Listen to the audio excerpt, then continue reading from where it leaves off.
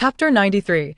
You naturally captivate my gaze. Before the narrow wooden door, Chin Ranchio gently pushed Wencan's wheelchair as a group of four slowly emerged from the alley, greeted by the expansive vista of the campus. The sun shone brilliantly, its rays filtering through the lush foliage, casting shimmering, wave-like shadows upon the ground. The oppressive heat of midsummer had dissipated significantly, and the breeze was no longer stifling. Not far away, when Can's vehicle approached, and he raised his hand in a gesture signaling, "No need to come over." Just then, Chin Ranchio spoke up. "Shall we take a stroll?" She glanced at Wen Can and Jiangsu, her smile warm as she continued. "It's been quite a while since you returned to school, hasn't it? A leisurely walk might help with digestion, moreover." Her gaze shifted to Wen Can. "I have a few matters I wish to discuss with you." "Sounds great," Wen Can replied with enthusiasm, but then turned to Yikong. "Could you assist me by pushing the chair?" Chin Ranchio hesitated for a moment. "Why?" Yikong frowned. "Why?" Noting her reluctance, Wen Can explained, "It's common sense. Have you ever seen a boyfriend injured and not being cared for by his girlfriend, but rather by another female friend?" He added, "If someone captures that moment, the old man from the Wen family will have something to say. Such a hassle." With little choice, Yikong stepped forward to grasp the wheelchair's armrest. Yet, 2 seconds later, she halted. Her gaze was fixed on the wheelchair, where Chin Ranchio's hand remained, rigid and unwilling to release its grip. Slowly, her eyes followed that hand until they met Chin Ranchio's silent, frosty stare.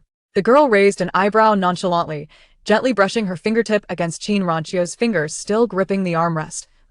Chin Ranchio finally snapped back to reality, hastily withdrawing her hand and smiling as she sidestepped. "Apologies, I was lost in thought." "It's all right," Yikong chuckled softly, grasping the armrest and pushing Wencan forward. However, she miscalculated the force, causing Wencan to jolt precariously in his chair. "Be careful." Chin Ranchio was the first to express concern. Fortunately, Wencan steadied himself in time, preventing her from rushing to assist him. Unaware of the commotion behind him, he tilted his head toward Yikong and said, "You did that on purpose, didn't you?" Yikong chuckled, choosing not to respond, and turned her attention to Jiangsu, who stood the farthest away. "Why is he still wearing sunglasses?" To avoid being recognized, came the reply. "Is Mr. Jiang quite famous?" "Indeed, he's a prominent alumnus of Yushan University. He has donated a library and a cafeteria, and even contributed a teaching building to the neighboring Green Shoes, making him a first-class celebrity in the Hall of Fame." Wen Can spoke lazily, amusement dancing in his eyes. Yikong cast a glance in that direction, sensing the other party's gaze upon her. A mischievous smile crept onto her face as she asked Wen Can, what would happen if he were recognized here? Would students swarm him for autographs? "Jiangsu, do you think I cannot hear you?" He lowered his sunglasses slightly, his sharp eyes glinting ominously from their deep-set sockets. Most individuals under the scrutiny of those piercing eyes would feel a chill run down their spine, but Yikong remained unfazed, even returning a playful smile. Yet when Ken interjected, "I advise against that. I'm uncertain if students would ask for autographs, but Jiang and I have been discreetly collaborating on this matter, and it wouldn't be wise for anyone to know." "Very well." Yikong's enthusiasm waned immediately. "Jiangsu." He pushed his sunglasses back up, but took a few steps closer, arriving beside Yikong. "What have I done to provoke you? If I recall correctly, this is our first encounter." "Some individuals simply lack compatibility," Yikong explained. "Mr. Jiang is one of those for me. I ask your engagement with one can due to him being naturally captivating to you?" Yikong fell silent. The girl's gaze dropped, settling on the figure before her. Wencan sat in his wheelchair. From her perspective, all she could discern was his broad shoulders, straight back, and a notably round head, with clean ears peeking through his short hair, which glimmered red under the sun. The tips of his hair also reflected a golden hue. The wheelchair rolled forward with a soft clatter, and their steps meandered leisurely. An inexplicable silence enveloped them. After a prolonged silence, Yikong did not respond, nor did Wencan break the stillness, as if oblivious to the exchange. Only Jiangsu's expression grew subtly intriguing. He observed Yikong, who appeared entranced, her gaze fixed on Wencan's head. Suddenly, without warning, she extended her hand. In a surprising turn, she pressed her palm against Wencan's head. "Wencan." "Jiangsu." "Chin Ranchio." The onlookers were momentarily taken aback, their pupils dilating in shock, but none could match Wencan's utter bewilderment. He sat there, seemingly frozen, maintaining a slight bow as his head was pressed down, his eyes wide and unblinking. Yet the unexpected gesture did not cease. Her hand shifted from pressing to caressing, and then to gently tousling his hair, rendering it wildly disheveled, resembling a bird's nest. By this point, The atmosphere had grown completely stagnant, and the observers had collectively held their breath. Yi Kong withdrew her hand, a somewhat silly laugh escaping her lips. You have quite a bit of hair. Wen Can. His eyes, now sore from being wide open, finally blinked. Instinctively, he reached up to touch his hair but inexplicably froze midway, clenching his hand instead. After a moment, he chuckled softly. What was that about? My hand was itching, Yi Kong replied. Your hair looks incredibly touchable. Indeed, it feels wonderful. Wen Can. Absolutely. Yi Kong suddenly added. She turned to Jiangsu. The first time I laid eyes on Wen Can, I felt he was exceptionally captivating to me. She continued to push the wheelchair forward. Jiangsu watched her retreating figure, clapping gently after a moment, exclaiming, impressive. His interest in Yi Kong, the annoying girl, began to spark, prompting him to stride forward and inquire about Wen Can's thoughts. This must be the first time in your life someone has touched your head in such a manner, right? Not really, Wen Can replied, seeming to regain his composure, smiling gracefully. Who hasn't had their head patted by their parents as a child? Could it be you? My apologies, I momentarily overlooked your family circumstances and struck a nerve, Jiangsu. Besides, it's just a head, isn't it? What's the harm in Yi Kong touching it? Just a trivial matter. He spoke as if it were of no consequence. Jiangsu, however, let out a cold laugh. Oh, then I'll give it a try as well, since it's merely a trivial matter. As he reached out, Wen Can leaned back, evading him. The man leaned against the wheelchair, his gaze icy as he shot Jiangsu a sidelong glance. Except for men's filthy hands, scram, he uttered, his words devoid of mercy. Jiangsu, seemingly unfazed, replied, fine, then let Ranchio do it. Wen Can clicked his tongue, a hint of impatience finally surfacing on his face. Are you ever going to stop? The group continued their playful banter, seemingly lighthearted, yet no one noticed Qin Ranchio's slowed pace and her dazed expression. Chapter 94. A preconceived encounter when Qin Ranchio's sudden interjection brought the group to a halt. I have something to discuss with you. Her expression hesitated. Yet her gaze was fixed on Yi Kong. Understanding in an instant, Yi Kong released her grip and gestured towards the weeping willows by the lake. I will wait for you over there. Wen Can furrowed her brows slightly, while Jiangsu raised his hand to check his watch. I also have a matter to discuss with you. Shall I join you there? No need, Qin Ranchio replied. What I wish to discuss pertains to my family, and it is something you need not concern yourself with. The trio standing together appeared rather peculiar. One was seated in a wheelchair. Another was clad in a hoodie and sunglasses, embodying an eccentric style, while the third was a mature, elegant beauty exuding gentleness. They seemed to belong to entirely different worlds. Yet, the aura they radiated was remarkably enchanting. Anyone passing by would intentionally steer clear, yet could not help but be drawn to them. As if they were enveloped in an invisible barrier. Growing bored, Yi Kong was about to check her phone when several construction workers passed nearby, their clothes reeking of paint as they carried signage forward. Instinctively, Yi Kong stepped back to make way, her eyes scanning the sign on their shoulders. As the fourth worker walked past her, she halted mid-motion, her hand poised to reach for her phone. After a brief pause, she turned to follow the departing workers.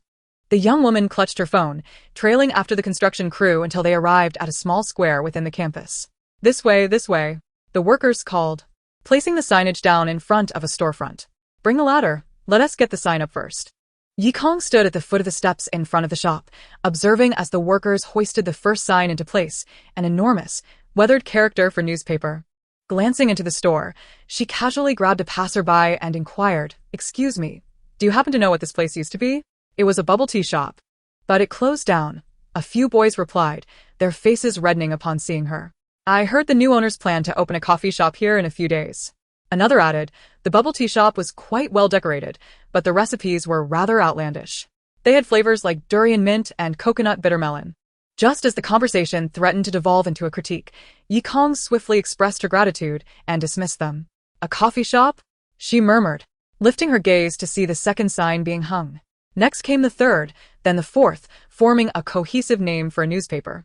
Hey, the sign can't be crooked. It needs to have that rustic, precarious feel. From within the still under construction shop, a figure emerged, clad in a hat, sunglasses, and a mask, looking very much like a vampire avoiding the light. Unaware of Yi Kong's presence, she turned to inspect the signage overhead, then squatted down to make adjustments. The character needs to hang at an angle. It should look as if it's about to fall, she directed, her voice loud yet somewhat despondent. Our shop calls for a retro, melancholic aesthetic. Young people are really into that, you know? Our boss appreciates it as well. As she continued her monologue, it became evident she was quite the chatterbox. She studied fine arts and has very high standards. If anything is misaligned, she gets furious. When she's angry, it's quite terrifying. She might just fire you. Of course, she wouldn't. I'm far too capable for that. The worker on the ladder chimed in with a laugh. That's true. If she fires me, where would she find someone as competent? The woman's confidence was palpable, and she seemed unfazed by the prospect of being let go. Then what are you afraid of? I fear she might ignore me. The woman's tone shifted to one of despair. You have no idea. My boss can be quite cold. Once I accidentally upset her, and she didn't speak to me for 6 months. I had to fly back to apologize, but she acted as if she hadn't seen me. Isn't that terrifying? But isn't it good that your boss doesn't fire you and also ignores you? You have money and freedom.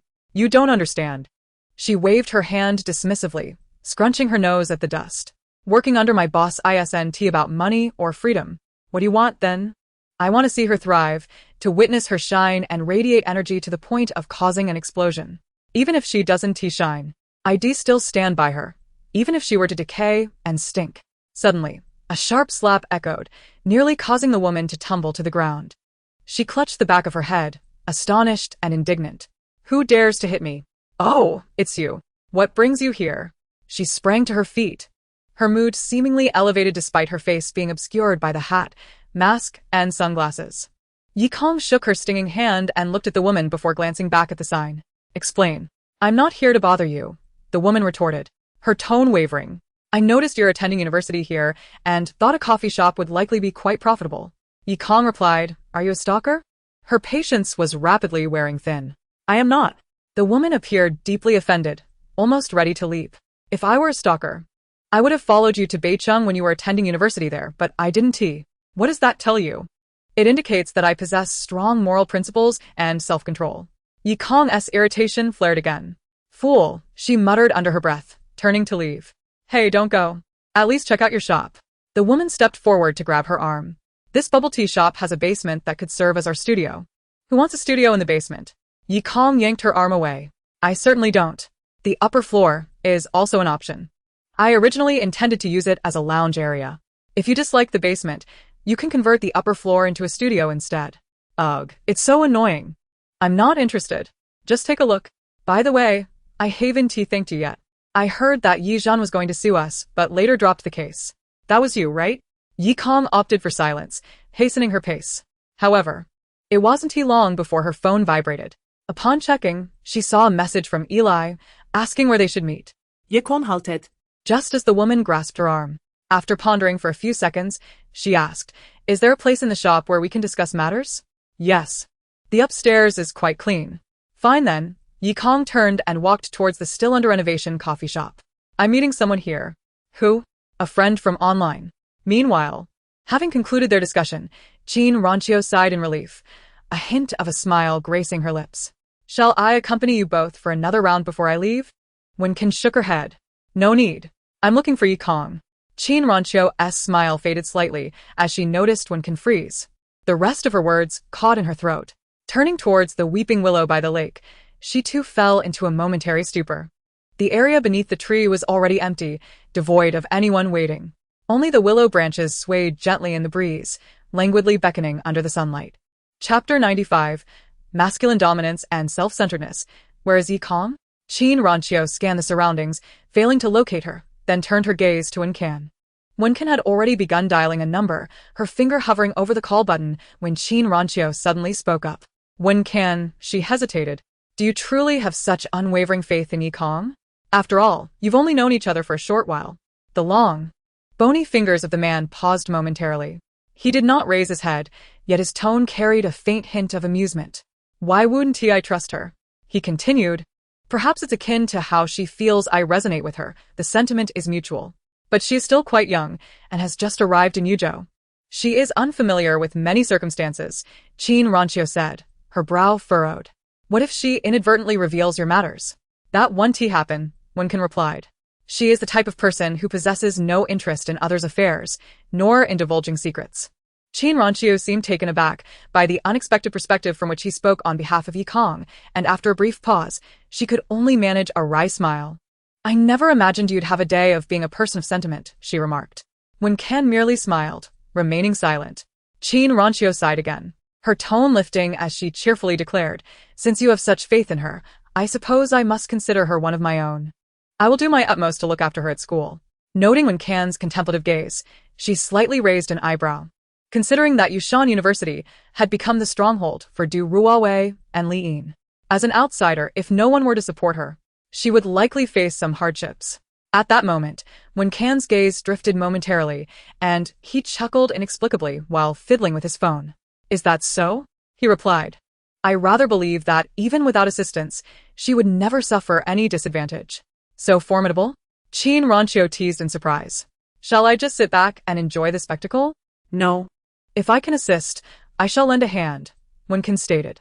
After all, I wouldn't want to hear news of her being bullied. All right then. I must take my leave. I have matters to attend to this afternoon. She departed with an air of grace. Though her exterior appeared gentle and scholarly, leading those who did not know her well to perceive her as a typical demure young lady, only those like Jiangsu, who truly collaborated with her in secret, understood that this woman was, in fact, a shrewd character who executed her plans with precision and possessed considerable cunning. As he observed her retreating figure, Wen Can inexplicably narrowed his eyes, muttering to himself, I hope it's not as I suspect. He whispered, having a competent and reliable partner is not something easily found. What do you mean? Jiangsu inquired, not comprehending. Nothing much, Wen Can replied, and Jiangsu followed his gaze toward the departing silhouette, adjusting his sunglasses and sighing. If only Ranqiu were a woman of integrity. I would propose to her and make her the matriarch of the Jiang family. You are aware that my family has endured turmoil in recent years. What we need most now is a gentle and dignified lady of the house who stirs no trouble, Jiangsu lamented. You see, Ranqiu is beautiful, emotionally intelligent, and comes from a good family. She would have been a perfect choice if it weren't for her ambitious nature and desire to control the Qin family from the shadows. What a pity. Wen Can maintained a stoic expression, remarking, sometimes I wonder how I became friends with someone like you. I know, it's the chauvinism, Jiangsu shrugged. Your mother scolded our family years ago, saying that we exuded a stench of selfish and indifferent machismo from top to bottom. Jiangsu was quite candid about it, shrugging his shoulders. There's nothing to be done. Our upbringings differ, and I cannot emulate your gentlemanly virtue of gender equality. Wen Can, uninterested in his foolish machismo, replied, Is there anything else you wish to discuss?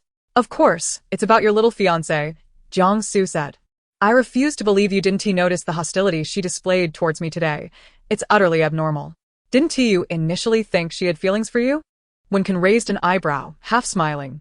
Jiangsu stammered, that was merely her behavior, which is easily misinterpreted. Wen Can scoffed, is it not rather your own delusions and self-centeredness? Let us not change the subject. I'm pointing out the suspicious aspects of your fiancé, Jiangsu asserted seriously.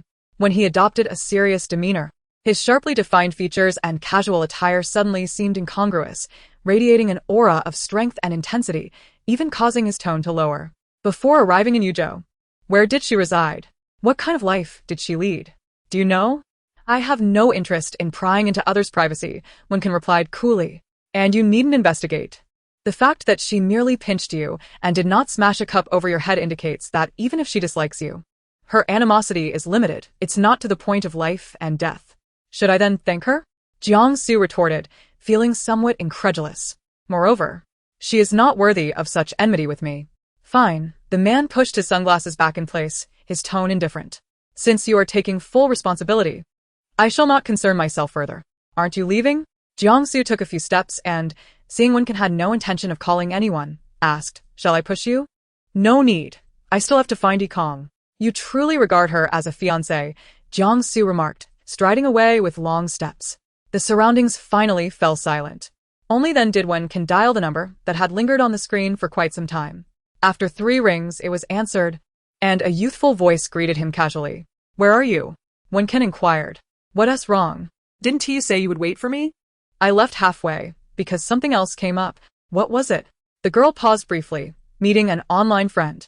Where? She paused again, puzzled. Do you need something from me? No. Then why are you asking so many questions? Yi Kong responded nonchalantly, even slightly bemused. Let us just meet next time. Hearing her decisive intent to hang up, Wen Ken inexplicably blurted out, when is next time? When you want to treat me to dessert. Beep, beep, beep. The busy tone followed, and Wen Ken sat in the sunlight, holding the phone, remaining calm for a long while before taking a deep breath and then revealing a somewhat eerie smile into the void. Subsequently, he propelled himself on his wheels, becoming an elegant and beautiful sight amid the bustling campus. Hello, fellow student. May I inquire if your school has any delightful dessert shops? He casually stopped a passing student, his expression not particularly gentle, yet his words were remarkably polite. Sunlight danced upon his slightly tousled hair and dark eyelashes, causing the student he halted to flush, nearly feeling compelled to guide him personally. Chapter 96. I cannot see myself clearly. Yi Kong hung up the phone and looked up at the boy let in by Chu Wu. He was dressed in a green uniform, the collar of his shirt stained with dirt, and faint bruises were visible on his neck. His slender frame and excessively long hair gave him a damp, moss-like aura of gloom. Slowly approaching Yi Kong, the boy scrutinized her with suspicion. You are 11? Yi Kong blinked. Shouldn't I be the one asking you that? Are you really Eli? You were supposed to be a fine art student at Yushan University, an adult, and yet nothing seems to be true. The boy stiffened, standing there with his head turned away, silent, yet exuding a stubbornness akin to a bull. Yi Kong fixed her gaze on him for a while, ultimately taking the initiative. She illuminated her phone screen, revealing the back end of the Artist 11's account, which displayed a red, indicating 99 followers and private messages, authentic, without a doubt. Only then did the boy relax his posture, his gaze becoming considerably more intricate. Aren't you from Beijing University? What brings you to Yushan? Take a seat, Yi Kong said. I'm here as an exchange student, but the fine arts program at Beijing is superior. I've already attended most of the lessons there, Yi Kong replied. Besides, I feel I don't really need anyone to teach me, don't you think? The boy, now seated, regarded her with even more complexity, surprised that she was even more audacious in reality than online. I'm just being pragmatic. However, you, Yi Kong rested her chin on her hands, fixating on him, are vastly different from your online persona. The boy fell silent again, turning his head away. Just then, Chu Wu arrived carrying coffee. They were on the second floor of a cafe, with large floor-to-ceiling windows letting in ample sunlight. Thus, Chu Wu had not removed her mask and hat, her attire reminiscent of a thief as standard, startling Eli when she entered with the coffee. Don't be afraid, little brother. I'm the owner here. Chu Wu set down the cup and sat beside Yi Kong. After speaking, she turned to Yi Kong. I never expected you would meet an online friend. I suppose you have made many such acquaintances over the years and have met with them multiple times? What is it to you? I'm just asking, she replied. The boy glanced at his cracked watch, interrupting their conversation. I have class in the afternoon. What do you need from me? Did you forget? Yi Kong fixed his gaze upon him, inching closer across the table. You once proclaimed your ambition to become a nationally renowned painter. I have come to hold you accountable for that promise. In the boy's stunned eyes, Yi Kong tossed a magazine onto the table. I wish to establish my own studio and seek dependable artists to join me. As the magazine landed before him, the boy merely glanced at the cover, and his pupils dilated in shock, akin to a startled cat. He nearly leapt from his seat, knocking his chair to the ground. Yet, seemingly oblivious to the commotion, he stared intently at Yi Kong. Are you a deathless demon? Calm down, Chu Wu, smiling behind her mask, made a soothing gesture, her tone dripping with pride. Even a deathless demon seeks your collaboration. There will be ample opportunities for us to meet in the future. You should be cautious, or else a heart attack might be in store for you. She was promptly struck again. Rubbing the back of her head, she winced while grinning at the boy. You'll have plenty of chances to be beaten by your idol in the future. Yi Kong completely disregarded the eccentric girl beside her and focused earnestly on the boy. I am indeed a deathless demon. I wish to open a studio. Will you join me? It took the boy a considerable time to regain his composure as he slowly righted his chair. He instinctively reached for a glass of water, only to realize his hand trembled slightly, prompting him to set it down hastily. His demeanor was markedly more anxious than when he had faced Painter 11 earlier. But my skills. I find them quite commendable, Yi Kong interjected. If I did not, I would not have sought you out. The boy cast his gaze downward, struggling to articulate his thoughts. You're opening a studio to continue managing the work of Painter 11, taking on projects from game companies, right? That is feasible, Yi Kong replied. However, primarily, I aim to publish a magazine. She tapped on the floral magazine on the table. This is merely the first issue. featuring starry groups as the main attraction, while the rest is a haphazard collection of fashion content and random car advertisements. In the future, I intend to fill it with comics and distribute them nationwide, captivating countless readers with this magazine. Why? The boy looked up. Even without opening a studio, there are myriad ways to earn substantial income, perhaps even with less risk. No, there would be no risk at all. Yi Kong paused for a moment before stating, I am unafraid of risk. But why? Why engage in such a thankless endeavor? The boy was genuinely perplexed. The creative environment for comic artists in the country was already poor. The market had only just begun to mature, and most audiences had grown accustomed to webcomics. Printed magazines had long become obsolete, let alone comic magazines. These are not your concerns, Chu Wu interjected, her tone dismissive. Nor should they be.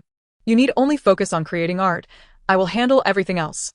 As long as you are determined to pursue your goals, regardless of the challenges, I will find a way to make it happen, right?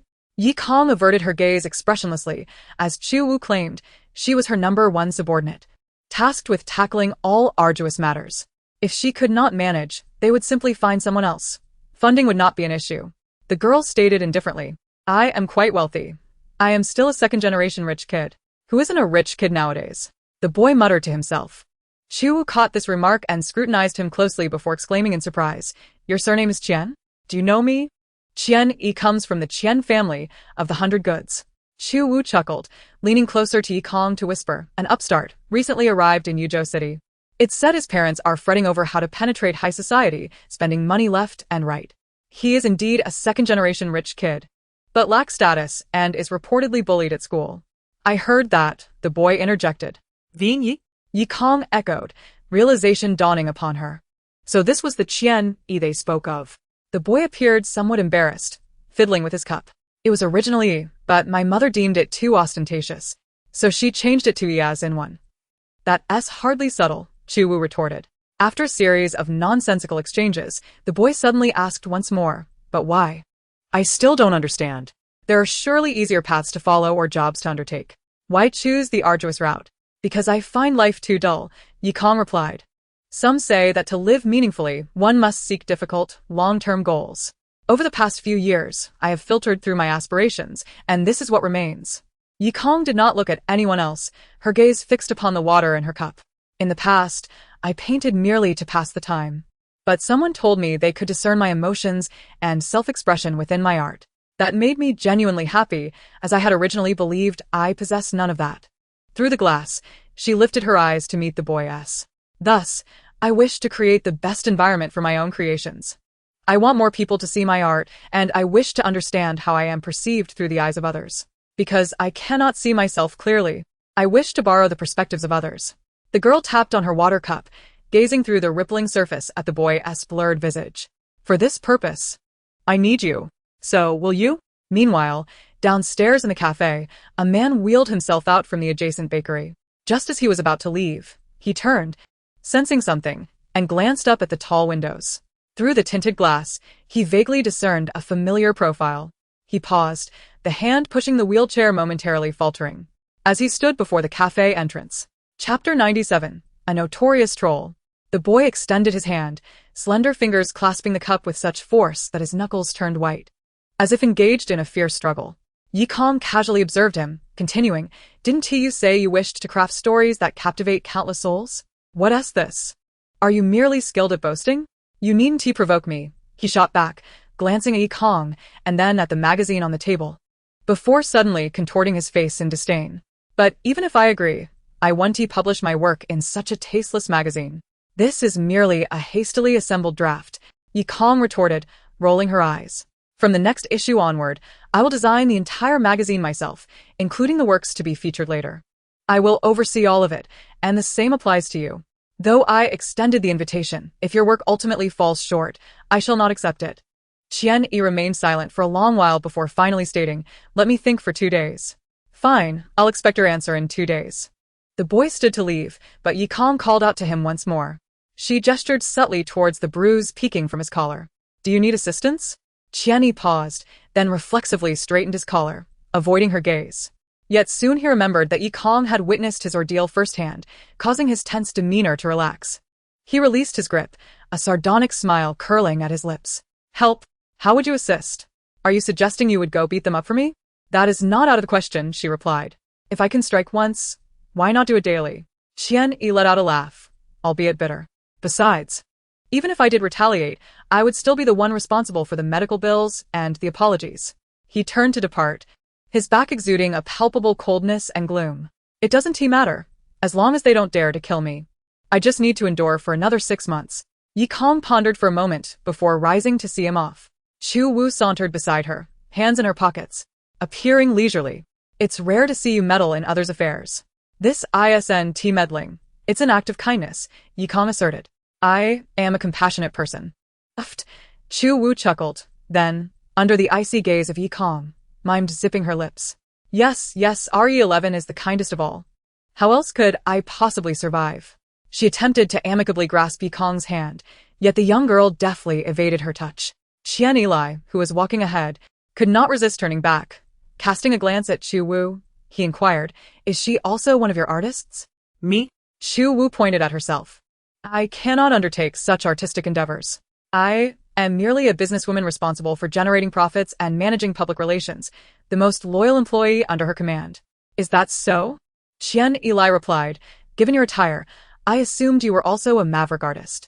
As he spoke, he could not help but ask, do you have a skin condition? Can't you be exposed to sunlight? Indeed, I am actually a vampire. Exposure to sunlight turns me to ashes. Please do not disclose this to anyone. Qian Eli's eyes widened in shock, and throughout their journey, he could not refrain from casting astonished glances in her direction. Upon reaching the door, Yi Kong, who had initially chosen to ignore Chu Wu's nonsensical chatter, could no longer contain herself. Brother, you do not genuinely believe her words, do you? You are a high school student, not in kindergarten. Qian Eli quickly averted his gaze. I don't believe it. He hastily exited the cafe, swiftly disappearing into the sunlight. Chu Wu chuckled softly and whispered in Yi Kong's ear, the one who has been bullied can still maintain such a positive mindset. He is truly a talent.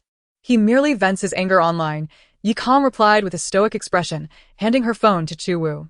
Chu Wu accepted it and observed the screen displaying a Weibo account belonging to an artist named Eli. The entire account was adorned in a girlish fashion. Yet the first post read, Eli V. Big brother, he plagiarized my artwork and became famous. Should I thank him? This logic is so convoluted that it could drive your entire family to despair. Retweet. Eli V. If I insult you further, your father is dead. Retweet. Eli V. Your father's entire family wears green hats. Your father has dubious dealings with men. Your father is a daily disgrace. Retweet. Eli V. All the men in your family have been physically castrated. Retweet. As she scrolled down, 2 pages were filled with profanities exchanged in a vehement dispute. Chu Wu, hidden behind her mask, displayed a face full of incredulity, furrowing her brows into 2 commas as she looked up at Yi Kong in confusion. Without turning her head, Yi Kong remarked, he is quite the notorious troll online, either embroiled in arguments or on the verge of instigating them. For him, trolling is his primary occupation while painting serves as a side endeavor. Were it not for his undeniable talent, I doubt I would bother with him. He is too much of a troublemaker. Besides provoking others, he often shares his opinions on current events, subsequently engaging in verbal battles with those who disagree, often culminating in fierce exchanges. Chu Wu, unable to articulate her thoughts, glanced once more at the screen filled with expletives. Are you truly considering inviting him on board? With such a confrontational nature, wouldn't we genuinely need a public relations department? Why not capitalize on the existing hype? They say that even negative attention is still attention. Chu Wu interjected. Yi Kong turned to walk inside. Moreover, in this industry, talent is fundamental, as long as he can establish a solid foundation. I care not whether he constructs an amusement park or a crematorium atop it. It is his personal choice and reflects his individuality. Chu Wu stared at her, momentarily taken aback, and remarked, you have genuinely contemplated how to generate profit. Otherwise, do you think I wish to incur losses? No, I mean, it is hard to imagine you would one day ponder the intricacies of making money. To create the best artistic environment, sufficient capital is essential, Yi Kong stated. This principle is quite clear to me. However, fundamentally, you are still too dull. Chu Wu smiled. I hope that once the studio officially opens, you'll find yourself less bored. Without glancing back, Yi Kong waved her hand and ascended the stairs. Chu Wu, drawn by the sound, turned her gaze toward the doorway, intending to inspect how the sign was hung. However, as soon as she stepped outside, she abruptly halted. At the foot of the steps, with his back to her, sat a wheelchair, occupied by a man whose mere silhouette inspired boundless imagination. Just one glance, and Chu Wu recognized him instantly. She could not help but raise an eyebrow. In that brief moment, Yi Kong had already rushed upstairs to retrieve her bag. Upon exiting the cafe, she too noticed that figure. Stunned, Chu Wu whispered in her ear, "At long last, I have laid eyes on the renowned fiancé of Yi Shi." Chapter 98. Sunlight and His Eyelashes. The sunlight gently shifted the shadows of the trees. The man in a shirt and trousers sat in the wheelchair, his head slightly tilted back, appearing as if he were asleep with his eyes closed. His skin was pale, illuminated by the light, giving off a translucent, cool aura akin to jade. Yet his hair and eyebrows were starkly dark, accentuating his exquisitely refined features, creating the illusion that a life had sprung forth from a traditional ink painting. Yi Kong stood silently before this living ink tableau. Her head bowed as she gazed for some time, inadvertently blocking numerous cameras aiming to capture the moment. The shadow she cast fell upon the man, yet he remained oblivious for a considerable time. Yi Kong then crouched down, raising her hand with the intention of pinching his nose, but for reasons unknown, she altered her course mid-motion. Uncontrollably, the girl extended her index finger, gently brushing against his eyelashes. The moment her fingertip swept across, the man abruptly opened his eyes without warning. His dark eyes were calm and cool, devoid of any signs of slumber, clearly focusing on her face. They maintained a peculiar gaze for a while, until the atmosphere grew subtly tense, prompting the man to slowly shift his gaze to her outstretched finger, his thin lips parting slightly. "What are you doing?" "There's dust on your eyelashes," Yi Kong replied, and she continued to touch his eyelashes. "Do not wink at me." "I am not swayed by such antics," he retorted. Yi Kong stood upright, looking down at him, asking, "Why are you here?" "I thought you were fine. Why seek me out? You were just sleeping here." "I was not asleep. I was merely resting my eyes," he replied. "Who can sleep in such a bustling place?" After a moment of silence, seeing he had no further explanation, Yi Kong reiterated, "So, what exactly do you want from me? Because you said you would wait for me. Yet you did not." He smiled at her with an air of naturalness. "I wondered if you were upset." Yi Kong paused momentarily. "What would I be upset about?" "It is good that you are not." Without further elaboration, he picked up a bag resting on his lap and handed it to her. "I heard this bakery bread is delectable. Please try it." "Thank you." Yi Kong accepted it hesitantly. "Then I shall take my leave," he said, propelling his wheelchair away. After some time, Chu Wu finally emerged from inside. "What did he come to see you for?" "I cannot quite articulate it. But regardless, he truly embodies the pinnacle of the prestigious Wen family in Yuzhou," Chu Wu remarked, showing her the phone. In just this brief moment, several trending posts about you have emerged on your school's forum. Yi Kong glanced down at the screen, which displayed the campus forum of Yushan University. Indeed, just as Chu Wu had claimed, the homepage was nearly filled with photos of Wen Ken. Which department is the senior from? He's extraordinarily handsome. Must get to know him. Encountered a stunningly beautiful boy asking for directions, and he's in a wheelchair. Does anyone know him? Isn't this the heir of the Wen family who got into an accident? What brings him to our school? He's even more striking up close. The related posts seemed endless. Chu Wu added, while you two were conversing, others were snapping pictures. These ordinary students are unaware. But once these photos circulate within the elite circles, those young masters and ladies will likely comprehend his intentions. Yi Kong then realized, so this was his purpose? What do you mean? Nothing. Yi Kong did not elaborate, but internally, she felt she had grasped his motives. He had deliberately strolled through the crowded campus, ensuring that photographs of him conversing with her were taken, likely to show to his father and others. Since they are already an engaged couple, it seems only natural to fully embrace the act, does it not? It would indeed be a waste of talent for him not to pursue a career in acting. Yi Kong mumbled this while carrying a bag of bread, remarking on his dedication. She fancied that she had unraveled Wen Can's intentions, oblivious to the fact that even Wen Can himself was somewhat at a loss regarding his own desires at that moment. As he sat in the car on his way back, the gentle demeanor that once adorned his face faded, leaving behind a veil of cold indifference and casual detachment.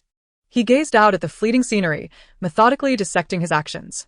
Upon realizing that Yi Kong had not waited for him, he felt neither anger nor dissatisfaction. On the contrary, he found himself momentarily concerned that she might be upset. Yet when he called her and encountered her nonchalant attitude, dismissing the prospect of meeting again, it seemed he resolved at once to see her. However, He found himself devoid of any plans or words for their encounter. His mind was a blank slate, driven solely by impulse, akin to a petulant child.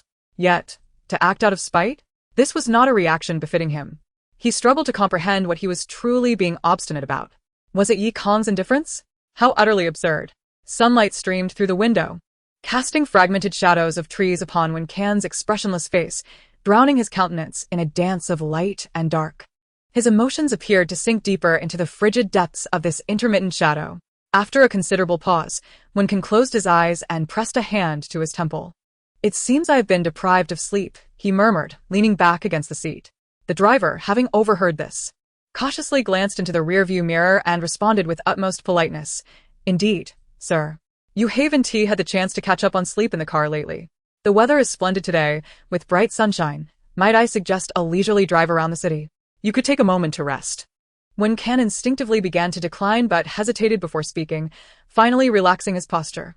"Wake me in half an hour." The driver, seemingly dissatisfied with his time frame, yet too respectful to argue, simply acquiesced.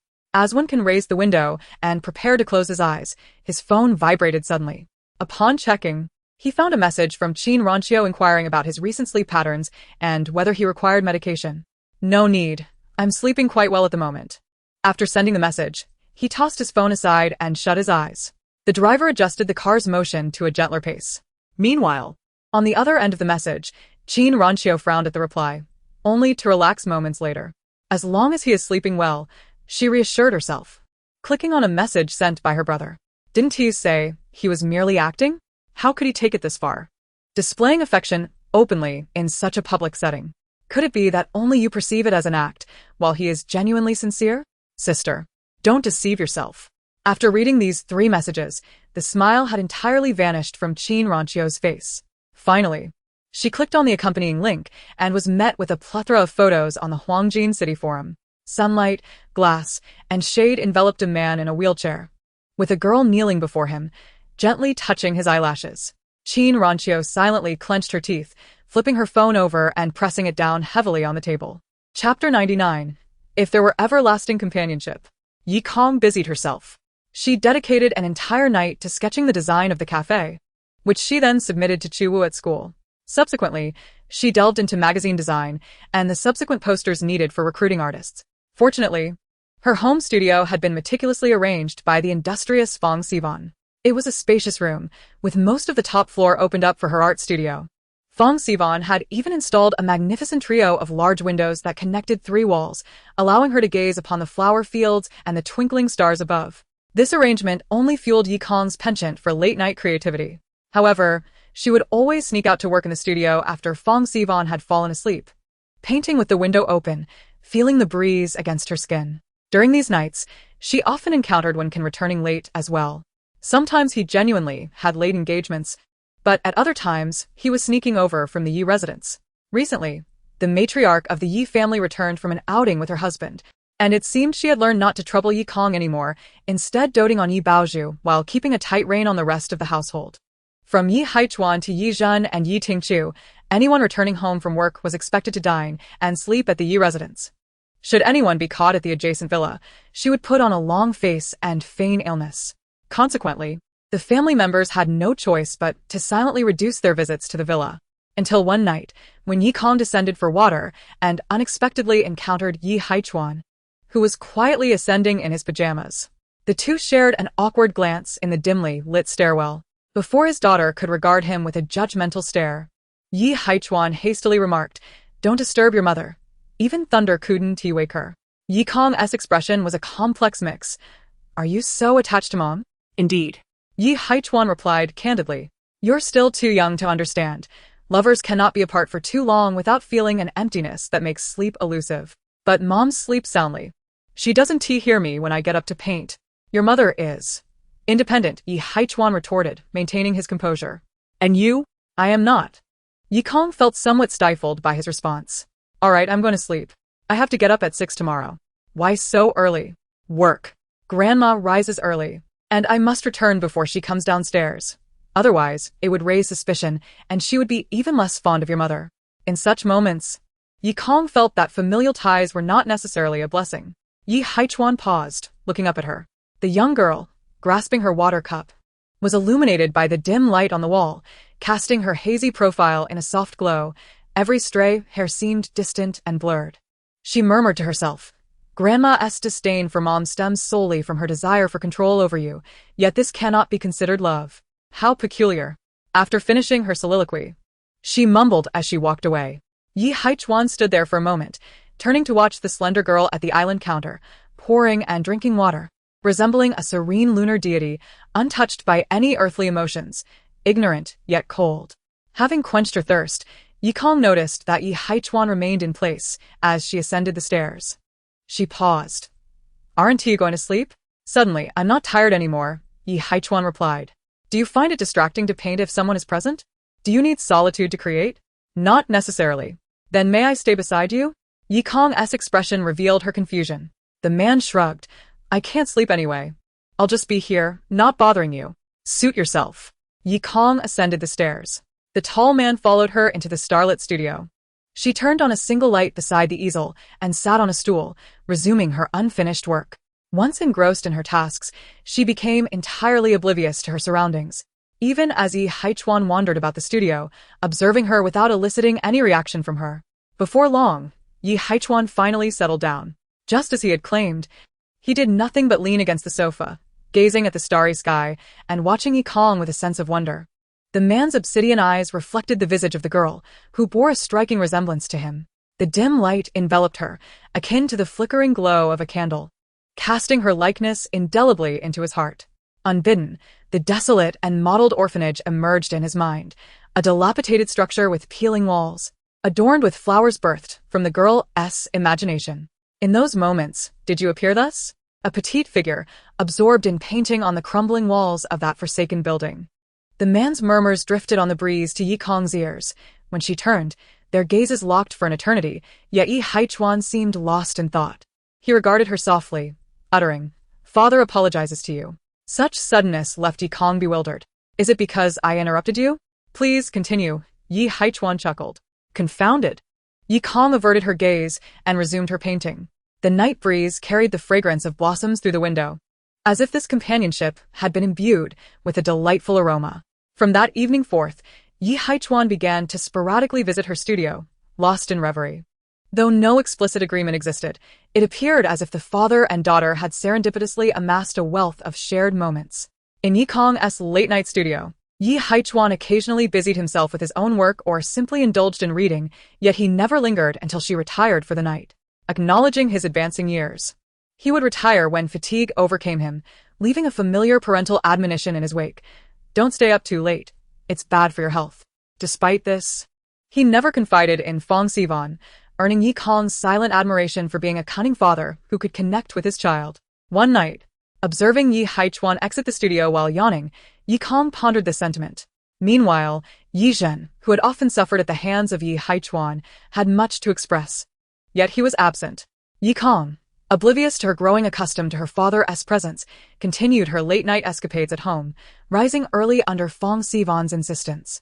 Consequently, she soon cultivated a penchant for lengthy slumbers at school, often losing consciousness before classes she deemed unnecessary. During lunch or free periods, she would retreat to Chu Wu's cafe to sleep. Although Chu Wu was an unsettling presence she wished to avoid, her efficiency was commendable. Designs entrusted to her were completed within days. When Yi Kong arrived, the second floor had transformed into a workspace, complete with a cozy nook featuring a plush sofa. There, she would often collapse into slumber within seconds. Awakened once more from a prolonged sleep, she received a call from Qian Eli. Chapter 100. Any questions? "I promise you." The boy's voice resonated in a deep, somber tone, but I refused to accept revisions. Instantly, drowsiness dissipated. Yi Kong opened her eyes, a smirk gracing her lips. "Is it even certain that you'll get approval, yet you're already making demands? Bring your manuscript to that cafe, and find me." After hanging up, she sprang to her feet, invigorated, and requested a cup of chocolate from Chu Wu. With no afternoon classes, she settled in the empty cafe that had yet to open, shifting from a poised posture to one of slumped shoulders, eventually lying down across the chairs, awaiting the end of her break. 2 hours passed, yet no one arrived. Checking her phone, she sat up and called again, but the line disconnected after a single beep. She was taken aback. Approximately half an hour later, Qian Eli texted, stating he would come after school. Yi Kong contemplated, then silently ascended to continue painting. During this time, Chu Wu refrained from interrupting her, engrossed in her own newspaper work. Around 5 o'clock, Yi Kong descended and ventured to lush Mountain Street. The streets were predominantly filled with students from Yushan University, as it was not yet time for high school dismissal. She traversed half a street and settled into a nearby establishment on the second floor, adjacent to Lush High School. Opening the window, she glanced down, realizing this was where Qian Eli had nearly squeezed through a dog hole the other day. "Are you certain you want to sit here?" the server remarked as she brought tea. Occasionally, one might witness some unsettling acts of violence from this vantage. Meeting Yi Kong's raised eyebrow, the server wore an expression of understanding. "You know, high schoolers love to form cliques. It's either one-on-one or a brawl. This occurs commonly, be it at ordinary schools or so-called elite institutions." Yi Kong, observing the pasta placed before her, smiled. "Is that so? Sounds rather entertaining, like a free performance." The server, seeing her indifference to the warning, chose not to press further. Yi Kong focused on her meal, occasionally glancing outside until the school bell rang, emitting a soothing piano melody that harmonized beautifully with the verdant surroundings of Lush High School. Yi Kong pondered whether walking within those walls might induce an illusion of nobility, perhaps even prompting a subconscious straightening of one's posture. Just as she intended to message Qian Eli regarding her location, a cacophony of hurried footsteps erupted outside. "Don't you dare run. Try escaping again. Qian Eli, are you truly unafraid of me breaking your legs? You think you can just report to the teacher after I chased you halfway across the school at noon? Do you fancy yourself a kindergarten student? Qian Eli, you clearly lack understanding of the rules. Even if you inform the teacher, who do you think will bear the consequences?" Engrossed in her meal, Yi Kong absorbed the derisive laughter echoing from outside. "Qian Eli, did you not see whose hand is rhythmically striking whose face?" The sound echoing like a series of deliberate slaps? "At the last banquet, how did your father grovel before mine, wearing a forced smile?" The voice dripped with malice, and the slapping grew increasingly pronounced. "Should I introduce myself to your father next time?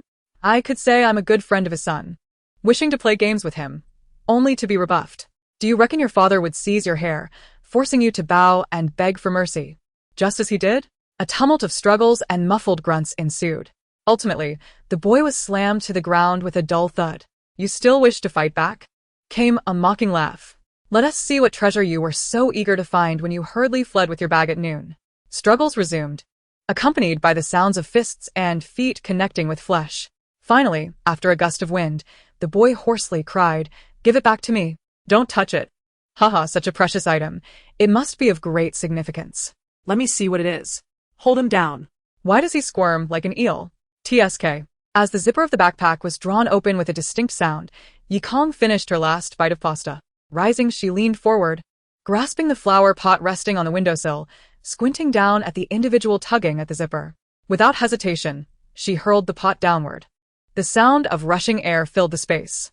The individual looked up just in time to see a rapidly descending flower pot. "What the hell?" A sudden scream pierced the air as the young boy narrowly evaded the falling object, yet he was still struck on the back, releasing a pained howl. "Who did that?" Yi Kong remained silent, continuing to hurl flower pots down one after another. The sound of a body being unfortunate enough to be hit echoed through the chaos. Crash. The flower pots shattered upon impact with the ground, scattering fragments everywhere. "Ow. It hurts. Which foul woman dares to play the hero? You're dead." The anguished cries of the boys reverberated through the air. As Yi Kong tossed the last of the flower pots over the edge, she shouted at the bewildered Qian Eli below. "Aren't you going to run?" Snapping back to reality, Qian Eli swiftly grabbed his bag and dashed away, disappearing from sight before Yi Kong finally ceased her barrage. By this point, every flower pot the shopkeeper had placed on the windowsill was obliterated. The shop owner, having rushed up at the sound, let out a lament. "I will compensate you," Yi Kong replied, then was drawn to the unrelenting shouts from below. "You wretched woman! Are you seeking death? What connection do you have with Qian Eli? Who gave you the audacity to meddle in our affairs? Haven't you realized that those of us studying at Yushan should not be trifled with?" Listening to their clamorous taunts, Yi Kong nearly burst into laughter, yet felt no inclination to respond. Amidst the tumult, a voice she recognized cut through. "Aren't you the courier from before?" The moment she heard his voice, Yi Kong recognized him as the one who had coldly remarked that he hoped she could remain so righteous. She turned to find a boy clad in a green uniform, exuding an air of effortless superiority among the crowd. He appeared aloof, as if detached from the fray, merely observing from a distance, unaffected by the chaos surrounding him. His gaze remained cold and indifferent, seemingly the anchor to these raucous youths. As he spoke, silence fell over the group. Yi Kong regarded him with a slight smile. Your ears are quite sharp. Indeed, it is I. You are not a courier, are you? He stood with his hands in his pockets, looking up at her with an air of indifference. What is your name? Yi Kong, she replied. Yi, as in leaf, Kong, as in hollow. The girl leaned on the windowsill, her chin resting on her hand as she peered down at them, a smile playing on her lips. I reside at 503, Fengyuan Street. An exchange student newly arrived at Yushan University, frequently found at a cafe associated with a newspaper on campus. Any other inquiries, gentlemen? Chapter 101. Even if you intend to kill him, what concern is it of mine? The boys fell into a collective silence, their leader's expression darkening. After a moment of scrutiny, he abruptly spoke. You're the country bumpkin who just arrived from the Yi family a couple of months ago? Indeed, Yi Kong replied nonchalantly. And who might you be? Several boys exchanged glances, and one finally spoke up. Why should we tell you? The Yi family is impressive, is it? You're just a transient back in Yuzhou. Do you even understand what matters you can involve yourself in? Exactly, another chimed in. Outsiders just don't grasp the rules. They dare to meddle in everything. Yi Kong found their indignation amusing. You're quite young yet carry a significant air. One might mistake you for performing a scene from a play. Who is Hong Qigong? Someone innocently inquired, prompting a swift retort from a companion. The leader of the beggars' sect. She's mocking us. Now genuinely amused, Yi Kong leaned against the windowsill, her laughter illuminating her features. Sunlight danced upon her flowing hair, creating an ethereal glow. Below, the boys erupted with rage once more until the young man spoke calmly. I am Du Lucian, as deep as still waters. His gaze remained high and haughty, even as he looked up at her. Qian Eli is merely our temporary plaything. Once we tire of him, we shall let him go. But, Sister Yi. He pronounced the title with a casual yet loaded tone. Should you intervene, igniting our interest further, it may very well delay his return to a normal campus life. With his hands in his pockets, he tilted his head slightly, a faint, mocking smile gracing his lips. Sister Yi, are you truly willing to play the hero at the expense of his suffering? Yi Kong, her laughter subsiding, replied without hesitation indeed. The unexpected response momentarily caught the boy off guard. I care not whether he suffers more. My sole desire is my own satisfaction, regardless of whether you further torment him or even plot his demise. Wiping away the tears of laughter from her eyes, she added lightly, as long as I remain oblivious. It is of no concern to me. Surely you do not think I would feel guilty about it? The youth named Du Lucian ceased to smile, his brow furrowing slightly as he regarded Yi Kong. Yet, she seemed to lose interest in the topic, calling down, I have another question for you. Since your surname is Du, what relation do you have to Du Ruowei? Ruowei is my elder sister, a nearby boy answered proudly, casting a challenging glance at Yi Kong. As if to say, are you intimidated now? That explains the familiarity, Yi Kong mused with a smile. You siblings truly resemble each other, both in temperament and that innate ability to command attention. With a glance in the direction where Qian Eli had fled, she declared, well then, I have matters to attend to. Unless you plan to attack me at once, I shall take my leave. Leave? Not a chance. The crowd erupted in protest. But Du Lucian swiftly intervened. Until next time, Sister Yi. He regarded her with a penetrating gaze. Yi Kong waved goodbye, basking in the warm sunlight as she turned to depart. It was not until the sounds of Yi Kong and the boys faded that an exaggerated gasp emerged from the window of the adjacent building. What the heck? Zhou Song, holding a teacup, maintained a comical pose against the window, his expression one of incredulity as he turned to the others inside. She really smashed them. The others exchanged glances, speechless. Zhou Song, eyes wide, set down his teacup. You didn't TC. I was about to shout at those kids below to stop when she hurled that flower pot without a second thought. If it had hit someone's head, it could have been fatal. And she showed no fear whatsoever. You didn't TC. She was even laughing. Zhou Song slammed his palm on the table, processing the revelation for a moment before lifting his head, gravely asserting, this Yi Kong is no joke. She is truly a madwoman. I must invite her to the ball.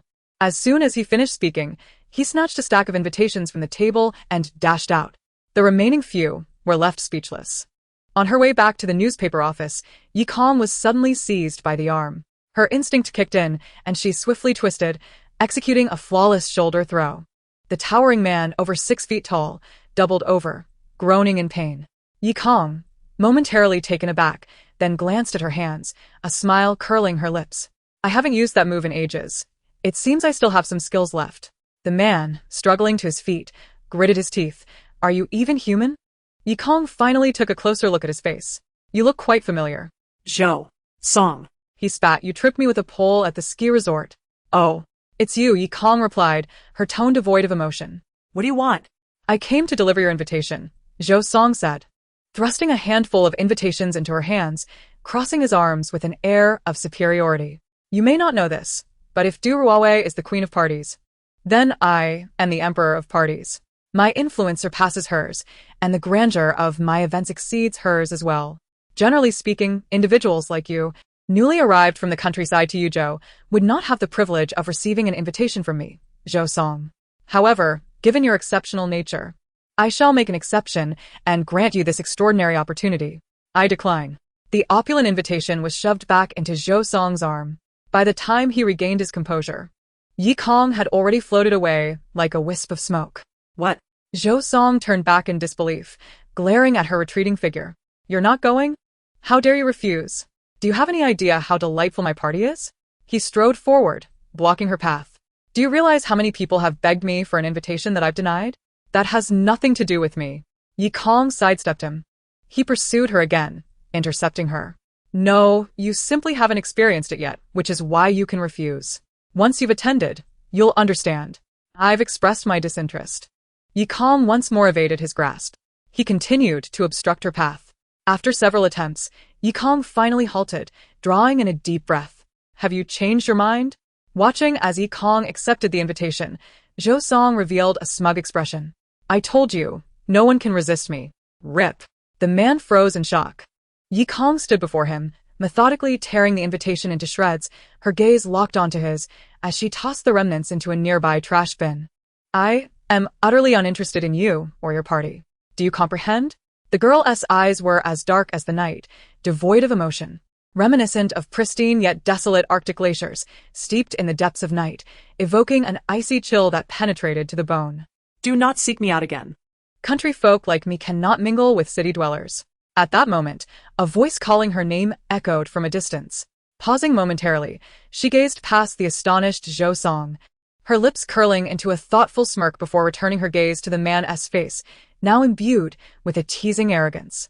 Unless, of course, you are willing to be my dog. She glided past Zhou Song, her lips straightening in an instant, departing silently like a gentle breeze. Zhou Song remained rooted in place, unable to move for a prolonged period. Chapter 102. Being her dog, ISNTA given? Meanwhile, Yi Kong observed Lin Xinjiao, who had rushed breathlessly to her side. She leaned on her knees for a moment, catching her breath before standing upright. Where have you been? That guy, what's his name, Eli? Is waiting for you at the store. Got it, I'll head back now. Yi Kong took a step forward but abruptly halted, glancing at her sideways before unexpectedly ruffling her hair. Lin Xinjiao froze. What are you doing? I just suddenly thought you were quite good. Yi Kong withdrew her hand and continued walking ahead. I prefer you this way. Lin Xinjiao's heart raced, and she then heard Yi Kong elongate the final word, dog. Lin Xinjiao, I'll kill you. With a fierce glare, she lunged at Yi Kong, grabbing her neck and ruffling her hair in turn. Green Shoe High School. Suddenly, the cold and unyielding voice of the director crackled through the intercom. We interrupt this broadcast to announce that students from class 1 of the senior year who visited the Bamboo Grove, Lucian, XXX, are to report to the Academic Affairs office immediately. Lucian, who had been dozing at his desk, slowly lifted his head and glanced at the speaker. A junior approached him. Brother Shin, what's going on? Don't tell me that guy actually reported us? Before long, the group arrived at the Academic Affairs office. Shortly thereafter, they returned to the Bamboo Grove, beginning to clean up the shattered flower pots under the watchful gaze of the director. That wretched woman. Someone gritted their teeth in frustration. She's the one who smashed them, and we, the victims, have to clean up her mess. Exactly. We're clearly the ones wronged. That bald-headed idiot doesn't even believe us. Lucian remained silent, merely picking up a shard of pottery and twitching his lips. Yi Kong sat by the window, turning the page of her comic. Qian Eli, looking disheveled, sat across from her, gripping the bag that had barely escaped disaster, striving to maintain composure but inevitably appearing tense. Chu Wu, squatting on a nearby chair, poured him a glass of water. Lin Xinjiao, who had been playing on her phone, also felt the tension in the air, accentuated by the silence save for the sound of pages turning. Relax, take it easy. Even if it doesn't work out this time, there's always next time, she encouraged, giving Qian Eli's shoulder a reassuring pat. After a considerable time, Yikong finally set down her draft. She looked up at the boy, his long hair obscuring his eyes, and raised an eyebrow. Not bad, you passed. She handed her work to Chu Wu. You take it for corrections. Then let me review it one last time. Sure. Chu Wu readily agreed, smiling as he flipped through the pages. Indeed, it's quite well done. And it's a fantasy girls comic. How rare.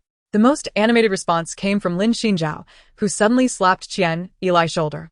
Congratulations. This is your debut work, right?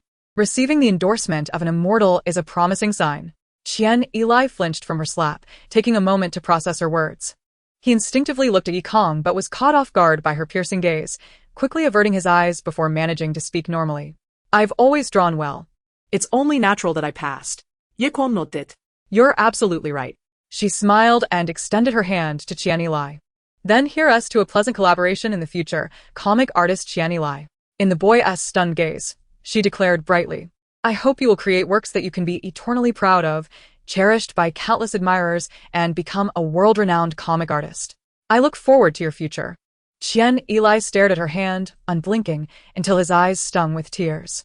Slowly, he extended his own hand and shook hers. On the slender hand of the youthful artist, there were not only thin calluses but also several wounds covered by band-aids, alongside bruises that the band-aids could not conceal. Yikong regarded the uneven bruises impassively before releasing his hand.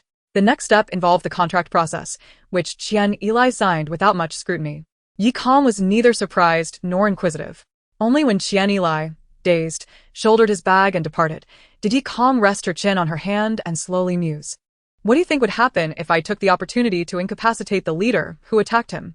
Lin Xinjiao, who had been eating, froze instantly. What? What are you saying? That's not feasible. Chu Wu removed his mask, shrugging with an air of regret. This isn't a flower box.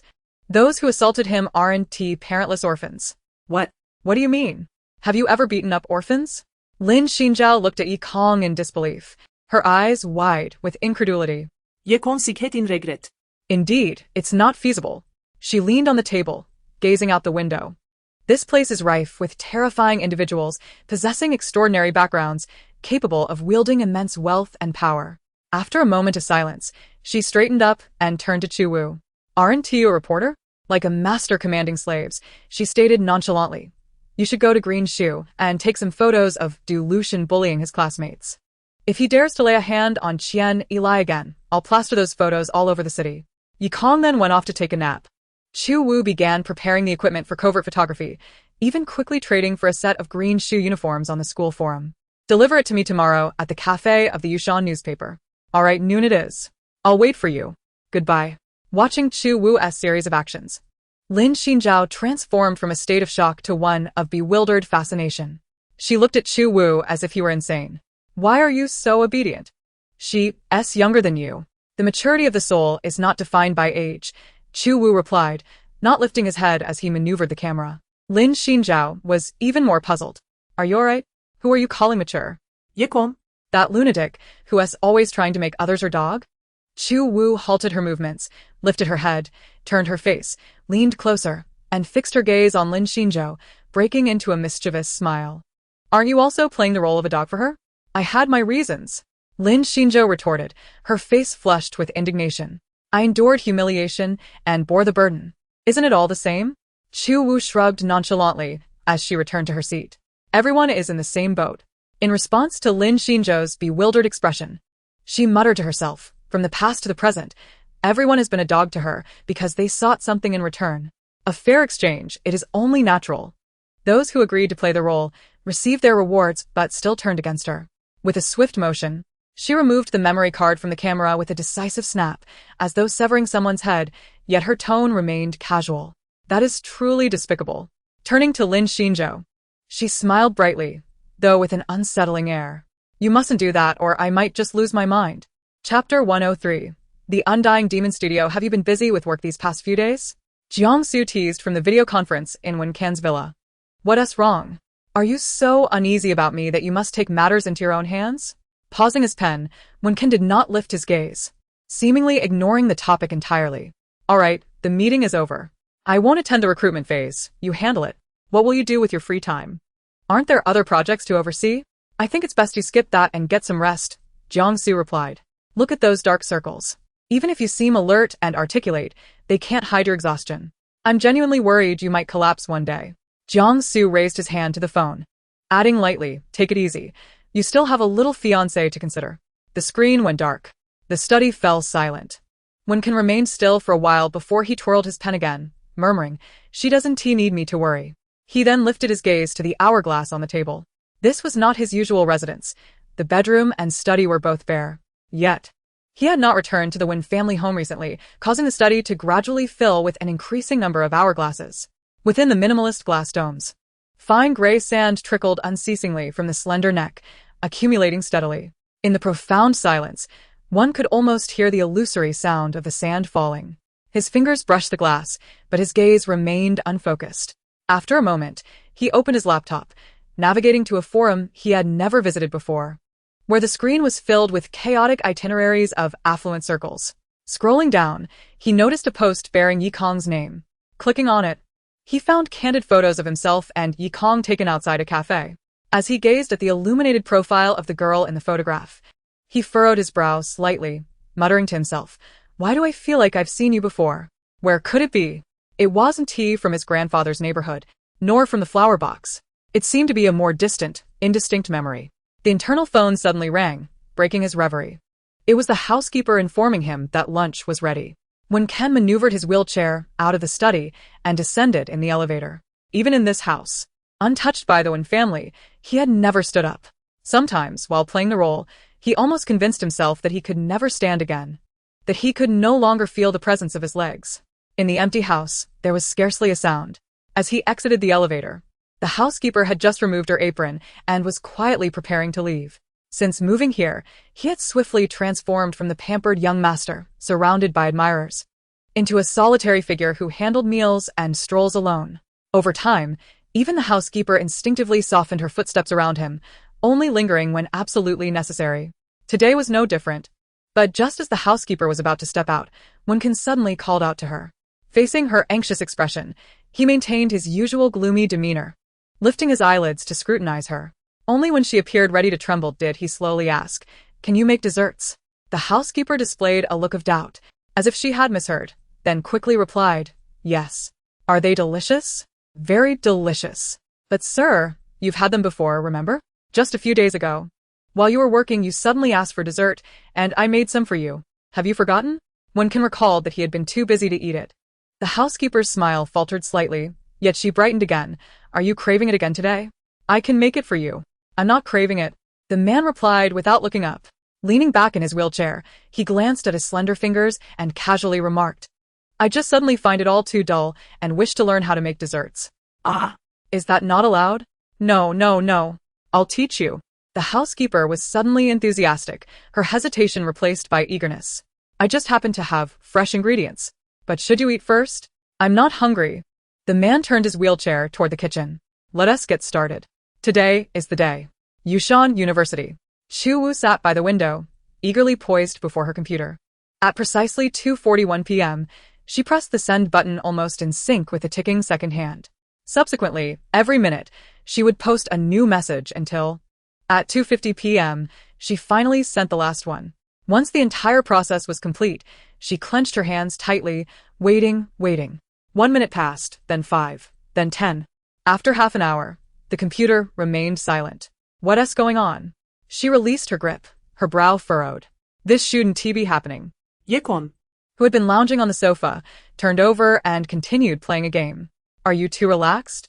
Chu Wu turned to her, a rare hint of dissatisfaction in her tone. Aren't you worried we won't attract anyone at all? How will we keep this magazine afloat? Then I'll just rely on illustrations. Yikong replied, not bothering to look up as she tapped away at her game. My artwork is worth thousands. You'd be getting a bargain. It's precisely because we can't afford to lose that we mustn't take this lightly. Chu Wu exclaimed, then turned back to her computer, muttering, "Should I go buy some promotional materials? Had I known it would come to this, I wouldn't have immersed myself in producing paper magazines. I would have developed an online presence as well. How is it that the undying demon name is no longer effective?" Truly. Before she could finish her thought, the computer emitted a series of notifications. "Comments are coming in," Chu Wu exclaimed. Ding ding ding ding ding. A flood of messages surged into the account, and in the blink of an eye, the comments, private messages, and likes soared to 99. Chu Wu's expression brightened as she clicked in. It seems there was a delay in the notifications. However, after a glance, she realized she had misinterpreted the situation. The sudden influx of messages and followers was due to Huazhao Media's official account sharing her Weibo post. This Weibo account, recently established, was named the Undying Demon Studio.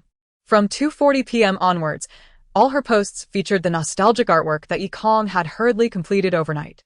The final post at 2:50 p.m. announced the official establishment of the Undying Demon Studio, along with a recruitment advertisement seeking comic artists.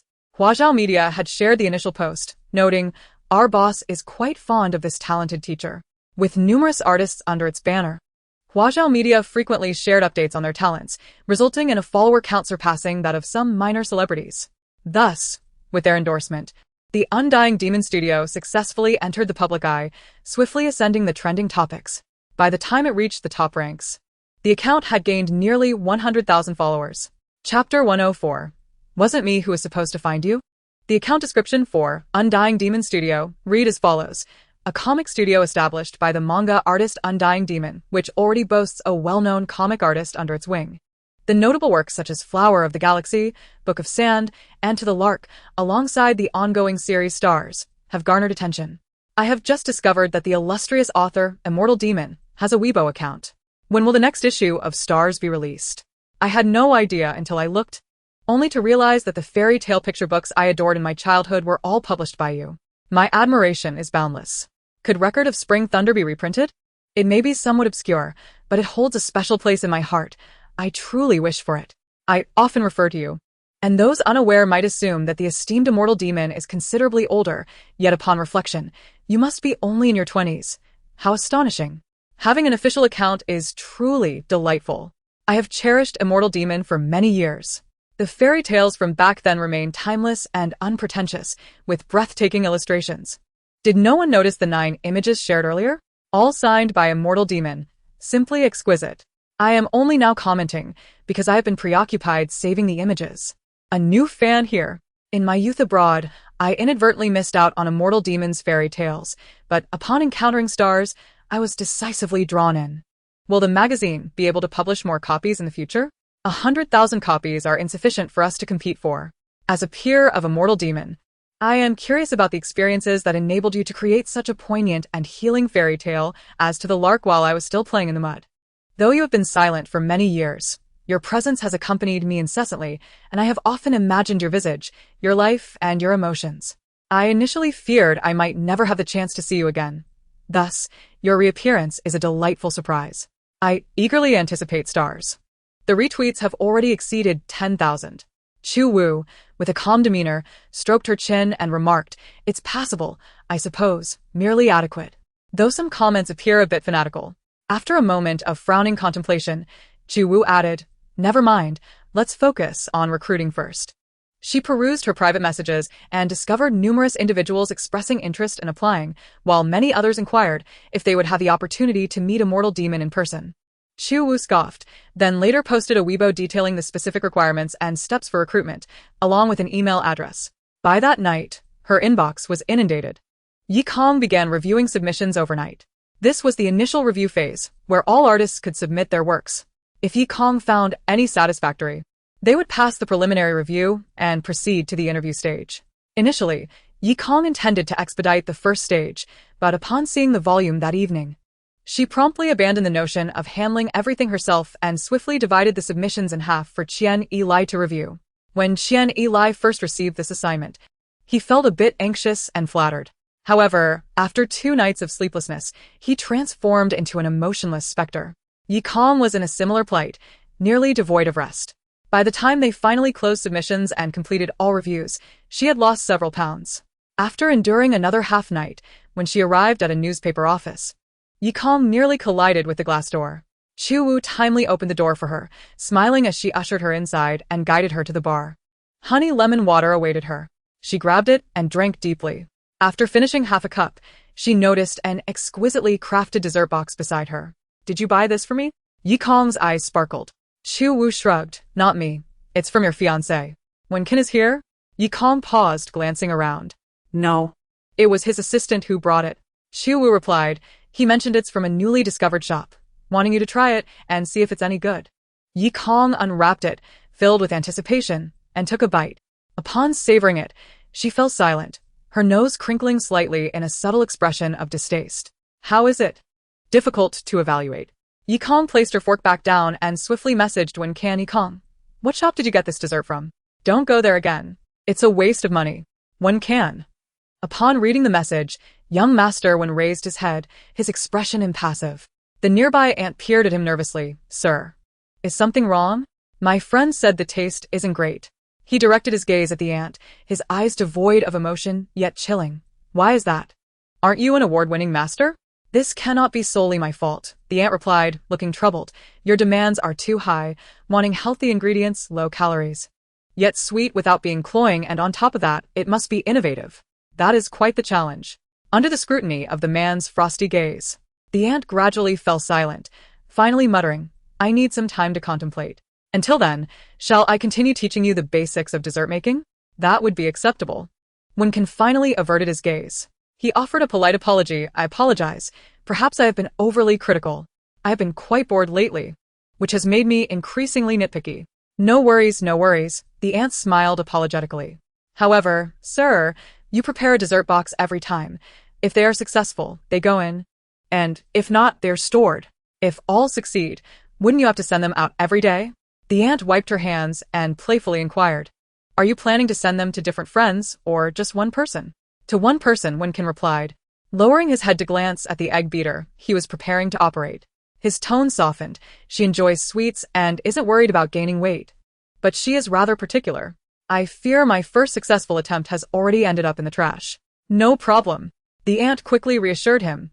We will strive to make them increasingly delectable. Let her savor each one. The aunt then curiously asked, but who is this person? Just a little girl.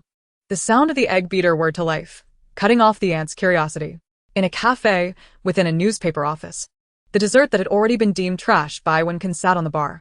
A silver spoon idly scooped out a corner, then carelessly popped it into the mouth. The waste-averse Yi Kong found the dessert rather mediocre, even possessing a somewhat peculiar flavor. Nonetheless, she pinched her nose and finished it. The beautifully crafted box was ultimately left empty. Yi Kong initially planned to toss it into the trash, but inexplicably halted. She glanced at the box, then suddenly retrieved her brush and sketchbook, positioning the box against the backlight before beginning to draw. Only after capturing the lovely and unique dessert box did a self-satisfied smile grace her lips. I wonder who designed this box. It possesses quite the aesthetic. The box eventually found its way to the trash. A day later, a newspaper office officially opened. Due to a promotional event, the place was bustling, with nearly every seat occupied. Amidst the faint murmur, Yi Kong was half reclined behind the cash register, dozing off, when the door was abruptly ticked open. She inhaled sharply, slowly opening her eyes as footsteps approached. Several students in green school uniforms encircled Qian Lai, standing confidently at the counter. Weren't you supposed to find me? The youth's icy voice rang out, prompting the group to part, allowing Du Lushen to stride through the opening. From across the counter, his cold gaze scrutinized her. I have arrived. Chapter 105. Is there a spider in your coffee? The cafe boasted a vintage style, its windows bright and clean. Du Lushen surveyed the surroundings before his gaze returned to Yi Kong. It seems this is your establishment. Has it just opened? Not quite. I'm merely assisting the owner for a while. Yi Kong replied nonchalantly, smiling. Ordering is done at the bar. The youth nodded. I'm too lazy to go over. You place the order for me. I want one of everything your shop offers. Yi Kong paused. There are numerous coffee varieties. Are you certain you can finish them all? Is that any of your concern? The youth appeared to find the situation amusing, letting out a scoff. It's not like we're not paying. However, the establishment strictly prohibits wastage. Yi Kong chuckled softly. Shall I order a few cups? I want them all, was the reply. The boy turned to leave, assuring, I will finish them. You need not concern yourself. His companions raised their eyebrows in mirth at her. Do you want a tip? I'll reward you later, he added before departing. The group forcibly draped their arms over the shoulders of the approaching money and settled into a booth. The barista, who had been watching the scene unfold, hurried over. Trembling slightly, "What's the situation? Make several cups based on the number of patrons and send them over," Yi Kong instructed. "If they inquire, just say they're still being prepared." "Understood," the barista replied and returned to work. Yi Kong reclined behind the cash register, rocking her chair as her gaze swept over the cafe, landing on the center, where the money was surrounded. His hair remained long, obscuring half of his face. Sandwiched between two others, he swayed precariously as they jostled him, showing no resistance, only an air of rigidity and pallor. His lips were pressed tightly together, while the hands clutching his backpack remained stubbornly clasped against his chest. Yi Kong observed silently, opening a bag of chips from the snack cabinet and munching absent-mindedly. When the barista approached with 7 cups of coffee, Yi Kong had begun to drift into a light slumber. Thus, when a thunderous scream suddenly pierced the air, she jolted upright. "There's a spider. You have spiders in your coffee." The outcry sent shockwaves through the cafe, sparking a cacophony of gasps and chatter among the patrons. Amidst the flurry of confused employees, Chu Wu quickly ascended from the basement, her expression a mixture of concern and authority. "What is happening?" she asked, glancing at Yi Kong, who had leaned back in her chair, concealing her face behind a book. Chu Wu strode purposefully toward the trouble table. "What seems to be the problem?" "What seems to be the problem? We found a spider in your coffee." One boy banged the table in exasperation. Others pointed at their cups, exclaiming, "Look. Is that not a spider? My goodness, you just opened this place. Who knows if it's a poisonous spider? What if someone already swallowed it? This could be fatal. Do you understand?" The uproar echoed throughout the cafe, causing some patrons at other tables to instinctively retch, while many anxiously peered into their remaining cups of coffee. Chu Wu's gaze swept over the table, and upon seeing the immobile money, realization dawned upon her. "And you?" someone accused, pointing at her face. Skepticism etched upon their features. "You're not the owner of this place, are you? What sort of attire is that for addressing customers? Don't you understand the concept of respect?" "I apologize. I've been unwell, and didn't you want to infect any customers?" she replied nonchalantly. "Regardless, what do you propose we do about this?" An impatient voice interrupted. "First, we should check the surveillance footage to ascertain the truth of this incident." "Ascertain the truth? Are you implying we are framing you?" Came a cold scoff. "What could we possibly gain from slandering such a dismal cafe? Do you have any idea who we are? Even if you offered this place for free, I wouldn't want it. Do you think we would go through such lengths to frame you? I also wouldn't simply hand my establishment over to you," Chu Wu responded with a charming smile. Liu Shen, who had been silently fiddling with his phone in the corner, finally lifted his gaze slightly. "Are you the owner of this cafe?" he inquired. "Indeed," she confirmed. "And who is that person at the entrance?" "A friend of mine," Chu Wu replied, her smile becoming more enigmatic. "How fortuitous," the boy remarked without lifting his head. "I happen to know her. We move in the same circles. Perhaps you could let her speak a few kind words, and we can let this matter slide." Otherwise he trailed off, casually mentioning, "The rent for Yushan is not cheap, and since your cafe has just opened, I imagine you wouldn't want to face immediate closure." A muffled laugh escaped from behind the woman's black mask. "And how do you plan to ensure my cafe's closure?" Liu Shen paused momentarily. Chu Wu, however, raised her voice. "Dear patrons, I sincerely apologize for the distressing incident on our opening day. Today, all orders are on the house. Should anyone harbor doubts regarding our establishment as hygiene, feel free to inspect our staff's working area. Furthermore, if anyone, like these students, has encountered peculiar items in their coffee, rest assured, if the surveillance confirms it is indeed our fault, we will take full responsibility, be it for medical examinations or mental compensation. Trust me. Since I chose to open this cafe in a university setting, I would never neglect safety concerns." The earnestness of her voice resonated in the ears of the anxious students, who quickly began to shift their stance. "Free food for all?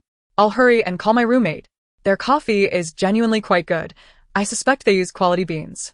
I didn't taste anything odd, and besides, those kids look like they have a grudge against the owner, right? Aren't they from the green shoes? What are high schoolers doing at Yushan? The owner even mentioned we could inspect the workspace. Could we possibly take a look?" As the discussions ensued, several individuals scowled. "What do you mean? Are you suggesting we planted the spider ourselves? Just check the surveillance footage and you'll see." que vous gesture, please. Quite the orator, Du Lucian remarked, his gaze still fixed on his phone. He snapped a picture of the spider in the coffee, then stood up, heading toward the exit. As he neared the bar, he showed no intention of stopping to view the footage. Instead, he continued straight for the door. Just as he passed the cash register, he suddenly halted, recalling something. Oh, by the way, knowing this cafe was opening, I brought a gift. He lifted his chin, and one of his companions, grinning, pulled a bouquet of flowers from a bag and cheerfully handed it to Yikong. Congratulations on your opening, Miss Yi. Yikong gazed at the lovely bouquet of white chrysanthemums before looking beyond them to the smiling Du Lucian.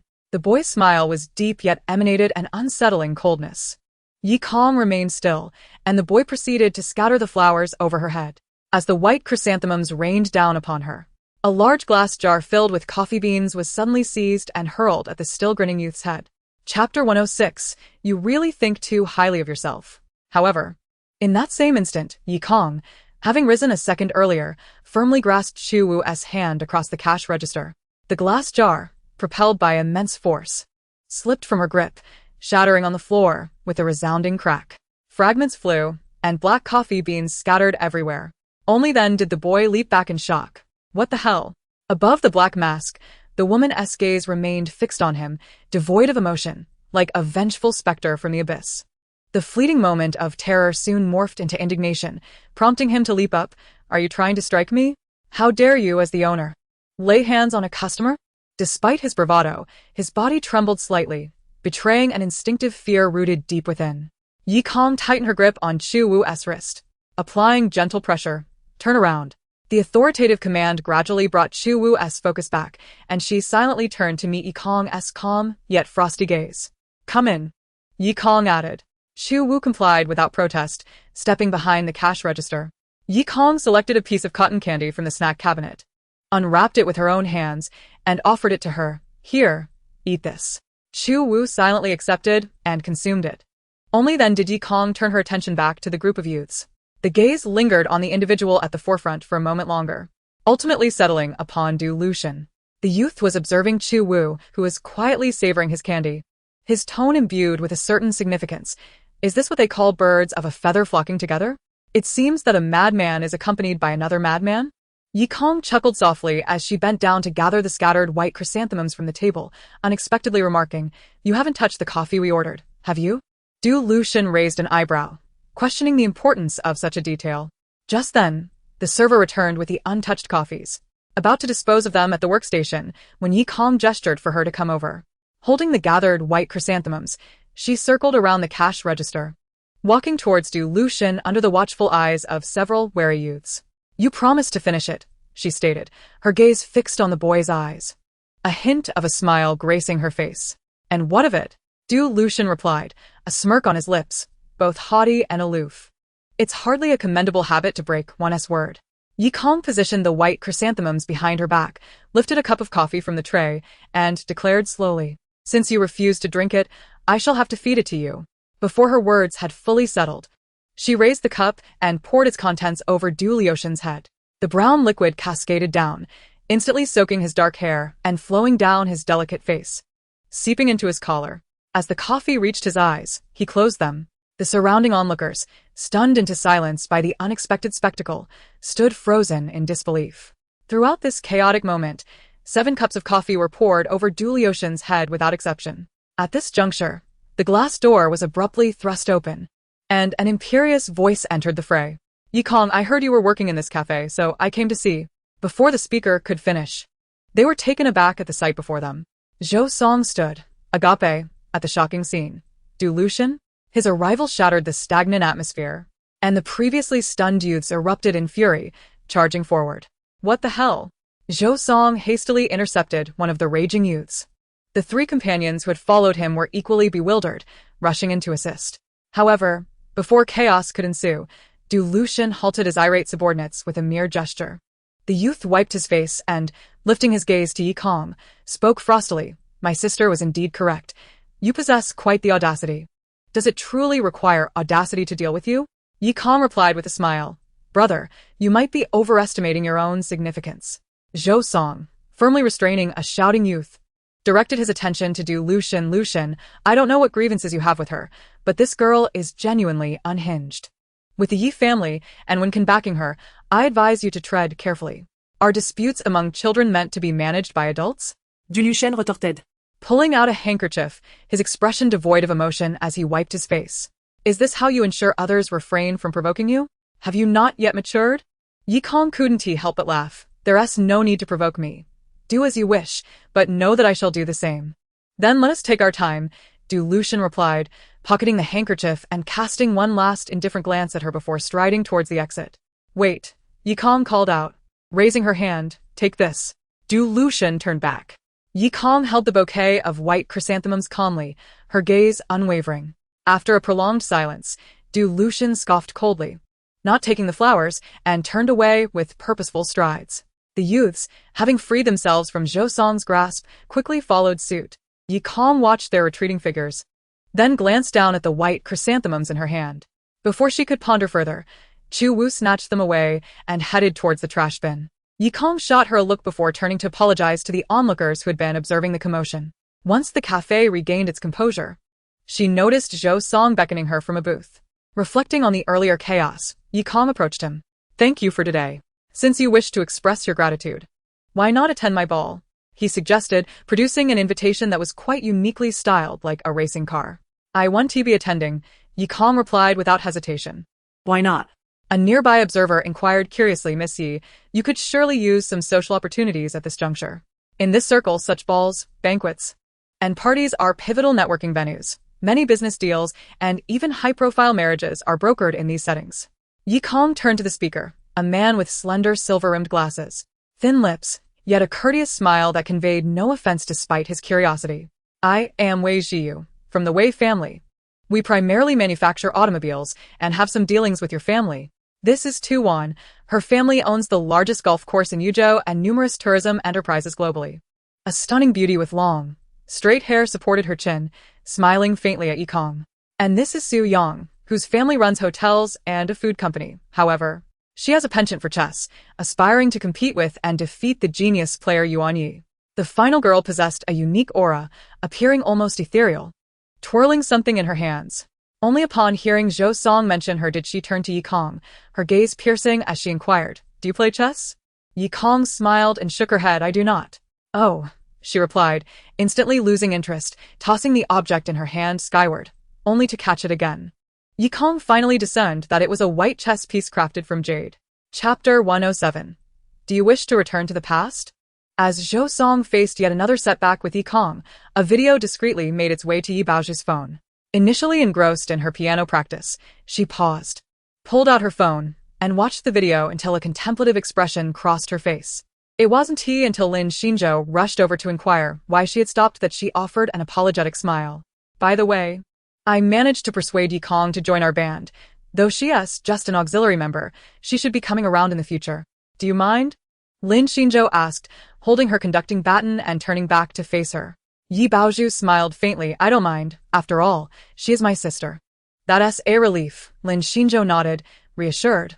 Otherwise, I'd have to find another pianist, which would be quite troublesome. The underlying implication of her words caused Yi Baozhu's smile to falter momentarily, but she soon lowered her gaze in silence, resuming her practice. The few who had overheard their conversation exchanged glances, each revealing a sympathetic expression towards Yi Baozhu. That night, a carefully edited video quietly made its way onto the campus forum of Yushan University, titled, Green Shoe Student Bullied by Cafe Owner? Drenched with 7 cups of coffee. However, the content presented a starkly contrasting narrative. The individual drenched in coffee is none other than the young master of the Du family.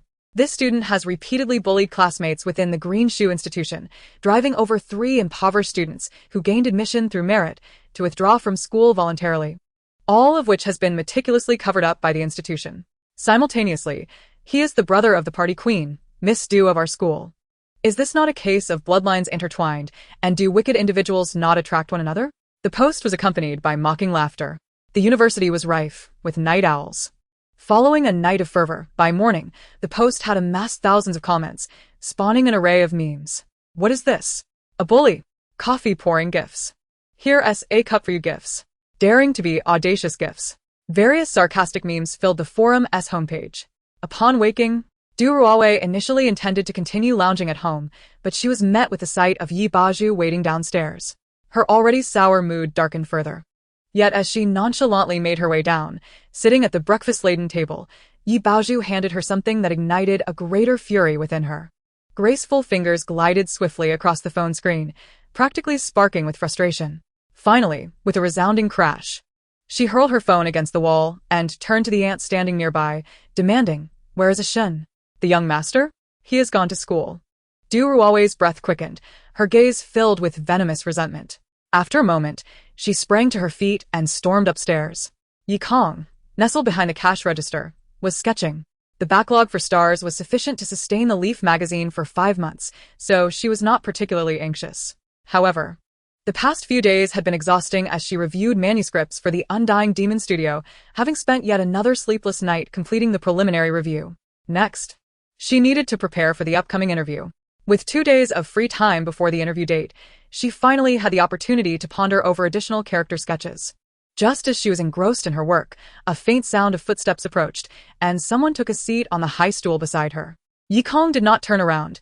She was bandaging her wrist and only laid down her pen after finishing the character outline. While scrutinizing her drawing, she abruptly asked, without turning her head, "What did you do?" The woman let out a muffled laugh. "Guess. Delivering flowers, perhaps? You see right through me." Chu Wu sat leisurely on the high stool, spinning around. "To avoid waste, I plan to send him a flower every day until that bouquet of white chrysanthemums is returned to its rightful owner. Don't worry, no one saw me," she said.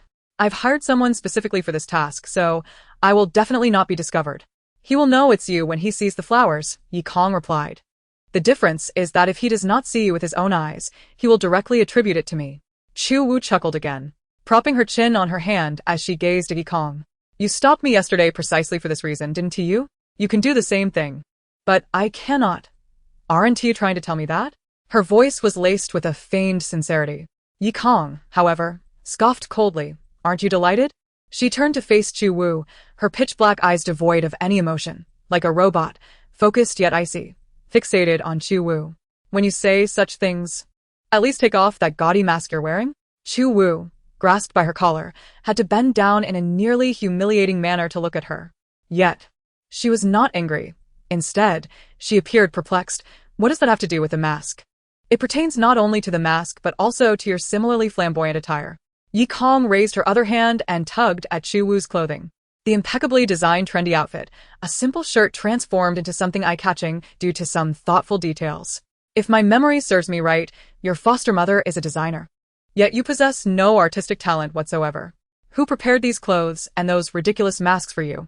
Who designed and even crafted them by hand?" Chu Wu's pupils constricted, her entire being freezing in place. Feeling empty? Having nothing? Wanting to return to the past? Yi Kong let out a derisive laugh, releasing Chu Wu with enough force to send her stumbling back. The high stool thudded to the ground as Chu Wu fell backward, looking utterly disheveled as she raised her head. Yi Kong stood, coldly gazing down at her. "And should I remind you? Since this cafe opened, you Haven Tea once had breakfast here, yet you bring an array of lunch boxes every day, often giving them away to others. Who prepares those for you?" Que The girl's eyes darkened, her tones sinking into an icy abyss. "You know what I despise the most? Those who only realize the value of what they had after losing it. All of them deserve to die in my eyes. It is not naivety, but rather a loathsome display of arrogance. Want to return to the past?" She squatted down before Chu Wu, staring intently into her eyes. "Before you utter such words, did you truly take half a second to contemplate what you possess now? Do you genuinely wish to return to the past? To forsake your current home and the steaming meals your foster mother prepares for you? Do you truly want to go back to the flower box?"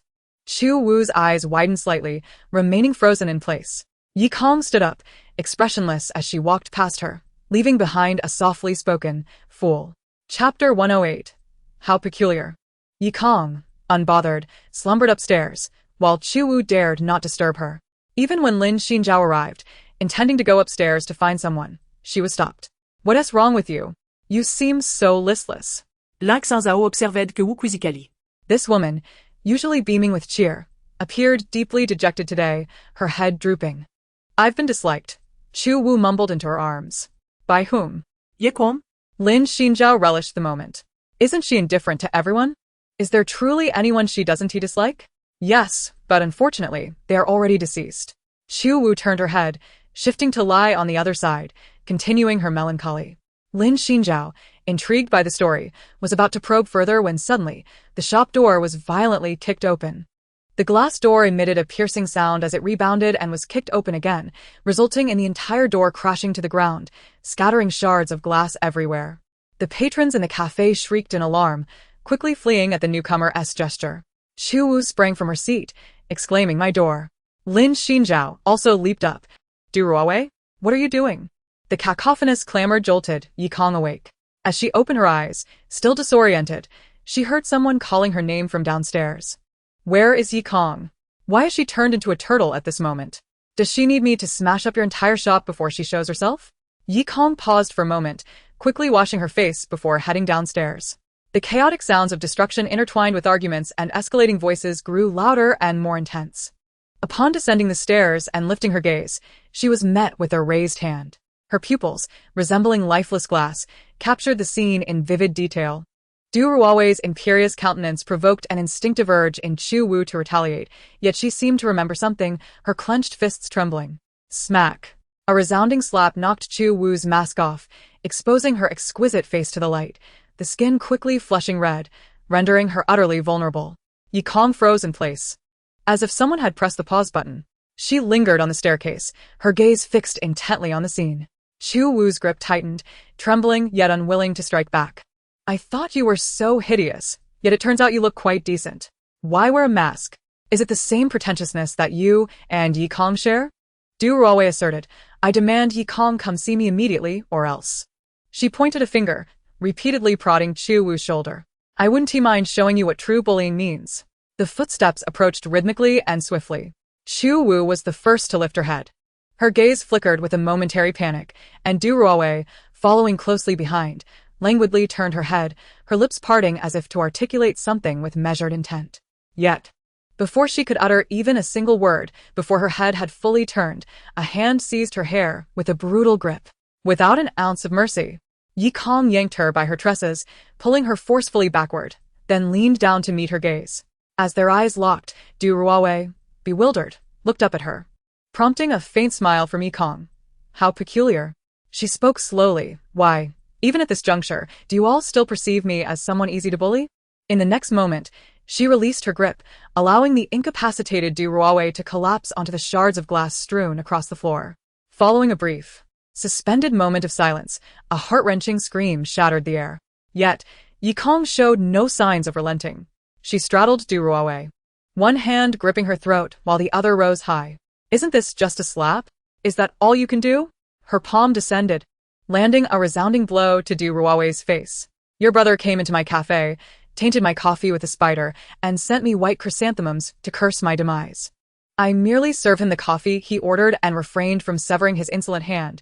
What more do you desire? Another slap followed. You wish to avenge your brother? On what grounds? Just because you can slap? Another slap resounded. I wonder, do the daughters of affluent families ascertain their status through the art of slapping? Another slap. Then I might as well. Slap. Strike you. Slap. Disfigure you. Slap. Care to try, you wretch? The final blow was intercepted by Chu Wu, who grasped Yi Kong's wrist. In her downward gaze, Du Ruowei's entire visage was swollen, blood seeping from her wounds, gradually coming into focus before her eyes. She moved her reddened palms slightly, twisting her wrist. Release me. Her voice was faint, imbued with an extraordinary calm. Chu Wu silently loosened her grip. Yi Kong adjusted her wrist, grasping Du Ruowei's collar. Pulling her swollen face close, her dark pupils fixated upon her. Miss Du, we are not of the same ilk. I have no intention of infiltrating your realm or usurping your cherished position, so please refrain from seeking trouble with me, shall we? Otherwise, I assure you, I am capable of far worse. A smile flickered across the girl's face, resembling a specter of malevolence from the depths of hell. You dare not. Du Ruowei, Engulfed in excruciating pain, felt herself drifting into a daze. In those obsidian-like eyes, she seemed to glimpse her own tragic demise. A scream of terror and agony escaped her lips as she trembled, clutching her head. Only then did Yi Kong rise slowly. She surveyed her surroundings, and it was only then that the onlookers emerged from their stupor. Unlike the previous encounter when those who followed Du Lucian dared to charge forward, this time, none had the audacity to approach. Even those who met her gaze could not help but avert their eyes in fear. Yi Kong shook her reddened hand, her indifferent gaze settling upon Yi Baozhu. Unlike the instinctive terror exhibited by everyone else, beneath the fear, she alone bore an unmistakable malice and exhilaration. Yi Kong let out a mocking laugh. People often forget greater risks due to their self-righteous opulence. From this perspective, she might indeed be suited to become a capitalist. Chu Wu followed her gaze, spotting Yi Baozhu. Yet, Yi Kong had already lost interest. She cast a glance at the still screaming Du Ruowei on the ground, then turned and sauntered toward the cash register. Why haven't you called an ambulance for her, Miss Du? Do you wish for her demise? As she spoke, she callously stepped over the prostrate Du Ruowei. Under the daylight, the newly opened cafe descended once more into chaos. Lin Xinjiao, who had initially stood by Chu Wu's side, hurling insults at the destructive Du Ruowei, now found herself engulfed in confusion as she watched the ambulance depart. Behind her, someone was busy cleaning up the shattered glass. She turned to see Chu Wu humming a tune while tidying up, and beyond her, at the cash register, sat Yi Kong, engrossed in a game of match 3. Lin Xinjiao had always thought that this mindless game was a testament to Yi Kong's childlike nature, regardless of how many labeled her a lunatic or mentally unstable. Lin Xinjiao believed that Yi Kong might simply be a headstrong and immature child. Yet at this moment she pondered. Why? Her voice emerged almost as a whisper. Why is she still so composed? Chapter 109. Reactions from all sides. A crisis has erupted. The owner of the newly opened cafe at school has committed an act of violence, fatally injuring someone inside the cafe. Did you see the ambulance? What happened? I heard a student was stabbed to death. Following the incident where Du Lucian was doused with 7 cups of coffee, his sister has also been taught a lesson by the cafe owner. Enter upright, exit horizontal. Step in to witness the party queen of Yushan's tragic state. Is anyone in the front row watching? Who was the assailant? How could they be so fierce? The party queen of the Yushan elite actually encountered such a day? Where are her affluent friends? Why hasn't anyone seen them? Wasn't Du Ruowei the one who brought people to the cafe to stir trouble? Why is she now being carried out on a stretcher? Can we not show a little empathy? She is still a girl after all. The Yushan forum erupted once more. Countless hot threads circulated on the homepage, each post's view count skyrocketing, and the student's speed in replying was breathtakingly swift. Various speculations emerged, and opinions on the matter were diverse.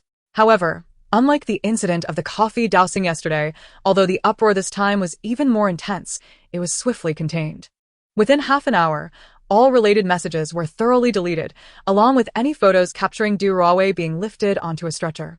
Yet, as these messages vanished from the forum, they simultaneously reached countless individuals. In a lavishly decorated event room, Zhou Song, pondering how to invite Yi Kong to the upcoming ball, received a phone call from a friend. Upon hearing the news, he stood up in shock. What did you say? Yi Kong publicly beat Du Ruowei to a pulp. In the event room, Su Yang and Wei Ji, who were engrossed in a game of Go, turned simultaneously, while the drowsy Tu Wan lifted her head in confusion. In a villa, Wen Ken had just placed desserts into the oven and had yet to remove his gloves when his phone suddenly vibrated. He gestured to his aunt to answer it for him. She swiped to accept the call. Wen Ken, your little fiancé is quite something. It was Qin Ranqiu. Wen Ken, taken aback by her unusually stern tone, casually replied while removing his gloves. What happened? She beat Du Ruowei. Under the bright daylight, she publicly pinned Du Ruowei to the ground and delivered over a dozen slaps. The floor was littered with glass. And it is said that when Du Ruowei was carried away on a stretcher, the ground was soaked in blood. This is serious. Qin Ranqiu said gravely. Just yesterday, she merely provoked Du Ruowei's brother, and the situation could still be deemed manageable. But today, it's Du Ruowei who has been harmed, and she's been taken away in an ambulance. You know how much the Du family treasures this daughter. The Du family will undoubtedly seek retribution for this. Wen Ken tossed his gloves aside, picked up his phone, switched off the speaker, and held it to his ear. Steering his wheelchair outside with one hand, he remarked nonchalantly, Is she dead? That shouldn't be the case. Qin Ranqiu seemed momentarily stunned. Then, isn't that a relief? Wen Ken's voice remained remarkably calm, devoid of any emotional fluctuation. It seemed as though Qin Ranqiu's solemn remarks to him were merely trivialities, akin to what Yi Kong had eaten today. However, after much hesitation, Qin Ranqiu ventured, Do you not think Yi Kong's temperament is rather tempestuous? After all, Ruowei is but a girl. The woman spoke softly and fluidly. The last time Ruowei's affections for you were so bluntly exposed, she felt quite embarrassed. Now, with Yikong's actions undermining her dignity, I fear the consequences may be severe. What concern is that of mine? Wen Ken replied, gazing absently at his fingers. Qin Ranqiu momentarily choked on her words. I merely worry that Miss Yi may be intentionally belittling Ruowei out of jealousy. Jealousy? Perhaps it is because she perceives Ruowei's fondness for you, Qin Ranqiu speculated. And she cannot abide the thought of anyone else harboring affections for you. Wen Ken suddenly chuckled softly. And so what if that is the case? Qin Ranqiu appeared utterly speechless. After a prolonged silence, she regained her composure to state, nevertheless, the Du family will not let this matter rest easily. Will you take action? Her tone was remarkably rational, as if her previous comments were founded upon cold, calculated reasoning. Wen Ken responded nonchalantly, I am in no hurry. Does Yikong not have the Yi family backing her? But the Yi family may not necessarily come to her aid. She is merely a young lady who has recently returned, and a significant incident has transpired. Then we shall address it when the time comes, Wen Ken replied impatiently. Thank you for informing me about Yikong's situation, but I will monitor the developments myself. There is no need for you to fret further. In the Yushan University Psychology Research Laboratory, Qin Ranqiu clutched her phone tightly, her jaw clenched in tension. It was not until someone reminded her that she snapped back to reality, lifting her head to let out a cold laugh. I shall see who would be willing to assist her in her arrogance. As she strode purposefully out, the chatter around her revolved around the day's most sensational news. At Luyan High School, a solitary white chrysanthemum lay upon Du Liuxian's desk. He stared at it for an extended period, while the entire classroom remained hushed. No one daring to disturb him. In the suffocating atmosphere, a junior suddenly knocked over a chair with a loud crash. Under Du Liuxian's icy glare, the junior turned pale and raised his phone. Brother Shin, your sister is in trouble. Du Liuxian sprang to his feet as everything unfolded within an instant. Meanwhile, Lin Xinjiao was still asking Chu Wu with a perplexed expression, why can you remain so calm? Why should I not? Chu Wu ceased her humming, sweeping up the shards of glass that scattered across the floor, responding as she did so. The slap was initiated by Du Ruowei. The entire incident began when her brother sought conflict. Even tracing back further, it was her brother who bullied our staff, and Yikong merely retaliated. Is that not a matter of course? But are you implying that her actions were excessive? Du Wu smiled. But why do people only recognize excess when they are on the receiving end of revenge? Why do they not consider in the moment of bullying others that they may face repercussions tenfold? Some of the glass was difficult to gather, prompting Chu Wu to crouch down and pick it up with her hands. The shards clinked as she tossed them into the trash bin. Turning to Lin Xinjiao, she seemed to smile, yet her gaze was icy. In the end, is it not simply because they are born into privilege, accustomed to committing wrongs without consequence? When they encounter someone like Yikong, who makes them pay a price, they suddenly find themselves unaccustomed to it and begin to grasp what is truly excessive. Chu Wu's tone dripped with sarcasm, laced with a hint of disdain. In this world, where does one find such good fortune? With a sharp crack, yet another shard of glass was tossed into the bin. Sunlight refracted off the fragments, casting a chaotic scatter on the ground. Lin Xinjiao lowered her head, tracing the scattered droplets of blood that led into the room. She murmured, but there is so much blood. Will Yikong truly not tremble? Will she not feel fear? Even now, recalling Yikong yanking Du Ruowei's hair, allowing her to fall onto the shards of glass, she felt a chill seize her limbs. Yikong had appeared so indifferent, even amidst anguished screams. Her dark eyes remained devoid of any flicker of emotion, as though the individual before her was not a being capable of bleeding, but rather a lifeless stone. Chu Wu paused, following Lin Xinjiao's gaze. Yikong was at the cash register, propped up on her hand, engrossed in her phone, seemingly having dismissed the incident entirely. She glanced back at the blood on the floor and remarked nonchalantly, "Is it a lot?" Turning back, she resumed cleaning the glass. "Not particularly, I suppose. You have not seen me 11 as a child. Had you, you would not speak so lightly." "What do you mean?" Chu Wu did not respond directly, but instead became lost in thought. In the orphanage where she grew up, there was an old dormitory with a long corridor, its windows all shattered. Lin Xinjiao did not understand why Chu Wu suddenly veered into reminiscing, yet she furrowed her brow and listened quietly. Every night, moonlight would spill through the broken windows, bathing the entire corridor in its glow. "I am no connoisseur of art," Chu Wu mused, "but that image remains vividly etched in my memory. A little girl, not yet 10, dressed in a white nightgown deliberately torn, traversing the length of the corridor in the night. She seemed to be transported back to that moment, as the sunlight falling upon her face grew cold and dim. With a concealed fruit knife, she stabbed the sleeping children in her dormitory. Lin Xinjiao's pupils dilated, instinctively retreating, her foot crunching on the glass with a sharp sound. Xu Wu appeared not to have awakened from her reverie. Before she was subdued, she managed to injure 5 people with that knife and nearly severed a teacher's throat. The blood from that day was truly considerable. Her white gown and face were nearly drenched in it. Lin Xinjiao was at a loss for words. Xu Wu opened her eyes, turning to look at her. "Are you frightened?" The malice and encouragement in her gaze were unmistakable. "If you are afraid, keep your distance from her. Disband that damned band she is part of. She has no interest in music." Lin Xinjiao steadied her trembling hands, eventually managing to croak.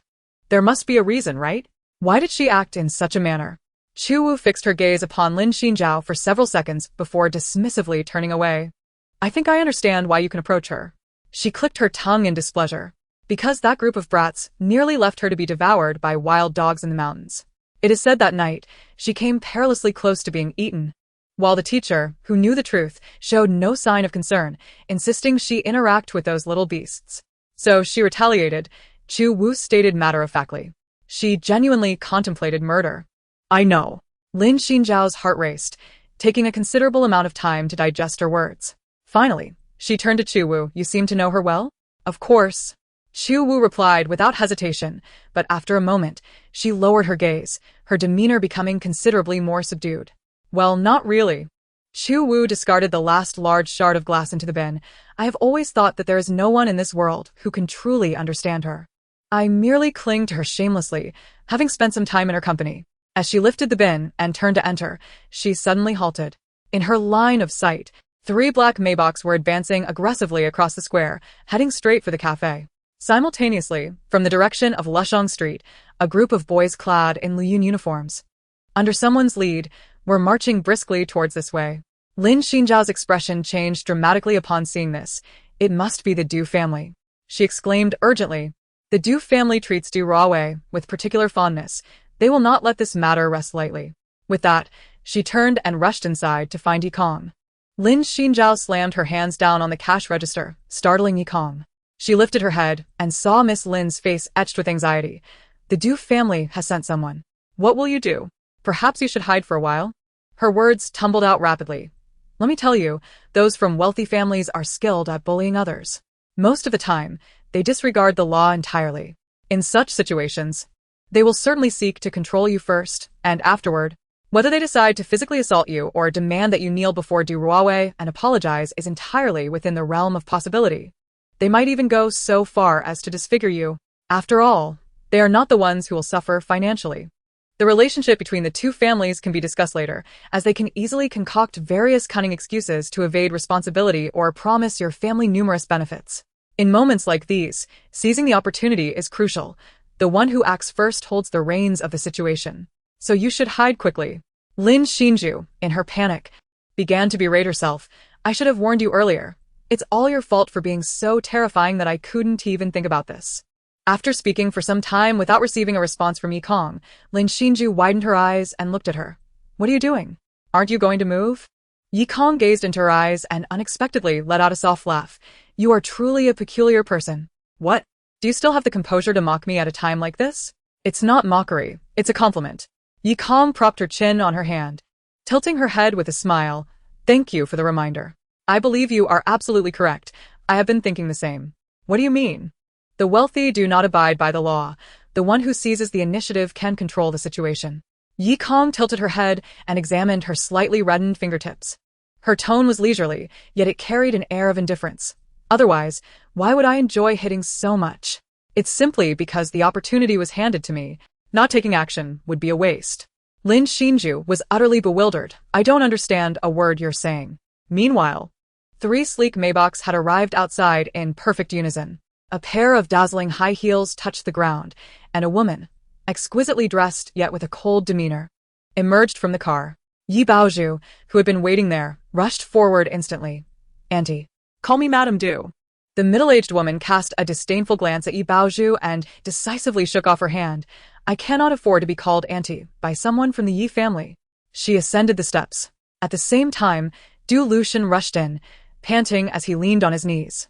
He had just managed to call out Mom when he received a sharp slap across the face. Useless. The woman shot him a venomous look before turning her gaze toward the cafe.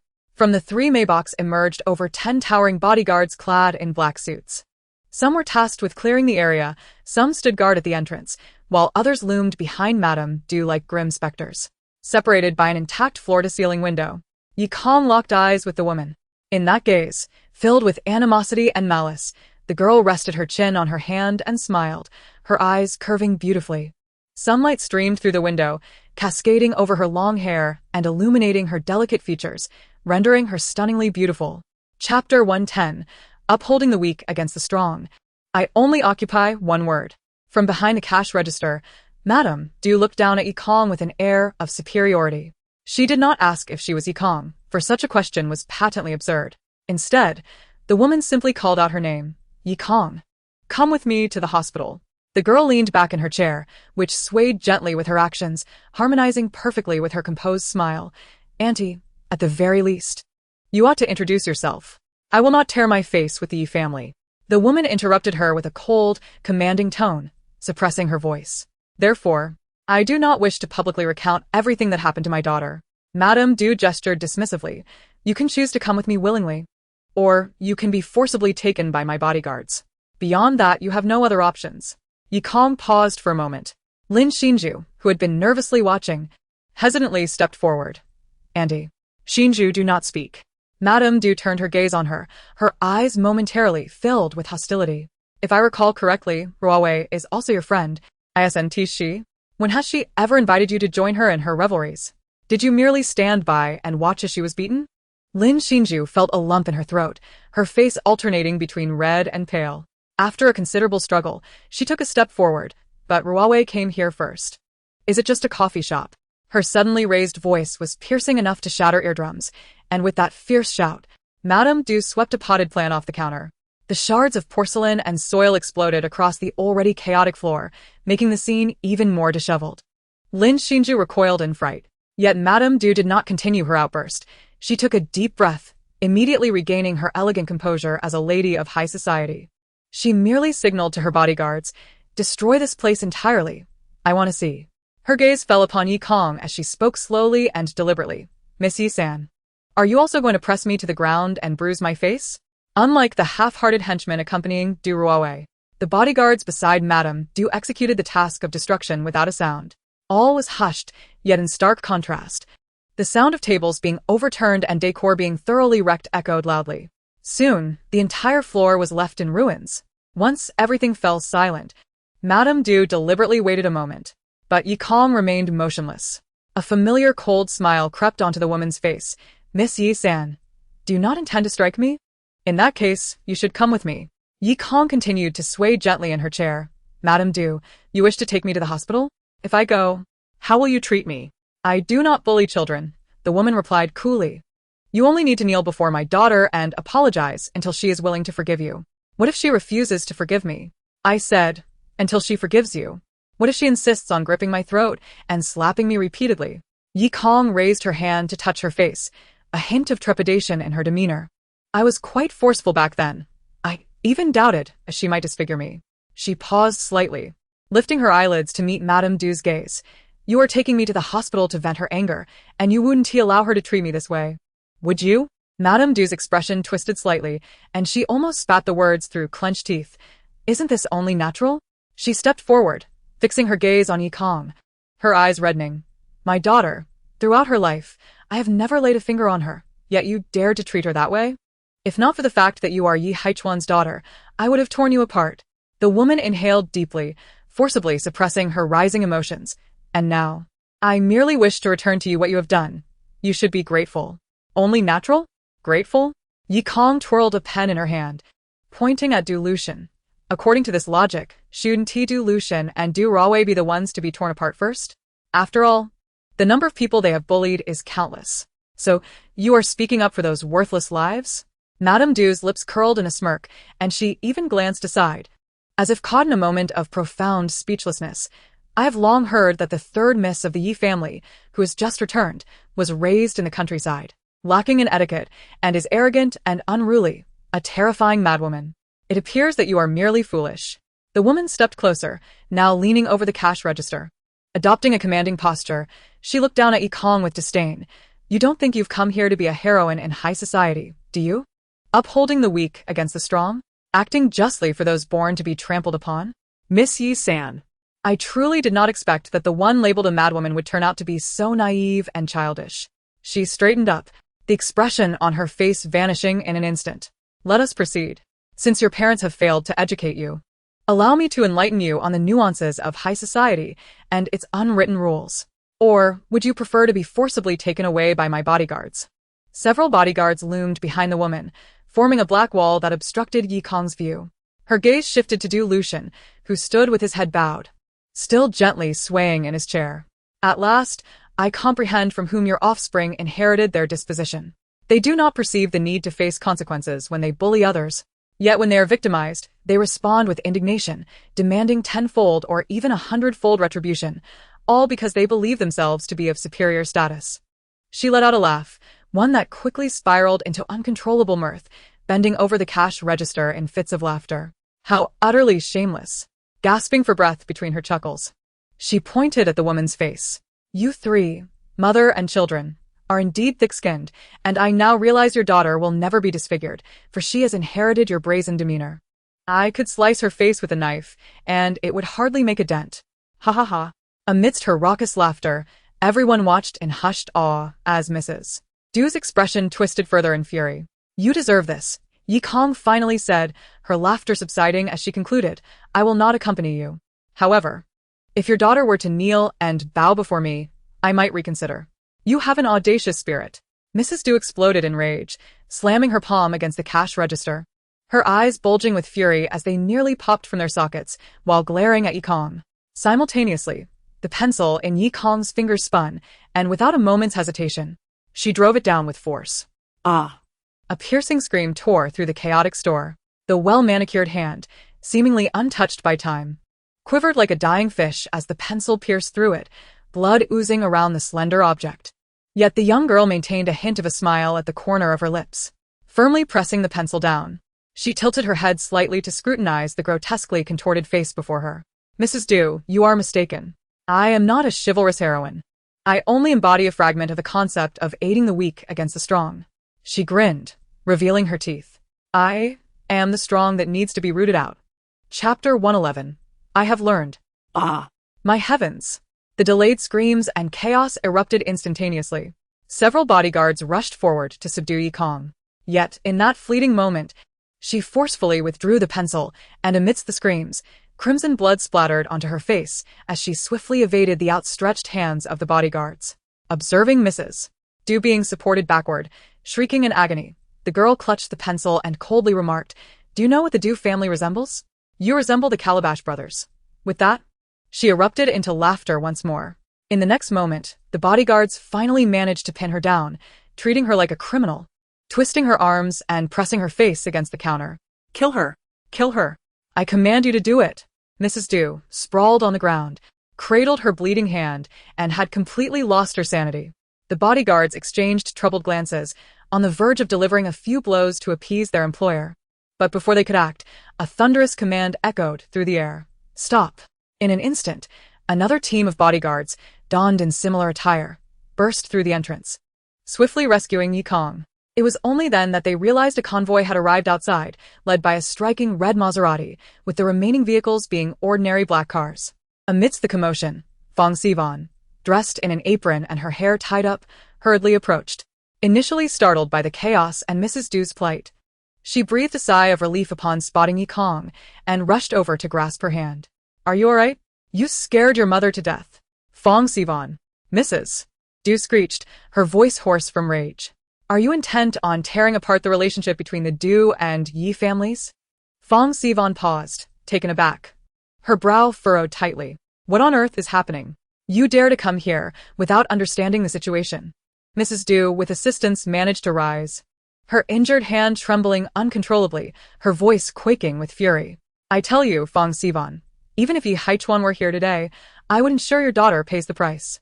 Otherwise, it will be a fight to the death between our families. Fong Sivan stared at Mrs. Du's bloodied hand, her lips trembling as she instinctively glanced at Yi Kong. Kong, it was you. It was I who did it, Yi Kong replied.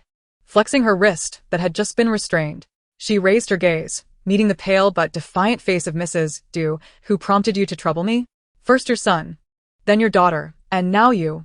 She chuckled lightly. Are you trying to play the game of sending the old to confront the young? It will not work. For I am no longer a naive country girl. With a slight curl of her lips, she looked at Mrs. Du with an almost pitying gaze. Have you forgotten? My father is Yi Haichuan, my fiancé is Wen Can, and I am of the esteemed class you so despise. Therefore, what is wrong with me employing your own rules of bullying without consequence?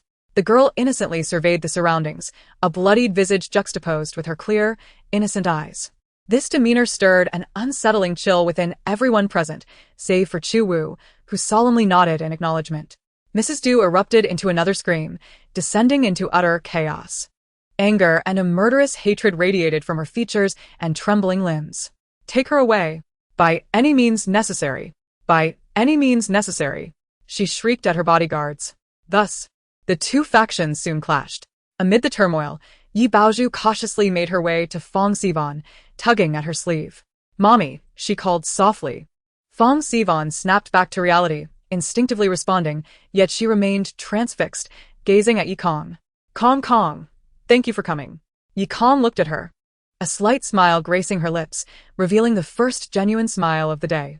Even with blood staining her cheeks, that smile radiated purity and joy, possessing a magical quality that could blossom flowers in the hearts of those who beheld it. Fong Sivan paused, momentarily breathless. After a prolonged silence, she trembled as she reached out, attempting to wipe the blood from Yi Kong's face, only to smear it further, creating a chaotic tapestry of red across the young girl's visage. She halted her hand. Let us go home. Her voice trembled as she grasped Yi Kong's hand, eager to depart. However, as she turned, she realized that her reinforcements were insufficient. Unlike the well-prepared Mrs. Du, who had brought over a dozen bodyguards, Fong Sivan had rushed out with her household guards upon receiving Yi Kong's urgent message while cooking, never anticipating such a dire need for numbers. They found themselves cornered at the entrance of the cafe, facing Mrs. Du and several of her remaining capable bodyguards. Though Mrs. Du's hand had been hastily bandaged, blood continued to seep through the makeshift dressing. Her complexion was pallid, yet her eyes shone with a venomous intensity. Fong Sivan, since you are so reluctant to part with your daughter, you shall join her. I will make this little wretch. She glared fiercely at Yi Kong. Pay 1,000-fold for her actions. Yi Kong stood resolutely behind Fong Sivan, glancing at the hand that was tightly grasped in her own, her expression unyielding.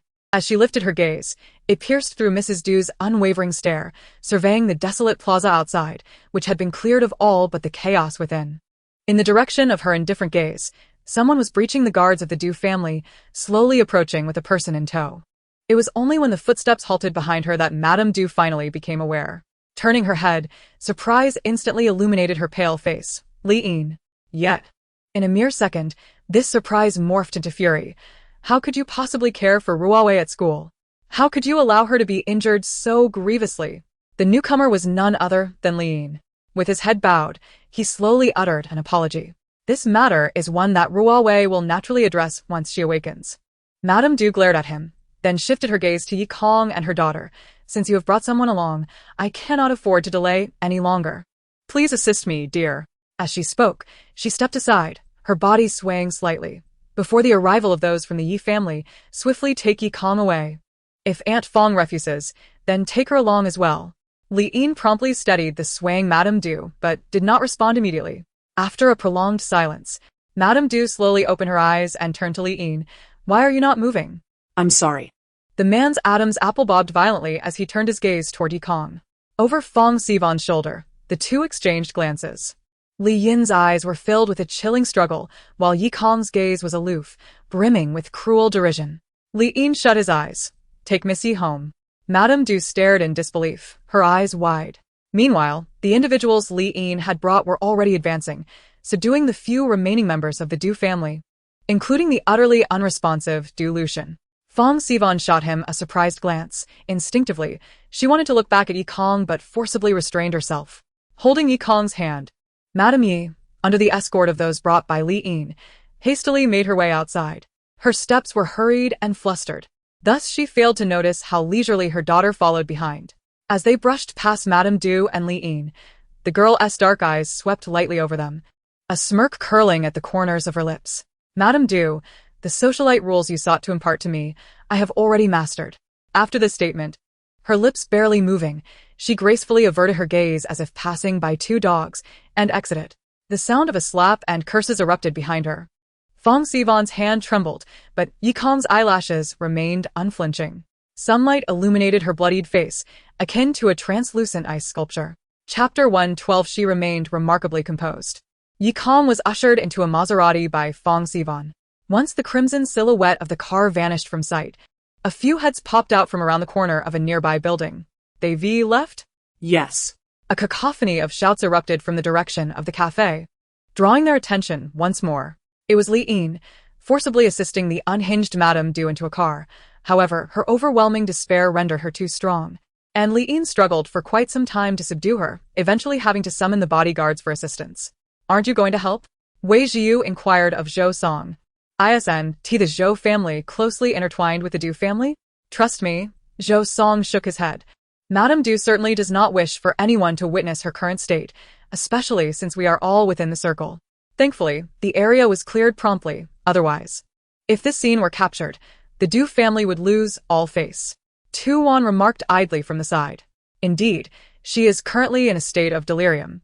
When it comes time for reckoning, she would undoubtedly seek retribution against Yi Kong if we were present. Wei Jiu, Tu Wan, along with the ever-indifferent Su Yang, could not help but glance quizzically at Zhou Song, who was muttering to himself. He looked back at them with confusion. Why are you staring at me? Wei Jiu chuckled softly, saying, I wonder, Zhou Xiao, could it be that you have a penchant for masochism? Just because Yi Kong gave you a slight nudge at the ski resort, you've become utterly infatuated with her? Even in this situation, you are the first to think of her? Nonsense. Zhou Song shot him a glare. I merely have long been averse to the Du siblings. He crossed his arms, gazing at the distant vehicles gradually fading from view, his expression growing increasingly cold. When I was in high school at LV Lu, there was a girl I fancied. Oh. Tu Wan exclaimed, I can't believe we've been together every day and never knew this. Of course, you wouldn't know, back then. You were either playing chess or racing cars. How could you pay attention to my unspoken youthful affections? Zhou Song regarded them as if they were fools. In any case, I had a girl I quite liked. She had no background, gained admission through her grades, and was quite attractive, even winning the title of campus beauty once. Only narrowly losing to Du Ruowei. Zhou Song's expression darkened. It was because of this that Du Ruowei forced her to drop out. The group fell silent. Zhou Song continued in a chilling tone. At that time, we were accompanying Wei Jiu to watch the F1 race abroad, and were not in the country. When we returned, I discovered she had already withdrawn. I later sought her out and found that she bore an inexplicable scar on her face, had ceased her studies. Yet her family had received a sum of money purportedly to purchase a wedding house for her brother, who had dismal grades. I didn't even need to investigate. Zhou Song clenched his jaw tightly. This incident was undoubtedly orchestrated by Du Ruowei, and she hadn't given it a second thought. Even forgetting the girl's name, when I later inquired, Wei Jiu and Tu Wan exchanged glances. It was then that Su Yang suddenly spoke up. So, during that summer, at the beach ball, it was you who had someone add peach juice to Du Ruowei's drink? You knew she would be allergic? Indeed, Zhou Song admitted bluntly. But alas, she was fortunate. The very next day, she was back to her lively self. You all know, although my brother treats me well, he would never allow me to openly sever ties with the Du family. Thus, Zhou Song slightly raised his chin, a smirk playing at his lips. When encountering someone like Yi Kong, who dares to act against Madame Du, I choose to stand by her side. Isn't that only natural? After a moment of silence, Wei Jiu leaned against the wall, gazing in the direction the convoy had departed. However, perhaps she doesn't need you to take sides at all. He then looked at the disarray in front of the cafe. Lin Xinzu and Chu Wu, still present, were busy tidying up the aftermath. Wei Jiu's lips curled slightly to have sent Du Ruowei to the hospital and immediately notified Madame Yi, while also converting Li Yin, that steadfast loyalist of Du Ruowei, into her protector. This Miss Yi, despite her madness, is undoubtedly a terrifyingly composed madwoman. Moreover, she has only recently arrived in Yuzhou, yet has adeptly grasped the rules of the upper class, which thrive on oppression and coercion. Why would she require assistance from someone like you? Zhou Song. In the car, Fong Sivan's tone was gentle. Darling, mother is delighted that you thought to message me promptly. Please continue to do so in the future. As she silently dismissed several calls from members of the Yi family, she carefully chose her words, speaking softly. Now, could you explain to mother what exactly transpired today? Yi Kong, who had been focused on wiping the blood from her hands, lifted her head upon hearing this and smiled at Fong Sivan. I too am very glad that mother arrived so promptly. She tilted her head, glancing at the apron worn by Fong Sivan. Were you cooking at home? I was contemplating new dessert styles for you. Fong Sivan feigned reproach. Upon receiving your message, I rushed out without even checking the oven. I suspect everything has burnt by now. It's all right. Even if it burns, I can still eat it. That won't do. You might get an upset stomach. After Yi Kong recounted the events in detail, Fong Sivan's brow furrowed deeply. That cafe owner is your friend? Yes. Yi Kong confirmed this time. It was a friend she met at the orphanage. Those two from the Du family are utterly excessive. Fong Sivan gripped the steering wheel tightly, her initial concern giving way to a profound anger. It was infuriating to know that the shop owner was a friend of hers, yet he had brazenly provoked a confrontation. As they drove along the lengthy tree-lined road, they entered the villa district where the Yi family resided. The Maserati navigated through several turns, but a number of black sedans had already stopped in front of the familiar villa, their haphazard positioning clearly intended to obstruct the way.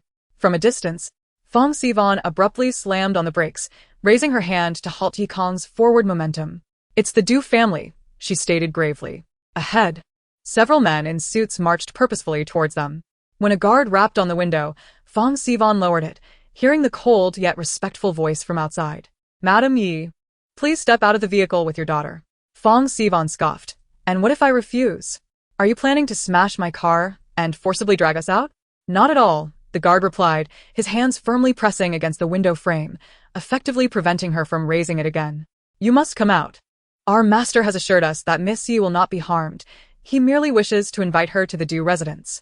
If you are truly concerned, you are welcome to accompany her.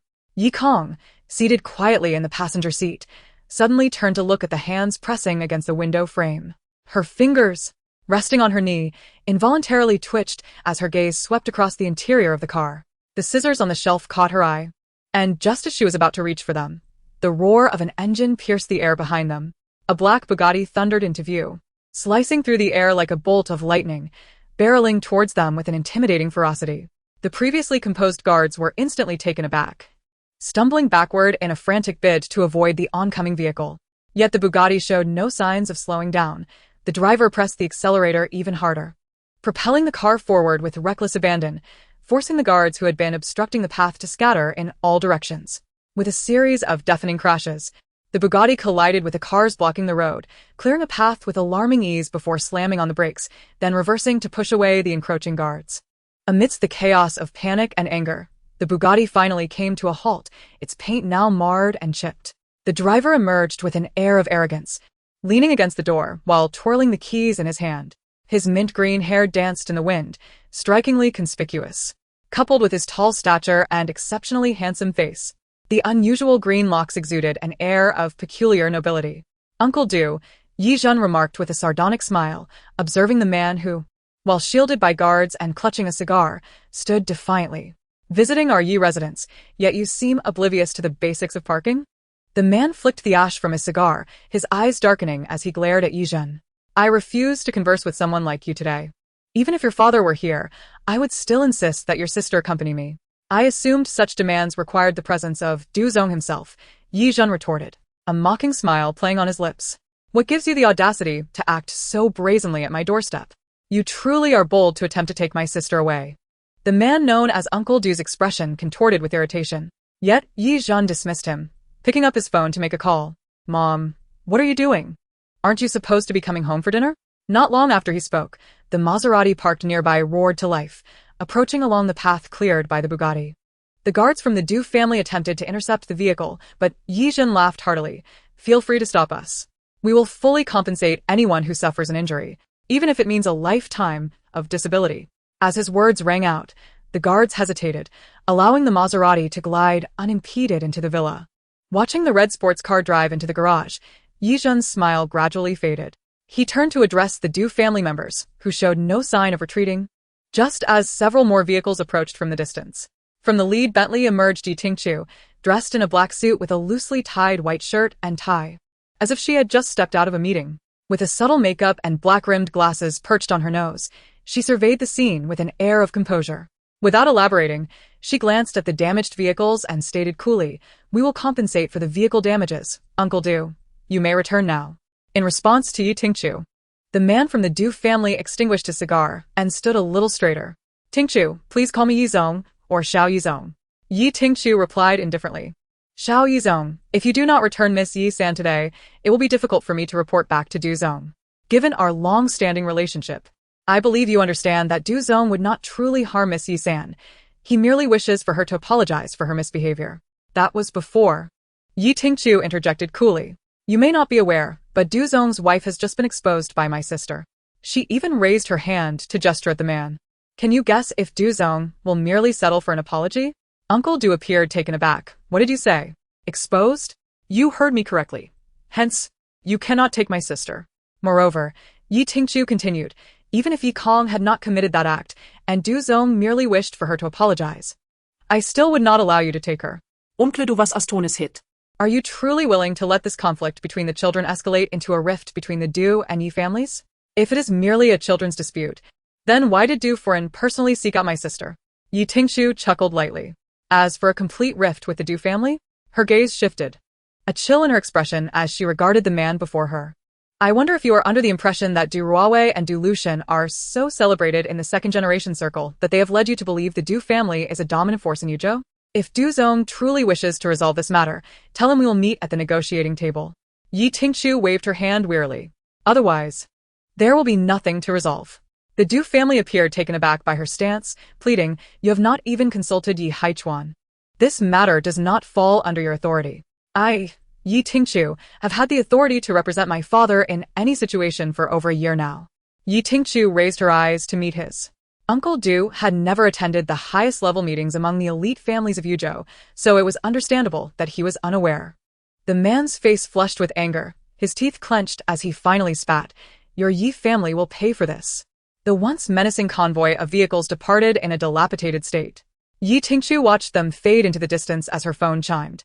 It was an overseas call from Yi Haichuan. After discussing the negotiations with the Du family, she remarked, to ensure they abandon their pursuit of Xiaokong, "We will undoubtedly need to concede something." She continued, "Du Wei's intention in sending his brother to block our door is precisely this. He does not genuinely seek a price from Xiaokong. If he can take her away, that would be ideal.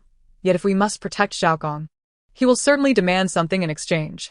"Very well, then let us sell the land in the western suburbs at its original price. I will discuss it with him tonight or tomorrow." "Understood. I won't elaborate further. Xiaokong can decide for herself." "I feel no concern," she replied with a gentle smile. "She is my only sister, and whatever she chooses is right." The call was abruptly terminated just as Yi Tingqiu was about to turn and enter the villa. Yet her phone rang once more. Glancing at the caller ID, the woman squinted her eyes and, after a brief moment of silence, picked up the call. It was Wen Can. The man's voice radiated warmth. Yet he uttered words that sent a chill down her spine. "That piece of land in the western suburbs is notoriously difficult to acquire. Does little Yi truly intend to gift it to someone else?" Yi Tingqiu's lips pressed into a straight line as she coldly replied, "Young Master Wen, your foresight is indeed remarkable, but I trust you did not call merely to flaunt this insight. Little Yi is astute as well," Wen Can replied with a gentle smile, maintaining his calm demeanor. "Over half an hour ago, my fiancé informed me that she had given a thrashing to the Du family, mother and son alike. Furthermore, she presented me with a particular request." "What request?" The wind rustled past the villa entrance. As Yi Tingqiu slowly made her way inside, she could hear the faintly amused voice of the man on the other end. "She desires the Du family to suffer a significant loss without reaping any benefits in return." Yi Tingqiu halted her steps, her gaze momentarily fixed, her pupils slightly dilated. "Does little Yi comprehend what this implies?" Wen Ken inquired with a chuckle. "She means that the Yi family must not bear any consequences for her actions. She intends for the Du family to endure her blows in silence, swallowing their grievances without a word." So she has come to beseech you? Yi Tingchu's voice was steady. I stated it is not a plea, but a demand. Wen Ken clarified. It sounded as though he shrugged from the other end, his tone a blend of humility and resignation. And I have already acquiesced to her request. Thus, I kindly urge little Yi to abandon her original plans. My butler will visit the hospital this evening to have a thorough discussion with Mr. Du. You need not concern yourselves with this matter. Yi Tingchu stood at the doorway, gazing across the expansive courtyard and the flower-laden floor-to-ceiling windows. In the distance, she could faintly discern Yi Kong seated on the sofa. Fong Sivan was half squatting before her, tilting her body to wipe the girl's face.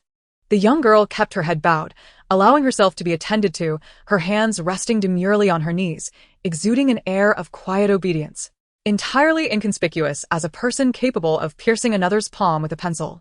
Yi Tingchu observed her from afar and lowered her voice to ask Wen Can. Are you determined to irrevocably link the name Wen Can with the Yi family for Yi Kong's sake? What? Does little Yi resent me for being a liability? Fearing I might tarnish your family's reputation? Do not jest with me, Yi Tingchu replied coldly. As long as my sister is willing, even if Mr. Wen wishes to become a son-in-law, the Yi family would welcome him without hesitation. Before the call concluded, Wen Can conveyed one last message through Yi Tingchu. He wishes to invite you to dinner at Yanjiao Slope tomorrow. In the living room, Yi Kong nodded in acknowledgement, saying she understood. Yi Tingchu cast a quick glance at her and asked, Are you uninjured? No, I am perfectly fine, Yi Kong replied, not a scratch. It was at this moment that Yi Zhen, who had remained silent until now, slowly spoke up. Did you really pierce someone's palm with a pencil? Yi Kong nodded affirmatively. He rose from the sofa, looking at Yi Kong as he inquired, Let me ask you something.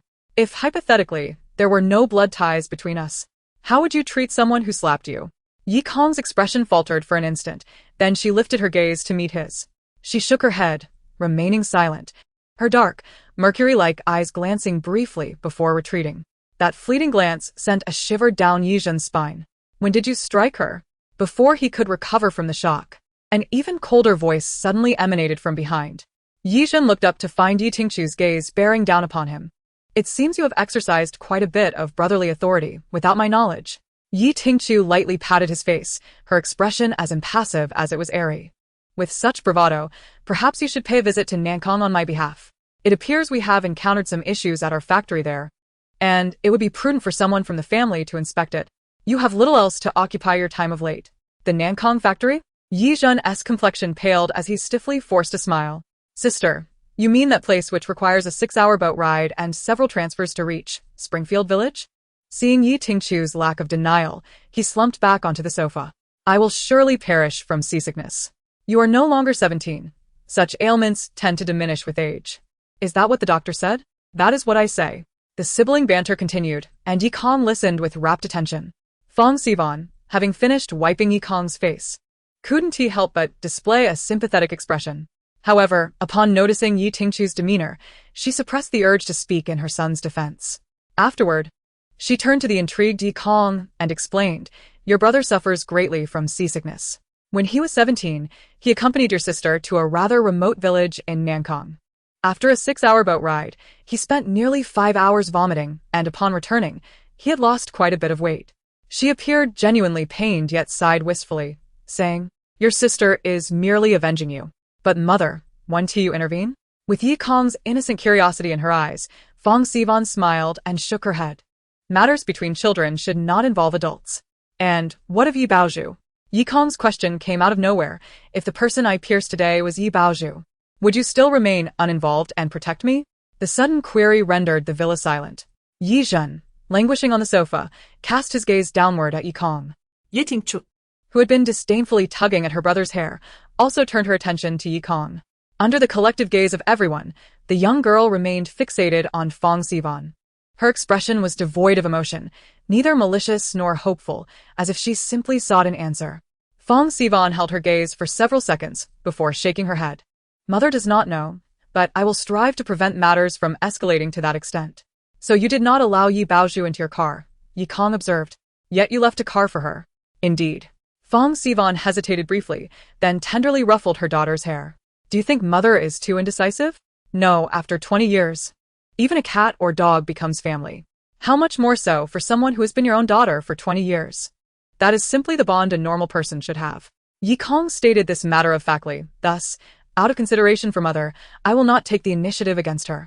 However, her tone shifted to a calm, yet chilling resolve as she looked up, but if she were to come after me first, I would retaliate, just as I did today.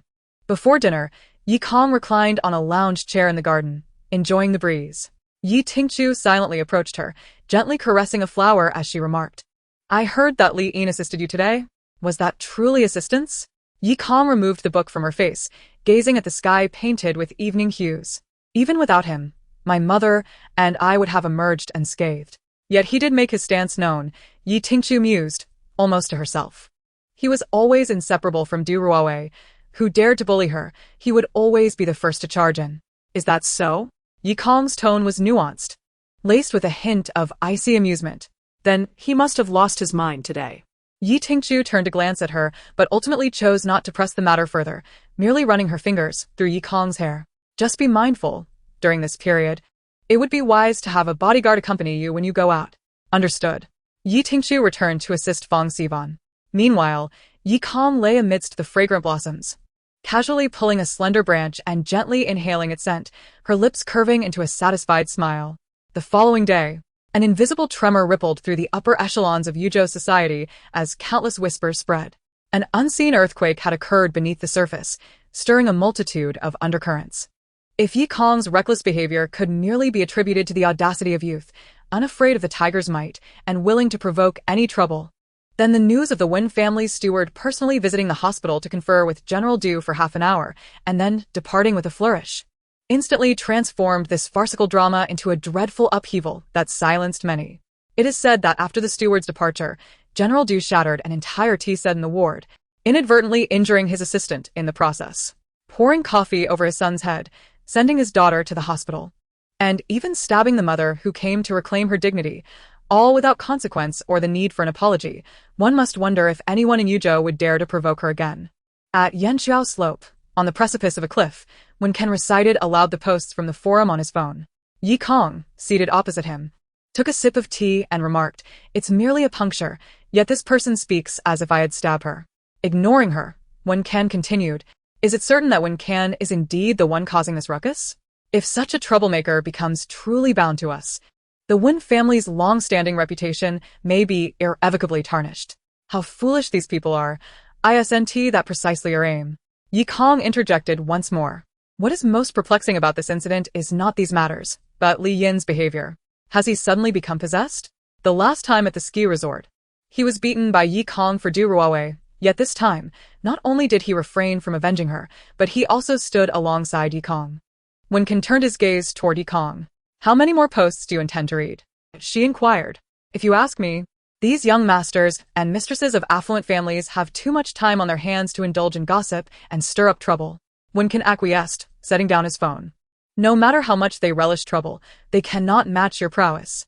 The man rolled up his sleeves and personally refilled her cup, his movements graceful as if he had stepped from an ancient painting of noble lineage.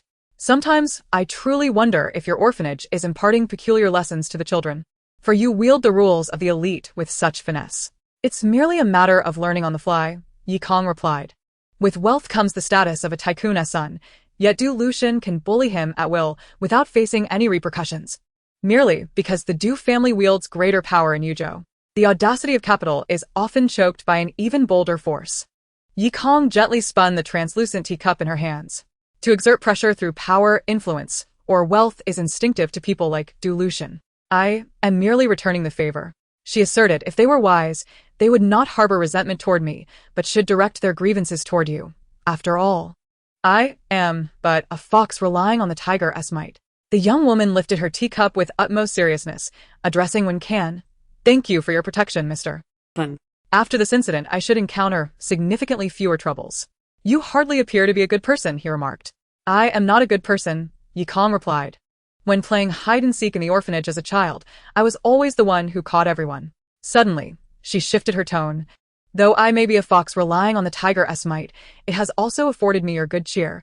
We should consider it an equitable exchange, should we not? You figured it out? It's written all over your face, Yi Kong observed, scrutinizing him. From the moment we met today, I sensed your joy. Wen Can paused for 2 seconds in silence, then raised a hand to touch his face. I thought my expression hadn't changed much. Your face may remain unchanged, but your eyes tell a different story, Yi Kong stated, leaning across the table, her dark eyes fixated on him with an intensity that rendered him motionless.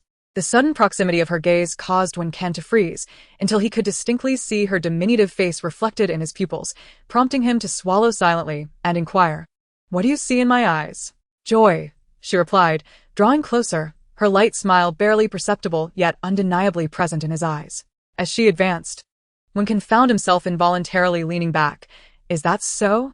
I believed that when it was just the two of us, I was always smiling." Yet her smile felt anything but light. It suffocated him. "To be honest, your engagement to me is not solely due to your great-grandfather's will, is it? Even without the Wen family, you possess ample wealth. The contents of that will hold no allure for you. Your interest in our engagement lies not in my status, but rather in my knack for stirring up trouble, does it not, Mr. Wen?" Yi Kong had crossed the entire table, resting a hand on the armrest of Wen Can's wheelchair. "What is it you truly wish to achieve? Do you harbor a grudge against the Wen family?" Wen Can leaned back completely in his wheelchair, lowering his gaze to the girl before him, whose delicate features were so clear he could even see the fine hairs on her face. After a moment, he slowly replied, "Do you not wish to know why I sought you out today?" Yi Kong blinked, remaining still. "For what purpose?" The man smiled silently, suddenly tilting his head, their faces almost touching, his elegantly curved lips parting slightly, to discuss the engagement date. His breath brushed against the strands of hair behind her ear, sending a shiver down Yi Kong's spine. Yet for reasons unknown, she held her ground, stiffening her neck and declaring, "Was it not said that an engagement within a year suffices? Yet I find that an earlier date would be preferable." Wen Can noted her refusal to retreat, leaning back against his chair. A slight droop of his eyelids revealed the girl's exquisitely pale neck and the gentle curvature of her spine beneath her skin.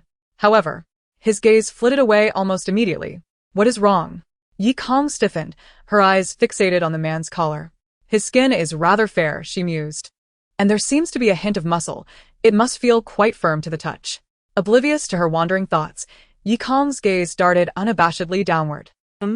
Is that a necklace I see?" Curiosity piqued, Yi Kong completely missed Wen Can's ongoing conversation.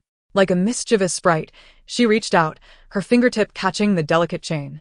The silver chain, pressed against his skin, sent a jolt of coolness through her, akin to a hand penetrating flesh to touch the spine hidden within. Wen Can's unfinished sentence lodged in his throat. His pupils constricted sharply, instinctively pressing down on the chain at his chest and recoiling backward, causing the wheelchair to topple. The loud crash echoed as Yi Kong stared blankly at her now empty fingers, frozen in place. Chapter 116. Let me see your necklace. The mountain wind surged from afar, crashing down upon them. The rustling of the trees echoed as the young woman's long hair billowed like a banner. She slowly straightened, turning to look at the fallen Wen Can, who was pinned beneath his wheelchair, appearing quite disheveled yet not immediately attempting to rise. Even the assistant hurrying from a distance halted at his gesture.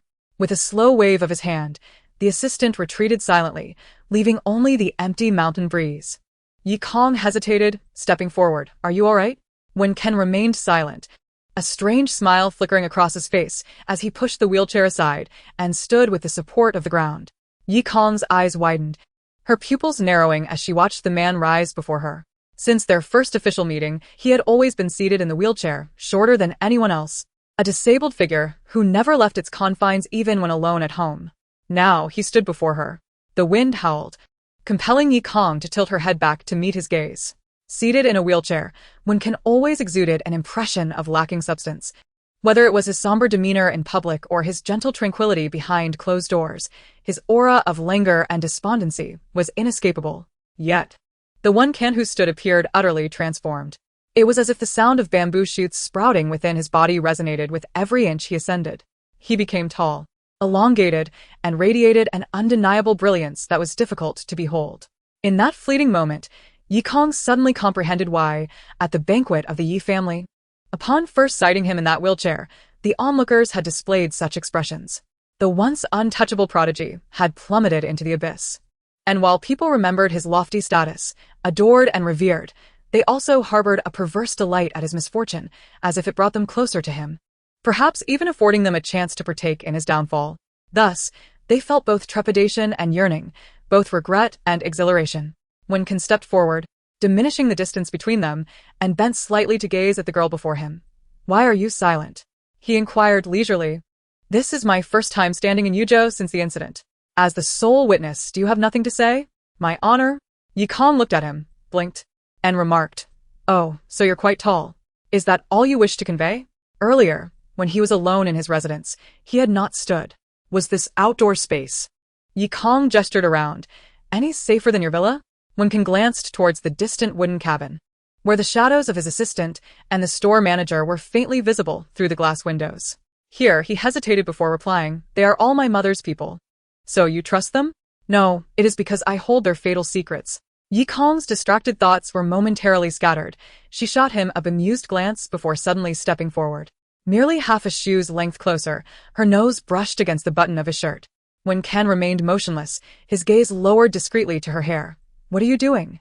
Yi Kong silently raised her hand above her head, then smoothly moved it in front of him. Her slender fingers traced the outline of his Adam's apple. And as if punctuating a statement, she pressed her fingertip against that spot. Wen paused, involuntarily swallowing hard. The Adam's apple stirred beneath her touch. Yi Kong instinctively called out, "Don't move." Wen responded with a tense, "What are you doing?" Yi Kong, pressing against his Adam's apple, stepped back to scrutinize him, her brow furrowing in mild dissatisfaction. "How is it that I only just noticed how tall you are?" Wen stood there, still as stone. Yet his voice was slightly hoarse. 187. "Then I'm not short. It's simply that you are exceptionally tall. I feel like I've grown a bit too," she retorted as she was about to withdraw her hand when her gaze suddenly halted on the man's shirt. Remembering the necklace she had earlier caught sight of, her fingers involuntarily slid downward. The cool softness of her fingertip glided away from his Adam's apple, trailing down his long neck, sending an electric thrill through him. When Can's pupils dilated for a brief moment, just as her hand was about to reach his chest, he swiftly grasped her wrist with considerable force. The sound of a sharp crack echoing in the air. Yi Kong froze, looking up to meet his intense gaze. "What are you doing?" he asked, his voice taut. "I just wanted to see your necklace." Use your mouth for that. Yi Kong blinked in confusion, tilting her head slightly. After a moment, her strikingly clear eyes rolled playfully, and she rose onto her toes, leaning toward the man's neck. It was only when her lips brushed the skin near his collarbone that Wen Can abruptly pulled her back. Yi Kong stumbled, but was steadied by his firm grip on her wrist. "What are you doing?" she asked, displeased. "What about you?" Wen Can, momentarily losing his composure, questioned, his voice strained. "Didn't he say to use my mouth?" "I meant for you to speak, not to." Wen Ken abruptly fell silent, his chest rising and falling rapidly for a moment. He closed his eyes, inhaled deeply as if conceding, and then released Yi Kong's hand. He removed the necklace he had worn for many years, one he had never shown to anyone, and offered it to her. Yi Kong took it and examined it with surprise. Another hourglass? The chain bore a translucent glass bead encasing a tiny gray hourglass. Lifting it towards the light, she gently turned it, causing the hourglass within to shift, gray sand cascading down like snow. "It's quite beautiful." Yet after just that glance, she returned the necklace. "You truly place great importance on time, don't you? Not only do you fill your study with hourglasses, but you also carry one with you." Her fingertips lightly brushed his palm, and in the next moment, she turned away, nonchalantly returning to her seat. Wen Can held the necklace, holding his breath as he regarded her for 2 seconds before shifting his gaze away, resuming his seat in the wheelchair just as a gust of mountain wind swept by. "Is your eagerness to get engaged also due to the urgency of time?" "You could say that." Wen Can fastened the necklace around his neck, and when he lifted his gaze again, his expression had completely regained its tranquility. "So, will you agree to my proposal? Our agreement is only for a year. You haven't forgotten, have you? Of course, even if the engagement is hastened, our relationship will remain unchanged." Ye kon bilinket, reisin her teacup inaat oast. Fianca? Wen smiled, also lifting his teacup to clink against hers. "Fiancé." Wen escorted her to school. As Yi Kong exited the car, she held a delicate dessert box, reportedly crafted by a new pastry chef Wen had hired. "It can't be the same one as last time, right?" she asked before disembarking. "If it is, you must ensure he studies hard. Otherwise, I fear he might face unemployment." Was it that inedible? It tasted like plastic. With that, Yi Kong walked away, clutching the box. Wen sat in the car, watching her retreating figure until she was almost out of sight, before instructing the driver to leave. On the way, Wen Ken remained absorbed in his work, staring down at documents that he had yet to turn a single page of. After a prolonged silence, the driver heard his employer exhale deeply. The car window descended silently as Wen Ken leaned back, absent-mindedly gazing out for a long while. Suddenly, he lifted his hand, pressing his fingers against the skin beneath his collarbone. Although it was not near his heart, the spot still felt warm ever since that awkward kiss mark had brushed against it. Wen Ken lowered the window even further, releasing his hand and allowing the cool breeze to caress his skin as he quietly closed his eyes. Chapter 117. Only the Du family can strike you?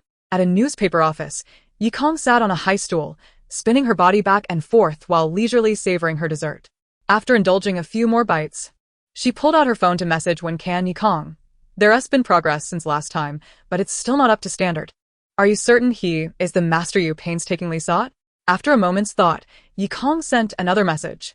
Yikong, encourage him. The rapid improvement suggests he still has potential to become a master. Gripping her spoon, she took another bite while keeping her eyes glued to her phone. Unlike her previous experiences where he would respond promptly, this time, she nearly finished her dessert without a reply from Wen Ken furrowing her brow. She noticed someone entering the room, halting silently. After a few seconds, she turned to glance at him. It was Li Yin. She returned her gaze to her phone, casually replying to 2 messages from her grandfather, the dean, and another 2 from her mother. Once everything was settled, she decisively finished the last bite of her dessert, hopped off the high stool, and strode towards the door. Li Yin glared at her retreating figure, and after a moment, followed closely behind. Behind the 3rd library of Yushan University, there stood a tall and grand sycamore tree. The groundskeeper here is rather negligent, leaving an incessant accumulation of fallen leaves that seem to multiply daily, and the location is somewhat secluded, resulting in fewer students gracing the area with their presence. At this moment, beneath the rarely visited sycamore tree, Yikong turned her head to gaze at Li Yin, who stood behind her. After a 2-second stare, she unexpectedly raised her hand and slapped him. The sharp crack echoed in the stillness. Li Yin's pupils constricted as he swiftly seized her hand before she could retract it. Yikong paused, her gaze leisurely settling on his face, a smile lingering at the corner of her mouth. Release it, she instructed, her tone devoid of command. Yet it caused Li Yin to freeze for a moment, before he gritted his teeth and genuinely let go. Observing his flushed cheeks, she mused. Look at your face. Did Du Ruowei slap you numerous times last night at the hospital? What's the matter? Yikong crossed her arms, her eyes languidly scrutinizing Li Yin. Is your face reserved solely for the Du family? Such principles, yet they don't seem to reward you with even a mere bone. Li Yin remained silent, his hand clenched tightly. What exactly do you want from me? He retorted, as if implying that I would comply with your demand simply because you wished it. Yikong chuckled softly, tilting her head slightly, her gaze distant yet piercing. Do you know why I slapped you? Because yesterday, I was the first to message you. And you were clearly at school, yet you arrived later than my mother. His heart raced with anxiety as she continued to speak in a leisurely manner. She even began to circle around him, saying, not only did you arrive late, but you strolled in with your underlings as if you were out for a casual walk. One might think you were at a cafe enjoying life. Coming to a halt, she turned to face Li Yin again. At that moment, were you contemplating that if you simply delayed your arrival, you would fulfill my request while allowing me to learn a lesson from Madame Du? Perhaps even the slaps I delivered to Du Ruowei could be returned to me by Madame Du? She returned to stand directly before him, slightly bending down to peer into his eyes. Li Yin, was that your line of thought? How peculiar. Yikong stood upright, with such a significant leverage in my possession. How dare you defy me? Li Yin swallowed hard. How did you acquire that information? Curious, are we? Yikong replied with a slight smile. If you wish to know, then cease your duplicity towards me, for I have plenty more photographs of your uncle. She began to circle him once more, reciting from memory the details she had gathered. The Li family, Li Corporation, one of the prominent families in Yuzhou. Unlike the Wen and Yi families, where parental affection is abundant, your mother is a quintessential Cinderella. Forced into marriage with your father due to her pregnancy, devoid of any love between them. Yet your uncle, a shrewd businessman, quickly became your father's right hand after entering the Li family through your mother's connections, managing the less savory affairs of the clan. Thanks to your uncle, your mother gradually found her footing within the Li family. If this trajectory continued, perhaps one day she could ascend to the esteemed title of Madame Li. Alas, your uncle is a deviant. Yikong kicked a pile of leaves beneath her feet. Initially, The Li family's charitable foundation contributed to the construction of a welfare institution as a routine move by your father to enhance the family's reputation. However, he did not anticipate that your uncle, not only a deviant but an exceedingly audacious one, would embroil the Li family in a massive scandal, leaving an abundance of evidence behind. Fortunately, the Jiang family served as a convenient distraction, allowing your family to swiftly distance itself from the debacle and erase their name without a trace. Yet, the actions taken, the signatures signed, and the photographs captured will never fade. 7 years, the time until your uncle is released from prison. With his capabilities, he will undoubtedly resume his position as your father's right hand. Otherwise, the Li family would not have kept his former position vacant while regarding it with such importance. Your father remains oblivious to the extent of the evidence your uncle left behind concerning the Li family. If I were to disseminate those photographs to the media, do you think your father would allow your uncle to remain within the Li family? Li Yin's jaw tightened with tension. Yet, Yi Kong merely cast him a fleeting glance before continuing, I suspect you are indifferent to your uncle's fate, but should he fall, your mother would undoubtedly follow suit. The mistress your father is maintaining mirrors your mother's Cinderella persona. She has just given birth to a son, and is poised to take her place.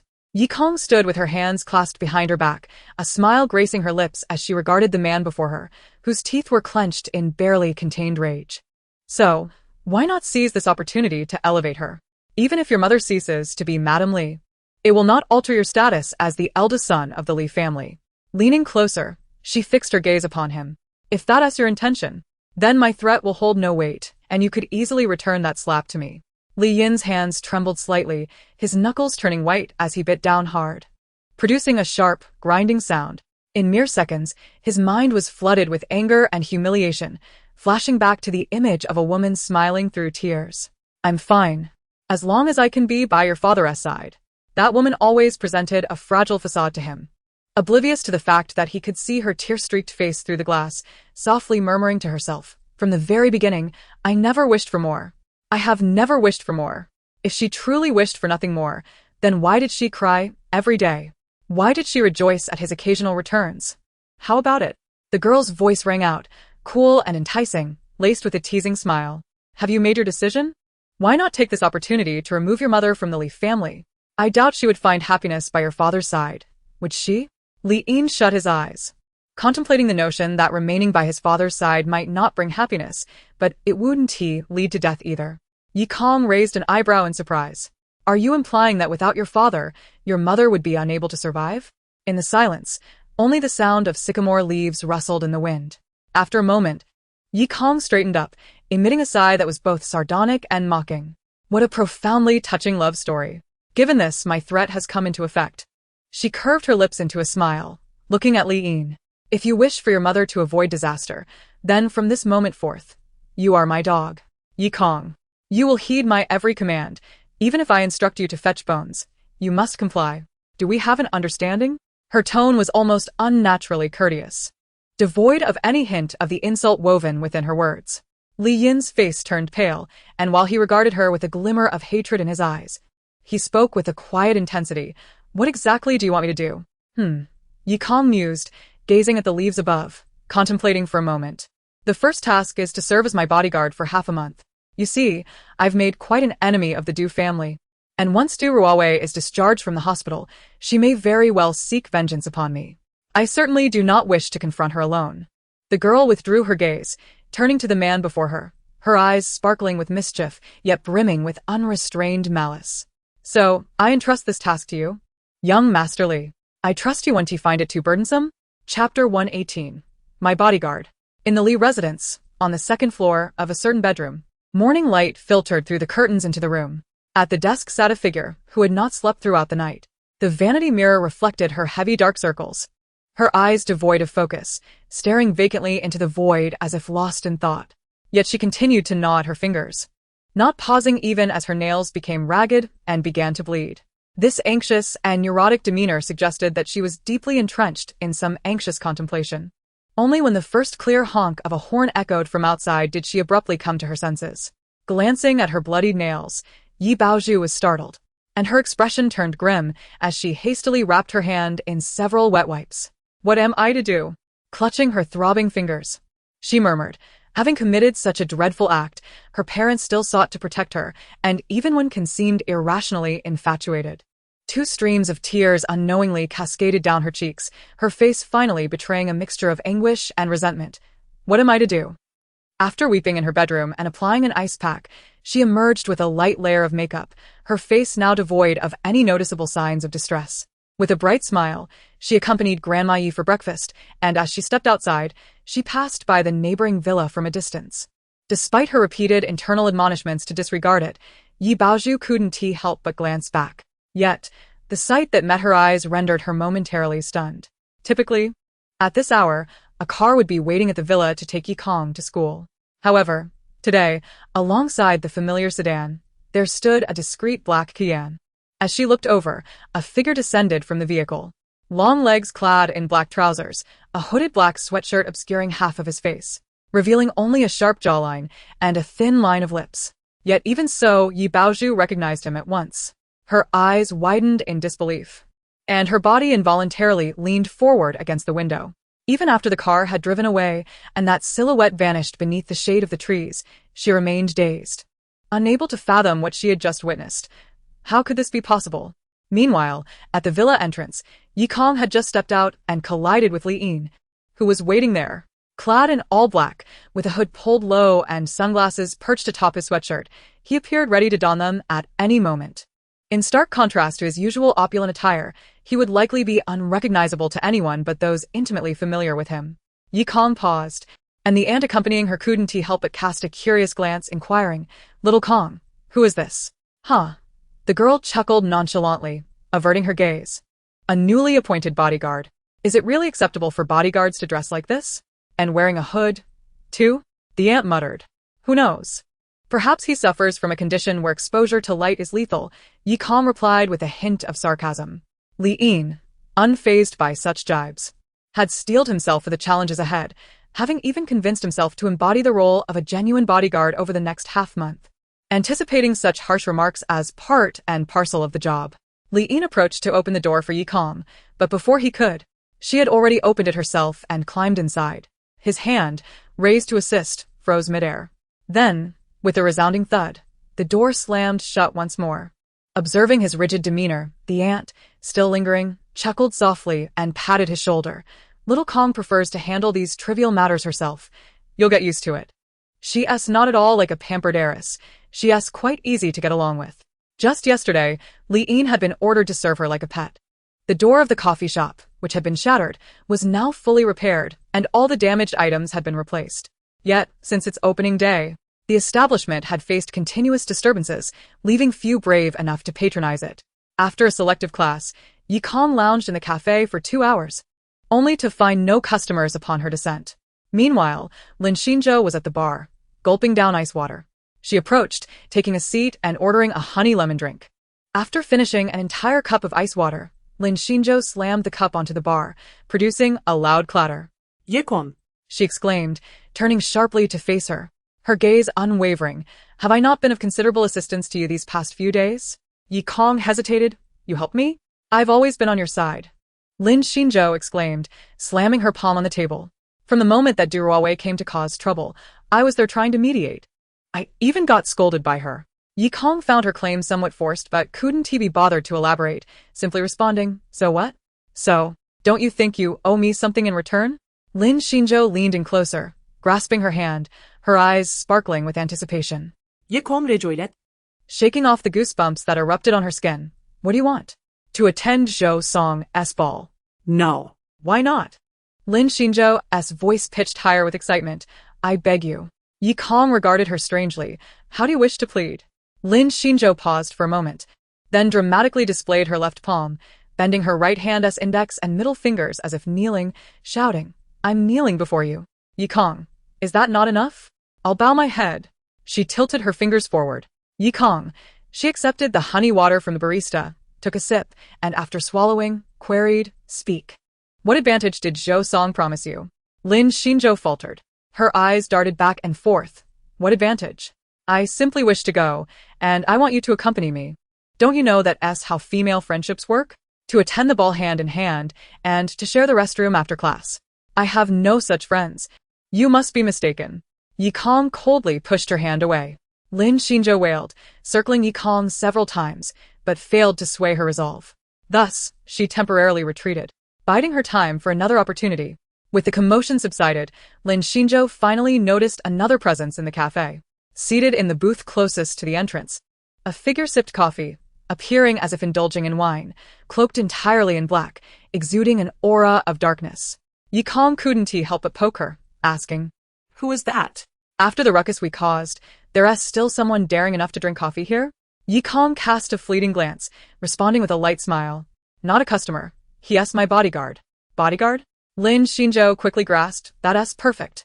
With your knack for trouble, a personal bodyguard is indeed necessary. She waved toward him. Care to join us for a chat, uncle? I have a few tips to share. While speaking, she discreetly eyed Yi Kong. You're new here. You probably have no idea how troublesome your young lady can be. Allow me to enlighten you. It'll make your job easier. Yi Kong. Lin Xinzhou's words seemed to have struck a nerve, and the bodyguard appeared to be harboring resentment from Yi Kong's earlier refusals. Unbothered, she casually played with her phone while sipping her honey water. Lin Xinzhou, undeterred, dragged the man over. However, upon seeing his face, her expression shifted into one of surprise. Another mask wearer? She turned to Yi Kong. Is he related to Chuwu? Yi Kong didn't look up. You might want to refrain from saying that. Chuwu's about to lose her cool. Not a relative, but they do seem to attract similar company, Lin Xinzhou muttered. Your circle is filled with such odd characters. I hope I don't end up like them. The bodyguard, now seated at the bar, became as rigid as a statue. His eyes, partially hidden beneath the hood, were dark and serene, fixated on the tabletop, showing no inclination to engage. Lin Xinzhou rambled on about Yi Kong's shortcomings, but received no response.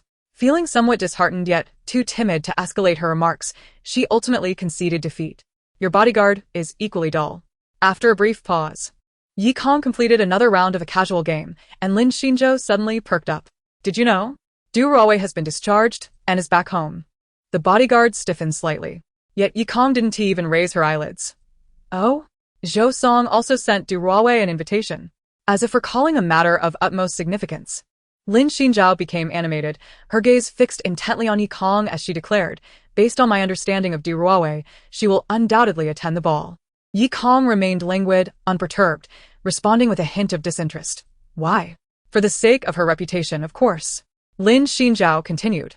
In this instance, the Du family acted swiftly to clear the scene, leaving many unaware of subsequent events, including your earlier encounter with Du Ruowei.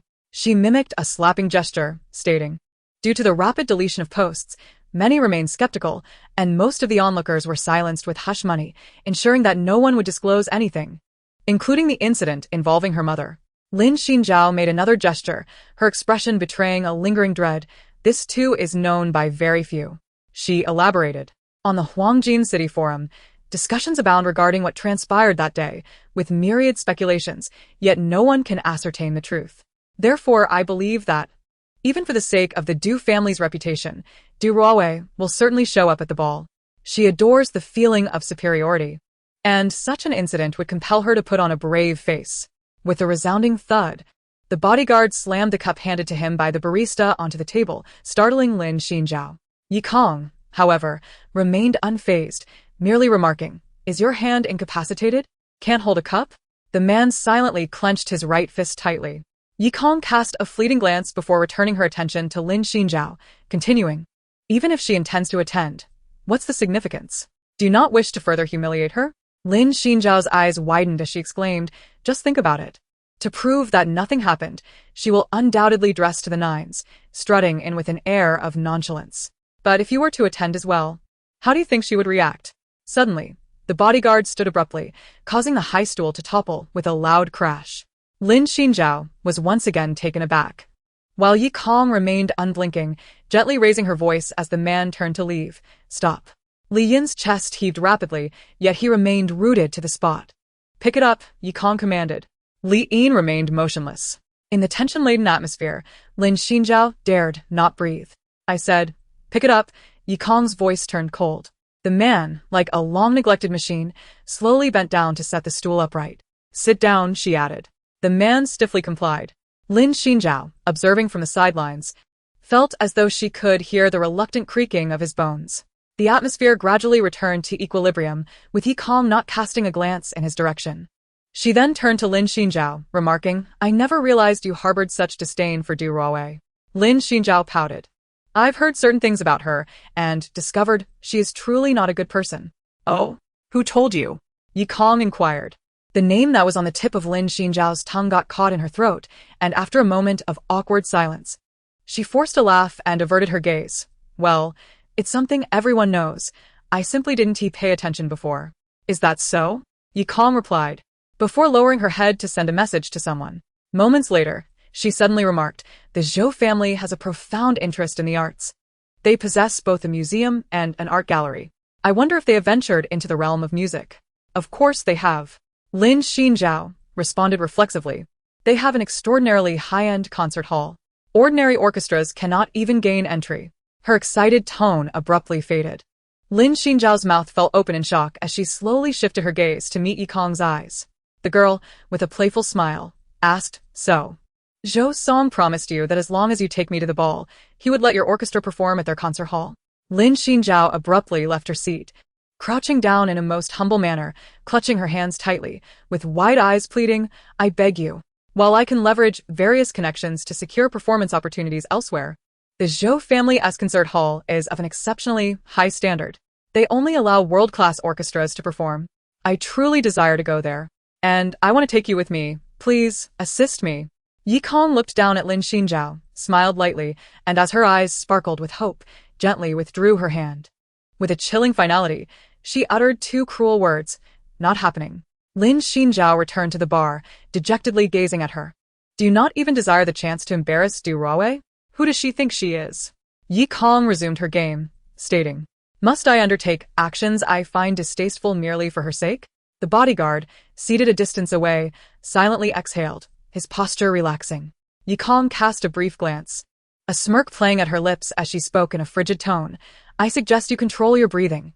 If you disturb me again, I might just attend that wretched ball for your sake." The man froze. Lin Xinjiao was left in a state of confusion, peering past Yikong's figure. She scrutinized the man, whose face was partially obscured by the hood of his garment. After a prolonged moment, she suddenly exclaimed in astonishment, "Li Yin." Chapter 120. Zhou Song is different. Zhou Song's ball was held in the school's third auditorium. It was not an exceedingly formal high society gala, as many of the attendees were students from the school. Yet, the decor of the auditorium was emblematic of an upscale banquet. The waitstaff consisted of individuals Zhou Song had brought from the Zhou residence. Lin Xinjiao whispered to Yikong, "Their service is of high quality, treating every guest with equal courtesy."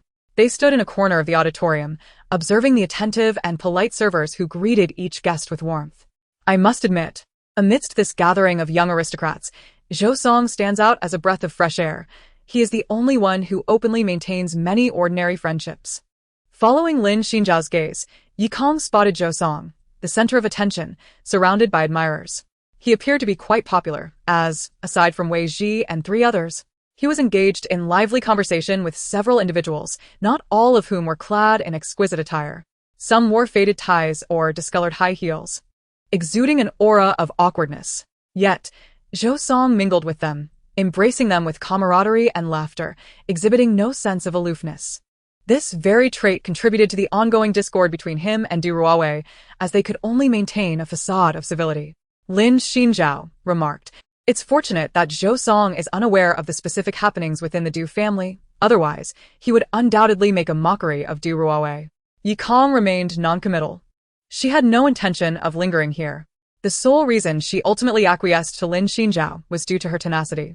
In recent days, Lin Xinjiao had employed every tactic imaginable to persuade Yikong to attend the ball, culminating in her inexplicably mastering the art of calling for reinforcements.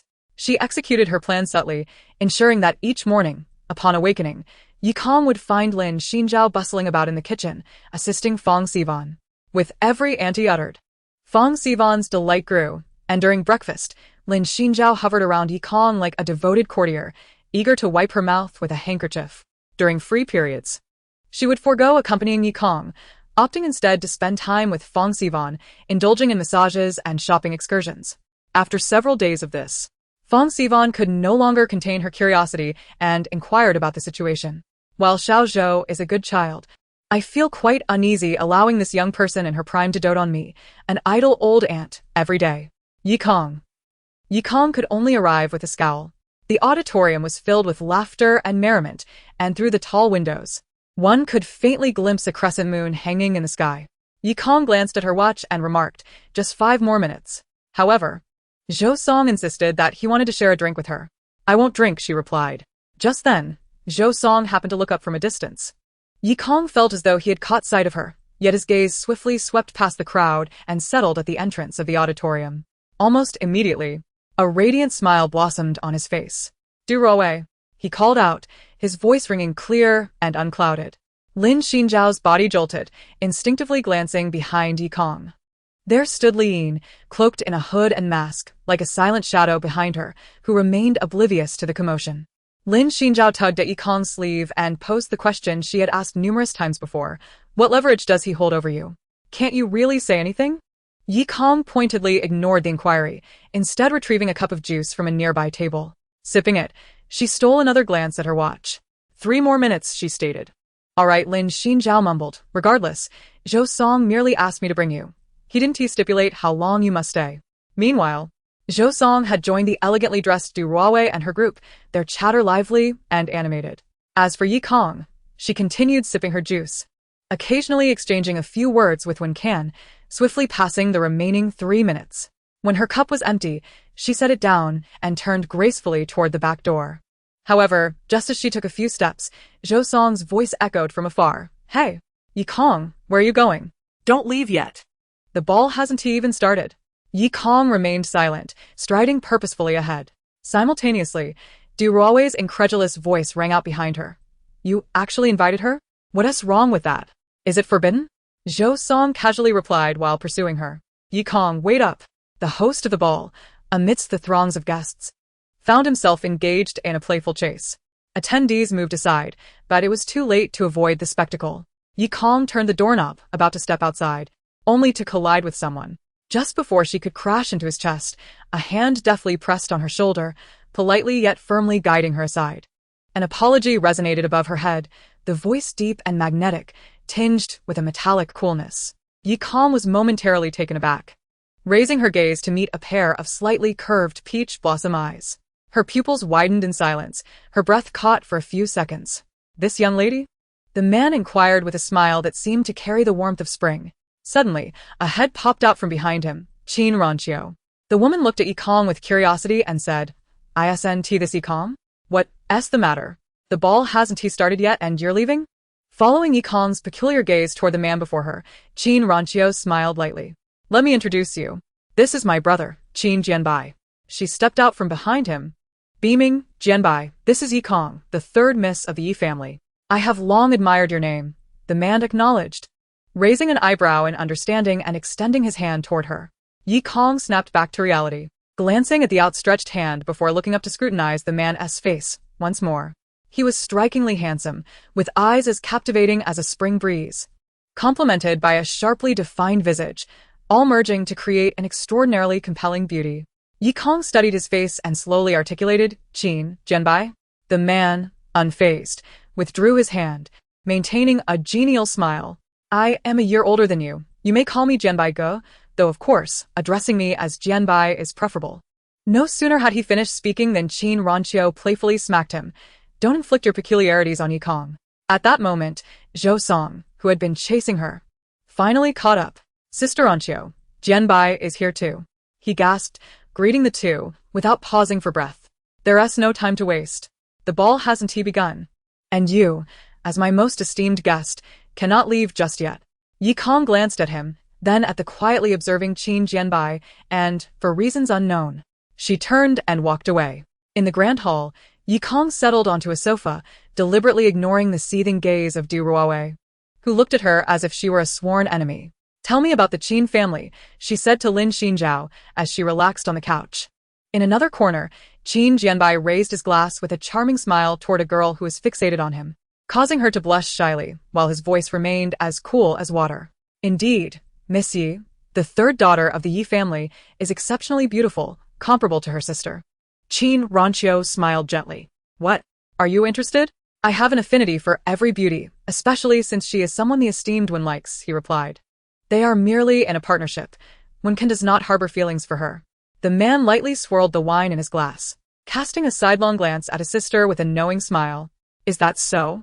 Then I suppose she holds no allure for me. Qin Ranqiu remained silent, her smile unwavering, though she drank with greater vigor. Qin Jianbai's expression shifted to one of exasperation, tinged with a hint of mockery. Sister? It's truly disappointing that you cannot speak the truth to me. Qin Ranqiu's demeanor stiffened slightly. Yet, Qin Jianbai was indifferent, downing his drink slowly, his tone casual. But it matters not. Whatever you desire, sister, I shall always assist you in acquiring it, whether you voice it or not. He gazed toward Yi Kong, whose silhouette was barely discernible in the distance, smiling as he remarked, It appears that Miss Yi was quite entranced by me for a while. Qin Ranqiu paused, contemplating, before casting him a thoughtful glance. After all, my brother is quite handsome. It's rare for a girl not to be taken with him. Is that not sufficient? Qin Jianbai set down his empty glass, his eyes dimming slightly with weariness, yet laughter lingered in his voice. After all, compared to the wheelchair-bound young Master Wen, a healthy and handsome man like myself is far more appealing. He mused that this endeavor might be simpler than he anticipated. With that, he slipped his hand into his pocket and strode toward the direction where Yi Kong had departed. Qin Ranqiu stood watching his retreating figure, gradually releasing a breath she hadn't realized she was holding. The Qin family, a secondary branch of the shipping magnates from Nankong, had developed into one of the prominent families in Yuzhou over many years, further elevated by their connections back home, placing them subtly above the Du family. Lin Xinjiao explained to Yi Kong, however, the Qin family is rather small. Sister Ranqiu has only this one brother, without even any cousins. Isn't that rather good? Yi Kong mused absent-mindedly, her gaze fixed on her cup. Good? How so? Lin Xinjiao surveyed the surroundings before leaning closer to Yi Kong and whispering, The Qin family is notoriously patriarchal. Among all the prominent families in Yuzhou, they are the most heavily biased towards males. Even with only 2 children, they have established rigid rules from an early age. When Qin Jianbai was born, the old master of the Qin family set forth a will declaring that the family's entire estate would belong solely to the grandsons, leaving only a note for sister Ranqiu to meticulously select her marriage partner. At this point, Lin Xinjiao displayed a look of disdain. In essence, the Qin family nurtures their sons as heirs while training their daughters as tools for alliances. This is perhaps why sister Ranqiu has been raised without any temperament, always gentle and well-liked by everyone. She sighed. In truth, there are quite a few second-generation suitors in this circle who harbor secret affections for her. If it weren't for Qin Jianbai's decent treatment of her, the older generation of the Qin family would have likely married her off long ago. And what of Qin Jianbai? Lin Xinjiao hesitated momentarily. If Sister Ranqiu is the most beloved figure in the circle, then Qin Jianbai is the most infamous playboy, devoid of any moral compass. As if struck by a sudden thought, she exclaimed, Speaking of which, I just remembered something. Before you arrived in Yuzhou, one can never acknowledge the marriage pact between the Wen and Yi families. In fact, Grandma Wen even tried to set up a couple of blind dates for Wen Ken, but both suitors ended up as Qin Jianbai's women.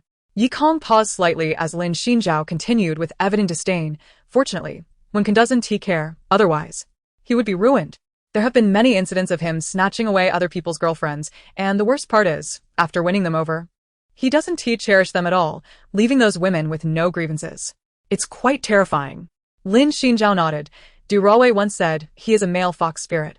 And I find that quite reasonable. Not long after her words, the male fox spirit approached them. Lin Xinjiao, feeling uneasy, whispered, We're quite far away. He shouldn't be able to hear us, right? Luckily, before the fox spirit could reach them, Zhou Song had already announced the official start of the ball. The sound of silverware striking glass echoed through the hall, capturing everyone's attention. Zhou Song, known for his penchant for extravagant surprises, had indeed concocted something novel. Upon entering the hall, guests were asked by attendants to return their invitations and drop them into a box. At the time, many were puzzled about his intentions, but Zhou Song's explanation soon clarified everything. Today, each person would receive a fated dance partner. Zhou Song clapped his hands, and 2 boxes were brought forth. Gentlemen will draw from the box on the left, and ladies from the box on the right. Whoever's invitation you draw will be your dance partner for the evening. Please proceed, everyone. With an elegant bow, Zhou Song raised his gaze, his eyes reflecting the dazzling lights in the room. Chapter 122. A fated dance partner? What a peculiar game. Lin Xinjiao mused aloud, yet her eagerness to partake was evident as she hurried to join the crowd. Yi Kong's eyes met Qin Jianbai's, who approached with a smile. As if compelled to respond, he maintained a respectful distance and inquired, "Are you going to draw?" Not minding Yi Kong's indifference, he observed the group gathered around the box, playfully teasing, "With a fiancé like Wen Xiao, Miss Yi surely wouldn't want to play such a game, would you?" Yi Kong shot him a glance. "And you?" "Of course, I'm going to draw," he replied with a smirk. "Who knows, I might draw Miss Yi's name. Even if we can't dance together, it would still be a fateful encounter, wouldn't it?" Yi Kong scrutinized him for a couple of seconds before breaking into laughter. "If you truly draw my name, I shall dance with you, if you're not afraid of being stepped on." Qin Jianbai seemed momentarily taken aback before chuckling again. "Then I take that as a promise." He turned to leave but paused, extending his hand towards Yi Kong. "I didn't get a chance to shake your hand earlier. Would you be willing to do so now, just to wish me good luck?" Yi Kong glanced down, a subtle smirk playing on her lips. "I could just as easily spit on your hand. Would you accept such a blessing?" Qin Jianbai's smile faltered for a brief moment, clearly taken aback by such a crude remark from a lady of high standing. His pupils widened slightly, and instinctively, his hand retreated. Regaining his composure, he considered retorting, yet something in her glassy black eyes made him believe she might actually do it. Thus, the words died on his lips. With a slightly stiff demeanor, Qin Jianbai withdrew his hand, muttering, "Miss Yi certainly has a way with humor." As he spoke, he caught the glimmer of disdain in her eyes. A wave of unprecedented frustration washed over him, soon morphing into a strange hostility, or perhaps a desire to conquer. For the first time, the notorious male fox spirit, who had navigated the floral maze of Yuzhou for years without fail, concealed his beguiling smile. His alabaster features, illuminated by the lights, resembled a sculpture. "Monsieur." "Do await my good news," he declared, striding boldly into the crowd. Yi Kong watched his retreating figure, lost in thought, her eyes dark and heavy. "Are you interested in the Qin family?" A low voice emerged from behind. Yi Kong did not turn, musing lightly on the term interest. She smiled, though her eyes remained unruffled. "If wanting them to disappear entirely from my sight counts as interest, then indeed, I am quite interested in them. Has Qin Ranqiu offended you? Since when do dogs interfere in their owners' affairs?" Yi Kong retorted coolly. "You should go draw an invitation and find someone to dance with." She turned slightly, casting him a glance. Li Yin's voice was muffled yet heavy beneath his mask. "I don't wish to dance. Is it that you don't want to dance? Or are you afraid of being discovered by Duruoe? Or perhaps you dread drawing her name?" Yi Kong smiled devilishly. "Then I'm even more inclined to see it. After all, my mood is rather dreadful, and providing amusement for the host should be part of your responsibilities, shouldn't it?" She pointedly lifted her chin. "Go draw." Li Yin had no choice but to approach the box, his silhouette cloaked in a dark aura. His mismatched attire and mask causing other guests to glance sideways and make way for him. In front of the box, guests clad in suits and gowns exchanged laughter and began searching for their dance partners after drawing their invitations. Upon discovering they had drawn names of people they didn't recognize, they called out in the crowd. When they received a response, the two would share a glance and laugh, evoking a sense of fateful connection. However, those who had drawn names that had already been paired with others were left to wait, looking forlorn as they watched the couples dance, their solitary figures resembling a tragic scene. Yi Kong remained at a distance, observing the pairs, some shy, some bold, as they clasped hands, while others raised their glasses in sighs of solitude, reminiscent of a romantic film. Before the film could reach its conclusion, Lin Xinjiao suddenly appeared, pulling a bespectacled girl towards Yi Kong. Laughing as she exclaimed, "Did you know? I drew a female invitation." "Ha ha ha." "Weren't the male and female invitations supposed to be separate?" "Exactly." "It must have been a mistake by the staff," Lin Xinjiao replied cheerfully. "But it's quite all right. I just wanted to be part of it. I've never danced with a girl before." Amid the laughter and chatter, a sharp female voice pierced through the distance. "Li Yin?" Yi Kong raised her head and, through the throng, spotted Du Raowei holding an invitation, her eyes wide with disbelief as she scanned her surroundings. Not far from her, a hooded man abruptly halted in his tracks. Sensing something, Du Raowei turned her gaze toward him, her pupils dilating in astonishment, rage surging like a tidal wave across her features. Yet, before she could erupt, Zhou Song on the stage rapped his glass, his casual laughter resonating through the loudspeakers, captivating the audience.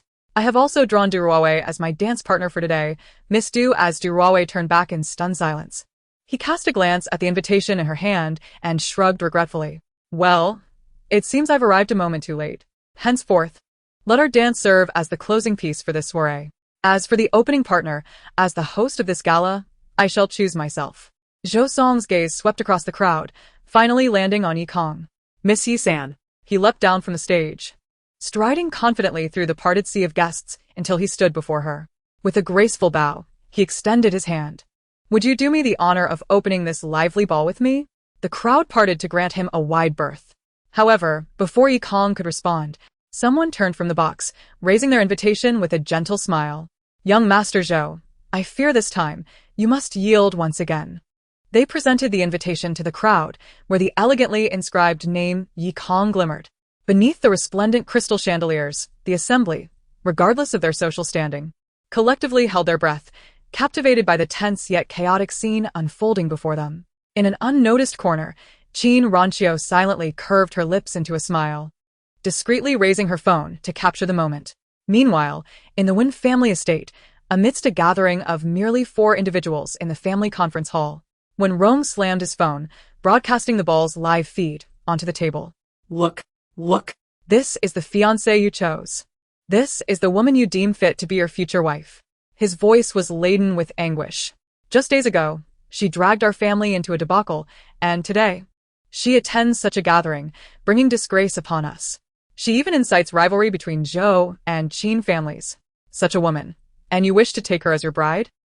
When Ken observed the live stream in silence, eventually lifting his gaze to reveal a cold, taunting smile directed at his father. Chapter 123. If you're not afraid of being trampled, then dance. The live broadcast continued. The revelry of the ball and the chaos beneath the dazzling lights felt worlds apart. In this quiet conference room of the Wen estate, Wen Ken revealed an unmasked hostility towards his parents for the first time. He fixed his gaze upon his father. Each word ground out with deliberation, and determined to marry her. When Rome momentarily stunned, his anger flared. Why on earth? Is it because my leg is crippled that I am denied the right to choose my wife? Wen Ken interjected. His tone sharpened like a finely honed blade, icy and piercing, as if he wished to cut everyone to the quick. If my leg were sound, would you still dare to interfere in my choices, father? When Rome's chest heaved as he pointed at him. What kind of talk is this? I'm doing this for your own good. Understood, when Ken replied abruptly with a smirk. His handsome features, previously likened to moonlight glimmering on bamboo, now bore a pallor and a brooding intensity that lent him an unsettling sharpness. Like a wintry day, heavy clouds ushering in a flurry of snow. He fixed his stormy gaze upon Wen Rong, his voice barely above a whisper, dripping with unspoken sarcasm. I will return every single asset, every share, and all property left to me by my great-grandfather to the Wen family in exchange for my freedom in marriage. There, father, is that satisfactory? His words hung in the air, and the conference room fell into a prolonged silence. Finally, Wen Rong, consumed by rage, slammed his hand on the table and stood abruptly. Wen Can, have you lost your mind? Who do you think I am? Do you still consider me your father?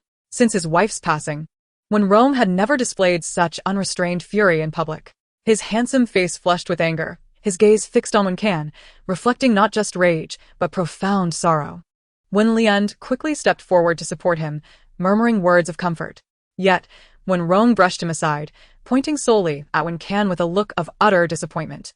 How could you speak to me in such a manner? Do you think I care for the inheritance your great-grandfather left you? Even my inheritance is entirely yours. You're simply enough. A voice, aged yet commanding, resonated through the room. All fell silent. The elder, seated at the head of the table with a cane in hand, surveyed the 3 present before finally fixing his gaze on Wen Can. His lion-like intensity softened slightly as he spoke. The Wen family is not so diminished that we cannot afford to take in a reckless daughter-in-law. When Rong's expression shifted. Father, enough. The cane struck the ground with authority, the same 2 words, but this time tinged with far more severity.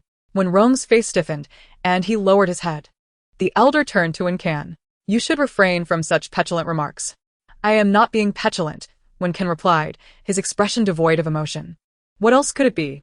The elder's tone remained calm but bore an undeniable authority. "You're crippled in body, not in mind, and as long as your mind remains intact, you will always hold the highest choice within the Wen family.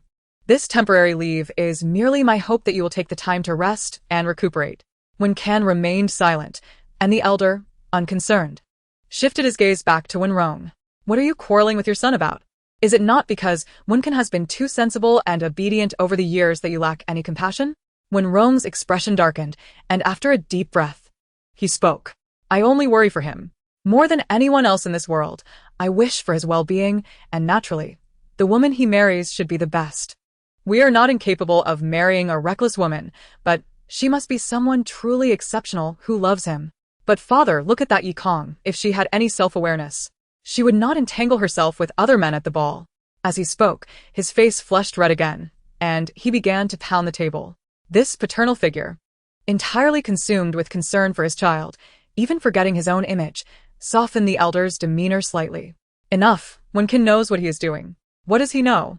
I see he is simply muddled." Wen Rong shot a glare at Wen Can, who remained indifferent, inciting his father to turn away in frustration. The elder, however, grew increasingly gentle in his expression. "Enough, let us disperse. You should stop meddling in your child's romantic affairs." Wen Rong stood to leave, clearly still brimming with indignation. Just as he reached the door, the elder suddenly called out to Wen Lian, who had begun to rise. "Wen Lian, remember," the elder did not even glance at him. "You are merely acting in place of Wen Can. When he comes to his senses and wishes to return, everything must be restored to him. Even so, you must hold your ground." He continued, "I do not expect you to perform as admirably as Wen Can. Simply refrain from making mistakes, do you understand?" Wen Lian paused in brief astonishment. Only when the elder lifted his withered eyelids, casting a gaze as fierce as a lion's, did he shiver and quickly lower his head. Murmuring understood. Wen Rong, who had already exited, did not pause, as though the elder's words held no sway over him. Yet in the distant mirror at the end of the corridor, his expression darkened with simmering resentment. Once both had departed, the elder rose, personally pushing Wen Can's wheelchair as they exited. "Wen Can, regardless of what you intend to do, your grandfather remains unconcerned and supportive. However, you must understand that only when the Wen family thrives can you thrive too." Wen Can remained motionless, his tone icy and weary. "I have never forgotten. Then, whether it be the Wen family or the conglomerate, they will await your return." The old man let out a slow sigh, and after a prolonged silence, he spoke, "Regardless, Wen Rong is still your father. He loves you." In an unseen corner, Wen Can curled his lips, revealing a smile as cold as snow falling on a deep winter's night. Yet his tone remained calm, even gentle. "Grandfather, rest assured. I am well aware of this. I've always been." The two ceased their exchange. Wen Can lowered his gaze to the phone still broadcasting the ballroom event. Under the bright lights, the camera clearly captured the girl's unwavering pitch-black eyes. She merely glanced at Qin Jianbai, who was holding an invitation in the distance, before retracting her gaze.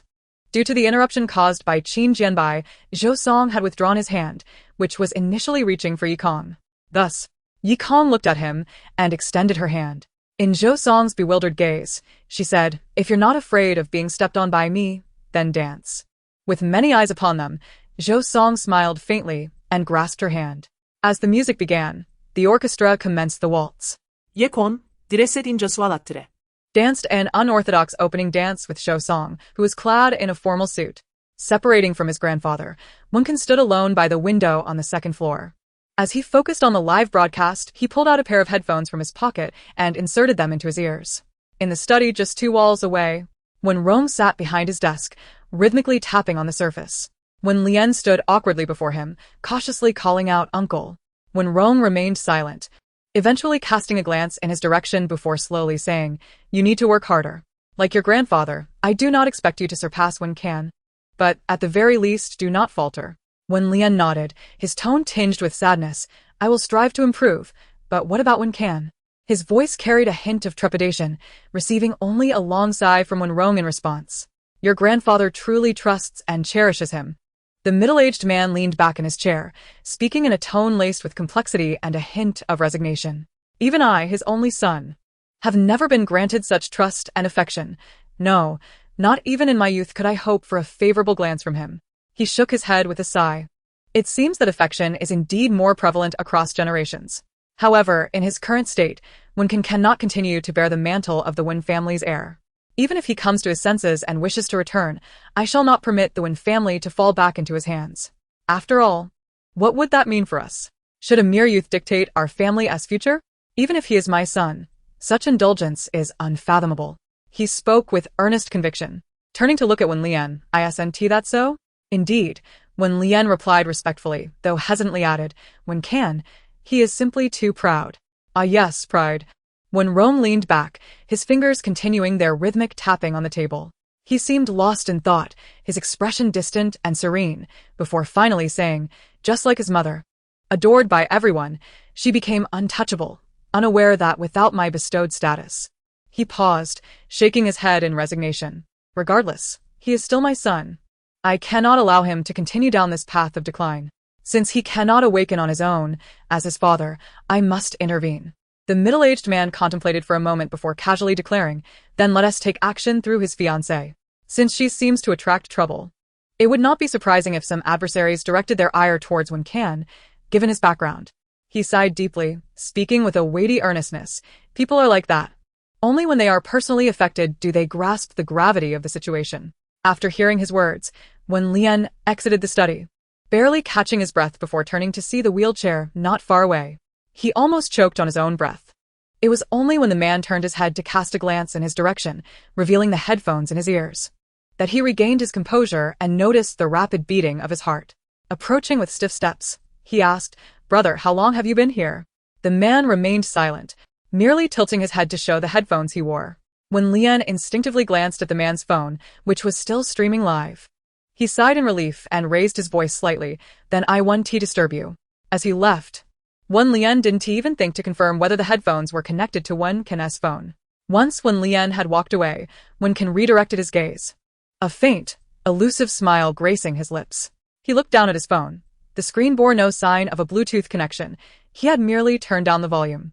Within his headphones, a rhythmic tapping echoed, a slow, deliberate sound of Wen Rome's fingers striking the desk alone in the study. Yet soon, Wen Can removed the headphones and turned up the volume on his phone.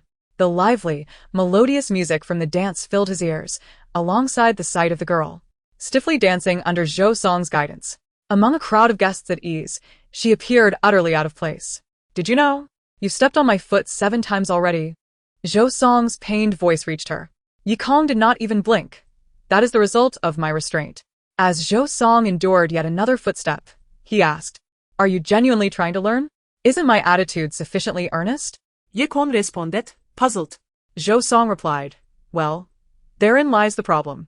The girl's expression, along with her upright posture, vividly conveyed her dedication to learning, yet the more she exerted herself, the more it illustrated the adage that effort often leads to heartache. Are you uncoordinated? Zhou Song remarked quizzically. I thought you would have noticed that at the ski resort, she retorted. I hardly paid you any attention. Really? Then why did you insist on inviting me? She paused, lowering her voice slightly. Zhou Song, Master Zhou, was that intentional? Zhou Song hesitated, then turned her to face him. Intentional? What do you mean? Inviting me, along with Du Ruowei and even Li Yin, every invitation that you drew was prearranged by you, wasn't it? What are you trying to achieve? Do you intend to use me and Li Yin to embarrass Du Ruowei, especially in front of a crowd? Zhou Song suddenly chuckled softly. The fragmented light from the crystal chandelier illuminated his face, obscuring his expression, yet his voice remained clear, laced with uncontainable amusement. What? The Leaf Threesome Monsieur, who first orchestrated Du Ruowei's unprecedented embarrassment, suddenly feels a pang of conscience. Do not utter such distasteful words. Very well, Zhou Song replied with a playful grin, abruptly lifting Yi Kong's hand and spinning her around, relishing the sight of her flustered demeanor upon her return. So whatever my intentions may be, Monsieur, you need only to enjoy the spectacle. But you are using me, Yi Kong countered solemnly, suddenly releasing one of her hands and forcefully pushing Zhou Song away. Zhou Song, reluctantly thrust into a twirl, Zhou Song was bewildered before being yanked back into Yi Kong's grasp. Zhou Song, I do not appreciate being used, especially without any forewarning. Yi Kong continued, her stature shorter, yet her gaze icy and condescending. Zhou Song paused for a moment, then smirked, averting his gaze. You truly possess an overwhelming competitive spirit. Then consider it my debt to you. Zhou Song looked back at her. Should you require assistance in the future, Feel free to reach out to me. My name, Zhou Song, holds considerable weight in Yuzhou. The man's smile transformed into a radiant display, reminiscent of Yi Kong's first impression of him. The confident and flamboyant young heir, unreserved in his affections and aversions, stood before her. Yi Kong squinted at him, a faint smile devoid of emotion gracing her lips. It seems Miss Du has offended you quite gravely. Perhaps, Zhou Song replied, a mere veneer of smile remaining on his face. His gaze drifted to the ethereal points of light in the void, transforming in his eyes into the old hairpin adorned with rough faux crystals that the girl always fastened to her hair tie. Despite its apparent cheapness, that hairpin perpetually shimmered in his sight, captivating his attention at all times. Out of sheer curiosity, their solitary conversation had revolved around this very object. It was one afternoon when friends were engrossed in a basketball game that he returned alone to the empty classroom and discovered the girl, engrossed in her book, sprawled across the desk. The hairpin sparkled once more in his view. Thus, the youthful Zhou Song could not resist asking, "Why do you fasten your hairpin to your tie while other girls place theirs in their bangs?" Startled, the girl whipped around, her surprised gaze sweeping over him, a mixture of unfamiliarity and fluster evident, before she quickly turned back. Just as he presumed he would receive no reply, she suddenly raised her hand and removed the hairpin. "I found this," her voice was cold. "It serves to hide the knot in my hair tie, which looks rather unsightly." Clutching a bottle of mineral water priced at 12 yuan, he stared at the clearly broken and hastily tied hair tie, momentarily dazed. At that time, Zhou Song had yet to comprehend the essence of affection. Until one day, in a filthy alley littered with refuse and sewage, he found the girl who no longer tied her hair up, her eyes, even in the daylight, resembling black holes, and he realized he had forever missed something significant. The hairpin, gleaming with cheap brilliance, vanished from his world, never to return. Zhou Song's throat moved slightly. He lowered his eyelids, gazing at the girl before him. Her eyes dark and liquid-like, and slowly repeated, "Perhaps, but even so, I cannot, as you do, publicly strike her, or even pierce her mother's hand until it bleeds. Yi Kong, do you not wish to know why I must draw near to you? The truth is, I merely envy you." As the melody approached its conclusion, the man elegantly tossed Yi Kong aside, mirroring her earlier actions, yet with a grace 100-fold greater. When his hand withdrew, their palms reunited, culminating in a fleeting yet intimate contact. He then stepped back, bowing gracefully towards her. "Having you as my dance partner is an honor for me, Zhou Song." "Thank you, Monsieur." Chapter 125. Did Yi Kong acquire some leverage against you? In the night sky, the crescent moon hung high. The opening dance concluded, and the young men and women burst into applause. The students, dressed simply yet radiant, responded with fervor, oblivious to the hidden meanings exchanged in the glances of the elite around them. Beneath the bright lights, Yi Kong stood casually, upright and composed. Zhou Song, however, bent gracefully before her, executing the quintessential gentleman's bow. For them, this was not merely an ordinary opening dance. It signified the complete acknowledgement and acceptance of Yi Kong, the outsider, as part of the aristocratic lineage led by Zhou Song and his ilk. Observing the scene, Du Ruowei's expression darkened considerably. Noticing Wei Zhiyu, who also bowed elegantly and ceased dancing by her side, she forced out a question through clenched teeth. "What on earth is Zhou Song thinking? Is he deliberately opposing me? You two have never had a good relationship, have you?" Wei Zhiyu smiled. "Besides, Zhou Song has always acted on impulse, you know that." "On impulse?" Du Ruowei turned to him, her expression darkening. "But you, as a strategist, are not very clever, are you? Will you simply allow him to act as he pleases? What reason do I have to obstruct his friendships?" Wei Zhiyu replied with a slight smile, his expression somewhat puzzled. "Surely, Miss Du does not believe your preferences could serve as a basis for his rejection of Yi Kong? I had thought, at least in the face of outsiders, our stance would be united." Wei Zhiyu chuckled, gesturing towards someone behind Du Ruowei. "Those who share your stance are over there. As the next dance is about to commence, I shall take my leave." He turned, exiting the makeshift dance floor. Du Ruowei, following his indication, spotted the silent Li Yin not far away. Her eyes reddened instantaneously, yet she glared fiercely, her expression akin to that of someone confronting a bitter enemy. As the melody of the second piece began, she gradually approached Li Yin through the crowd. He appeared eager to flee but ultimately remained rooted, head bowed. When Du Ruowei drew near, he finally lifted his gaze, devoid of emotion. "What is it? You intend to dance with me while wearing a mask and a hat?" She scoffed coldly at the onset of the melody. Li Yin remained silent, removing his hat and mask. In the brief span of days, he had lost weight, his already sharp features appearing even more pronounced. He averted his gaze, yet extended his hand in invitation for a dance. Du Ruowei placed her hand in his. Their synergy remained intact, their movements harmonious and aesthetically pleasing, despite the absence of dialogue for an extended period, quickly becoming the focal point of the gathering. You dare not look at me. Du Ruowei finally shattered the silence. She fixed her icy stare upon the downcast Li Yin. You go to such lengths to disguise yourself for this ball, yet when you see me, you remain mute. Why come at all? Would it not be better to stay away, sparing yourself the embarrassment of this guilty demeanor before me? What are you truly thinking? Why did you choose to stand with Yi Kong that day? With a spin and a lift, their collaboration was seamless. Their bodies in perfect sync as though born to dance together. Yet their expressions resembled that of estranged lovers. Has she acquired some leverage against you? Gazing at Li Yin's unwaveringly indifferent face, Du Ruowei clenched her teeth. I knew it, her eyes glistening with unshed tears. You must tell me whatever it is. We will resolve it together. This matter will not be left unresolved. Du Ruowei murmured, even if the Yi and Wen families protect her. I will not allow this to stand. Li Yin's gaze flickered, his jaw tightening as he finally uttered his first words. Perhaps it would be best to let it go. Du Ruowei's eyes widened in disbelief. What are you staring at? In the dance floor, Yi Kong inadvertently stepped on Qin Jianbai's foot, her expression nonchalantly answering his inquiry. I'm merely enjoying the spectacle. Are you referring to Miss Du and Li Yin? Yi Kong stepped on his foot once more, ignoring his question. The slight pain elicited a chuckle from Qin Jianbai. Miss Yi, have I offended you at any point? Upon hearing this, Yi Kong finally met his gaze. His face was strikingly beautiful, akin to a rose with thorns. His enchanting peach blossom eyes adorned his exquisite visage, and every smile and frown was imbued with charm. Such a man could easily ensnare the hearts of countless women with a mere prolonged gaze filled with warmth. Yet, as Yi Kong stood before him, her eyes remained clear, even frigid, imbued with an ineffable disdain. After a moment of appraisal, Yi Kong languidly remarked, Your looks are rather offensive. The unexpected retort caused Qin Jianbai to falter in his dance momentarily. Thus, he was promptly stepped on once again by Yi Kong.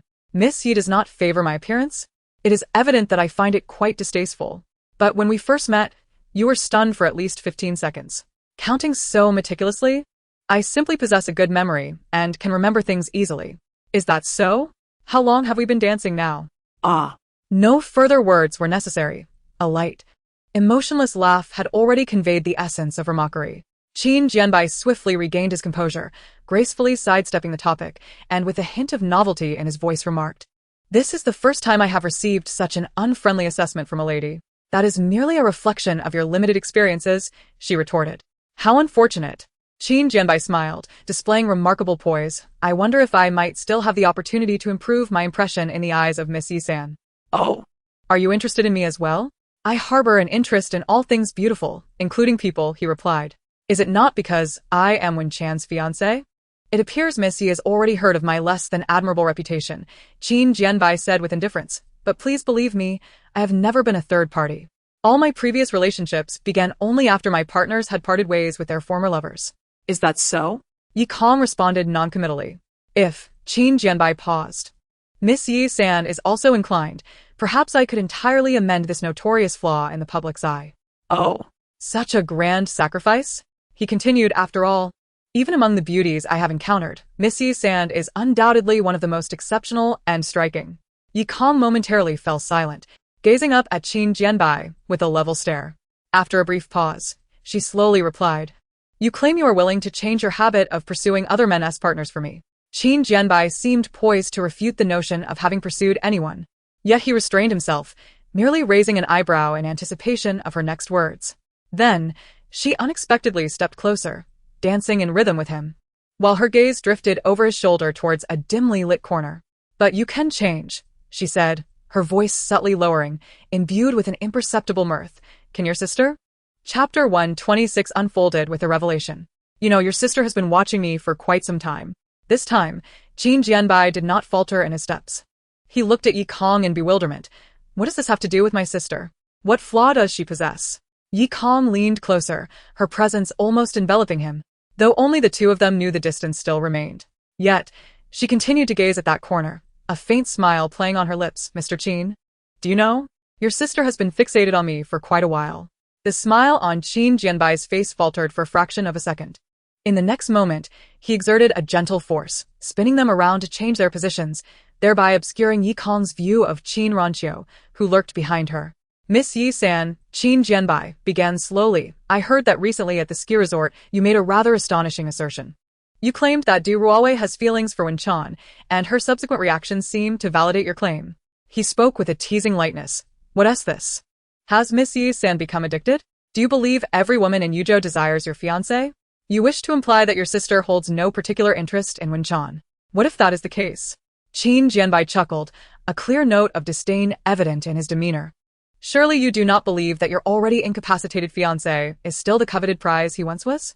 If that is so, let your sister cease her scrutiny of me. Yi Kong stood with her back to where Qin Ranqiu was hidden.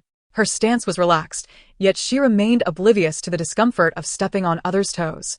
Her attention solely on Qin Jianbai as she spoke with an undeniable coldness. As for me, I may not harbor strong emotions, but I am exceedingly sensitive to the gazes of others, particularly those tinged with negativity. I can discern who despises me, who envies me, and who resents me with just a glance. Take a guess, Yi Kong proposed. What kind of disdain does your sister harbor for me?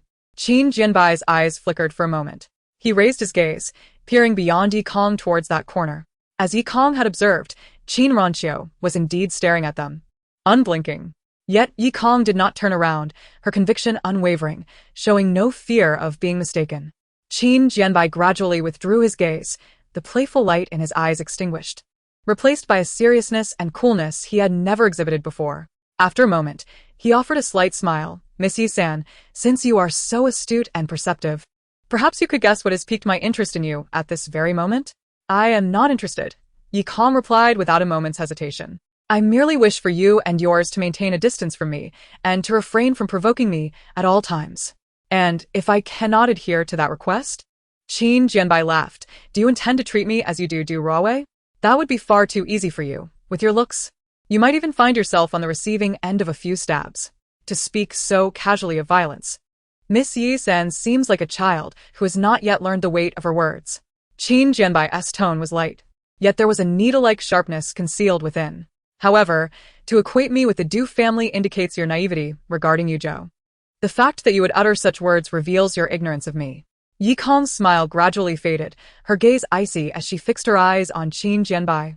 Her pupils like two sharp, cold moons. The second dance piece was drawing to a close, and their movements quickened. Yi Kong furrowed her brow slightly, but as she turned, she caught sight of another pair of dancers nearby, her expression shifting with intrigue. What do you mean by let it go? Du Ruowei stared incredulously at Li Yin. Yet, Li Yin remained silent, avoiding her gaze. Her lips trembled as she finally stammered. She publicly slapped me multiple times and even punctured my mother's hand in front of everyone. And you dare tell me to let it go? You want me to just let it go? The final word escalated in volume, sharp enough to attract the attention of several onlookers. Li Yin, the woman's face was pale, her eyes red-rimmed. We have known each other since birth. Despite the countless conflicts we've had, whenever it truly mattered, you have always stood by me. Why? What has changed with you? What kind of leverage does she hold over you? Could you not tell me so we could resolve this together? It cannot be resolved, Li Yin finally spoke, meeting Du Ruowei's gaze. Each word was deliberate. Even if it could be resolved, what do you intend to accomplish? Do you wish for me to aid you in confronting her? To what end? What end? Du Ruowei's teeth clenched. I intend to make her suffer, as I have. She felt her face flush with fury. I, Du Ruowei, have never been humiliated to such an extent. Not even my mother has ever struck me. That wretched girl dares to slap me publicly and harm my mother. I will humiliate her in front of everyone. I will do so in school, on the streets, and at every high society gathering in Yuzhou. I will ruin her face before all. As her anger peaked, the music surged in intensity, seemingly in harmony with her fury. Li Yin matched the rhythm with his steps, yet his expression remained unfazed. Once Du Ruowei's emotions had settled somewhat, he inquired, "And what role am I to play in all of this?" Li Ling. What are you talking about?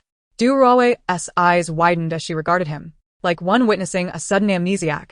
Did you disguise yourself to confront me today merely to provoke me? I wish to be your knight, Li Yin declared as though he had not heard her words, as in every instance before, I should charge forth on your behalf, your most loyal follower. He even chuckled lightly. Isn't that what everyone thinks? I am merely your devoted admirer. Liyin, you can't possibly have taken that wretched woman's words to heart, can you? What kind of feelings exist between us? Childhood friends, innocent and carefree. Liyin cast his gaze downward at her. Yet since the first time I confessed to you in high school, you have rejected me 39 times. But Du Ruowei's lips quivered. We are childhood friends after all. Indeed. We are merely childhood friends, Liyin replied. If that is the case, then lend me your assistance. He tiredly tapped his foot to the music, his voice barely above a whisper. Yi Kong indeed holds substantial leverage over me, hence I hope you can completely let this matter go, and from now on, may you and Yi Kong remain as distant as rivers and wells. Can you do that? He lifted his eyelids, fixing his gaze on the woman before him, who appeared utterly dazed. Just as I have repeatedly compromised for you in the past, Du Ruowei's nails dug deeply into the flesh of Liyin's palm. Her dance came to an abrupt halt, and Liyin had no choice but to stop as well, standing face to face with her.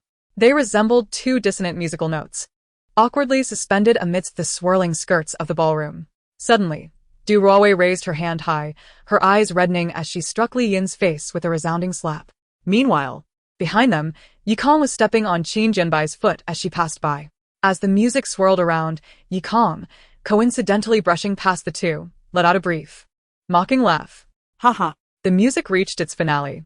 In the abruptly silent hall, the reverberation of the slap lingered, and Yi Kong released Qin Jianbai's hand, gracefully turning to stride toward the two standing oppositely. Chapter 127. A complete bully who disrupts lovers. Without glancing at anyone, amidst the hushed murmurs, the girl set her sights, striding forward with purpose, pushing Liyin off balance. What are you doing? In Du Ruowei's astonished gaze, she appeared as a valiant heroine standing up for Du Ruowei, shoving Liyin's shoulder again, leading one to believe her next words would be, "Why did you provoke Miss Du again?" Yet, the reality was entirely contrary. How come you got slapped again? She stepped forward, pushing Liyin off balance once more. Still in front of me? Do you treat my words as mere whispers in the wind? Are you seeking death? One push after another, mercilessly, she finally knocked the defenseless Liyin to the ground. In the stunned silence that enveloped the room, she looked down at him from her elevated position. Each word rang out clearly throughout the entire hall. Liyin, have I not told you, you are not to receive another slap from the Du family? Du Ruowei appeared utterly bewildered by the unfolding events. Her exquisitely painted lips moved with difficulty and confusion. What are you doing? Instinctively, she fixed her gaze on Yi Kong's retreating figure. Yi Kong, what are you saying? Have you lost your mind? Du Ruowei's lips twisted into a smile that seemed grotesque, as if she were witnessing a lunatic's frenzy. What are you discussing with Liyin? Yet, the unfinished words suddenly caught in her throat, for at that moment, her gaze fell upon Liyin, and it was then she realized that he showed not the slightest inclination to refute. He remained seated on the ground, both hands propped behind him, gazing up at Yi Kong. Moonlight streamed in from the distant heavens, merging with the brilliant light within the room, casting its glow upon the two figures, one tall, one short. One seated, one standing. The standing figure looked down imperiously, while the seated one merely met her gaze for 3 to 5 seconds before turning away, even drawing in her long legs to avoid brushing against her white shoes due to the advancing footsteps of the other. This scene, along with the surrounding whispers, was vividly imprinted in Du Ruowei's eyes, causing her to blink slowly, as if doubting whether she had fallen into a dream. She blinked several times and even shook her head, yet the image remained strikingly clear. Unable to endure any longer, she took a decisive step forward, grasping Yi Kong's hand, and shouted, "What are you saying?" Yi Kong forcefully wrenched her hand free with a sharp crack. "I am speaking to my bodyguard. What concern is it of yours?" Having uttered that, Yi Kong finally diverted her gaze from Liyin. She turned to face Du Ruowei, the corners of her lips curling into a cool, leisurely arc. "Miss Du, I hope you will refrain from laying hands on other people's bodyguards in the future, especially in the presence of their owner." Du Ruowei's pupils constricted to their utmost limit. She abruptly turned to Liyin, seemingly expecting him to voice some rebuttal to this absurd situation. Yet Liyin remained silent, not sparing her a glance. Instead, Yi Kong cast a sidelong glance at him and remarked with a smile, "How long do you intend to remain on the ground?" Clearly, it was Liyin who had been pushed down by Yi Kong. He rose without a word, brushing off the dust from his hands. Standing over 6 feet tall, he shed any semblance of vulnerability, now standing behind Yi Kong, seemingly affirming her claim of him as a bodyguard. Du Ruowei instinctively shook her head, retreating a step. Liyin, countless gazes converged upon her, whispers rising in a crescendo. The one who would always stand unconditionally before her, shielding her from all, had now vanished. Even standing opposite her, Liyin, she murmured, her gaze momentarily dazed before hardening with resolve. Suddenly, she stepped forward, bypassing Yi Kong, and grasped Liyin's arm. What is wrong with you? What kind of leverage does she hold over you? Can't you tell me? Whatever it is, I will help you resolve it. Liyin. As she spoke, her eyes turned red, a tear slipping from the corner of her eye, yet she remained oblivious, tightening her grip on his hand. Speak. Please, speak. No, even if she holds leverage over you. You should not. You cannot treat me this way. Her tone grew increasingly filled with loathing. How can you treat me like this? How can you treat me like this? Her hand lifted high once again. Just as it appeared that another slap was imminent, Yi Kong remained unmoved, merely casting a cold glance. Liyin's gaze shifted, and for the first time, he raised his hand, intercepting the impending slap, while simultaneously halting Du Ruowei's other hand, which was poised to strike his chest. The sound of their skin colliding echoed like a new slap. Enough! Liyin looked up at Yi Kong, who was observing with cold indifference, then turned his expressionless gaze back to the tear-streaked Du Ruowei. His throat moved laboriously. How much further do you wish to humiliate yourself? Du Ruowei stared at him, trembling all over. Yet Liyin kept his eyes downcast, avoiding anyone's gaze. There is no leverage, and I do not require your assistance. I have merely awakened, and I no longer wish to follow you around like a dog. Du Ruowei blinked away a tear, her voice quivering. We have known each other for 20 years. Indeed, we have known each other for 20 years. If that is what you are worried about, there is absolutely no need. Our relationship will not change. After all, you have always regarded me as nothing more than a friend, have you not? Liyin forced a smile, releasing her hand. Formerly friends, and henceforth, merely friends. He took a step back. Miss Du, we will forever remain friends. How on earth did this happen? As this melodramatic scene of a couple's breakup unfolded before them, Zhou Song had quietly approached Yi Kong, filled with amazement as he asked, what kind of leverage could transform Liyin, who would kick a passing dog, into your bodyguard, treating his former owner with such coldness? Indeed, Yi Kong replied, all of you believe he is merely Du Ruowei's sycophant, yet not a single one of you has informed him. He is content with it and that brings him joy, Zhou Song shrugged. So, what exactly is this leverage? Care to share? What do you think? Very well, Zhou Song remarked. Yet this scene is excessively steeped in tragic romance, rendering you, the instigator, a veritable tyrant who cruelly disrupts lovers. Thank you for the compliment. Zhou Song replied with a shake of his head, but for a story to be compelling, it requires not only a villain but also a hero.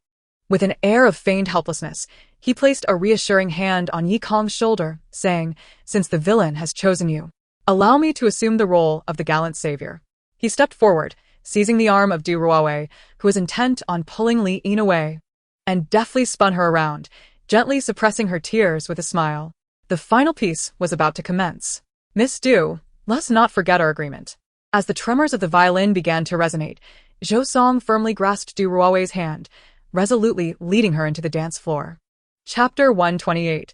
The first login to the Golden City internal forum. Before the ball could conclude, Yi Kong had already departed to fulfill her task. When Qin Ranqiu noticed her impending exit, she intended to greet her, only to be halted by Qin Jianbai. Why? Qin Jianbai inquired.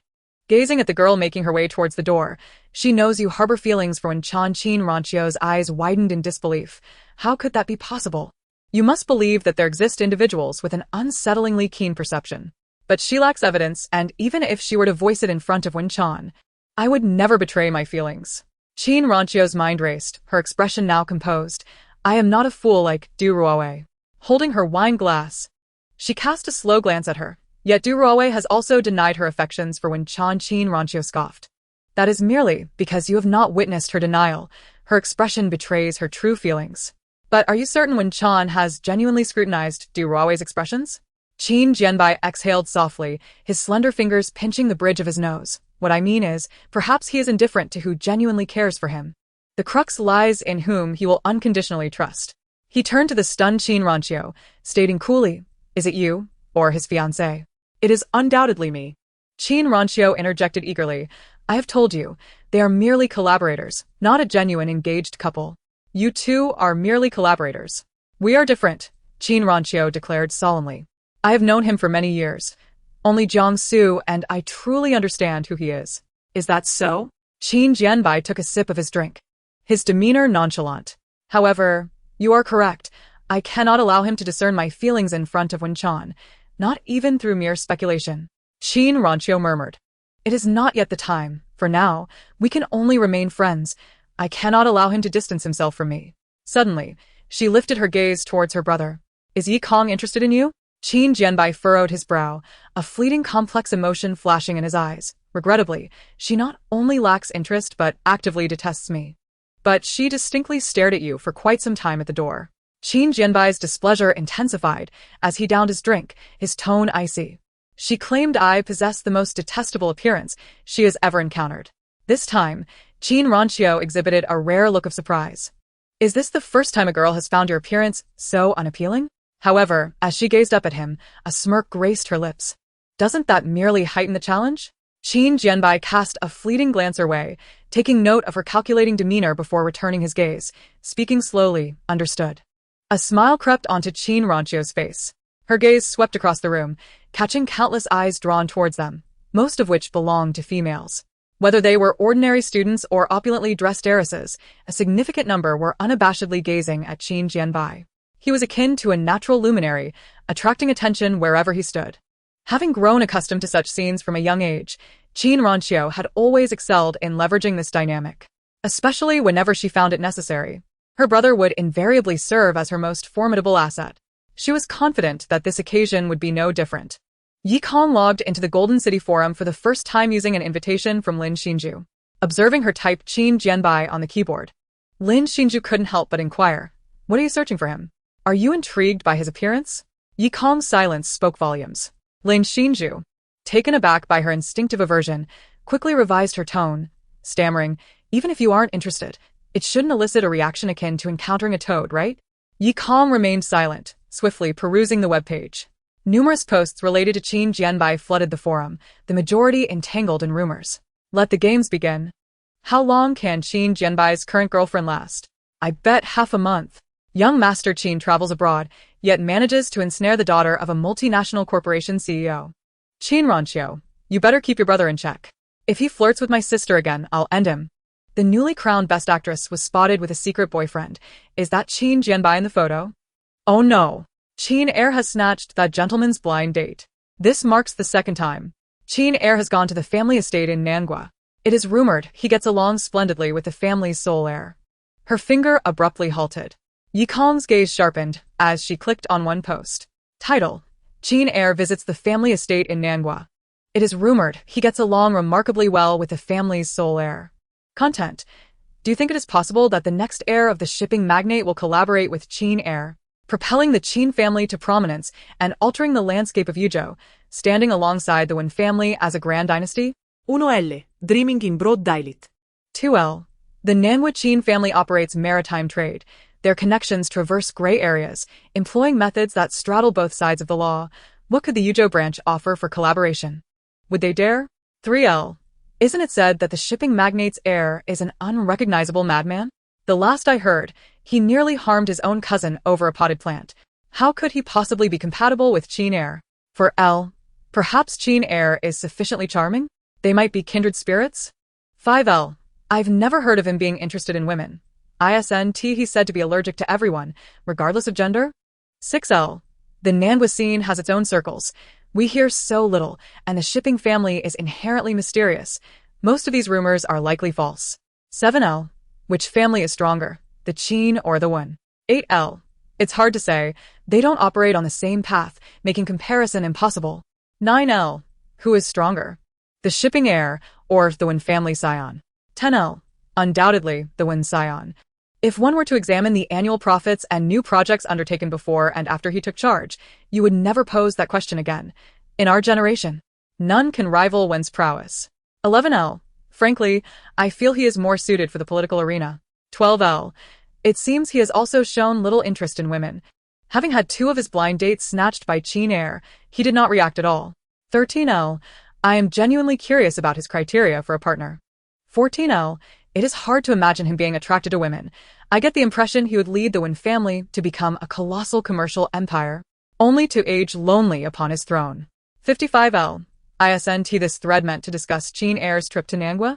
How did it derail so drastically? 56L. Are you unaware of how many of that gentleman's fans lurk within Golden City? The moment his prowess is mentioned, they can spin tales ad infinitum, but I digress. I'm off to surf the waves. The subsequent posts were filled with the opulent lives of second-generation heirs scattered across the globe, reveling in indulgence. Yi Kong chose not to continue scrolling, casting a glance at the timestamp. It was from 2 years prior. At that time, Wen Chan's legs were still intact. The young lords and ladies on the forum even refrained from using his full name, referring to him simply as that gentleman. It is likely that at that time, Wen Can was a vibrant and radiant presence, full of youthful exuberance. Yi Kong found herself momentarily lost in thought until Lin Xinzhou's inquiry brought her back to her purpose. Since she held no interest in Heir, why was she investigating him? Yi Kong focused intently on the screen, taking a while to respond. Chapter 129. The Gift at the End of the Ball. I was merely pondering how to ensure that the Qin siblings vanish from my sight forever. Yi Kong's murmured words left Lin Xinzhou momentarily stunned. The notion of a permanent disappearance sounded perilous, as if she harbored murderous intentions. Lin Xinzhou mumbled, then, realizing the gravity of the matter, frowned and said, "You may dislike the dandy Qin Jianbai, but what offense has Sister Ranchio committed against you?" Yi Kong cast her a sidelong glance, half smiling. "Guess? I refuse to guess." Lin Xinzhou leaned back at her seat, gazing out the window, muttering indistinctly.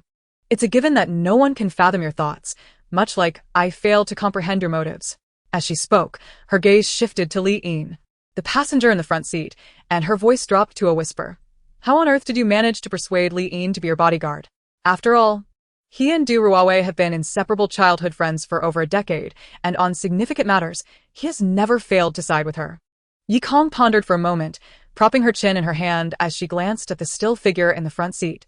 Musing, is it an unspoken consensus among you all that Li Yin harbors feelings for Du Ruowei?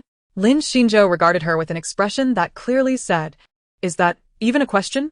The girl then stroked her chin and, after a brief silence, abruptly exclaimed, "Li Yin, do you like Du Ruowei? Or rather, do you love her in that romantic sense?" A profound silence enveloped the car. Even the seemingly indifferent driver couldn't help but sneak a glance in the rearview mirror. Lin Xinzhou desperately tugged at Yi Kong's sleeve, attempting to silence her. Yet, Yi Kong appeared oblivious, pushing the front seat with unwarranted rudeness. "I'm asking you a question. Is that so difficult to answer?" Li Yin continued to feign ignorance, his posture resembling a gray statue. Yi Kong frowned in dissatisfaction, while Lin Xinzhou, filled with a sense of urgency, implored her. "What are you doing? Even if he isn't the best of people, your question is quite rude, don't you think? Moreover, you've already disrupted their relationship. Pressing him with such inquiries is simply heart-wrenching." "What is so heart-wrenching about it? I'm merely creating an opportunity for them to experience a poignant romance." With an indifferent gaze, Yi Kong withdrew her attention and returned to her computer. Lin Xinzhou. Furthermore, Yi Kong remarked casually, gazing at the screen, "Love that can be vanquished by the leverage I hold is not true love. In fact, it may not even be of paramount importance to him. Thus, if such feelings were to be shattered, there is nothing to lament. It sounds simple enough, after all. True love does not exist in this world. Yet some assert otherwise," Yi Kong declared. She clicked the mouse, refreshing the forum. Concurrently, both Li Yin and Lin Xinzhou's phones chimed to life. Each answered their respective calls. "Hello. Hello," Lin Xinzhou exclaimed. "What are you saying? At the ball? Right now?" In stark contrast to Lin Xinzhou's excited and shocked demeanor, Li Yin in the front seat seemed enveloped in an even deeper silence. Soon Lin Xinzhou hung up, gripping Yi Kong's hand tightly, her eyes wide with astonishment. "I heard that at the ball. Someone played I Already Know." Yi Kong indicated the computer screen to her. Lin Xinzhou turned to look. On the elegantly designed Golden City forum, the homepage had been entirely replaced with new titles. At the top, a post highlighted in red proclaimed, "Breaking news! A video of Du Ruowei being slapped by Yi Kong in public was aired at Zhou Song's ball. Du Ruowei fainted on the spot." The scene rewinds to 10 minutes ago. Yushan Grand Auditorium. The ball was still in full swing, the final waltz nearing its end. The tumult caused by Li Yin had subsided. Initially dazed, Du Ruowei, mechanically led by Zhou Song, gradually regained her composure. She felt immense regret for her earlier outburst and was awkwardly grateful to Zhou Song. Noticing her expression, Zhou Song chuckled softly. Enough, don't be so twisted. Do you think I don't know you? If you were to actually thank me, I would find it awkward. Du Ruowei forced a cold laugh. You are quite narcissistic. Who would want to thank you? Exactly. That haughty demeanor of yours, unyielding no matter the circumstance, suits you perfectly, Miss Du. Du Ruowei eyed him with suspicion. Are you complimenting me or mocking me? Of course, it's a compliment. Zhou Song smiled as he guided her in dance. The hem of his garment fluttering gracefully, his tone flirtatious. You are the most exquisite calling card of our elite society in Yuzhou, though I've never said it. I truly enjoy seeing you maintain your pride at all times. Du Ruowei's expression grew more peculiar. You can't possibly like me, can you? Zhou Song laughed heartily, leading her through the last notes of the waltz, lowering his gaze as he watched her spin before him, then gently wrapping his arms around her waist, leaning in, freezing the moment. Clap. Suddenly, all the lights went out, leaving a single spotlight shining brightly upon them. They stood in close proximity. Du Ruowei's waist bent deeply backward as she gazed into Zhou Song's eyes, blinking in confusion. What are you doing? A gift for you, Zhou Song smiled. Simultaneously, another clap echoed, illuminating a massive screen suspended high above the auditorium. With a crisp click, the video began to play. A sharp, arrogant voice pierced through the air. I'm telling you, get XX to see me immediately, or I won't hesitate to show you what true bullying looks like. A hand suddenly yanked someone's hair, flipping them over. How curious it is that despite everything having escalated to this point, you still think I'm easy to bully. The chilling voice continued amidst the screams. So, what if I slap you? Is that all you can do? Clap. Clap. Clap. The cacophony of murmurs erupted like a tsunami. It took Du Ruowei a long time to turn her head, engulfed by the tidal wave of shock. They remained frozen in the pose they had struck at the end of the waltz. As she turned, Zhou Song mirrored her movement. The smile on his face remained exuberant, his tone radiant.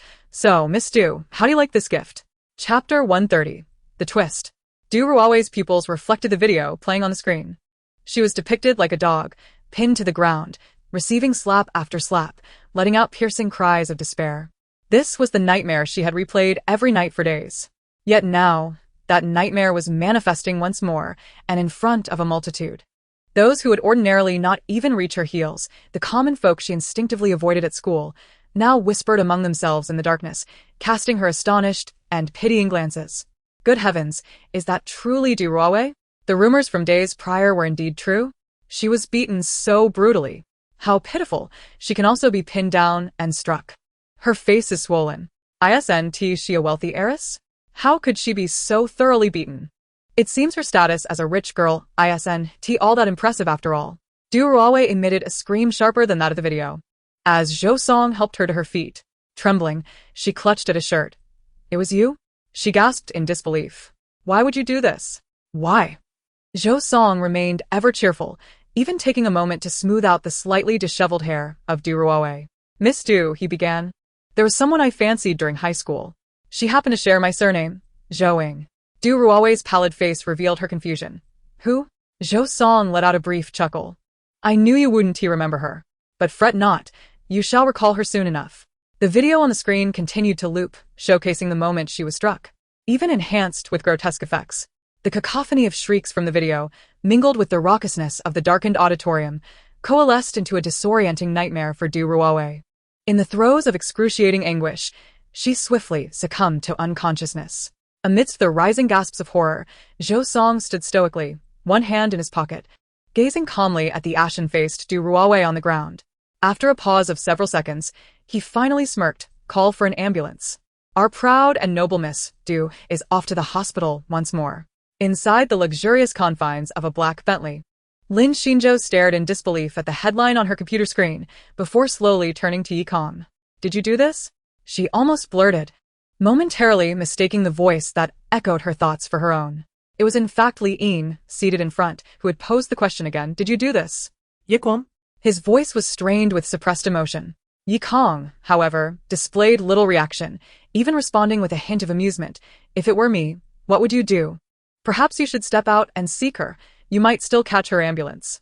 Li Yin's body remained rigid, silent, and unmoving. A minute passed before Yi Kong smiled. Excellent. Once a choice is made, one should not linger in indecision. At least it allows one to retain something desired. Yet, as Yi Kong observed the rapidly accumulating number of trending posts, her expression turned indifferent. This is not my doing. She shrugged. Such videos hold no advantage for me. One might think I'm a villain of sorts. Lin Xinzhou's expression grew increasingly complex. She yearned to express that even if some perceive her that way, it hardly seemed erroneous.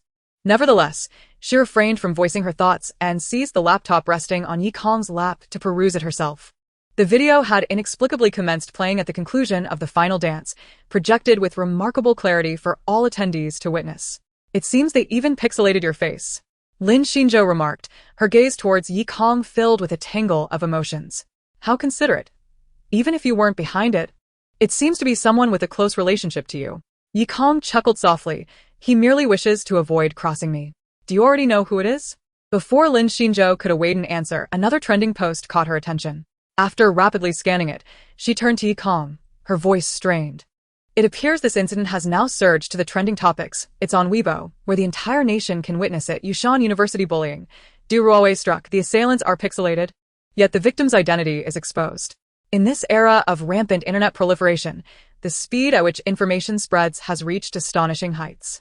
The Yushan University ball today was not confined to the elite circle, hence no restrictions against mobile phones were enforced.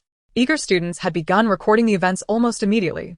Initially shared within personal circles, the footage soon escalated onto Weibo. Given that terms related to bullying strike a chord with the populace, it was only natural for the topic to gain traction.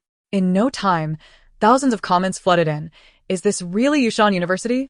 How absurd. To slap someone in front of so many people. Are these truly students of Yushan?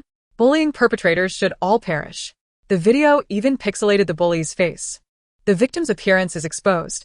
This world is utterly unjust. For the first time, I support doxing. But isn't the victim also someone of significance? Look at her attire. Even her discarded handbag suggests she's not someone an ordinary person could afford. Are you already trying to defend the bully? No matter how privileged, that doesn't justify her being bullied. What grudge or grievance could lead someone to slap another in public? Why not call the police? Within merely an hour, the video had gone viral across the internet. By the time various parties caught wind of the news, the related articles were already impossible to erase completely. Du Ruohui's swollen face had appeared on countless forums and social media platforms. Although she was cast in the role of a victim, it incensed the head of the Du family to the point of shattering the decor in his study. With the situation already spiraling, they sought to maximize their gains. However, scarcely 10 minutes had passed since the news was disseminated before a new trending topic emerged. The bullied is actually the true habitual bully. Yushan University's Du Ruohui, A History of Bullying. Victims from Luyun Middle School speak out. The urban real estate heiress Du Ruohui's bullying history. Those who strike will continue to strike. The fastest reversal of events in history. Chapter 131, A Tsunami of Public Opinion. The footage was a jumbled compilation, set against various corners of a school. High school students clad in Luyun uniforms encircled one or two girls, shoving, mocking, slapping, tearing at clothing, and even brandishing knives. The shaky camera captured these scenes from multiple angles, revealing different assailants each time, yet there was always one person present who never laid a hand on anyone. She consistently stood apart from the fray, either coldly observing the spectacle or appearing disinterested, only approaching once the chaos had subsided. Your bag is hardly more sophisticated than the one my aunt uses for grocery shopping. How dare you wear the same uniform as me? Feel free to flaunt your wealth. But if you dare to clash with me, you're asking for trouble. From now on, steer clear whenever you see me, understood? Is excelling academically such an achievement? Why do you look at me when you receive your report card? Do you believe you're superior to me? It's not that I resent your good grades. I'm merely warning you to keep your eyes to yourself, for I find them filthy. As for your achievements, keep striving for first place, aim for a prestigious university. And perhaps one day you could work under me, the academic underachiever. The final snippet of video lasted only a few seconds. It showcased the lone occasion where a girl took action herself. Armed with a pencil sharpener blade, she carved a line across another's face. They all claim you're the campus beauty, intelligent, pretty, yet impoverished, the epitome of a schoolyard idol. Oh, don't misunderstand. I'm not envious. I'm merely curious. If a scar were to mar the visage of the campus belle, would they still adore you? Blood trickled down the blade. The girl's wails echoed like a wounded bird, her anguish palpable. Yet Du Ruowei, donning her uniform, merely smiled down with disdain and revulsion. After discarding the blade, she even wiped her hands with a handkerchief, which bore no trace of blood, her disgust evident. The trending topic exploded instantly, especially since the urban conglomerate's sob story press release had just been disseminated, proclaiming their daughter had suffered bullying at school. Unknown to the chairman, who would undoubtedly seek justice for her upon learning. The moment the press release was issued, it was inundated with hundreds of comments from paid commenters. The notion that the daughter of a wealthy family could also fall victim to bullying evokes pity. Surely, her character must be exceptionally fragile. It is utterly abhorrent that, regardless of status, bullies deserve condemnation. No amount of wealth could justify her victimization. Furthermore, the fact that such a soft-hearted daughter could emerge from the Du family suggests a commendable family upbringing. Yet, these preposterous comments garnered over 100 likes. However, within merely half an hour, the comment section was inundated by genuine bystanders. Is there truly anyone who believes that the offspring of affluent families can be bullied? Even if it were the case, it would merely be a squabble among their elite peers. How dare they attempt to elicit sympathy from us common folk? Are they out of their minds? How much are you willing to share with me? We are all commoners. Let us profit together. Publishing such a notice. The urban group has no shame, and they seek justice from the bully? Do they even consider whether their precious daughter has afforded any justice to the ordinary individuals she has tormented? Is your esteemed daughter going to strike someone merely for a fashion faux pas? If she is so grand, why not purchase an exclusive LV piece tailored just for her, thereby avoiding any such wardrobe clashes? I can't afford it? Then spare us your arrogance. Despicable. I owe that girl an apology. Your daughter deserves every bit of punishment. I even think it was too lenient. Just because an ordinary child excels academically while coming from a less fortunate background, does that justify her abuse? To strike and then insult? Disgusting. Recent graduates should shun the urban group, which impoverished academic overachiever would willingly serve as a mere cog in their machine. To be a cog is one thing, but to be a slave to the boss's daughter? Utterly revolting. Just because you aren't the campus belle, you resort to defacing someone? That's already a deliberate act of violence. The police of Yuzhou should be summoned to apprehend the perpetrator. How laughable that one must emphasize not being envious. What reason would one have to mar another's visage? Despicable. Born into wealth and privilege. Yet they seek to eradicate those who have earned their place through merit. The Du family must bear some responsibility for raising such a daughter. The urban group must issue a public apology. A compensation must be provided to every victim. In retrospect, the assailant appears to be a true heroine. Du Ruowei absolutely deserves her fate. In a heartbeat, the public had shifted from denouncing Yi Kong, the bully, for her anonymity, to seeking her true identity to exact retribution.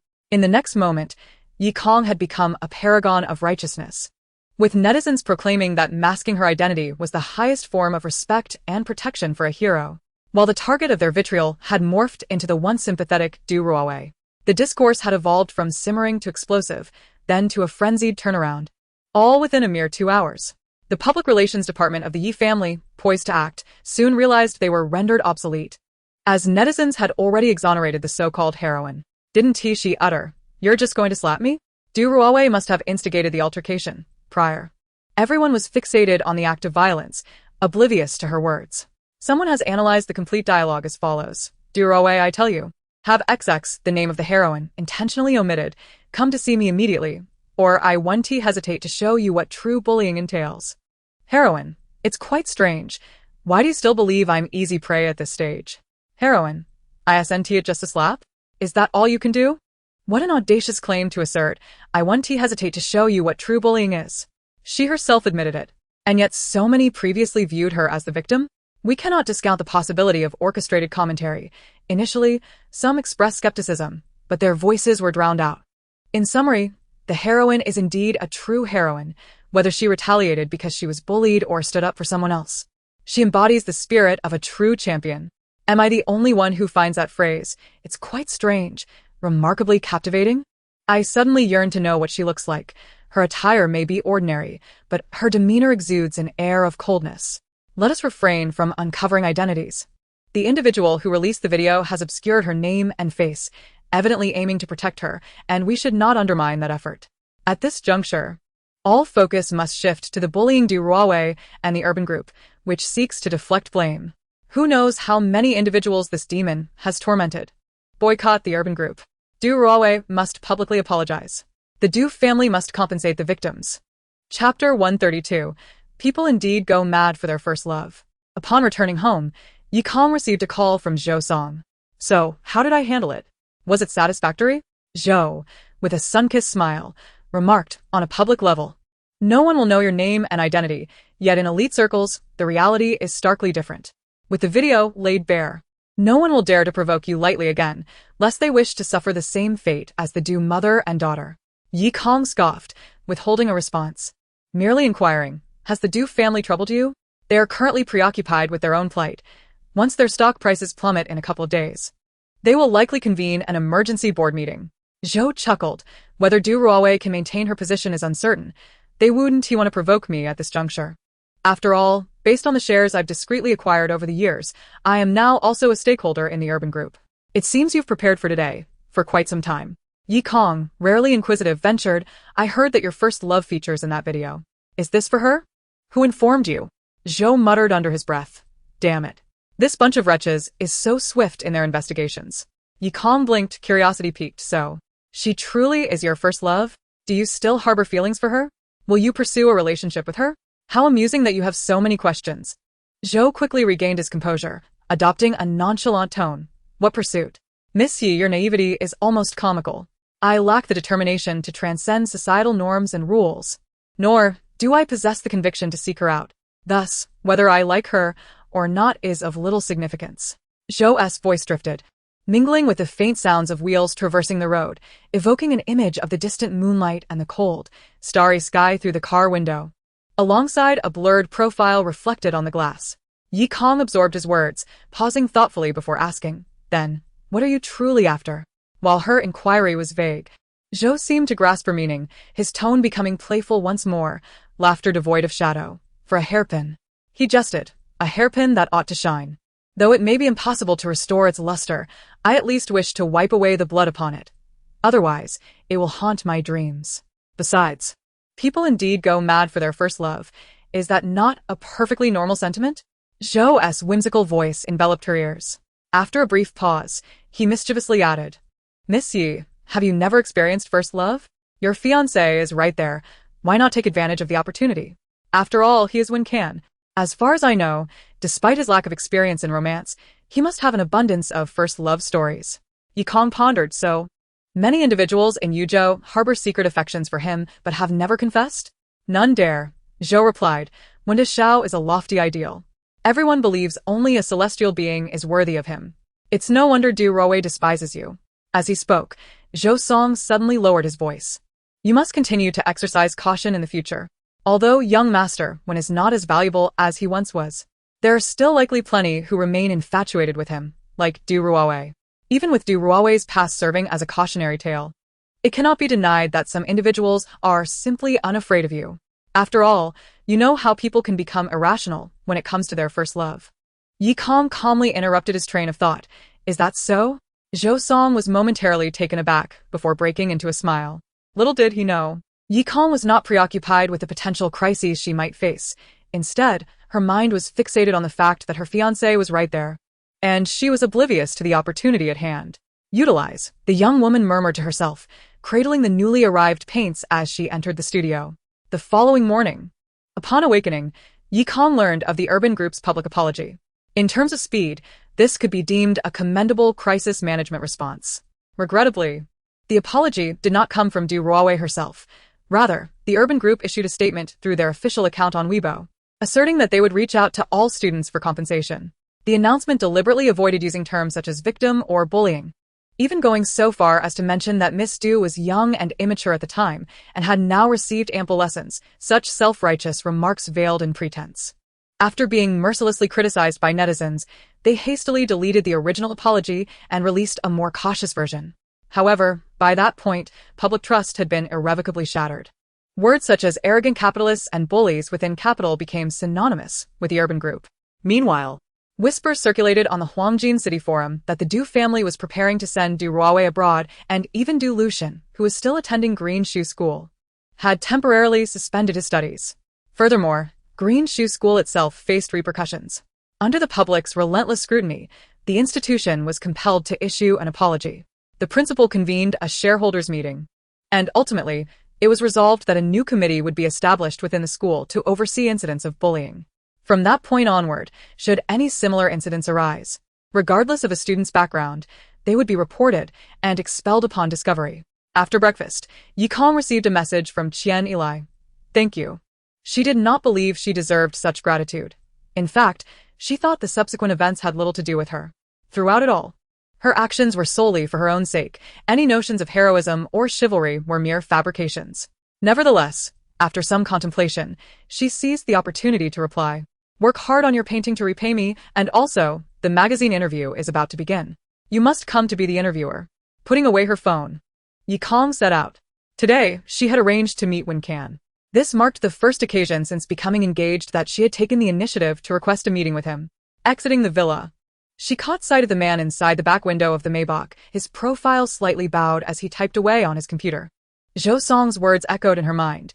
Your fiancé is right there, and you don't even know how to make use of him. Utilize, Yikong reiterated, the term resonating with an insidious connotation. Hearing the commotion, Wen Can turned to look at her. The daylight caressed his flawless and distinctive features. The shadows cascading from his brow and straight nose were reminiscent of a masterpiece crafted with painstaking care by a master artist. The essence of a painter stirred within her, igniting an irresistible urge to capture his likeness. Yet, as Yikong approached, when Wen Can called her name with a smile, she leaned closer, pressing her hands onto the window frame, locking her gaze onto him.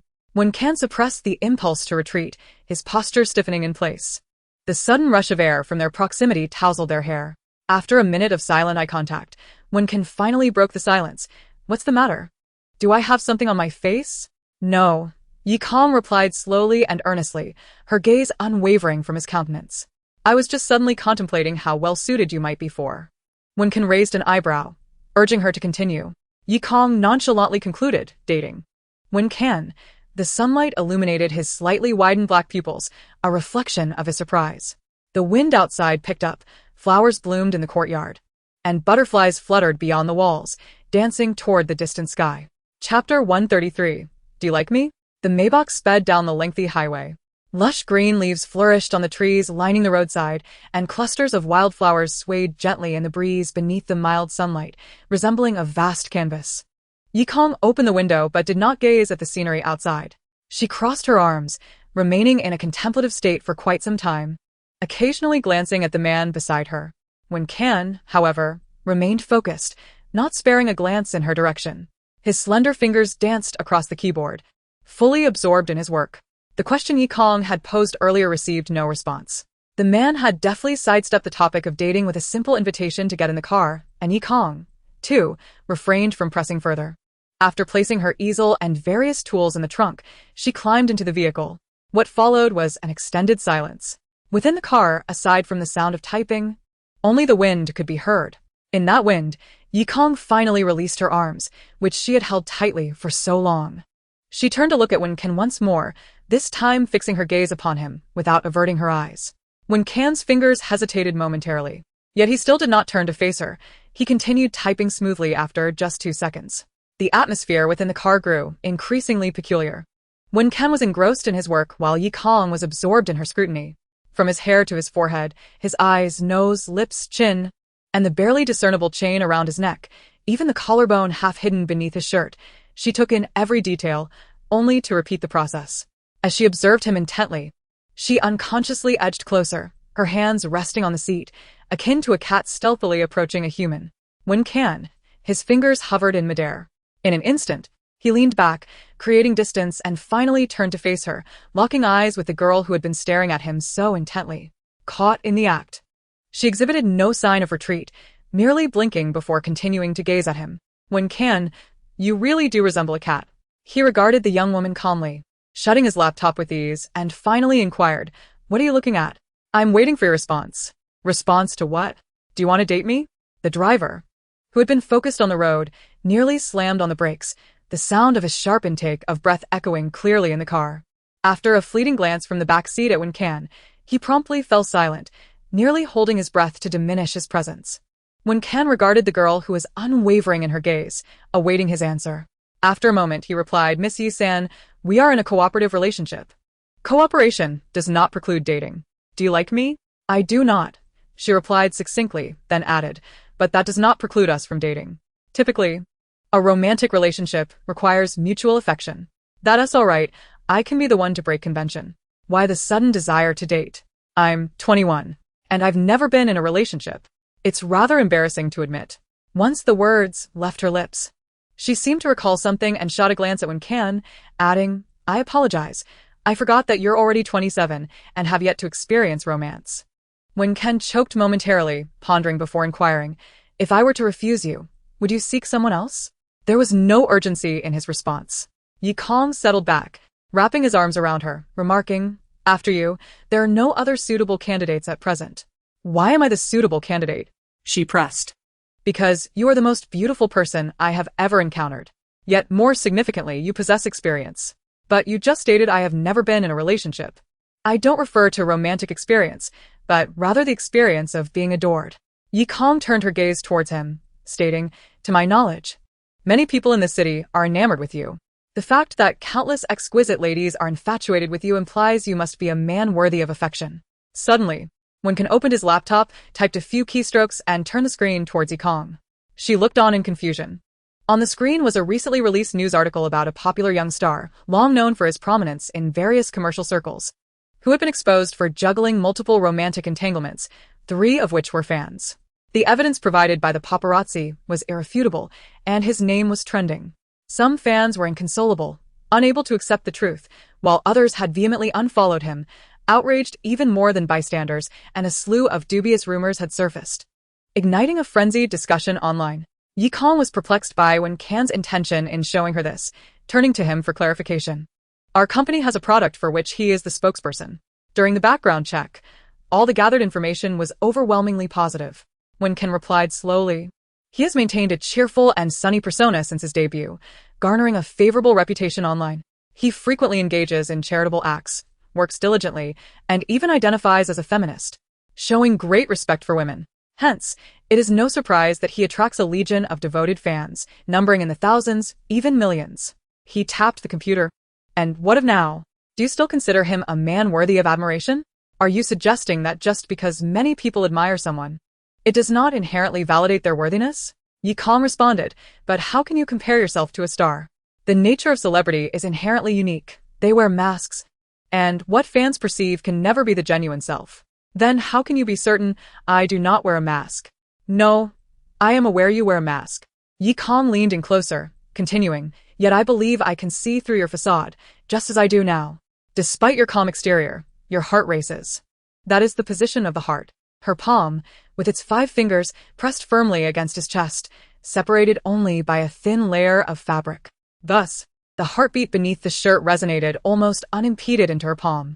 Wen leaned back in his chair, maintaining his composure, his eyelids slightly lowered as he gazed at her. Your hearing is quite acute. As he spoke, he grasped Yi Kong's wrist, attempting to remove her hand. Yet, she struggled momentarily, stubbornly pressing her palm against his chest. Inching even closer, their posture resembled that of an impending kiss. To evade her face, Wen had to lean back against the chair firmly, gripping her wrist more tightly. What are you doing? He asked, his voice tinged with tension. Why is your heart beating faster? Yi Kong murmured, feeling the rapid pulse beneath her hand. Suddenly meeting his gaze. Do you like me? Chapter 134. The naturally shy young Master Wen. Her eyes, akin to 2 pools of dark mercury, were clear yet devoid of any fluctuation. A breeze stirred her long hair, the soft curls brushing against Wen's fingers. His fingers curled slightly, then firmly removed her bold hand. Could it not be that I am simply naturally shy? He stated slowly, without a hint of embarrassment. Yi Kong stared intently at him for several seconds. So, even if I were replaced with another girl, your heart would race just the same? Indeed, Wen replied nonchalantly. It is precisely because I am so easily embarrassed that I refrain from getting close to any woman. Yi Kong furrowed her brows slightly, contemplating him for a long while before gradually leaning back, murmuring, I see. To her surprise, she found herself believing him. Wen adjusted his collar, calmly shutting the webpage and resuming his typing. Yi Kong remained lost in thought, and after a considerable time, she spoke. All right. If you do not wish to pursue a romantic relationship with me, then agree to another condition. Wen Kin paused. Why should he accept such an absurd ultimatum? Did his reluctance to engage in romance hold any significant weight that required a trade-off? He found the situation ludicrous, yet responded. What condition? Wen Can's fingers stiffened on the keyboard, producing a long string of NNNN. Yet Yi Kong seemed unfazed, turning to him and asserting, You must meet with me every day from now on. Wen Kin was taken aback. Why? I have my reasons. I wish to understand why so many people are drawn to you. Perhaps, in knowing this, I too could come to admire you as they do. Yi Kong refused to divulge her true motives, fixing her gaze on him, awaiting his response. Wen Kin remained silent for a long time, grappling internally before resignedly pinching the bridge of his nose. Very well. Yi Kong's face lit up with a smile. A few strands of hair brushed against her fair complexion, her bright grin dispelling the coldness that the small mole on her face might have otherwise imparted, illuminating the vehicle with a touch of warmth. Wen Kin, observing her smile, gradually withdrew his gaze, pressing his lips together and redirecting his focus to the computer. As summer transitioned into autumn, the weather was at its most splendid. Outside, the flora and trees appeared to shimmer with a crystalline filter, and even the sky seemed vast and elevated. Yi Kong ceased to disturb Wen Can's work, humming a tune and relishing the scenery, finding joy in her own company. The young master Wen, even amidst the bustling airport, managed to conduct a video conference without distraction. Yet he remained unable to turn the page of his documents until they exited the vehicle. The car came to a halt before a derelict factory. In stark contrast to the thriving cityscape, this place seemed frozen in time, decades past. The gray walls were mottled and cracked, with countless copper pipes sprawling across the massive structure like rusted veins exposed to the light of day. Long abandoned chimneys loomed over the ground, while distant dormitories were overrun with wild grass. Despite the sun shining brightly, this area appeared to have prematurely welcomed dusk. After alighting from the car, Yi Kong surveyed her surroundings, satisfied, before turning to Wen Can. How does a pampered young master like you know of such a place? This was a request she had made yesterday when inviting Wen Can to meet, seeking a dilapidated building suitable for painting. What lay before her far exceeded her expectations. With the assistance of the driver, Wen Can exited the car, his wheelchair positioned beside her as they gazed upon the abandoned factory. This was once the old factory district of the Wen family, long since out of operation, Wen Can explained. I originally had no knowledge of this place. But many years ago, when my mother was still alive, she intended to transform it into an electronic park, and I accompanied her here for an inspection. How old were you then? I must have been in my teens, he replied. Yi Kong gazed at the factory ahead, noting, it seems the plan never came to fruition. Because she passed away before it could. Wen Can propelled his wheelchair forward, leading the way inside. Yi Kong followed closely. The ground is uneven. You must need assistance, right? No need. Just as he finished speaking, the wheelchair hit a protruding stone slab and became stuck. Wen Can remained unfazed, attempting to reverse the wheelchair with subtlety. Yet it refused to budge. Wen Can sighed. Yi Kong stood with her hands clasped behind her back, a silent smile curling at the corners of her lips as she leisurely approached. She gently grasped the handle of his wheelchair, leaning in close to whisper in the man's ear, It seems you are still in need of assistance, aren't you? With that, she exerted a forceful pull on the handle, wrenching the wheel free from the gaps between the two stone slabs. At this moment, don't you long to stand and walk on your own? A glance at the man's tightly clenched hands on the armrest brought a chuckle to Yi Kong's lips as she began to push the wheelchair forward, exclaiming, Let's go. The ground was strewn with wild grass. However, after traversing the initial fragmented stone path, the earthy terrain transformed into a smoother surface. The slightly sunken topography even granted the wheelchair a sense of momentum. Thus, Yi Kong propelled Wen Can forward at a reckless speed, allowing the tips of the grass and the breeze to brush against their clothes and cheeks. The wind whistled like laughter, and the smile on the girl's face flickered amidst the blades of grass. When they finally came to a halt, Yi Kong leaned forward to examine Wen Can's face. The young master's visage was now speckled with dust from the grass, his disheveled hair adorned with stray blades, as he regarded her with a stoic expression. Yi Kong burst into laughter, unable to contain herself, her mirth growing more unabashed by the moment. Wen Can, in silence, plucked the grass from his hair and brushed the dust from his face. After a moment, he lifted his gaze to the girl who was doubled over in laughter and suddenly reached out, pinching her cheeks between his thumb and forefinger, leaning closer. Is it really that amusing? Yi Kong, momentarily stifled, fixed her gaze upon him. Wen Chan tossed the bits of grass he had removed onto her head, tousling her hair into disarray, before wheeling away. As she walked, Yi Kong absent-mindedly swatted at her hair, taking a while to extricate the stray blades. By the time she followed the trail of the wheelchair to a certain building's entrance, Wen Chan's figure had already vanished from sight. She gazed at the distinct wheel marks etched upon the steps, then looked up. The stairwell, cloaked in dust, reverberated with the sound of steady footsteps, which soon ascended to the next floor in the blink of an eye.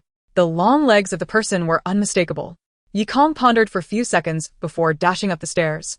Unfortunately, as someone lacking in stamina, she could only sprint up 4 flights before gasping for breath. By the time she reached the 7th floor, she was panting heavily, nearly unable to stand upright. Feeling a bit dizzy, she leaned on her knees to catch her breath before continuing to follow the trail of the wheelchair. After rounding a few corners, a square of daylight suddenly illuminated her vision. Inside the desolate factory, a lonely wheelchair rested in the corner. Facing the endless high sky and wild grass outside, the man was crouched at the windowless edge of the building, playfully teasing a stray gray cat that seemed to have appeared from nowhere. The sunlight streaming in created a hazy, cold outline of his figure. This scene captivated Yi Kong, causing her fingers to twitch involuntarily. Chapter 135, A Name Filled with Malice. How I long to capture this on canvas. Yi Kong thought to herself, while the man turned to look at her. Aren't you here to paint? He nodded toward the view behind her. The scenery in that direction should be quite suitable for a painting, don't you think? Yi Kong, somewhat taken aback, withdrew her gaze and turned to look behind her. The view was similarly devoid of windows, revealing a dismal expanse. Unlike the other side that showcased vast stretches of wild grass, this side unveiled the ruins of an entire factory. The dilapidated structure, with its uneven surfaces and overgrown pipes, stretched endlessly, embodying a remnant of a bygone industrial era. Yuzhou had once been a heavy industrial city, but such traces had become increasingly rare. Wen Chan stood up and approached her, gazing into the distance at the ruins. This place will soon be demolished and rebuilt. If you wish to paint, seize the opportunity. His silhouette against the gray factory was elongated and imposing, with legs that seemed almost ethereal. The most ordinary of belts accentuated his narrow waist, while his shirt clung to an upright, straight back and broad, level shoulders. The stray cat followed his footsteps, stumbling into his pant leg with a soft mule. Wen Chan glanced down at it, his expression remaining indifferent as he took a step back. Though his posture was casual, the curve of his shoulder and back, caught in the interplay of light and shadow, exuded an inexplicable allure. Yi Kong silently observed him, and as Wen Chan turned to meet her gaze, she suddenly declared, I want to paint you. Wen Chan paused for a moment. So sudden? Artistic inspiration strikes unexpectedly. Do help me, will you? I've never been a model before. What should I do? Anything you like, standing, sitting, or crouching, just as long as you remain in my line of sight. And how long will it take? It's hard to say. If all goes well, half an hour. If not, perhaps 3. Though she claimed flexibility in his pose, when the driver brought the painting supplies, Yi Kong promptly exercised her authority, instructing Wen Chan to lean against the wall. Never experienced such punishment in my life, he muttered. Wen Chan leaned against the dusty, cobweb-laden wall in his unbranded tailored shirt, feeling utterly numb. Yet, Yi Kong was wholly engrossed in her work. Each time she looked up, her focus was intense, to the point where the world seemed to shrink and fade until only the subject of her gaze remained. Under such scrutiny, Wen Chan went from numbness to growing discomfort. When Yi Kong glanced at him again, he instinctively tilted his head away and lowered it, fixating on the cat still circling his feet, attempting to distract himself. Silence enveloped them. The wind that swept through the ruined passage carried with it the rustling sound of the paper, rushing toward the seemingly endless highway beyond. By the time Yi Kong concluded her work, Wen Chan's neck was nearly stiff. Yet, she remained in place, admiring her freshly completed piece. Intrigued, Wen Chan approached, pressing his neck as he caught a glimpse and froze in astonishment. Though merely a sketch, it was intricately dimensional beyond anyone's imagination. Both the endlessly expanded wasteland in the background and the solitary man leaning against the wall emanated a chilling, desolate aura. Your portrayal of Wen Chan is quite surprising, he remarked after a brief pause. While he was not a connoisseur of art, his position as the operator of Starfly Games, a leading company in the industry, gave him some insight into character design. By his limited standards, Yi Kong's skill was already at a level where she could serve as the principal designer in Starfly's art department. As this realization struck him, Wen Chan's expression shifted. It wasn't until they began descending that he casually inquired, "Do you have any plans for your future career?" "None. I will do whatever I please." "Would you consider joining Starfly?" Yi Kong halted momentarily, as if a new perspective had been unlocked. She turned her eyes. "Joining is impossible, but collaboration is certainly feasible." Once my name becomes more renowned, she continued past the paused Wen Chan, flashing him a smile. "Your company will seek me out for collaboration, not in your personal capacity, but in the name of Starfly." The girl, carrying her art supplies, skipped cheerfully down the stairs while Wen Chan, with his long strides, followed suit at an unhurried pace. The wheelchair had been positioned by the driver at the foot of the stairs, and as Wen Chan took a seat, he reverted to the brooding, disabled young master. The stray cat trailed after them. Yi Kong glanced down, unable to resist commenting, "You seem to have a knack for attracting small animals. Are you considering adopting one?" No. Wen Chan flatly declined. "I cannot care for pets." Why not? "There is no reason. I simply do not like them." With that, he pushed the wheelchair forward. Exiting the premises, the cat pursued until it reached the corner of the building, stopping to gaze at the man without any intention of turning back. It let out a prolonged meow before darting back into the vast and desolate ruins.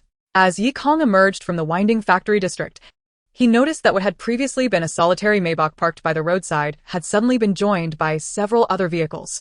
All were black, yet bore different emblems and license plates, a collection of inconspicuous brands. Each vehicle was flanked by a few bodyguards clad in black suits, who immediately stood straight and bowed slightly as the two individuals exited. Observing this, Yi Kong swallowed back the question he had intended to voice. Was someone causing trouble? Indeed. Wen Can displayed no sign of surprise, merely stating, "We shall take another vehicle." He offered no further explanation, and Yi Kong refrained from inquiring further. However, just before they departed, he gazed out at the dilapidated factory buildings and suddenly remembered to ask, "You mentioned earlier that this place would be demolished and rebuilt? Is the Wen family planning to establish an electronics park here?" Wen Can smiled faintly and shook his head. "This land has been sold to the Su family.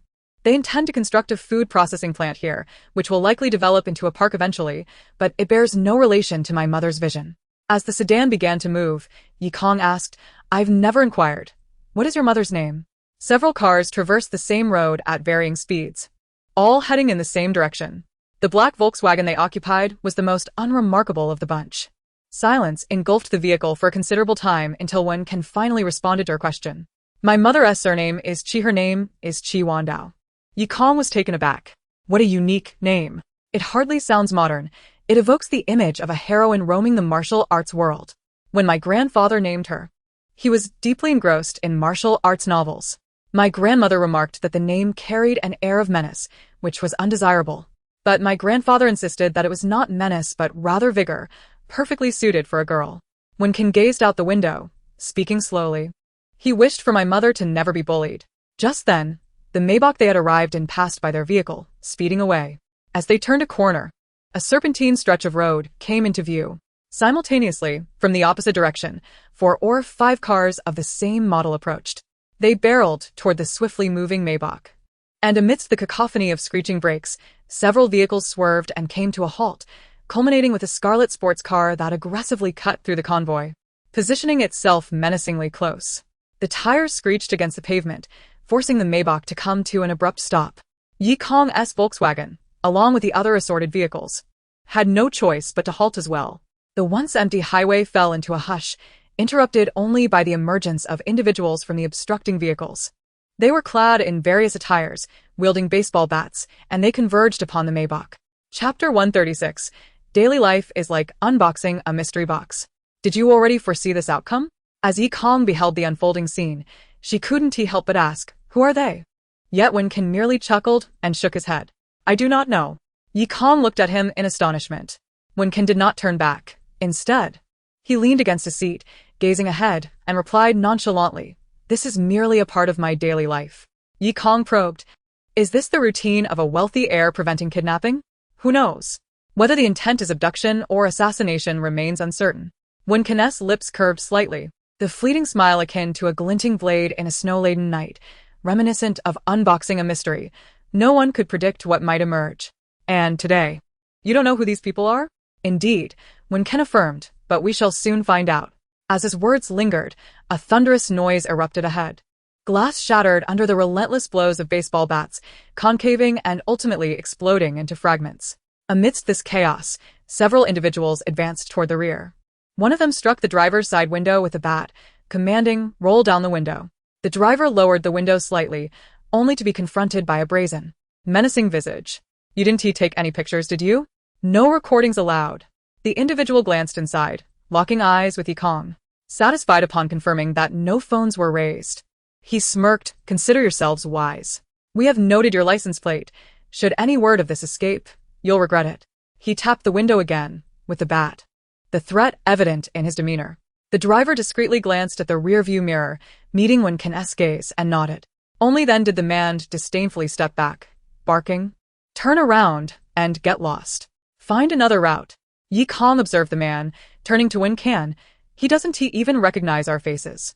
As long as our boss does, that suffices," Wen Corporation replied, gesturing forward. At that moment, the distant red sports car finally opened its door. With a click, someone emerged, leisurely striding towards the wrecked Maybach. Yikong stared at the figure, utterly stunned. Why? Shouldn't she have come to create trouble for me? But how did she know my whereabouts? Before arriving here, I had no inkling I would end up here. She turned to Wen Corporation, only to find no trace of surprise on his countenance. Did you anticipate it would be her?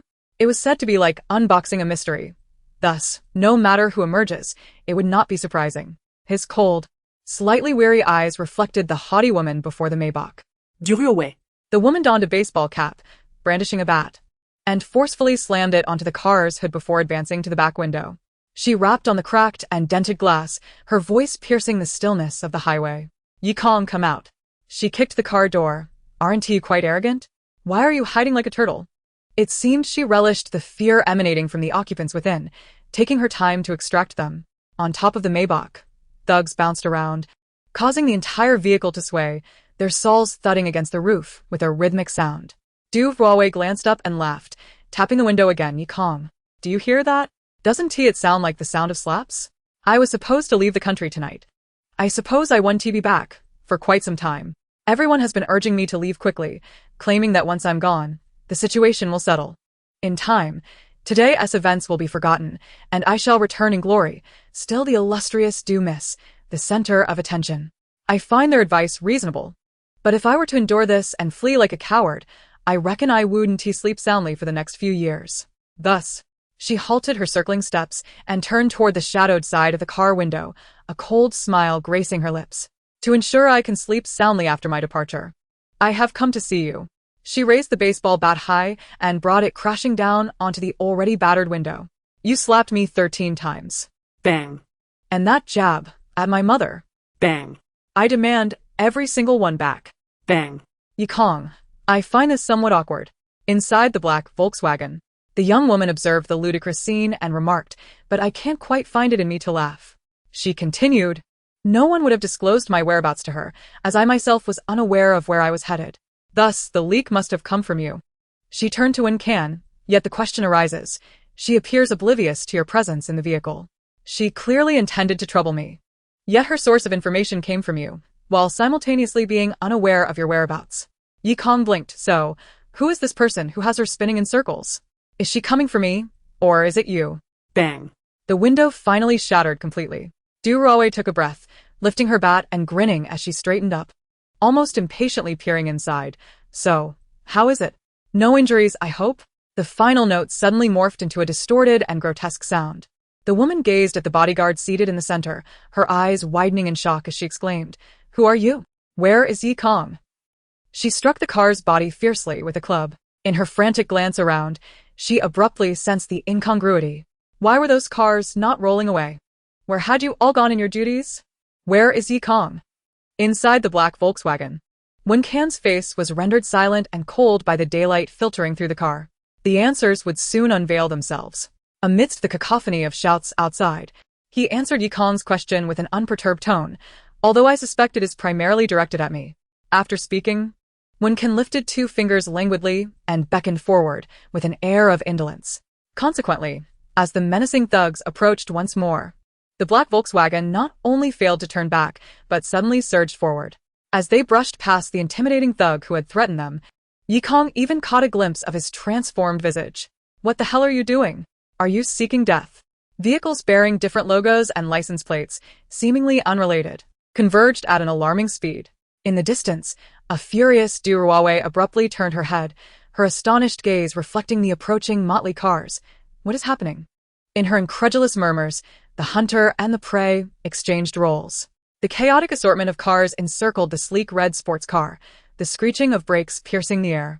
As the towering bodyguards emerged from their vehicles, the last black Volkswagen gracefully came to a stop beside her. The door clicked open. Yikong nimbly emerged, gracefully stepping over the car, and greeted her with a casual, "Hey." In Duruawe's astonished eyes, the black window beside her began to lower slowly, revealing Wen Can's calm and indifferent profile. Chapter 137. Yikong, I beg you. Yikong jumped out of the car.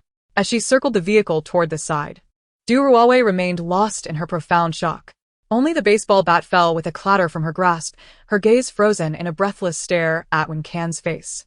It wasn't until the man turned to look at her that she instinctively swallowed hard, stepping back in panic, stammering, "You. How could it be you?" In her moment of distraction, she failed to notice Yikong had already approached. Duruawe's entourage hesitated to intervene, but Wen Can's evidently more skilled bodyguards swiftly barred their way. Thus, Yikong proceeded unhindered until she stood before Duruawe, waving her hand before her face. "Hey. At least look at me. ISNT or target me?" Duruawe turned her head with such force it seemed she might dislocate it, her glare equally fierce. Yet Yikong remained unfazed. She bent down to retrieve the baseball bat from the ground, tapping it lightly in her palm. "What was it you just said? Something about returning something to me?" A smile graced her lips, albeit thin and icy, like a layer of frost floating on water, her tone light yet imbued with a chilling sharpness. Duruawe's breath quickened, her complexion flushed. A surge of shame and rage made her tremble uncontrollably. "You knew I would come to find you?" From a distance, Yikong shook her head. "You overestimate me. How could a normal person possibly predict your reckless antics that amount to seeking death?" Duruawe ground her teeth and recoiled, prompting the thugs not detained by bodyguards to gather in front of her. Yikong chuckled. She surveyed her surroundings. "You wouldn't want to force this, would you?" As her words fell, Duruawe quietly instructed the thugs before her while turning to leave under their cover. It was surprisingly decisive. Leaning against the car's side, Yikong watched Duruawe stride toward the sports car, calling out without looking back, "It would be better if you had a bit more self-awareness." Those born into power and privilege often lack the insight to recognize their own limits. Wen Can, seated behind her, merely cast a fleeting glance at Duruawe's retreating figure. Without the need for a command, the bodyguards in black suits and the flamboyant thugs soon clashed. Although one faction was mostly armed, the other was bare-handed. The distinction between professional and amateur was evident. Amidst the cacophony of punches and chaos, Duruawe found herself cornered before the sports car. An unknown bodyguard even addressed her with courtesy, "Miss Du, please." Watching Duruawe frozen in place, Yikong's expression remained impassive. A few seconds later, she raised her voice. "If Miss Du does not wish to walk on her own, kindly assist in bringing her over." Duruawe spun around with a furious glare, as if she could pierce Yikong with her eyes. Just before the bodyguards made their move, she finally approached on her own, yet was halted 2 meters away by 2 bodyguards. Yikong regarded her and, after a few seconds, remarked, "With that look in your eyes, one might think it was I who had blocked the car and assaulted someone." Duruawe's gaze shifted from her to Wen Can, her expression icy and rigid as she retorted, "You are simply relying on someone else's power." "Thank you for the compliment," Yikong replied nonchalantly. After tapping the bat twice in her palm, she straightforwardly inquired, "Who disclosed my itinerary to you?" Duruawe scoffed, "Do you really think I would tell you?" Knowing she had been played yet still keeping secrets, "You are quite principled." Yikong turned to Wen Can. "Wen Can, I want to see your phone." Duruawe's eyes widened, immediately fixating on Wen Can. The man, however, did not even glance her way, merely lifting his chin. Instantly, 2 bodyguards stepped forward, forcibly gripping her shoulders as Duruawe stumbled back in panic, extracting her phone from her pocket and handing it to Yikong. Yikong. "You will not escape unscathed." Duruawe, struggling furiously, was held down on the ground, her eyes brimming with tears as she glared up at them with fierce intensity. "Rebound." Yikong spoke casually while holding the diamond-studded phone, shaking it before Duruawe's face as she successfully unlocked it with facial recognition.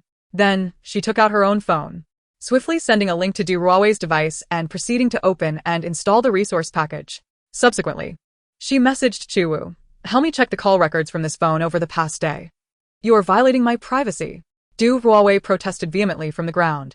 Her face nearly pressed to the ground, refusing to grant a moment's respite. Glancing at her reddened face, Yi Kong paused for a second. In that fleeting moment, Du Ruowei inexplicably felt a twinge of subtle dread, perhaps due to the icy gaze that loomed over her. It was not a coldness born of emotion or intent, but rather a natural chill, as if devoid of any human sentiment. As Du Ruowei fell silent, Yi Kong nonchalantly opened her chat application, typing her own name into the search bar. Wow. The hundreds of messages that popped up prompted an involuntary exclamation. That wretched Yi Kong. Don't mention that wretched Yi Kong to me. I will kill Yi Kong sooner or later. That wretched Yi Kong only relies on the Yi family's protection. That ugly wretch Yi Kong. The endless insults and derogatory remarks directed at Yi Kong made her laugh out loud. You wealthy young ladies insult others with language even more crude and lacking than ordinary people. Du Ruowei's face flushed with anger. You are violating my privacy. Do not look at my phone.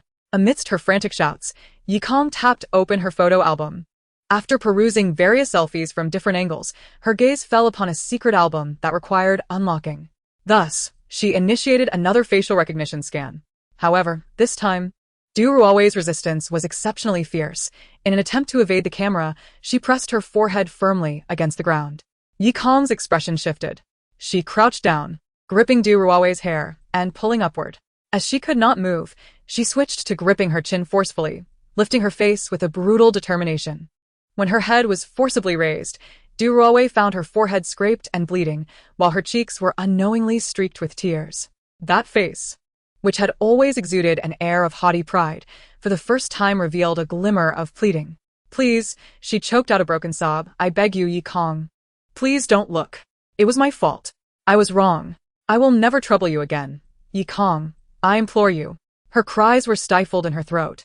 Combined with her tear-streaked and dusty visage, she appeared pitifully endearing. Anyone with even a modicum of empathy would surely be moved by this stark contrast to her usual demeanor. Yet Yi Kong's pupils resembled an emotionless mirror, reflecting her pathetic state, before allowing the camera to sweep across her face.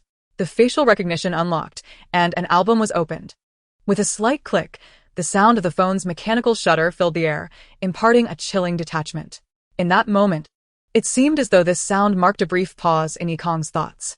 Du Ruowei's completely shattered cries echoed along a chaotic road, while Yi Kong, amidst her wails, regained her composure, slowly sliding her finger across the screen.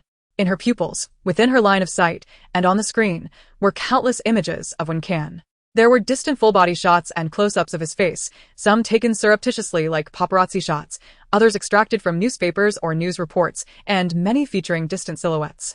Regardless of whether the images were blurry or clear, whether the man was gazing directly at the camera or merely presenting a careless profile, these photographs instinctively conveyed the emotions of the phone's owner, an unwillingness to approach, yet an irresistible longing and fascination.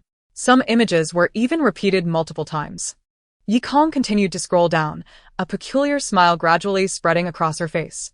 On the ground, Du Ruowei wept, her sobs filled with despair and helplessness. Nearly hysterical, yet too frightened to look up. Amidst her cries, Yi Kong tilted her head, inquiring of the man behind the window. What do you think I see? No. Du Ruowei still refused to raise her head, but her frantic mutterings erupted. No, no, no. Please, Yi Kong, I beg you. Un her frenetic piris, ye kom muset alod. In Lolita, there is a line that states 3 things cannot be concealed: poverty, coughing, and love. She continued to scroll through the photos. I used to wonder why love cannot be hidden, but now I think I understand. She turned her gaze to the crumpled Du Ruowei on the floor. This feeling is perhaps difficult to summarize or articulate. It is merely instinctual. Much like how I can guess your fondness for Wen Can despite having met you only a few times. After a moment's thought, she added, or perhaps I possess an exceptional talent for intuition. After saying this, she instructed Du Ruowei to lift her head. Naturally, Du Ruowei refused, prompting Yi Kong to say, just look up and I want to let him see your phone. Du Ruowei, gasping like an asthmatic, lifted her tear-stained face with a glimmer of desperate hope. In her hazy vision, Yi Kong displayed a devilish smile. Fool, did you really believe that? The girl chuckled merrily, effortlessly revealing the screen to the man behind her. Her tone light, look, your fan. Du Ruowei's breath hitched in her throat. Her entire being seemed to freeze, as if turned to stone. Despite her tear-filled eyes, She inexplicably perceived Wen Can's face with startling clarity. As Yi Kong's words directed his gaze to the phone, it was as if a butterfly lightly brushed against a mirror, only to glide away without emotion. Those countless photos, laden with unspoken feelings and affection, failed to stir even the slightest ripple within him, not even a hint of surprise, let alone any sign of being moved. Yi Kong's gaze flitted across his face, then glanced back at the tear-streaked Du Ruowei on the floor, mumbling. To love someone unilaterally is indeed tragic. I'm starting to feel a twinge of pity for you. Devil. Du Ruowei's tears flowed freely. Her voice reduced to a silent whisper. She dared not look at Wen Can, her gaze fixated on Yi Kong's face, murmuring, You devil. Yi Kong tilted her head in confusion, unable to hear clearly. You are a wicked witch. Du Ruowei's breath grew rapid again, her trembling pupils reflecting the girl's beautiful face. Yi Kong bore no mockery or contempt. On the contrary, she appeared innocent and pure. Yet the more innocent she seemed, the more it radiated a natural malice in Du Ruowei's eyes, akin to a child curiously snapping a dragonfly's wings, sending chills down her spine. You are heartless and wicked. Du Ruowei lunged forward, but was immediately restrained by bodyguards. Her nerves seemed to snap entirely, plunging her into a chaotic abyss as she screamed Yi Kong's name and hurled profanities, each word more repugnant than the last, even causing Wen Can to furrow his brow.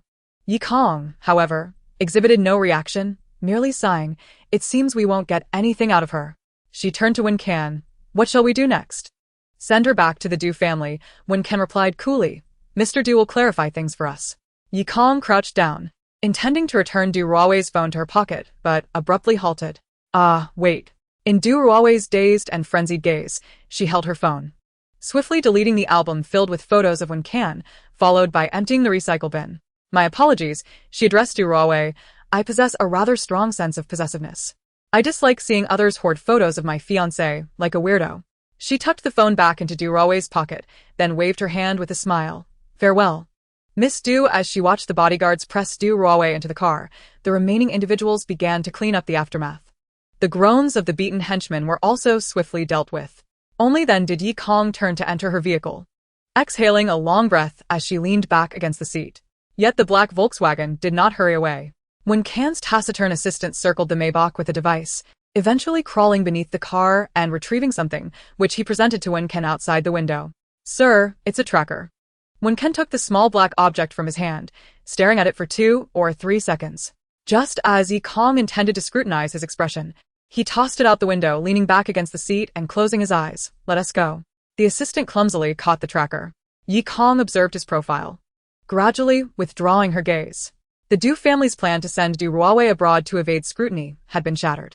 The Wen family, considering themselves the foremost aristocracy in Yuzhou, remained indifferent to this minor setback, coldly issuing a scrap certificate for the Maybach to the Du family. However, Yi Tingqiu was less restrained. Armed with the video of Du Ruowei's breakdown that Yi Kong had provided, she brazenly extorted a multitude of benefits from the Du family. As this news spread, the Du family's reputation in Yuzhou was irrevocably tarnished. Concurrently, the names Yi Kong and Wen Can became officially intertwined. People began to perceive these two as a singular entity. They seemed genuinely committed. In these clandestine moments together, could it be that they harbored real feelings for one another? Weren't they already discussing engagement dates? Once the Yi and Wen families truly united, the dynamics of Yuzhou could very well shift, placing the Qin family in jeopardy. Will Wen Can still be able to represent the Wen family in the future? Regardless, Yi Kong is indeed formidable. He has only recently arrived in Yuzhou but has already rendered the Du family ineffective. Anyone wishing to oppose him must tread carefully, for they may find themselves suffering the same fate as Du Ruowei. The community is abuzz with speculation. Unbeknownst to many, there lies a hidden puppeteer orchestrating these events. Even Du Ruowei's father was unable to extract a definitive name from her. Meanwhile, Yi Kong received a number from Chu Wu. Among all the numbers I communicated with her, only this one was an unknown caller, and it was a prepaid card. While Yi Kong pondered the identity of the number's owner, a sudden knock interrupted him at the bedroom door. Chapter 139. If you don't want to lose anything, Come in. Fong Sivan poked her head in from outside, appearing as if she had just returned from outside, impeccably dressed, though her eyes were slightly red-rimmed. Yi Kong was momentarily taken aback, rising from the sofa. What's the matter? I went to the airport, Fong Sivan replied hesitantly. I went to see Bao Zhu off. Yi Kong raised an eyebrow in silent contemplation. She had left the country to study abroad and would likely be gone for an extended period. Yi Kong's demeanor remained impassive, while Fong Sivan let out a soft sigh. I had intended to tell you sooner, but Baozhu insisted she didn't want you to know, she said. She paused, continuing, she said she had been irrational, treating you as a rival out of fear of abandonment, but now she realizes you are not enemies. Yi Kong remained silent, her expression and gaze as tranquil as if she were merely contemplating what to have for dinner. Yet, Fong Sivan's eyes were filled with anticipation, seemingly waiting for her to respond. After a moment of reflection, Yi Kong inquired, when did she book her flight, and when did she decide to leave? Taken aback by the question, Fong Sivan hesitated before answering. It was during this period. Since I moved in, my interactions with Baozhu have decreased significantly, and we haven't had many opportunities to chat. So when I suddenly heard about her plans to go abroad a few days ago, I was quite shocked. Despite her words, a smile adorned her face, a blend of relief and contentment. Yi Kong observed her smile, then suddenly asked, Mom, do you not want to lose anyone? It was an ambiguous question, yet Fong Sivan froze at the unexpected inquiry. Yi Kong's room was spacious and beautifully decorated, exuding a warmth and aesthetic that clearly indicated every ornament and piece had been meticulously chosen by Fong Sivan. In this space, Yi Kong resembled a precious lady born amidst opulence. However, upon posing her question, the atmosphere in the greenhouse-like room shifted, as if a chilling wind had swept through. It was sudden and unpredictable, much like Yi Kong herself. Fong Sivan released the doorknob, feeling more like a guest than the room's owner, her hands instinctively clenching and unclenching. Before finally managing to meet Yi Kong's gaze after a prolonged silence, Baby, I have raised her as if she were my own daughter for over 20 years. It is indeed difficult for me to let her go completely. But if I must choose. Yi Kong's probing was icy and unyielding. Fong Sivan was momentarily taken aback, finally stating, then I might give her some money to help her leave. Yet, despite her words, Fong Sivan's complexion paled, making it easy to imagine the anguish this possibility would bring her. Yi Kong silently scrutinized her face, her dark eyes filled with contemplation, as if assessing something. Then she suddenly declared, actually, I am investigating who leaked my whereabouts. What? Fong Sivan responded, bewildered, are you referring to the incident with Du Ruowei blocking the car? She seemed confused, unable to grasp why Yi Kong would bring this up. I hadn't considered Baozhu even once, she said, fixing her gaze on Fong Sivan's face. But you mentioned she decided to go abroad during this time and acted on it immediately, which made me think of her. How could that be? Fong Sivan gasped, her eyes widening in disbelief. Baozhu would never do something like that. Besides, she doesn't even know where you're going. Thus, if it were her, it would imply that someone first divulged the information to her, and then she found a way to inform Du Ruowei. Fong Sivan choked, revealing a hint of discontent for the first time. Baby, you can't accuse someone based solely on conjecture, without any evidence. Who could possibly have leaked information to her? I don't know. I can't think of anyone. Then. But this is me, Yi Kong interrupted, her gaze as tranquil as ancient glaciers, indifferent to any storm that might arise. Even without rationale or proof, it mattered not. Fong Sivan was taken aback. Yi Kong, however, had already diverted her gaze. Regardless of her reasons for suddenly leaving, it's best she doesn't return. Otherwise, I will undoubtedly investigate in that direction. Fong Sivan stood there for a long while. Yi Kong reclined on the sofa, her head still lowered. Mom, do you know? Not wanting to lose anything often leads to losing everything. She turned to glance at her phone. I need to video call when can. You may leave for now. Fong Sivan snapped back to reality, taking a moment to regain her composure before looking at her with a mixture of hesitation and concern. It seems you, and when can our video calling every day? That's because we agreed to meet daily. Baby, Fong Sivan's expression grew more complex. Do you truly have feelings for Wen Can? Yi Kong contemplated for a moment before replying, I am working on it. Confused by her words, Fong Sivan left the room with a tumultuous heart. No sooner had the door closed than Yi Kong's phone rang. She answered the video call, and the man on the other end remained seated in his study, engulfed in work that seemed never-ending.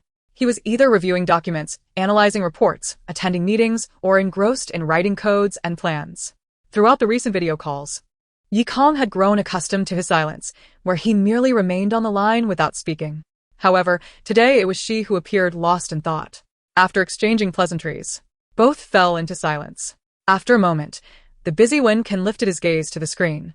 The young woman lay sprawled on the sofa, the odd angle revealing only her casually draped hand and a glimpse of her bedroom. A small blue bra dangled from the corner of the large bed. When Can's gaze flickered over it and quickly withdrew as if burned. Turning to the next page of his documents, he calmly asked, "What are you daydreaming about?" "I was wondering," Yi Kong paused, clearly drifting off, "if my mother had several children, would I ever be able to receive unique love?" "Unique love, in your eyes, means what?" Wen queried.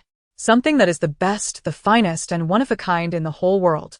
"That is indeed unlikely," Wen replied coolly. "Moreover, Mrs.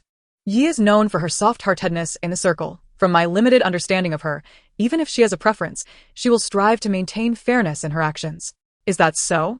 "Not necessarily," Yi Kong mused, her gaze distant, her tone reflective, as she uttered a chilling thought. "For instance, if all her other children were to die, wouldn't she have no choice but to love only me?" Chapter 140. What defines love? The sound of turning pages abruptly ceased. Wen lifted his head to the camera, only to catch a glimpse of the young woman's delicate wrist. Moments later, Yi Kong suddenly raised her phone, positioning her face in the frame, and smiled at the silent man on the other side of the lens, playfully saying, "You don't really believe that, do you? I was just joking. No matter the circumstances, I would never resort to murder, as it is a crime," Li Kong cheerfully stated. "Especially considering that one of her children is Yi Tingqiu." Wen inquired, "What makes Yi Tingqiu special to you?" "She is the one who made a choice between Yi Baozhu and me," Li Kong replied. "I cherish that aspect." "Are you relying on others' choices to determine whether she loves you?" "There's also sacrifice," Wen remarked. Li Kong lifted her eyelids. Her obsidian pupils seemingly capable of penetrating the electronic screen, piercing directly into the depths of one's heart. "If one day someone is willing to die for me, I would undoubtedly find great joy in that." Such a statement sounded utterly deranged. Wen averted his gaze, and after a moment of silence he added, "Moreover, if that day truly comes, you would only suffer because of it. Yet I would still be pleased." Li Kong laughed. "If one day I genuinely mourn the death of another, I would celebrate that day as an unparalleled festival, reveling in it every year as if it were my birthday." Wen was left speechless, finally stating earnestly, "You truly seem to be a monster. Many people have said the same about me. Your opinion is of little consequence." Li Kong smiled at the camera. "And if it turns out to be you who becomes that person, I shall personally inscribe the words boundless virtue on your tombstone. What do you think?" She laughed, her expression languid, yet the depths of her eyes, illuminated by the sky, appeared frigid. A natural chill that even the warmest sunlight could not penetrate. Wen simply withdrew his gaze. "Not much. You dream rather quickly," he added. The investigation into the identity of the informant abruptly ceased at that unfamiliar number. When Li Kong attempted to call again, the line was already disconnected. She asked Wen if he knew the identity of that person and inquired about the source of the tracker. However, the response from young master Wen was ambiguous. He likened it to unboxing a mystery box. Although he had the answer in mind, he couldn't grasp any evidence for the time being. Thus he could only act as if the matter didn't exist. Yet for some reason, Li Kong felt he was concealing part of the truth. Nevertheless, after this matter reached a conclusion, it came at the cost of no longer encountering anyone with the surname Du in social settings, and Yuzhou returned to a state of tranquility. The Flower Leaf magazine's interview for professional illustrators also commenced, coinciding with the release of the second edition. Compared to the initial print of 100,000 copies, this time a total of 800,000 copies were printed. The magazines displayed in bookstores were once again sold out on the very first day, and discussions regarding the stars and the immortal demon erupted online.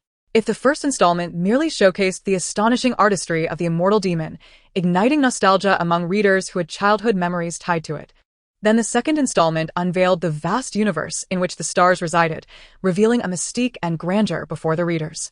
A combination of interstellar and wasteland, cyberpunk and Cthulhu, monstrous creatures lurking in the dense mist of the wasteland, and starships darting through the firmament like shooting stars. The Forsaken Land, piled high with refuse, ironically bore the name Eden. The protagonist, a wandering child who had never stepped out of Eden, had only learned to kill, burn, rob, and torment. In the first episode, she salvaged a lifeboat from the sewers, driven by a desire for the treasures that might lie within. Disguised in the shadows like a rat, she schemed to eliminate the elite team sent to retrieve the lifeboat. However, upon violently prying open the lifeboat, she discovered not treasure, but a blue-eyed man. Initially intent on killing this useless man, she ultimately brought him back to her dark, cramped home following a sharp exchange of words. The second episode concluded with the sudden illumination of the man's communicator. Though the commotion lasted but an instant, the final frame soared into the heavens, above the starry sky. Within a grand starship that radiated opulence akin to paradise, someone stood by the porthole making a phone call. From his vantage point, he beheld only clouds and the expansive wasteland below. Eden appeared so diminutive that only the tips of its shadowy structures were visible. This world, merely revealing a glimpse, was enough to astonish. Wilderness coexisted with the cosmos, paradise intertwined with hell. Yet, amidst such a dazzling world, the protagonist, the stars, remained strikingly unique, evoking awe. No one would presume that this grandiose worldview would overshadow the protagonist's presence. On the contrary, the stars embodied a chaos that could only arise in this world. The boundaries of good and evil blurred within her. Humanity's essence was expressed in its most primal form within such extreme conditions. Every viewer who finished the second episode was filled with anticipation for the future of the stars. Without exception, the stars once again trended on social media the night of the magazine's release. Among the readers, half discussed the worldview, while the other half debated the plot and character design, with a portion fervently praising the immortal demon's artistry.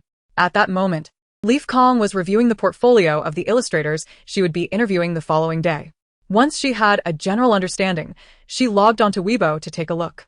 The account of the Immortal Demon Studio, managed by Chu Wu, had gained a substantial number of followers, with data surging even further following the release of the second episode. She scrolled through the comments and retweets, bypassing numerous flattering remarks about herself, until she finally stumbled upon a few comments mentioning the Crown of Monsters. Is no one talking about the Crown of Monsters? I initially bought the magazine for the stars, thinking it would be filled with a bunch of useless ads like the first issue, but to my surprise, there's a new manga that just started serialization. I read it casually and found it even more to my liking than the stars. This world combining modern society with monsters is so appealing. How did no one notice this? Has anyone read The Crown of Monsters? The author is actually Eli? Is it the same Eli, the internet-famous illustrator? He actually joined the Immortal Demon Studio? Is anyone discussing the other manga, The Crown of Monsters and Flower Leaf? The art style is very feminine. The male and female leads are stunning. I feel like it's going to be great. Does the Immortal Demon really want to make a comic magazine successful? In this era, where print media is on the verge of extinction, that seems quite difficult. Although I do think the feeling of physical comics is different from online ones, I'm still quite looking forward to it. Will there be a third manga in the third issue? If so, adding one manga per issue and maintaining such quality, wouldn't it become the pillar of our country's youth comics? And perhaps boost our animation industry as well? Please stop with the dreaming. If the reality turns out to be different, I'll be so frustrated. Does this imply a new entertainment empire is rising? Leaf Kong scrolled through the comments, pondering deeply before exiting. Upon leaving, she stumbled upon a trending topic related to herself. Chapter 141, Gaming Tycoon's Infatuation. Xingfei Games seeks collaboration with Immortal Demon. Clicking into the entry, it was still the Immortal Demon Studios account, but the retweets had suddenly surged into the thousands. Xingfei Games, Immortal Demon, please check your private messages. I've been checking in for over 10 days, sincerely seeking collaboration. Please pity me. Please share. Retweet, Immortal Demon Studio. The Star's second episode has been published in Flower Leaf magazine. Thank you. Upon clicking this Weibo post, the comment section was almost entirely filled with question marks. Am I seeing this correctly? Dogfi can actually post emoji? When is Zinshikai getting an update? Are the bugs being addressed or not? What are you doing? Seeking collaboration with whom? The aloof Dogfi actually has a day like this. I've been private messaging you daily to fix the card draw bug, and you've never replied. You deserve to be ignored. Ha ha ha. I'm laughing so hard. Dogfi has finally become a sycophant. Did you ever think that we, the players, would one day be your sycophants? Isn't that a recently popular manga? What could a game developer like you possibly want to collaborate on? Surely, you don't intend to create a game adaptation, do you? Dogfi, aren't you solely focused on original games? Derivatives have no promising future, especially since I checked, and they've only released 2 chapters of their manga. What collaboration could you possibly propose? The cycle of fate is relentless. The heavens spare no one. Don't pay him any mind, great undying demon. Let him experience the feeling of being ignored for 300 days. Xingfei Games, it's high time for a new skin for Xiazhua. It's time for a new skin for Xiazhua. It's time for a new skin for Xiazhua. Xingfei Games, let Yi Shi create the new skin. I beseech you to invite the great Yi Shi to be the illustrator. I want her to draw my husband. Lingering on the final comment for a moment, Yi Kong turned her gaze back to the retweet from Xingfei Games. Fixating on a few pitiful emoticons with watery eyes, she couldn't help but recall Wen Can's face. Though Master Wen had never displayed such expressions and possessed a visage that made it hard to imagine him appearing pitiful, she still felt a smile creeping onto her lips. Even if this Weibo post was likely not authored by Wen Can, and he might not even be aware of it, this company, after all, belonged to him, and in a certain sense, it indeed represented his will. Propping her chin on her hand, she curved her lips into a smile. Coincidentally, at that moment, Chu Wu called her. "Did you see the Weibo post?" The instant she answered, Chu Wu's voice brimmed with excitement. "Xingfei actually sought you out for collaboration. Do you know Xingfei? They are the vanguard of our domestic gaming industry, with blockbuster games like Heart Corrosion, Alon Ka, and Rain Ling Ring under their belt, boasting a traffic flow far surpassing that of ordinary celebrities. Their prospects are exceptionally bright. They even won several international awards last year, holding an esteemed position in the hearts of players." She chuckled. Most importantly, their official account is notoriously aloof. They've often been pulled into discussions by other gaming companies, yet they've never responded, and their official account has only ever posted game-related news. This is the first time they've made such a humanized gesture. Yi Kong merely hummed in response. Perceptive to her tone, Chu Wu inquired, "Shall we respond? Perhaps provide a contact privately?" Yi Kong pondered for a moment, her fingers gliding over the screen. She cast a glance at the comment requesting Xingfei to invite Yi Shi as an illustrator, a smirk gracing her lips as she replied, "Let us not rush." She continued, "Send me the studio's account. I'll handle it myself." Chu Wu, wary, asked, "What are you planning?" "Please don't do anything reckless that could tarnish our studio's reputation." "I understand," Yi Kong reassured her. "I'm quite adept at handling affairs, you know?" Chu Wu seemed momentarily stifled by her self-assessment, ultimately chuckling before hanging up. Yet the night was far from over. Upon logging into the Undying Demon Studios Weibo, Yi Kong discovered that two new trending topics had emerged. Bad Blood seeks collaboration with Undying Demon. Eastern Journey seeks collaboration with Undying Demon. Confused, she clicked on them, realizing they were also related to the Undying Demon Studios Weibo. It appeared that shortly after Xingfei's post, two other gaming companies' official accounts had rushed to join the fray. Precisely the second and third largest in the industry. The three major gaming companies lined up in the retweet section of the Undying Demon Studios Weibo, each of their retweet counts soaring rapidly, ultimately devolving into a competition akin to a fan circle feud. Bad Blood player, I'm not sure why my game wants to collaborate with an artist who has only released 2 chapters of a manga, but we absolutely cannot lose to Dog Fei. Charge, Bad Blood. Eastern Journey player, although I recall Undying Demon as a fairy tale author and can't fathom what Eastern Journey wants to collaborate on, we must not lose to those two scoundrels, Xingfei and Bad Blood. Charge, Eastern Journey.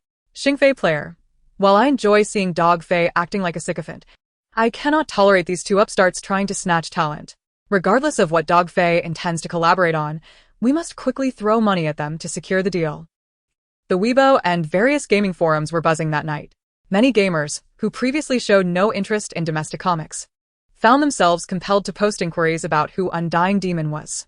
Consequently, forums were soon inundated with the illustrious history of Undying Demon, rising to fame at a young age.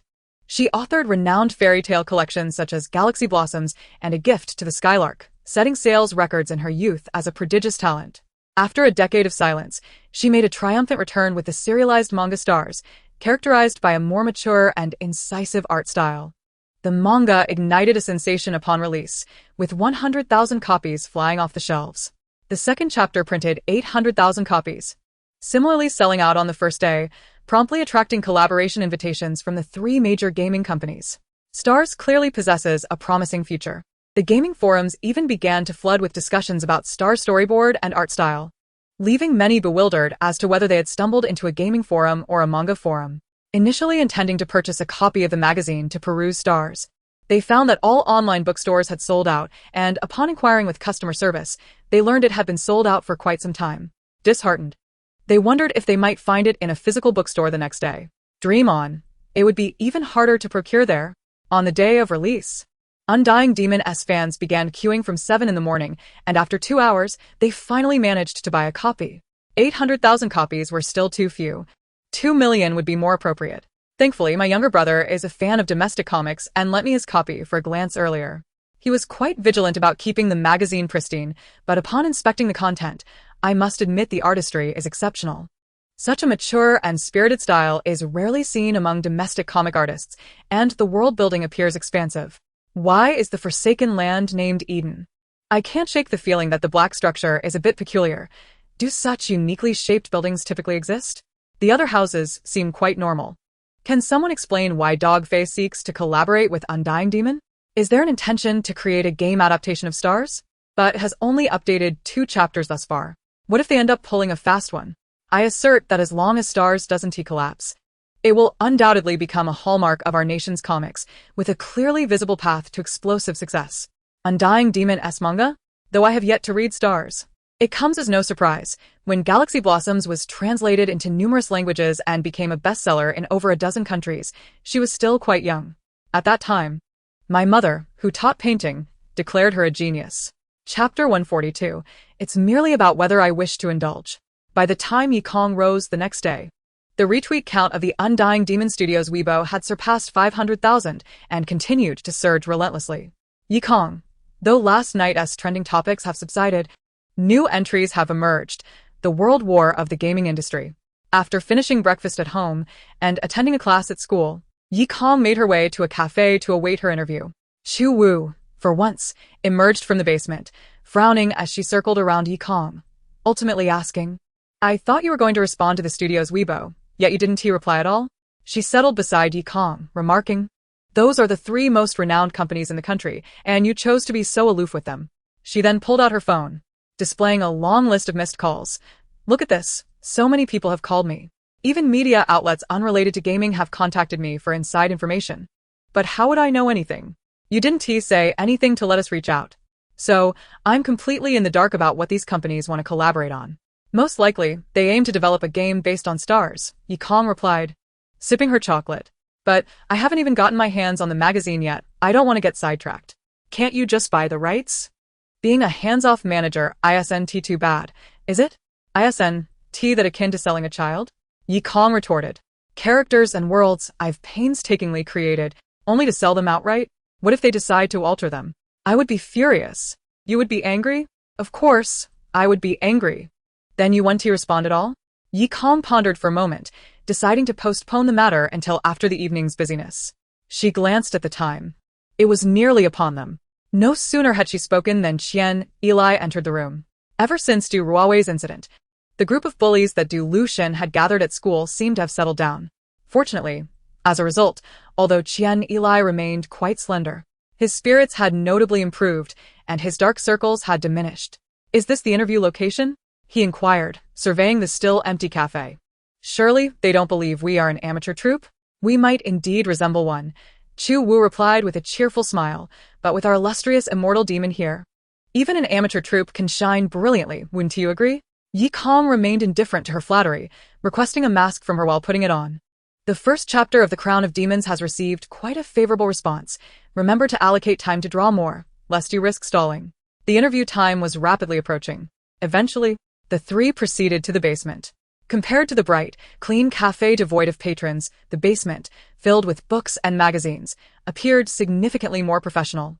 A cafe attendant from above guided the interviewees, and soon, they met the first candidate. He was an artist skilled in traditional styles, presenting a storyline about chivalrous heroes in the martial world. Yikong found it quite commendable, and the sketches were beautifully rendered. However, during the interview, perhaps due to nerves or other reasons, his timed drawings were a complete disaster, with character shadows awry. Yikong merely glanced at them, her eyes pained, before passing the sketches to Qian Eli. Frowning, Qian Eli unceremoniously posed several questions, yet the man responded ambiguously, his eyes occasionally darting towards Yikong. Sir, Chu Wu interjected, standing up with a smile as she stepped in front of him, if you would permit me a slight intrusion. May I see your phone? What? The man stammered, feigning anger. What do you want to see my phone for? You can't cheat in drawing. Are you going to search me too? It's not a search, Chu Wu replied, suddenly pulling down the zipper of his jacket. A phone fell unexpectedly from his chest, clattering to the floor.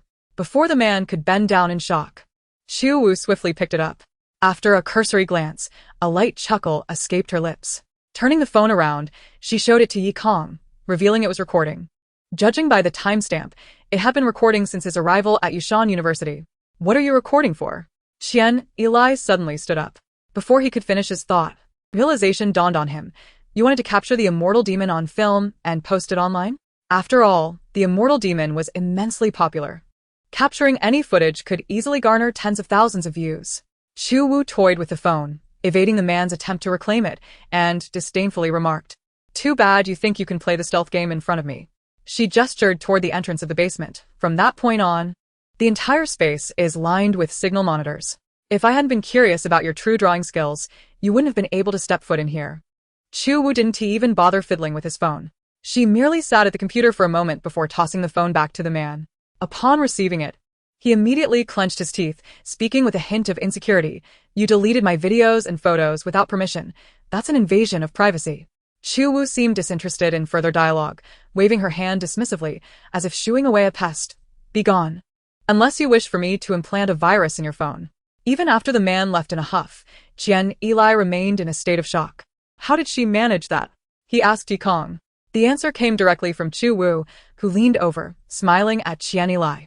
Her casually tied long hair cascaded down in a few strands, sleek and stylish against her fitted tank top and haphazardly worn jacket paired with cargo pants, giving her a fashionable appearance that hardly resembled a journalist. She winked at Qian Eli, saying, "Sorry, I should have mentioned, aside from media, I have been self-studying computer science since middle school. Everyone who enters this cafe with a network-connected device becomes my prey. It's just a matter of whether I desire to feast upon them." Observing Qian Eli's astonished yet wary expression, Chu Wu waved her hand cheerfully. "Relax. I have no interest in targeting someone like you, who can only resort to childish insults." "But haven't you already hacked him?" Qian Eli protested. A faint murmur of conversation drifted from the entrance of the basement, prompting Yi Kong to glance over. "Let us hold off on the chatter. The second candidate is arriving." The footsteps approached with a lightness, a skipping rhythm that naturally aroused curiosity about their owner. How could someone so carefree enter such a suspicious basement for an interview? Even Chu Wu turned her focus toward the entrance. Chapter 143. How did you recognize me? The newcomer was a girl with a rather unique appearance. Just as Chu Wu's trendy attire and perpetual mask invariably drew attention, the girl's twin ponytails and vibrant ensemble were equally captivating. Her shoes even boasted tiny wings, rendering her steps as light and playful as if she might take flight at any moment. Wow. Before the interviewers could utter a word, she widened her eyes in wonder, surveying her surroundings. "This is so special. Our studio is underground? It feels like a secret base." The three of them remained still, not in a hurry to sit down. The girl inspected the surrounding bookshelves before swiftly approaching the desk where the three sat, leaning on it eagerly as she gazed at the interviewers. "I love it here." The scrutinized interviewer, Yi Kong, responded, at such close proximity as the girl blinked at her dark eyes, tilting her head. "Why are you wearing a mask? Are you sick?" Chu Wu glanced at the list and remarked, "Miss Tales, please take a seat. The interview is about to commence." "All right." The girl finally settled into her chair, adopting a proper waiting posture. Qian Eli glanced at the materials in his hands. "It seems you haven't used your real name? You didn't ask for it." The girl replied with a smile. "I thought it would be fairer to provide my true information once my hiring is confirmed." "You seem quite confident in yourself." Que vous observez? "Of course." The girl lifted her chin, her ponytails swaying proudly. "My brother says I am one of the most talented artists in the world." Oh. Chu Wu chuckled playfully, glancing at Yi Kong. "Someone is boasting about their talent in front of you." Yi Kong ignored her, lazily checking the time. "Time drawing, 30 minutes. Content of your choosing." The girl blinked, asking, "What are the criteria for passing?" "Criteria for passing? Do you think this is a game?" Qian Eli retorted. Yet Yi Kong answered nonchalantly, "The standard is simply whether I like it." The girl's eyes widened. "Is that so blunt?" "We are indeed an amateur troupe." Chu Wu replied with a smile. "If you can't accept that, feel free to leave." "It's not that I can't accept it," the girl huffed, lowering her head in contemplation. A minute later, she looked up at Yi Kong. "Can I draw you?" Yi Kong hesitated for a moment, but Chu Wu, intrigued, promptly asked, "Why do you want to draw her? You can't even see her face. It would be better to draw me." "But she inspires me more," the girl said. "I don't know why, but whenever I see her, I feel this urge to draw." Yi Kong, with an air of impatience, muttered, Whatever. She rested her chin on her hand, idly perusing the story outline submitted by the girl, who went by the pen name Tale. It was a conventional tale of leveling up and battling monsters. The narrative itself held no extraordinary allure, yet the artistry was undeniably exquisite. Each character bore a distinct charm, and the illustrations were imbued with a personal flair. What captivated her most was the unexpected imagination displayed in the characters' dialogues. The plot was commonplace, yet the characters sprang to life through her creativity. Even a minor antagonist destined to be vanquished by the protagonist exuded an unusual allure. As Kong flipped through the draft, time slipped by unnoticed, and before she realized it, half an hour had elapsed. When the timer beeped, she lifted her gaze just as the girl set down her pen. The girl scrutinized the paper, her expression betraying dissatisfaction. The time was too brief, and the execution too rough. Qian Eli, however, had already risen to retrieve her manuscript. He was intrigued by Tale's artistic prowess and curious about how she intended to portray the mask-clad Kong in a manner that would impress them. Yet, upon grasping the paper and inspecting its contents, his expression shifted to one of bewilderment. Chu Wu, observing his reaction, tapped her fingers on the table and urged, "Hurry. Let me see." Qian Eli cast a strange glance at them, then turned to the girl who was gazing intently at Kong, and wondered aloud, "Do you two know each other?" By the time he spoke, the paper had already found its way into Chu Wu's hands. Kong caught a glimpse of the illustration depicting herself. Chu Wu's eager and inquisitive smile abruptly faltered, and Kong raised an eyebrow in surprise. The light illuminated the girl in the drawing. Indeed, it was Kong, yet not the mask-wearing Kong. The painted Kong bore a complete and clear visage. Her features were flawless, delicate brows, refined nose, and lips as lovely as petals, complemented by a perfectly placed beauty mark on her left cheek. Her long hair cascaded to her shoulders, and even with the hasty strokes, the illustration conveyed her characteristic aloofness and distance, a visage Kong often wore. The only unfamiliar aspect was that she was engaged in a game of chess. In such a brief span, even the facial details lacked precision, yet the artist had meticulously rendered a chessboard, half filled with pieces. The black and white pieces were artfully arranged, and the girl's slender fingers clutched a black piece, emanating an air of focus and detachment that was utterly captivating. Qian Eli took a seat, puzzled, and remarked, "But aren't you incapable of playing chess? Then do you know each other or not?" Both Chu Wu and Kong fell silent, amplifying the girl's astonishment. "What? Unable to play chess? How is that even possible?" As she stared, wide-eyed, Qian Eli felt perplexed. After all, she truly could not play chess. In recent years, Go had surged in popularity, and he had inquired previously. She indeed lacked the skill. He turned to Kong for confirmation, only to find Chu Wu looking up, her typically cheerful profile now exuding an eerie coldness. Her eyes, illuminated by the light, resembled a predator's, poised to pounce. Yet this demeanor was fleeting, as she soon returned to a smile. She crumpled the paper into a ball and addressed the interviewee. "I'm sorry, but you failed to capture the essence. Your interview cannot be approved. Isn't it commendable to achieve this in such a short time?" Qian Eli frowned, advocating for her. "The most important aspect is that she has developed her unique style. Isn't that precisely what our studio seeks in an artist?" He asserted resolutely, "I approve." Chu Wu merely raised an eyebrow at his declaration. Kong, indifferent, toyed with the makeshift sign and glanced at the individual seated before her. "Even if you approve, it's unlikely you could genuinely become my employee, is it?" However, more than the outcome of the interview, she was now intrigued, asking, "How did you recognize me?" Chapter 144. You better remember my name. Isn't it rather simple? The girl picked up the magazine titled Floral Leaves. It was the first issue, featuring a poster of Constellation on the cover. She pointed at it and declared, "If you, like me, have perused a person's works countless times, falling asleep to their illustrations every year, month, and day, you'd certainly be able to recognize them at a glance. Besides, in the realm of artistry, I consider myself a genius." Her expression brimmed with pride. Chu Wu, however, interrupted her before she could finish, tossing the crumpled paper at her head with a sharp snap. Though the impact was minimal, it bore a distinct insult. The girl, predictably enraged, exclaimed, "What are you doing?" Chu Wu leaned back in her chair, swaying slightly before issuing a derisive laugh. "You dare to storm in here so brazenly, unprepared for the possibility of being humiliated and driven away? If that is the case, it only reflects poorly on your master. Chu Wu's demeanor appeared relaxed, yet was saturated with deeper resentment and disdain, which she did not bother to conceal. Under her scornful gaze, the interviewee narrowed her eyes and retorted defiantly, "Doesn't your thought suggest you too have a master?" She directed her gaze at Yi Kong, assessing her with palpable malice. "It seems your master isn't faring too well, living in such a dark basement with you." Chu Wu's grip tightened around the phone on the table, her expression indicating a desire to hurl it at the girl, yet she restrained herself.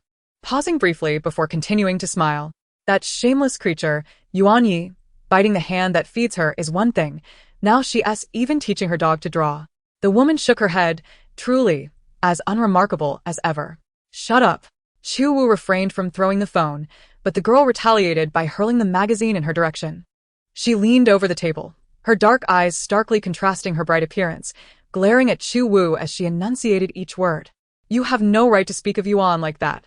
She then turned her gaze to Yi Kong, her eyes piercing like needles. "You have no qualifications." Ha! Chu Wu let out a laugh tinged with absurdity. She was about to respond when Yi Kong, who had remained silent until now, interjected. "It's not Yuan who sent you here, is it?" Her countenance revealed no flicker of emotion as she gently tapped her cheek with her fingers. "From what I know, he would prefer to avoid any association with me. I came of my own accord." The girl stood there, her laughter dissipating, replaced by a palpable aggression.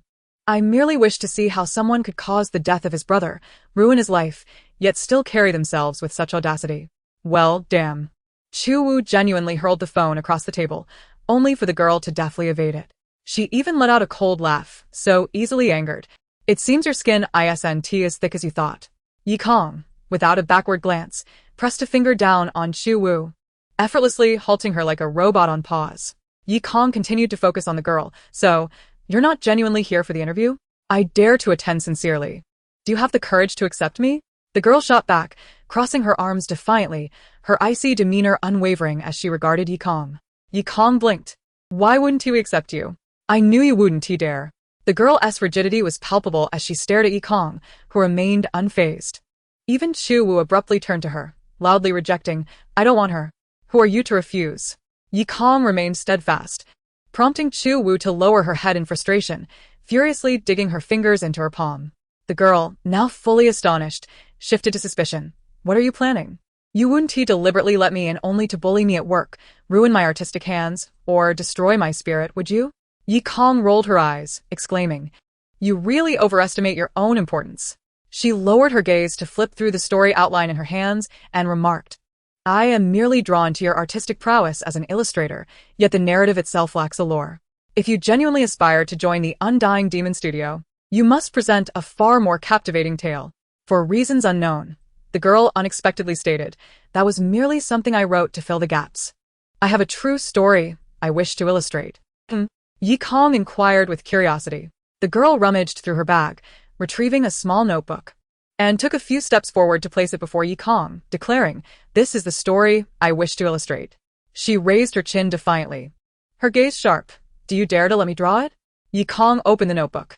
The first page depicted a man and a woman engaged in a game of Go.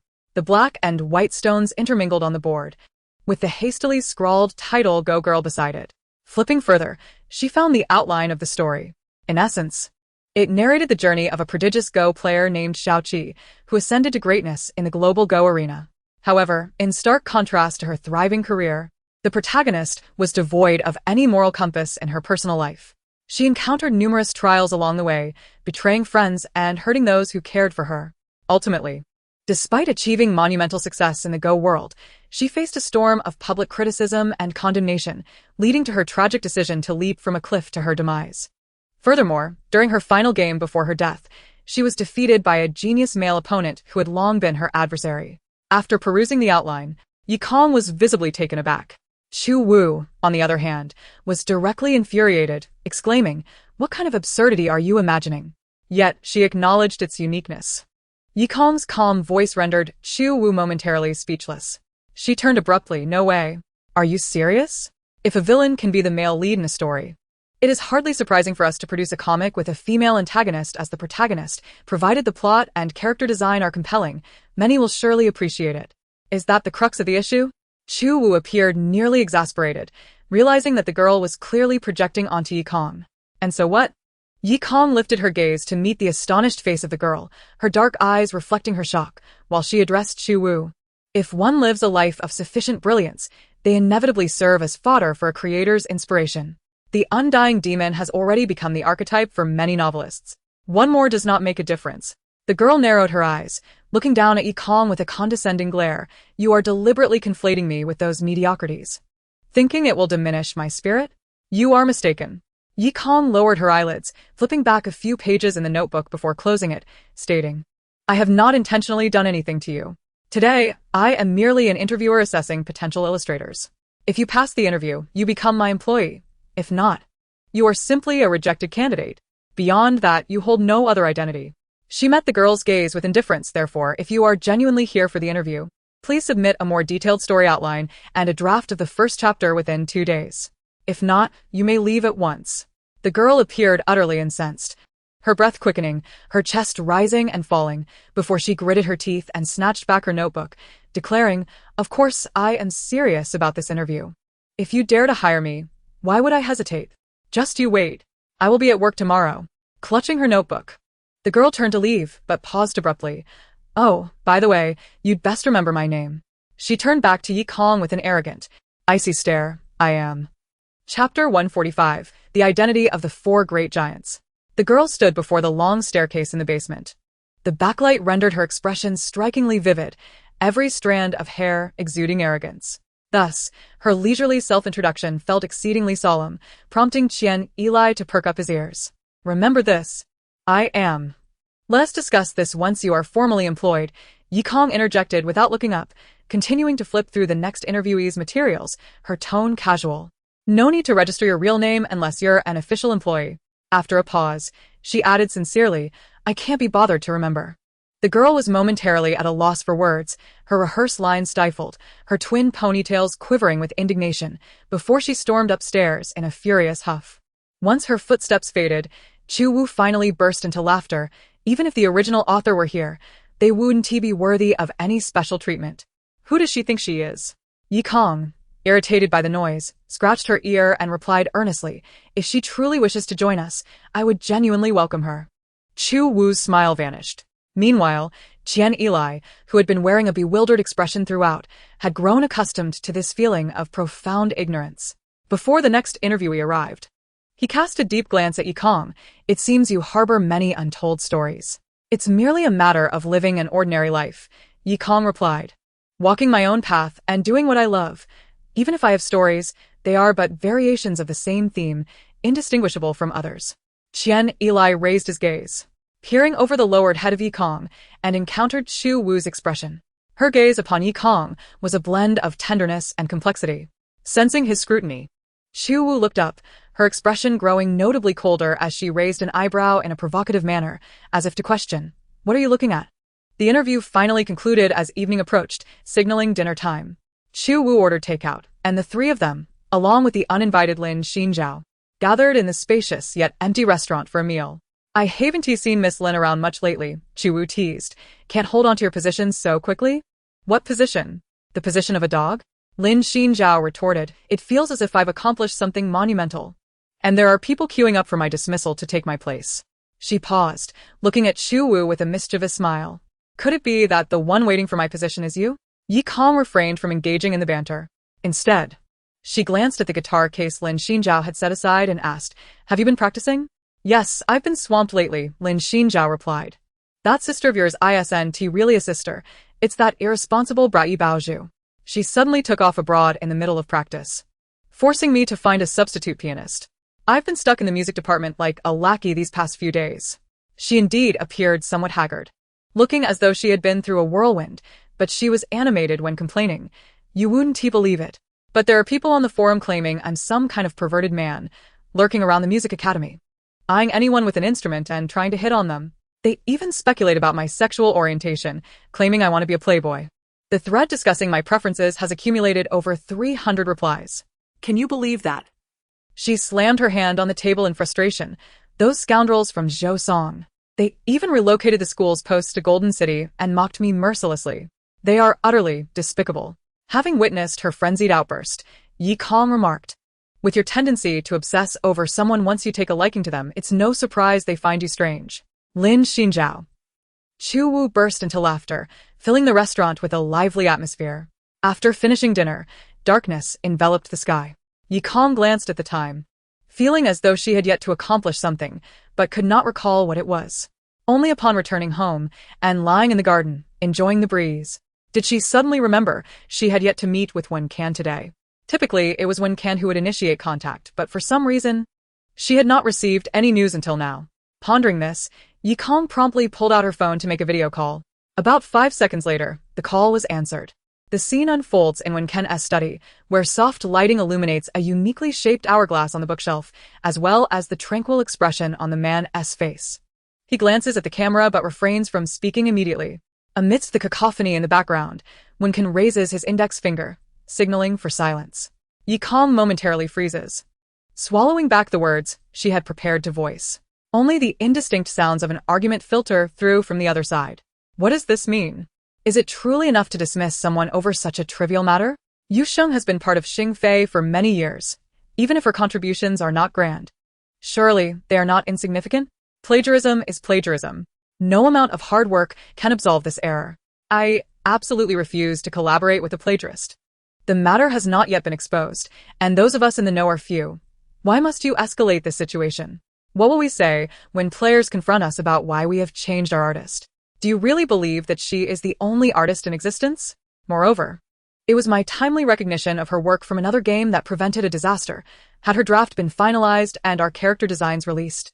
Do you think players Wen Ti have discovered the truth? That game is relatively obscure. Perhaps fewer than 10,000 have played it. What are the odds of such coincidence?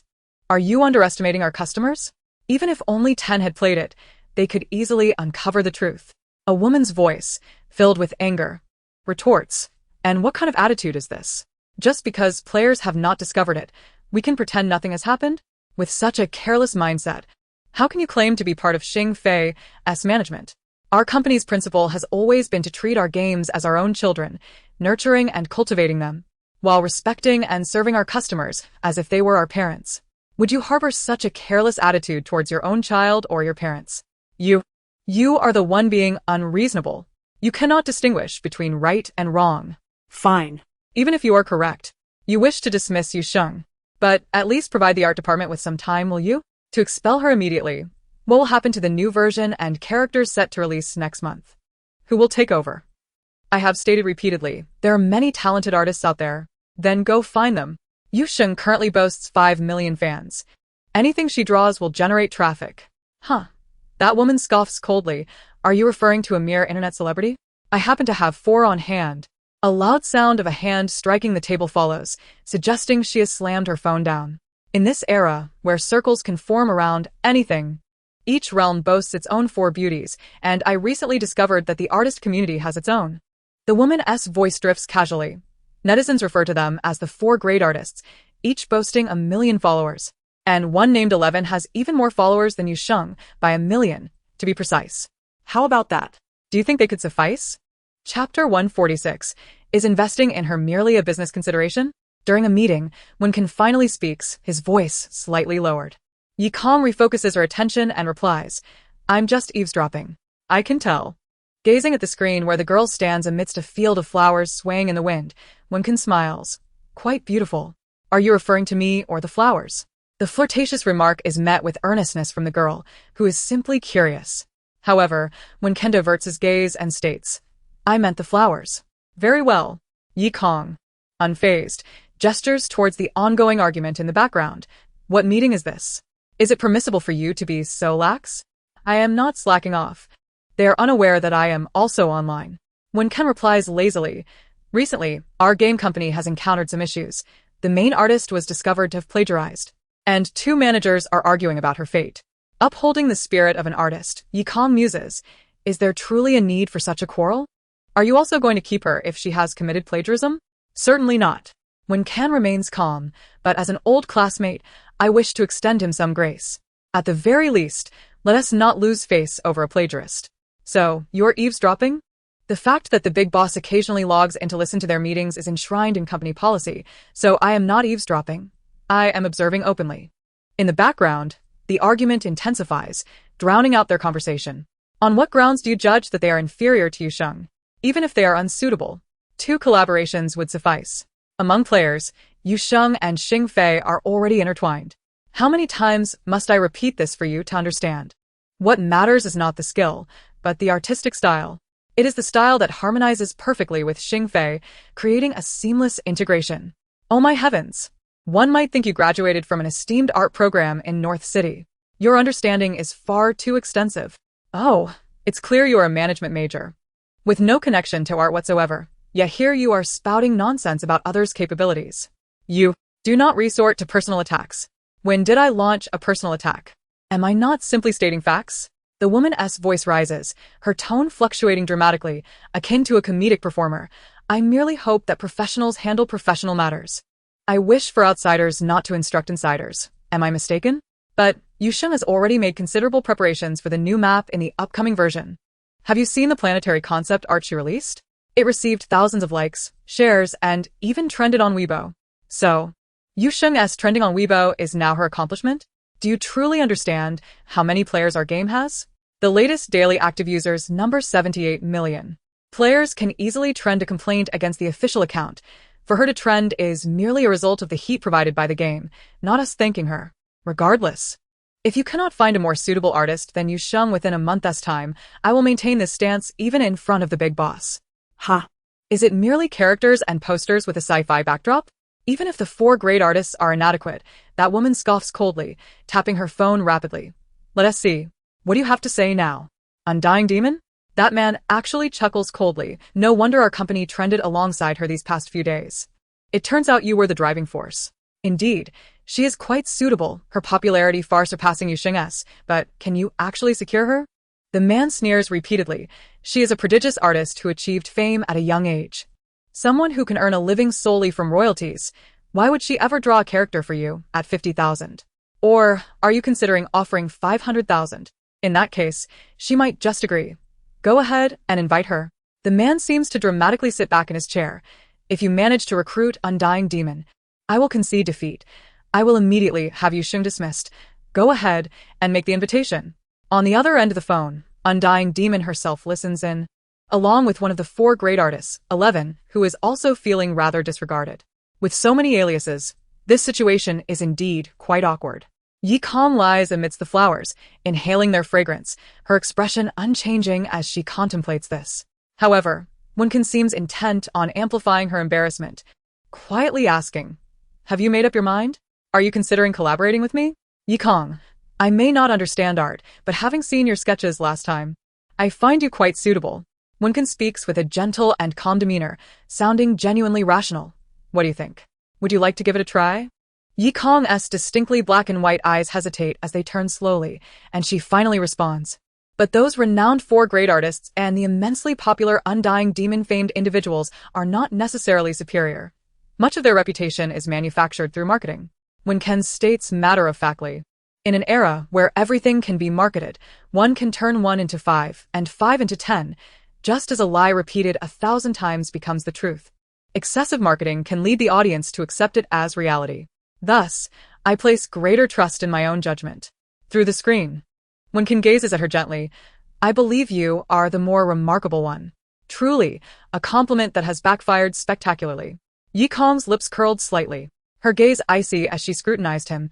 You still haven't read the comic Undying Demon, have you? No, the man replied, his expression remarkably composed and defiant. Yet you have invested in the Hua Yi magazine. Investment is merely a business consideration. It does not imply that I must appreciate her works. Well articulated. Yi Kong found herself experiencing an unusual sense of frustration. She shifted from the lounge chair to sit upright, fixating on the screen before her. Suddenly, she inquired, "Is this game company of great significance to you?" Wenkin, perplexed, nodded. "It is my largest source of revenue. As long as it continues to operate smoothly, I will have a steady stream of funds to invest in and develop other projects. One could say it forms the very foundation of the Xingfei Group." As he spoke, Wenkin gestured with his hands. "Otherwise, I would not be personally concerned about the fate of a mere artist." Is that so? Ye Kwon checked it. Though the amusement did not reach her eyes, which instead glinted with a cold, mischievous intent. Then how about this? You read the comic Undying Demon. and once you have done so, I will seriously contemplate whether to collaborate with you. Wen Can's handsome face displayed a flicker of confusion, tinged with reluctance. Yet, under Yi Kong's insistence, he reluctantly acquiesced, the smile fading from his lips as he ended the call. Immediately after hanging up, Yi Kong logged onto the Undying Demon Studios Weibo account. Observing a retweet from the Xing Fei Group's official account, she smirked coldly. Just a business consideration? It doesn't mean you like my work? Fame is merely a product of marketing? With a fierce determination, she typed out a reply, each word meticulously chosen, and sent it using the Undying Demon account. Chapter 147. A Pleasant Collaboration. Undying Demon Studio V. Private message read, wishing for a delightful collaboration. Retweet from Xing Fei Games. Undying Demon, please check the private message. We have been waiting for over 10 days, earnestly seeking collaboration, so please show mercy. Retweet. Undying Demon Studio, stars. Once this message was released, several trending topics immediately surfaced on the entertainment hot search list. Undying Demon responds to Xing Fei Games. Undying Demon and Xing Fei's formidable alliance. Xing Fei has it all. Xing Fei defeats Bad Blood and East Travel to acquire Undying Demon. Amidst the increasingly exaggerated trending topics, Xing Fei players reveled in mocking the other two major gaming players, indulging in memes with great fervor. A few dissenting voices questioning Undying Demon emerged, suggesting that the hot search was a self-purchase promotion, or that Undying Demon was merely riding on the coattails of the other two. However, such sentiments were in the minority, quickly overshadowed by the more boisterous players who celebrated Xing Fei's acquisition of talent, triumphing over Bad Blood and East Travel. Even those unfamiliar with Undying Demon became acquainted through casual inquiry and public discourse. To them, the fact that such a renowned and highly regarded artist could be secured by Xing Fei was a cause for elation. As the trending data surged, Yi Kong ventured into the private messages to respond to Xing Fei. Ignoring the barrage of flattery in the chat box, she focused on the proposed collaboration details, which indeed mirrored the contents of her phone conversation with Wen Can. They sought a character design for a new game role and a promotional poster for the upcoming version. After some contemplation, Yi Kong began typing. Undying Demon Studio. Thank you for your admiration. I am open to collaboration. But may we conduct our discussions solely online? The reply was nearly instantaneous. Xing Fei Games. Only online communication? Does the esteemed artist not require a meeting to sign a contract? Undying Demon Studio. This is not an employment matter. It is merely a short-term collaboration. You outline the requirements, and I will deliver the designs. Such a partnership is no different from commissioning an artist online, so a simple exchange of payment for work suffices. No contract needed. Xing Fei Games. That is certainly acceptable.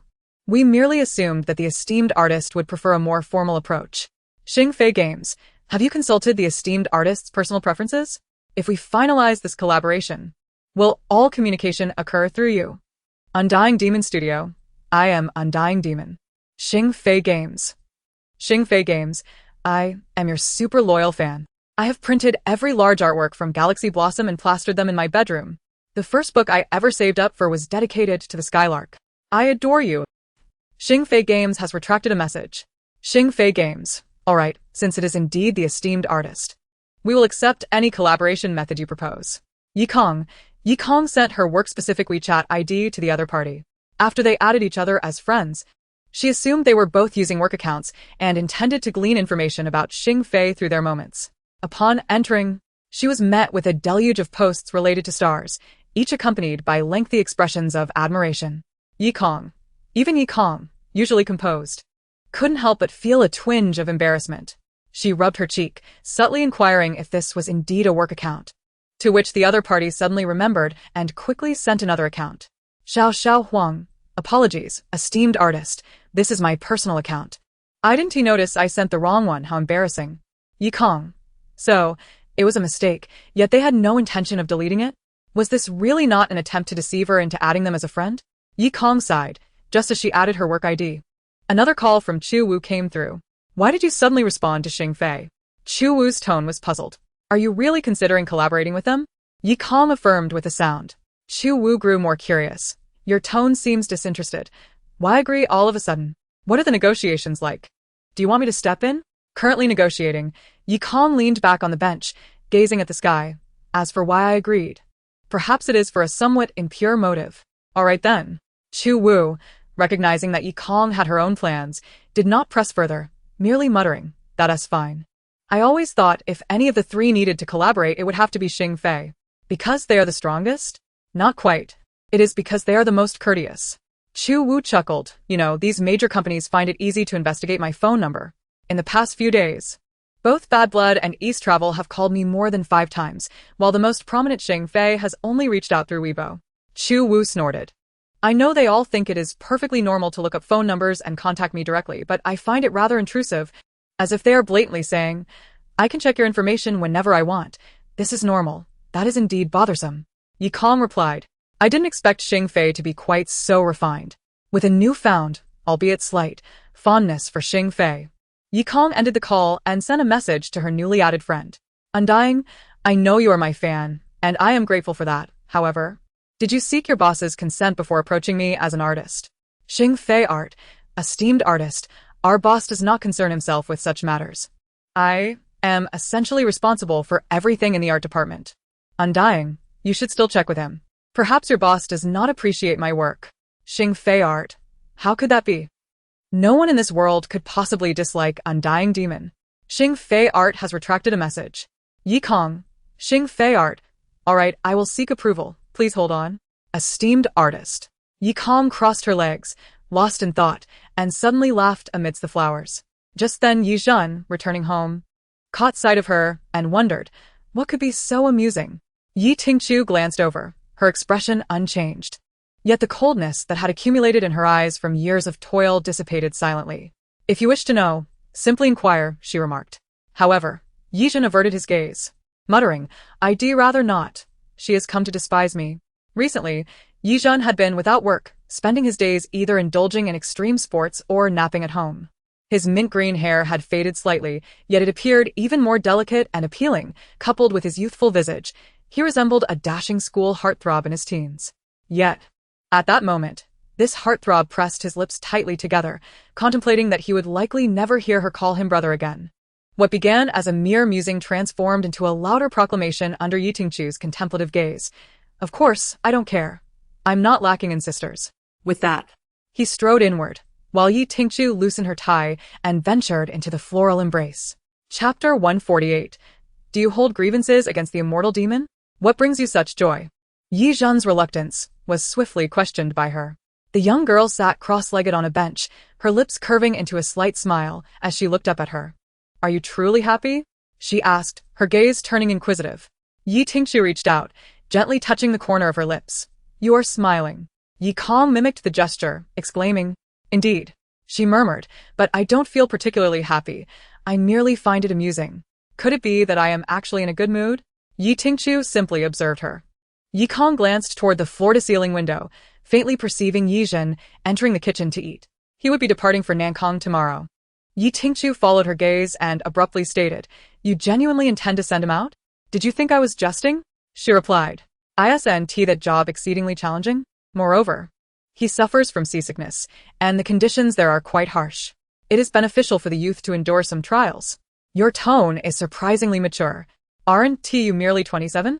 Yi Kong looked up at Yi Tingqiu, smiling, Sister, you're also quite young. Yi Tingqiu felt a sudden sweetness wash over her. Though Yi Kong's appearance was not conventionally sweet, she found this smile far more delightful than those of the industry as so-called sweethearts. Could this be the effect of sisterly affection? As she pondered, she maintained her composure while affectionately ruffling Yi Kong's hair. You possess quite the gift of gab. If you truly believe that, it indicates how much I matter to you. Yi Kong returned her attention to her phone, continuing to speak. I only say nice things to those I like. Otherwise, I might inadvertently infuriate them. This is what the director grandpa has taught me. How fortunate I am, Yi Tingqiu mused, feeling an overwhelming sweetness. It seemed her intake of sugar for the day had surpassed the limit. Thus, she restrained herself, advising Yi Kong not to sit cross-legged for too long before turning to leave. Meanwhile, an oblivious Yi Kong received a reply from Xiao Huang. Starfly Art, I am so sorry, esteemed artist. Oh, I am guilty. Ors, oh heavens, please strike me down. Starfly Art, a red envelope to wish you wealth and prosperity. Starfly Art, transferring 555. As she gazed at the barrage of tearful emojis, Yi Kong's expression became rather complex. She squinted, inquiring about the situation. Starfly Art, I apologize, esteemed artist. Our boss insists on seeing the finished product before making a decision. The payment will still be made, but whether he accepts it depends on his satisfaction. Immortal, is this boss you speak of the head of Starfly Games?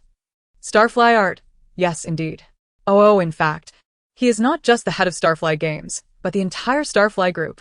Starfly Art. I'm unsure why he has suddenly gone mad, wanting to interfere with the art department's affairs. Although he occasionally conducts inspections, he usually doesn't delve this deeply. Yi Kong.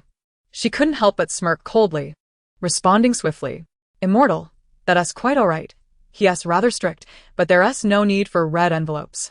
It's only fair that the capable take charge. As long as the payment is made, the final decision is yours. Starfly Art, we will definitely use it. I believe in you. I look forward to you proving our boss wrong. It would be splendid if he ends up kneeling and bowing to you. I implore you to collaborate with him. The wicked capitalist will surely regret his arrogance today. Starfly Art has retracted a message. Yi Kong. What a terrifying fan, she thought. Given the chance, she would probably slap Wen Can for me. Amused by her own imagination, Yi Kong replied that one to be necessary before officially entering the work phase. Yi Kong had undertaken such tasks countless times. The account was that of a popular online illustrator, regularly inundated with requests for commissions, with patrons spanning various circles, each presenting their own peculiar or demanding requirements. Collaborating with a large company like Starfly was comparatively easier, as their requests were at least precise, devoid of vague sentiments like just capture that essence. Starfly Games. What we are looking for is a character and 3 posters with different backgrounds. Starfly Games. The backgrounds for the 3 posters should be Earth Wasteland, Cosmic Starry Sky, and Interstellar Battlefield. While there is some overlap with your new work galaxies, we hope to achieve a distinct Star Eclipse game style, rather than evoke memories of your work. It's not that we dislike galaxies, but rather. Fong Sivan called out from within, announcing that dinner was ready. Yi Kong raised an eyebrow, preparing to rise as she replied one last time. Immortal, I am fully aware. Why would I want you to ride on the popularity of galaxies? She stood, her phone spinning in her palm. My galaxies is destined for the cosmos. The young girl walked briskly, her tone casual as she spoke to herself. Meanwhile, Huang Zirong was in the conference room, pacing in a frenzy. What on earth is happening? Does General Wen truly know who that is? That is the immortal demon. She strode back and forth like a frenzied lioness. The male executive, who had clashed with her recently, wore a smug smile. What of the immortal demon? No matter how big the name, one cannot bypass the rules and make decisions unilaterally. Can they? Unlike Yusheng, who has collaborated with us for many years and thus earned our trust. Stop extolling Yusheng. Huang Zirong retorted with a cold laugh. It is precisely because we trusted her that she resorted to plagiarism. How long do you intend to dwell on this? It hasn't even caused a stir. The male leader's patience wore thin, suggesting that perhaps General Wen favored Yusheng and was intentionally making things difficult for the immortal demon. Given that Yusheng had also been reviewed by General Wen previously, such words could lead one to believe that a beauty was vying for the emperor's favor. If you say so, it is not entirely unreasonable. The man, about to erupt in anger, found himself inexplicably calmed, for indeed, Yusheng was more attractive. He recalled how gentle General Wen's demeanor had been during his inspection. Have you lost your mind? General Wen is already engaged. Ha! It's merely a family alliance, devoid of affection. Besides, Wen Can is not the type to favor a refined lady. I am an old classmate of his. I know him better than you do. The man settled back into his chair, crossing his arms, ready to elaborate further, when a light cough echoed in the conference room. Though not entirely familiar, the melodious tone caused both to hesitate for 3 seconds before springing to their feet. The man abruptly glanced at the monitor, which ominously shifted, its red light illuminating their apprehensive expressions. I know that Yusheng is our longtime illustrator, but I have no personal impression of her and cannot recall her face. A graceful and clear male voice resonated from the loudspeaker. Wen Can, seated in his study, gazed at the screen before him and spoke with deliberate calmness. At the same time, I wish to clarify that my fiancé and I share a harmonious relationship, and I have no intention of straying from my commitments, Manager Tong. Do you comprehend? Manager Tong chuckled softly, acknowledging his folly. Understood, General Manager Wen. Please do not take offense. However, Huang Zirong was unperturbed by their exchange and urgently called into the camera. Boss, are you truly unaware of Immortal Demon? You must check out her work, Starfall. It's currently being serialized. The artistry is simply extraordinary, and her skills are unparalleled. Once you see it, you'll understand why I have such faith in her. When Ken fell silent for a moment, and when he spoke again, his tone had grown noticeably colder. I am familiar with Starfall and aware of a mortal demon. But whether her illustrations can be utilized depends on the final product. This is the stipulation of our inaugural collaboration, and I do not intend to make exceptions for anyone. Nor should you, Director Huang. Huang Zirong appeared dejected. Observing her despondency, Wen Can diverted his gaze and remarked with indifference, "If you truly have such confidence in her, you ought not to exhibit such a demeanor. After all, those with genuine talent will invariably win me over through their capabilities. If she cannot even achieve that, then it is not worth your lament." After a prolonged silence, Huang Zirong finally looked up and quietly inquired, "General Manager Wen, is it just my imagination? Or do you seem to harbor reservations about Immortal Demon?" Chapter 149. I will prove you unworthy. Yi Kong was acutely aware of Wen Can's reservations regarding Immortal Demon. She was certainly not naive. Given that Wen Can's mother was a fervent admirer of Immortal Demon, yet Wen Can himself displayed no admiration and maintained a notably aloof attitude towards potential investments, even neglecting to peruse her work. Such behavior could not merely be construed as indifference. The more she pondered, the more her curiosity grew. While most individuals tend to embrace all that is associated with their affections, why did Wen Can choose to act contrarily? Yi Kong was intrigued by the answer to this question and also curious as to how he would react if she genuinely approached him under the guise of a mortal demon. What expression would cross his face when the truth eventually emerged? The mischievous desire to toy with him burgeoned within her, resulting in Yi Kong becoming increasingly occupied. That very night, she immersed herself in understanding the narrative background of the game Starfall, staying up nearly the entire night, and yawned while playing the next day at school. The game was newly downloaded. Although she had already illustrated several commissions related to Starfall under her pseudonym, she yearned to personally engage with the game before embarking on character design. That night, while typically burning the midnight oil, Yi Kong received an email from the contentious interviewee at 3 a.m. It contained the complete outline for Go Girl and the first chapter. Sitting beneath the lamp, she perused it for quite some time before replying with a simple congratulatory message for their employment. The following day, she met the girl at a cafe. Today, The girl had altered her hairstyle from twin ponytails to a fishtail braid, maintaining a youthful ensemble. As she leaned over the table with a smirk, a hint of adolescent bravado emerged. "Now, can you remember my name?" Lost in her gaming reverie, Yi Kong looked up, her gaze distant, as if she were in another realm, rendering the girl's presence almost invisible to her. Yet, this did not prevent Yi Kong from responding, her tone flat. "Go ahead." "My name is," the girl declared, but Yi Kong's lack of interest was palpable. Yuan Xiaoqi. At that moment, Yi Kong's fingers froze mid-operation on her phone. With no one else around, she failed to notice the rare shift in her expression. Gradually, she lifted her gaze to meet the girl's triumphant smile. And after a long pause, she slowly echoed, "Yan Xiaoqi?" Originally, it was simply Qi, chess piece. Yan Xiaoqi crossed her arms, chin raised defiantly, her smirk widening, "But I believe Qi 7 sounds better. I suggested it to Yuan Yi, and he agreed." "Is that so?" Yi Kong blinked, slowly withdrawing her gaze. "Then, congratulations to you. You're not angry?" Yuan Xiaoqi asked, her demeanor shifting slightly as she fixated on Yi Kong. "Why would I be angry? It's your name, not mine. But that name belongs to you. It's not like you just randomly picked it up off the street. And you know it was merely a dog." Yi Kong, never lifting her head, replied nonchalantly, "Why would I be upset over a dog? But that was no ordinary dog. It was your dog, raised alongside them. After it passed, you even used that name in your artwork, creating something significant. I refuse to believe you don't care at all." Yi Kong paused, the game character meeting its demise on screen. She turned her gaze towards An Xiaoqi, her brow furrowing in disbelief. "You are quite peculiar. Are you truly vying for a name associated with a deceased dog merely to provoke my ire? One would think you wish to be my dog." What? Yan Xiaoqi was momentarily taken aback, her anger stifled by Yi Kong's impatience. "Listen, young one. I offered you this position because I recognized your artistic talents, not because you are a dog. Whether you aspire to be my dog or Yuanya's dog is of no consequence to me. Do you understand? I am not a dog." Yan Xiaoqi exclaimed, her eyes wide in disbelief. "Suit yourself." Yi Kong waved her hand dismissively, as if swatting away an annoying fly.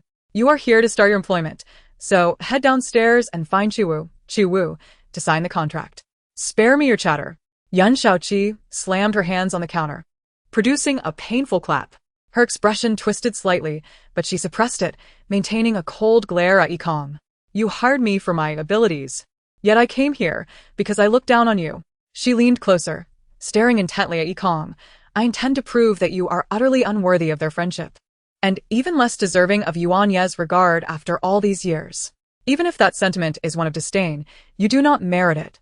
Once I have thoroughly eclipsed you in every aspect, I shall consider it revenge for the brothers, and Yuan Yi will forever regard you as an inconsequential character. Yikong slowly raised her head, pondering from where Yuan Yi had discovered such an oddity. That is our secret. How could I possibly divulge it to an outsider? Yun Shaoqi returned to her haughty demeanor. You once had a trio, and now we do too. Understood. You may proceed with your reporting. Yikong stated flatly, initiating another round. Yun Shaoqi, still unsatisfied, suppressed her impulse to continue, snorting in disdain as she turned and strode toward the basement. However, just a few steps in, she abruptly halted, her eyes darting back to Yikong. By the way, can you guess why I chose to illustrate a story centered around Go? Because you enjoy it? Or perhaps your master does? Incorrect. It's because I possess considerable talent in Go as well. Yun Shaoqi smirked, just as you do. That's what Yuan Yi said when he taught me to play. Thus, you see, you're not as unique as you believe. If I were merely 2 years older, and had been the one to meet them at the orphanage, everything would be different. Most importantly, my brother would still be alive. Yikong remained unresponsive, the sounds of the game echoing in the air. Yun Shaoqi's expression grew cold, and she scoffed, turning to leave, only to hear Yikong's calm voice behind her. Did you know? She paused, listening as Yikong continued. I taught Yuan Yi how to play Go, and at that time, I did not perceive him as particularly talented. The girl whirled around, disbelief etched across her face. You're lying. His skills were taught by my brother. He was the most skilled at Go. Why would he need to learn from you? It seems that this is the one thing he has not disclosed to you. After a moment of silence, Yikong curved his lips and gazed at her, for the truth remained.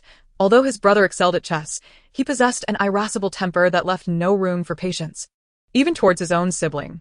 Thus, by virtue of seniority, I am the master of Yuan Yi, and considering your status as Yuan Ye's disciple. Yikong leaned back against the cash register chair, a faint smile gracing his lips, and permitted you to address me as Grandmaster. What do you think? As Shaoqi departed from the cafe, she cast a fierce remark towards Yikong, yet her faltering steps betrayed her underlying frailty. The revelation imparted by Yikong had evidently dealt her a considerable blow.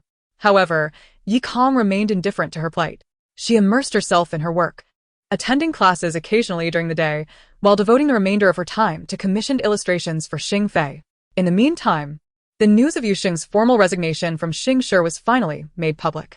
To preserve the dignity of this long-time collaborator, Xingshi opted not to disclose the true reasons behind her departure, instead fabricating an appearance of amicable separation.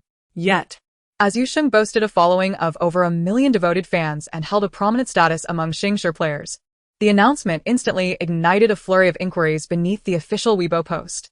Within the Xingshi fandom, players engaged in fervent discussions about the matter. Really? Why did Yusheng leave so suddenly? There were no signs whatsoever. Is she going solo now? After all, she's already immensely popular.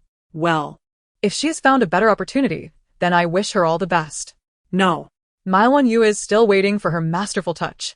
What will become of it without her? Who will illustrate it? Surely a new artist will come aboard, right? Or perhaps the one who has already been illustrated. Impossible. Just last week, she was asking everyone on Weibo about their imagined style for Wan Yu, seeking references. How could she have completed it so quickly? Oh, dear. Are they really scrambling to find a last-minute artist? With only a month left, will they manage in time? What is Dog Fei doing? Surely they won't push back the update? As the Xingshi players flocked to the speculation, many expressed their dismay at Yusheng's departure. Yusheng, please don't leave. What will happen to my beloved characters without you? I fear their allure may diminish. Dog Fei, what on earth are you doing? With just a month until the update, how could you let go of the primary artist now? Were you poached by another company? Suddenly, a thought struck me. Speaking of changing artists, didn't Dog Fei just announce a collaboration with Undying Demon? So, was the abrupt departure of Yusheng a result of this newfound partnership? Or was it a hasty decision following her amicable exit? Surely, Dog Fei wouldn't be so callous. Yusheng had often spoken highly of their treatment, likening her status in the art department to that of a princess. Quick. Head over to Yusheng's fan thread. A fan has dropped some juicy gossip. Xingshi players swarmed in, rapidly elevating the heat of a post within Yusheng's fan thread. The original poster was also a player of Xingshi, who simultaneously engaged with all games under the Xing Fei umbrella, yet remained a devoted fan of Yusheng. Having collaborated with Xingshi for 6 years, she had adored Yusheng for just as long, having joined her fan group early on. This so-called gossip revealed the chat records from Yusheng's fan group. The timestamp was from last week, during a nightly routine of saying goodnight, when Yusheng suddenly appeared in the group, sharing a tearful, sorrowful emoji. Fans who had yet to sleep immediately expressed their concern. Yet, she brushed it off lightly, claiming it was merely an inexplicable moment of melancholy.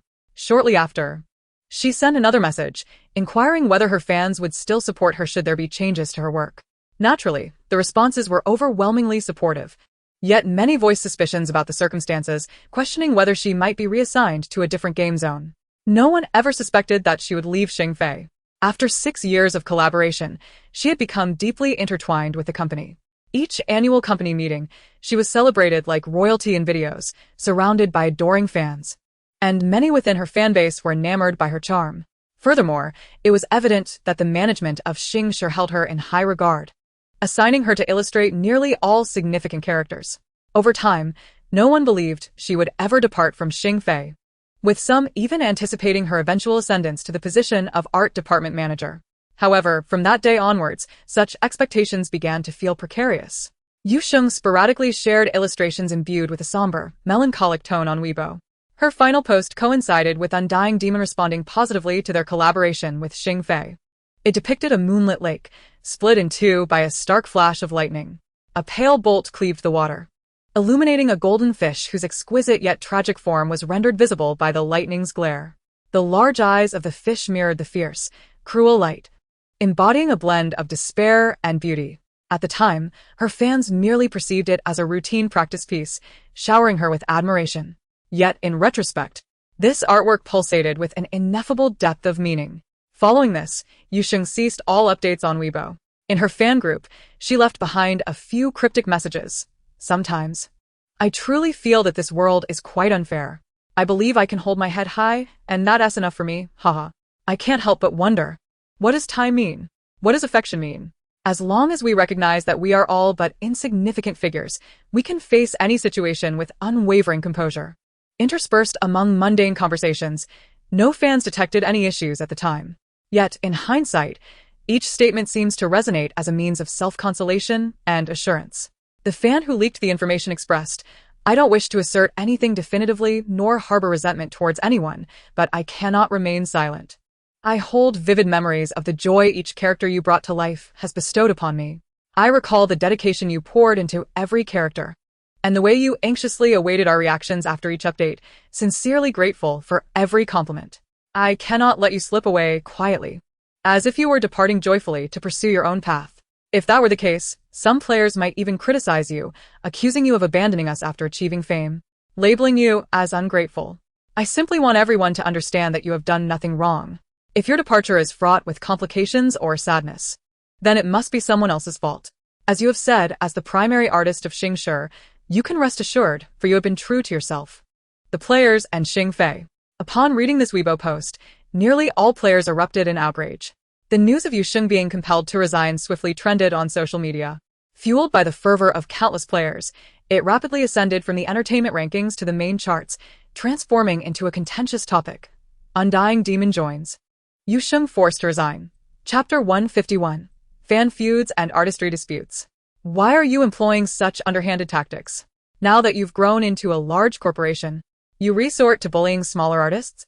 Yusheng has collaborated with you for many years. Her efforts should not be disregarded. Is this how you treat your veterans? Yusheng has been lifted up by us players. If she is to be dismissed, it should be our voices that matter. On what grounds do you expel her? I wondered why she suddenly changed her demeanor and began fawning over others.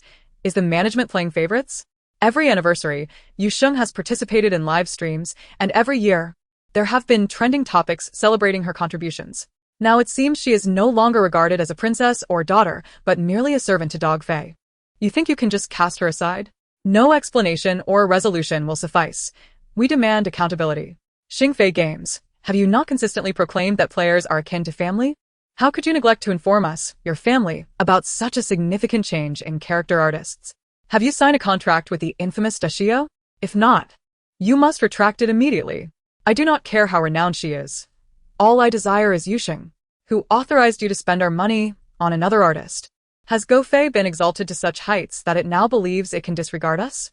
The official account of Xingfei Games has been inundated with thousands of comments from players, while Yuxing's Weibo is flooded with words of comfort and encouragement. If you truly leave, I shall uninstall Xingshi. Yuxing, please stay. Stand firm. Behind you stand countless players. I refuse to believe Gofei would dare to alienate all its players. Poor Yuxi, I recognize you solely as Princess Gofei. I care not for anyone else's fame. Should you depart, my disappointment in Gofei would be profound. It seems that having become a large corporation, it no longer values its players. The situation escalated dramatically. Yet, Xingfei remained silent, and Yuxing has yet to speak out. Until the following evening, when the fan who first broke the news shared a private chat screenshot. It was evident that this devoted fan had been tirelessly messaging Yuxing daily, expressing concern for her, yet she had not replied until the situation reached a boiling point. Yuxing Xinyu, I am truly grateful for your support and encouragement. I am in tears. I will always remember how warm the Xingshi community is. These 6 years have been a journey of companionship. You have witnessed my growth as I have accompanied you. However, I am a person lacking in courage. I've been suffering from insomnia for days, sleeping no more than 3 hours a night. I feel my body giving way, so this is where I draw the line. I hope we may have the chance to meet again elsewhere. Hug smiles. Upon the release of this Weibo post, rather than heeding Yuxing's implied conclusion, the players only fueled the flames further. Originally, the matter was confined to the official account of Xingfei Games and the comments beneath Yuxing's Weibo, but with her response, attention began to shift towards Dashio. Some senior players, emboldened by their notoriety, brazenly exploited their connections, remaining silent while the trending topic persisted alongside Gofei. Is that individual truly so famous? I have never heard of her. How can someone so young engage in bullying? Why are there still those afraid to mention her name? Allow me to speak. Is it truly acceptable for Dashio, leveraging her fame as a senior, to oust a diligent artist? Is she unaware of the situation? Or has she simply chosen to ignore the trending topic? Why has she not made a statement? When considering others who have benefited from backdoor dealings, does this not amount to workplace bullying? Does Dashio have allies within Gofei? Otherwise, I cannot fathom how Gofei, which prides itself on respecting players and maintaining a human touch, would tarnish its own reputation in such a manner. Dashio colluding with the upper echelons of Xingfei to oppress lesser artists. Xingfei Games, if you do not intervene soon, We shall report you. I have long wished to voice this. Gofei has always been aloof. Suddenly adopting the persona of a sycophant is clearly amiss, as some artists indeed rely on childhood nostalgia. As accusations against Dashio from Xingshi players intensified, the mounting emotions compelled players to vent their frustrations beneath Dashio's studio account. When a comment directly calling out Dashio and accusing her of leveraging her connections to bully others garnered significant attention from Xingfei players, Dashio's fans finally grasped the situation. Thus, a battle was imminent. Though Chuanxing had only serialized 2 chapters, the wealth of information conveyed within had led numerous online artists to create derivative works within just 2 months, attracting a larger fan base. Consequently, beneath Dashio's studio Weibo, a gathering of fans blinded by childhood nostalgia coexisted with seasoned veterans of the anime world. The arrival of Xingshi players ignited a frenzy among these veterans. However, these veterans would not engage in open conflict in Dashio's comment section. Instead, they would elevate their own flattering comments to suppress the critical ones. Simultaneously, a considerable faction of fans directly stormed Xingshi's Weibo Plaza. Xingshi Xinchong, are you feeling frisky again? What madness do you unleash beneath my artist's domain? Whatever internal changes you may face, I still deem Gofei unworthy of collaborating with Dashio. Xingshi Xinchong, what folly are you enacting? When Inha Ji Hua achieved national acclaim, publishing in over a dozen countries, your company had yet to emerge. You dare accuse Dashio of colluding with your higher-ups? You believe you have the right? Xingshi Gofei is finally gaining traction. The reason we abandoned Xingshi was due to the characters being overly trendy and lacking depth. If Dashio were to join in creating characters, that would be a blessing earned after centuries of toil. Do you understand? Xingshi, it is astonishing to witness you come to Dashio's plaza to hurl insults. This is true bullying, devoid of the fan circle's conventions. Regrettably, we fans of manga are not to be trifled with. Should you return to Dashio's plaza to wreak havoc, we shall report your game.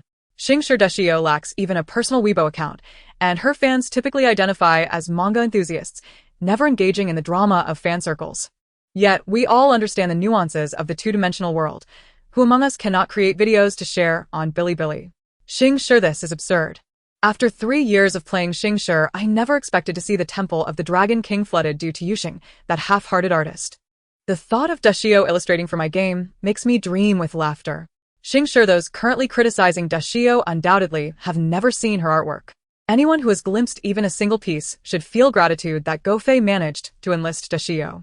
Chapter 152, The Voice of a Prominent Player.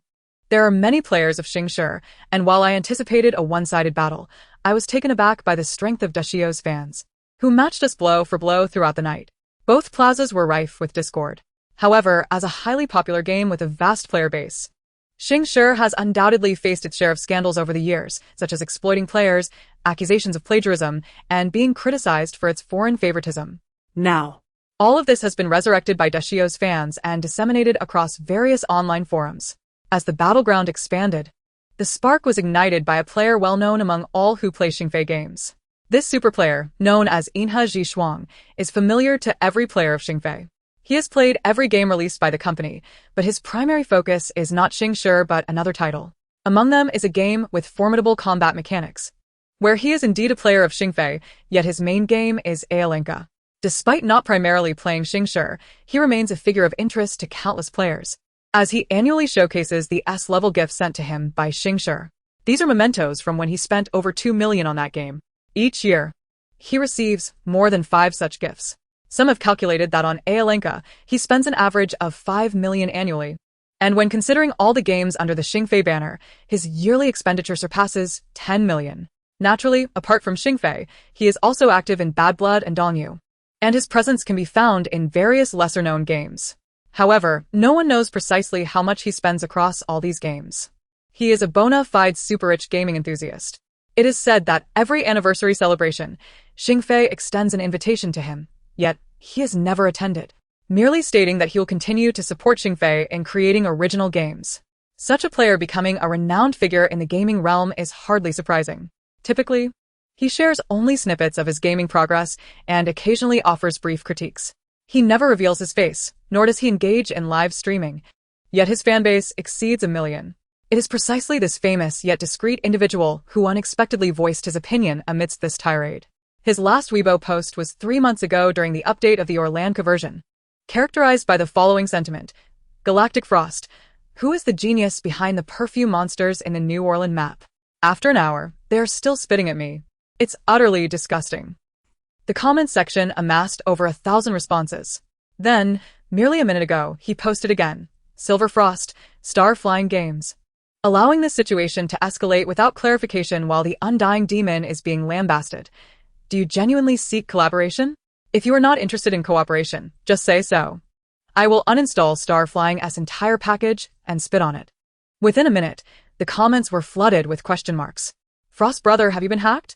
Does Frost Brother possess insider information? Why are you siding with the undying demon? Is it true that you intend to uninstall the game? Wasn't it promised you would always support Dog Flying in their ambitions to thrive globally? Frost Brother, if you've been kidnapped, blink once. Didn't he used to be quite fond of little fish? This situation clearly reflects that we players have been wronged. 2 minutes later, Silver Frost published 2 new updates. Galactic Frost, I have neither been kidnapped nor hacked. My intention to uninstall the game is sincere. I possess no insider information, but do not believe the undying demon would exploit privileges merely to be an artist for Star Flying, let alone bully Little Fish. She likely does not even know who Little Fish is. Galactic Frost, I do not like Little Fish. The only artist I have ever admired in my life is the undying demon.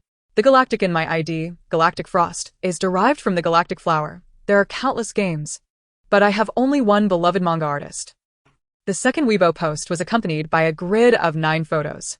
Each image depicted a different room, study, bedroom, and living room, each serving a distinct purpose, yet every wall was adorned with enlarged illustrations from the Undying Demon's fairy tale collection.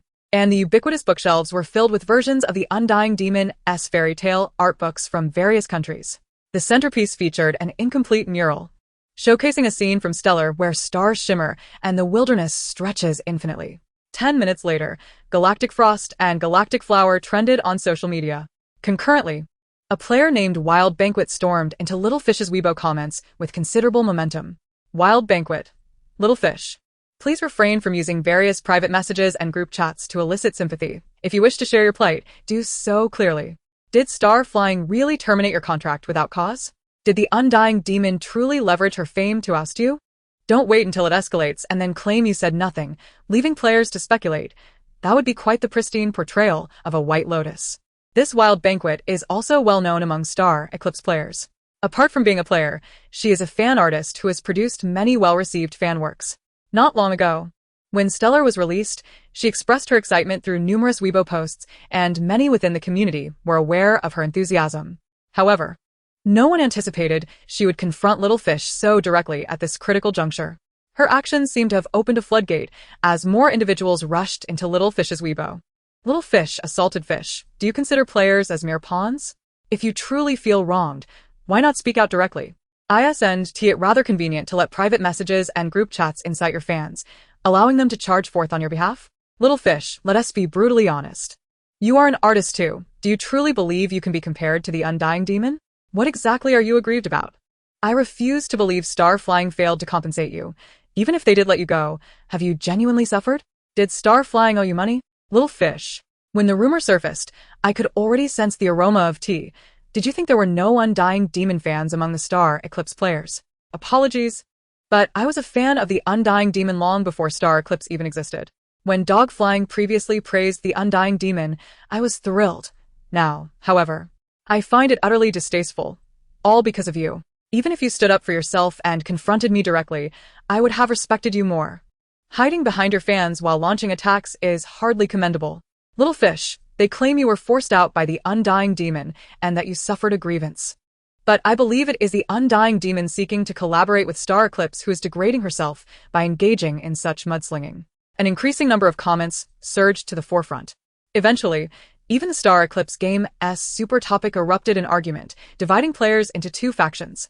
It was only at this moment that many players realized that among their usual companions in gameplay and banter, there lay numerous fans of the Undying Demon. After observing the super topic, I found myself realizing how little I knew of the Undying Demon's notoriety. This revelation garnered much approval. I had thought she was merely an antiquated artist drawing gray sheep and Shi Tai Lang, relying on childhood nostalgia for votes. I never imagined there were so many fans even within Star Eclipse. I have already ordered the Undying Demon's collection, eager to familiarize myself with her work. I was scolded profusely by my sister, yet I could not shake the thought. If Little Fish was indeed the wronged party, why did she not confront the issue directly, but instead resort to group chats and private messages to let her fans speak for her? Surely, we would not blindly criticize the Undying Demon, would we? How awkward. However, aside from this contingent, the majority of players were becoming increasingly infuriated amidst the quarrel. As this verbal battle propelled Star Flying to the top of trending topics, it was already 2 a.m. It was not until this moment that Star Flying Games finally issued a statement. Chapter 153. You seem to have become a bit more lively. Star Flying Games. Our collaboration with Little Fish over the past 6 years has been relatively pleasant, but regrettably, a month ago, Little Fish was the first to breach the contract seriously, which our management discovered. Consequently, we initiated the termination of the contract and, in light of our long-standing partnership, waived a significant portion of the penalty fee. The Undying Demon's studio was brought in as a temporary savior for our next version update, and we are immensely grateful for Miss Undying Demon's willingness to collaborate. Attached was an official seal confirming the breach of contract by the other party, along with Little Fish's signature below. Simultaneously, the Undying Demon's studio released a new update. Undying Demon Studio. No formal collaboration contract has yet been signed between the Undying Demon and Star Flying Games. Even if a collaboration were to occur, it would only be short-term. Miss Undying Demon does not wish to become a designated artist for any game company. Additionally, if collaborating with Miss Undying Demon would indeed affect the internal personnel changes at Star Flying Games, please inform us, and we are willing to cease collaboration at any time. The 2 Weibo posts were released in succession, garnering nearly identical levels of attention. The difference lay in the fact that Star Flying Games was trending due to the backlash, while the Undying Demon's post was met with pleas from players urging not to terminate the collaboration. The entire affair lingered for 2 to 3 days, culminating in Little Fish being thrust into the spotlight, only for her to announce her withdrawal from the scene due to illness. Ultimately, Yi Kong learned of this situation through a phone call from Wen Can. The collaboration might need to be postponed. He conveyed to Yi Kong that due to unforeseen circumstances, the company had to enlist the Undying Demon to illustrate new characters. However, she would likely only collaborate with them this once. Yi Kong regarded him with a placid expression, remaining silent for a considerable time, before finally yielding. "What has the Undying Demon done to provoke your disdain? You seem to dislike her so. She has not wronged me. Yet you are reluctant to collaborate with her. I am a democratic boss. I will not make hasty decisions based on personal preferences. So you admit that you indeed dislike her. My mother is quite fond of her. Because your mother likes it, you do not like it, thinking that you and your mother are enemies. I indeed harbor a dislike, even a disdain, for everything my mother cherishes and the principles she staunchly upholds." As Wen Can uttered these words, it seemed as though he surprised even himself with his candor, pausing momentarily before shifting his gaze to the screen. On his phone, a young girl held a paintbrush, resting her chin on her hand, her unwavering gaze fixed upon him. Whether it was an illusion cast by the lighting, her stare appeared as sharp and cold as a scalpel, seemingly capable of piercing through to his very soul, exposing his most profound vulnerabilities. After a prolonged, silent exchange of glances, Wen Can finally inquired softly, "What are you staring at me for?" "I am curious about what you are truly thinking," Yi Kong replied. "During my moments of daydreaming these past few days, I often wonder what you are doing, why you are doing it, and what thoughts occupy your mind while engaged in that endeavor, as well as your ultimate goal." Wen Can calmly responded, "I do not comprehend." Indeed. "These are thoughts that only I can understand," she mused, twirling the paintbrush around her fingers before effortlessly grasping it. "Then let me articulate something you can understand." The brush's tip pointed toward the lens, fixing upon Wen Can's heart on the screen. "I have no particular desire to join your business ventures, so you need not constantly think about collaborating with me instead of the Undying Demon. I have no interest whatsoever in your company." With a stoic expression, Wen Can remained unperturbed as she fixated on the screen, articulating her words deliberately. "I am only interested in you. Your confessions are always so abrupt," Wen Can remarked. "Being infatuated does not equate to affection," Yi Kong countered. "I believe your desire to collaborate with me is indicative of your fondness.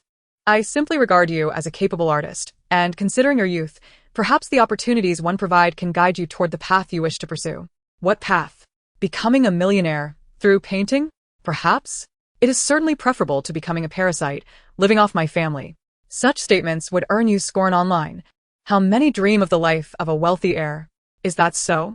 Wen Can replied without much expression, "Yet I find their existence repugnant and pitiable." Yi Kong fell silent for a moment before asking, "And what about yourself?" "The Wen family is equally detestable." "You are sidestepping the question," Yi Kong stated. "I was inquiring about you, not the Wen family. It seems you are reluctant to acknowledge your own self-loathing. Are you employing your psychological knowledge to converse with me?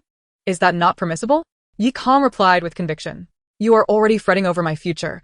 We are merely crossing boundaries, which seems fair." Wen Can diverted his gaze. "Have you eaten?" Yi Kong responded, "You truly struggle with intimate conversations." With a hint of sarcasm, Yi Kong continued, "I had my fill. A delightful homemade meal prepared by my mother, each dish exquisite, followed by a small dessert." As she was about to hang up, Yi Kong suddenly exclaimed, "Oh, I almost forgot to tell you." The girl's dark, glistening eyes were partially obscured by her eyelids, squinting at the camera, resembling a mischievous cat. "In fact, like your mother, I am also a fan of the Undying Demon." Wen Can was momentarily taken aback. The following day at school, Yi Kong learned the full extent of the situation from Chu Wu. "I truly cannot fathom why you agreed to collaborate with Xing Fei," Chu Wu said, seated on a stool, his tone muffled. "Although they are a large corporation, if you genuinely wish to take on commercial assignments, we are not lacking in offers." The liaison from Xing Fei mentioned bypassing the review process. "Regardless of how you draw it, they will accept your work, making it seem as if they are compensating you for the injustice done to you," Chu Wu lamented, glancing at Yi Kong, who was sketching. "You seem remarkably unfazed." "Why should I be angry?" Yi Kong replied, her hands continuing their work without raising her head. "I do not concern myself with the opinions of those unconnected to me. Once I complete my work, everyone will kneel before me, calling me master or daddy. Pausing momentarily, she blinked. Wait, did I just rhyme? Chu Wu stared at her in disbelief. And after a long moment, he hesitantly remarked, Yi Shi, why do I feel your manner of speaking has become much more lively recently? Has it? Yi Kong pondered, taking longer to respond. Perhaps it is because I have been engaging in more conversations, which has enlivened my thoughts. You have been conversing more? Who are you referring to? Chu Wu asked, suspiciously. You spend so much time at the cafe, either sleeping or absorbed in your artwork. I have yet to see you engage in lively discussions with anyone. Not in direct conversation, but through video calls. But you explicitly forbade me from video calling you. Yi Kong paused for a moment before stating seriously, people are different. Do not humiliate yourself. How can your 36-degree demeanor produce such cold words? Chu Wu's expression twisted in confusion. Who was that person? Your expression is so distorted. How could I possibly reveal that to you? Yi Kong retorted. Aren't you supposed to revise the newspaper? Why not head downstairs? Chu Wu left, casting glances back filled with resentment. After a brief moment of solitude, Yi Kong found herself in the shadow of an unexpected presence. A low chuckle echoed above her head. Someone said you were working as a cashier here. I found it hard to believe, but it appears to be true. Yi Kong slowly raised her head, encountering an extraordinarily striking face. Qin Jianbai. Could I trouble you for a cup of coffee? Just the regular. Meeting Yi Kong's gaze, he offered a faint smile before lowering his eyes to her sketchbook. Yi Kong instinctively shielded her work, prompting him to graciously withdraw his gaze. Is confidentiality required? I apologize for my intrusion. Yi Kong blinked, replying, Do not casually engage me in conversation. I am not an employee. Can we not converse as friends? He pressed further. How absurd. When did I ever consider you a friend? Qin Jianbai paused, then took a seat at the bar. He fell silent, and Yi Kong resumed her drawing. The barista quietly prepared the coffee, serving it to him. After taking a sip, Qin Jianbai remarked on the quality of the beans. The cafe remained sparsely populated, with 2 attendants dozing and engrossed in their phones in a corner. The vibrant youth outside seemed to inhabit an entirely different realm from the stillness of the establishment, which was eerily silent, save for the soft scratching of Yi Kong's brush against paper. Qin Jianbai continued to sip his coffee in quietude, as if he had come solely for that purpose. Once he reached the bottom of his cup, his Adam's apple shifted slightly as he swallowed the last sip. A nearly imperceptible sound. Suddenly, Yi Kong halted her brush, staring blankly at the paper as though she had been abruptly paused like a robot. Unaware of her stillness, Qin Jianbai merely stated, Another cup of honey lemon tea, please. Yi Kong, gazing upon the sketch she had labored over, made a decisive motion. Drawing a large X across the paper, she crumpled it into a ball and tossed it into the trash. What brings you here? Yi Kong lifted her gaze to Qin Jianbai. To drink coffee, he replied, raising his empty cup. Since you have been ignoring me. Yi Kong leaned back. You expect me to acknowledge you? Why should I? I mentioned wanting to be friends. Even if I am disinterested? Even if you are disinterested. Yi Kong fell silent for 2 seconds before inquiring, What is your purpose in wanting to be friends with me? To chat. About what? Anything. Then you may begin now. Are you willing to engage me in conversation? Yi Kong scrutinized him, a slight smirk gracing her lips. You may commence at any moment. The atmosphere grew peculiar. Yi Kong's gaze bore no resemblance to that of a friend. Her dark eyes, akin to a wolf lurking in the night, concealed any signs of turbulence beneath a veneer of dangerous calm. Yet Qin Jianbai remained oblivious, or perhaps feigned ignorance. On that strikingly beautiful visage, a genuine smile unexpectedly blossomed. His gaze briefly fell upon her pen, prompting Qin Jianbai to swiftly seize the opportunity to engage in conversation. Are you a student of the fine arts department? I notice that you often skip classes, particularly those that focus on techniques, while you attend the foundational courses with greater frequency. Is it because you have only recently embarked on this journey? He leaned in slightly, his sincerity palpable as he regarded Yi Kong. My father has a penchant for painting, and our home boasts several originals by renowned artists. If you're interested, I could take you to see them. Observing Yi Kong's immobile stance as she merely gazed at him, Qin Jianbai pondered momentarily before adding, Or perhaps you are seeking a mentor. The well-known young painter Yu Chuntian has been my sister's instructor, courtesy of my father. If you wish, I could facilitate an introduction. Still, Yi Kong remained silent. Qin Jianbai straightened his posture, a light, resigned smile gracing his lips. At least respond to me.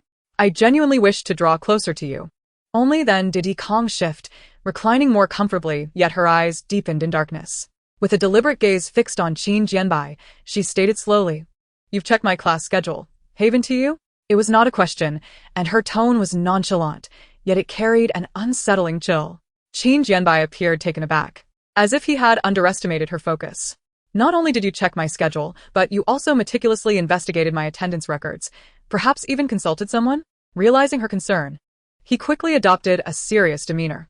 "I apologize, if it bothers you, I won't do it again." Yi Kong's lips curved into a sly smile. "I don't mind."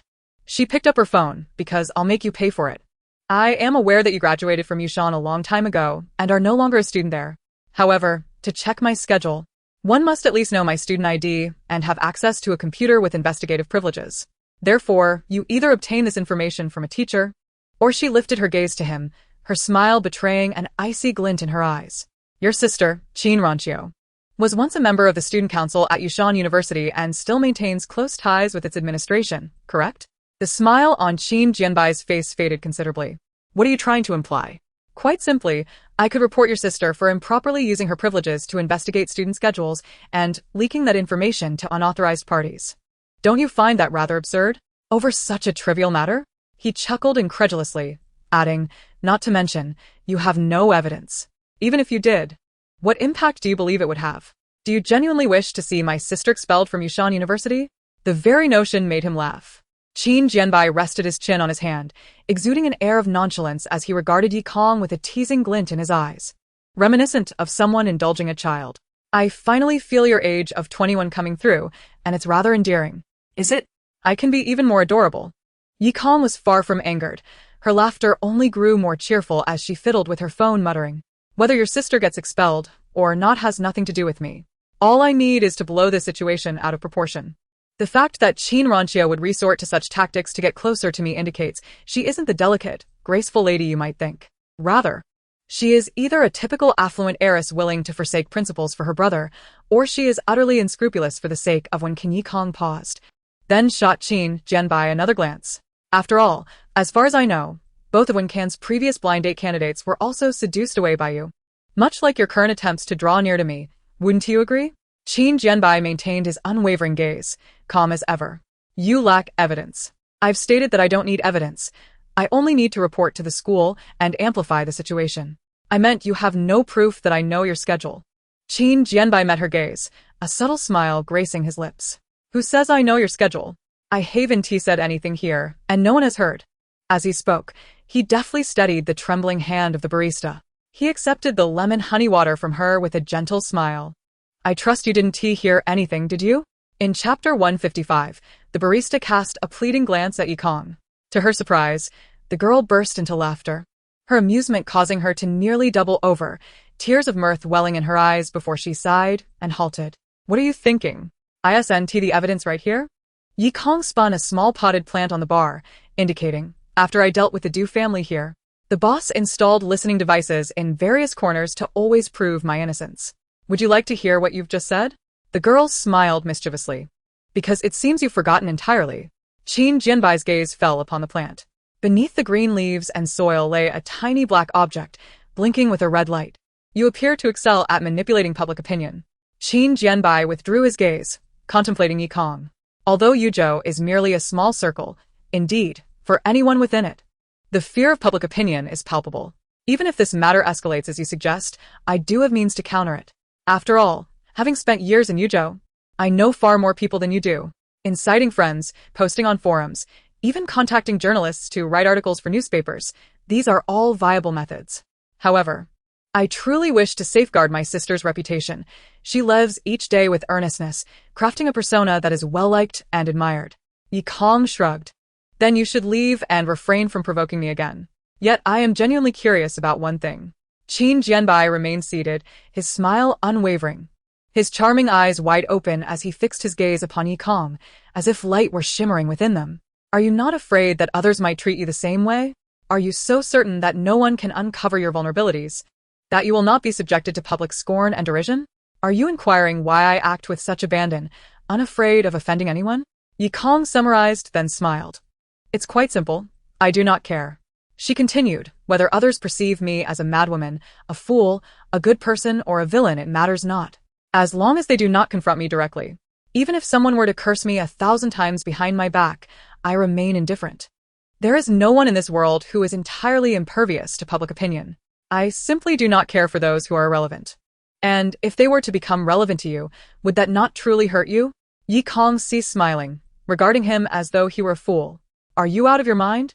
Qin Jianbai smiled slightly, suddenly lifting the small object from the plant.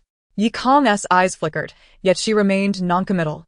Qin Jianbai toyed with the object, then remarked, "You should be unaware, but our Qin family takes great pleasure in cultivating rare plants. We have even developed numerous small tools to assist in this endeavor. This miniature pest repeller is one of them.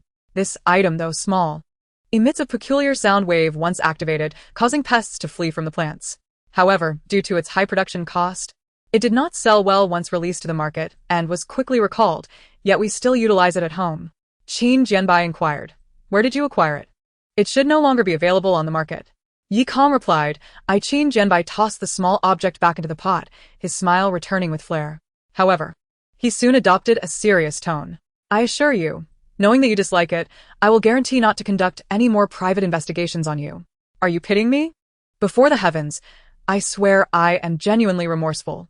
Qin Jianbai raised his finger in a gesture of oath, stating earnestly, "In our circle, it is quite normal to conduct a preliminary investigation before establishing relations.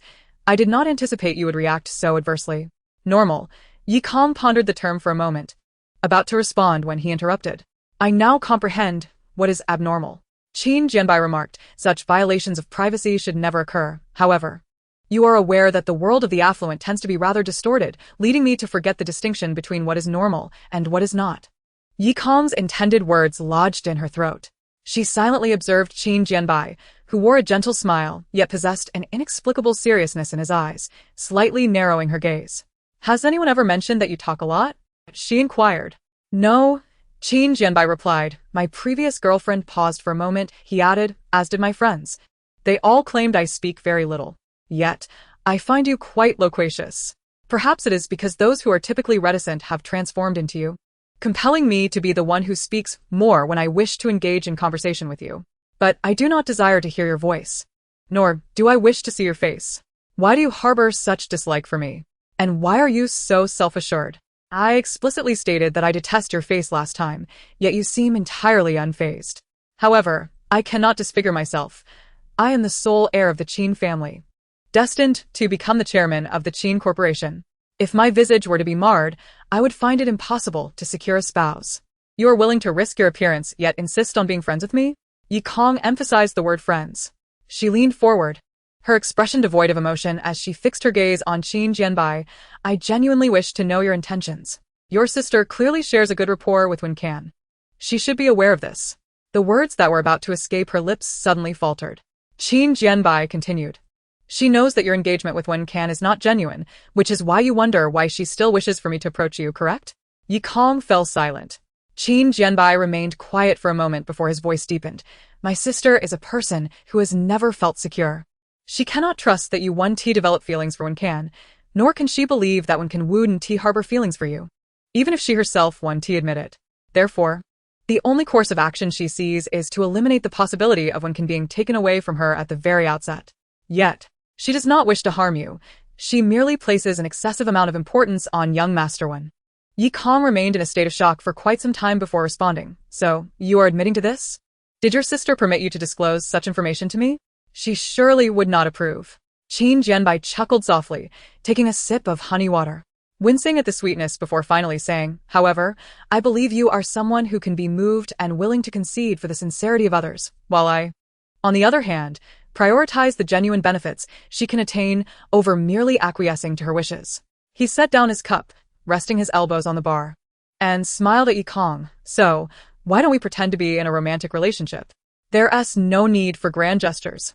As long as my sister believes it, that is sufficient. This way, it won't affect your engagement with Wen Can. What do you think?" Yi Kong's gaze became unusually vacant for an extended period. Eventually, her focus sharpened, her words laden with complexity as they landed on Qin Jianbai, and after a pause, she slowly remarked, "In your eyes, I must appear not only kind-hearted but also rather foolish, correct? However, if you didn't possess that face, I might have genuinely considered your proposal out of sheer curiosity to see what role you would play. The young woman chuckled, her red lips curving into a sweet arc, her gaze almost pitying as she looked at Qin Jianbai. Unfortunately, your visage, in my eyes, is akin to that of a condemned criminal. She smiled at Qin Jianbai, her eyes shimmering. Don't even suggest pretending to date. Even if you genuinely wish to be friends, I'm afraid you would truly need to disfigure yourself first. Abruptly, she turned to glance outside, her expression and tone darkening. Mr. Li, did you enjoy the show? Chapter 156. Is it a bit more pleasing to the eye? Once you are done watching, please come over and drag this person away. In the chiaroscuro of light and shadow, Yi Kong fixed her cold gaze on the newcomer at the door. Do not forget, you are still my bodyguard. Qin Jianbai turned to see Li Yin standing there, expressionless. Li Yin and Yi Kong locked eyes for a few seconds, the atmosphere thick with a foreboding gloom, yet Yi Kong remained unfazed, her brow not even twitching. Li Yin averted his gaze, his jaw tightening, yet he still stepped forward. As he approached, seemingly ready to take action, Qin Jianbai quickly raised his hand. I can walk myself. Despite being of similar height to Li Yin, it was evident from Qin Jianbai's pallor that his health was not robust, though not as visibly sickly as Wen Lian, who appeared perpetually on the brink of collapse.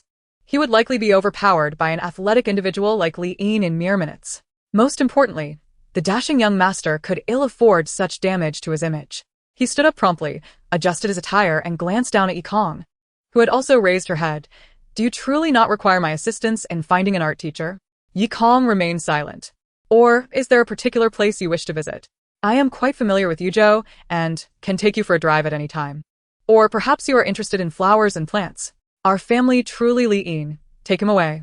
Yi Kong lowered her head, picking up a pen and drawing lines on a fresh sheet of paper. Hey, I understand. I'm leaving.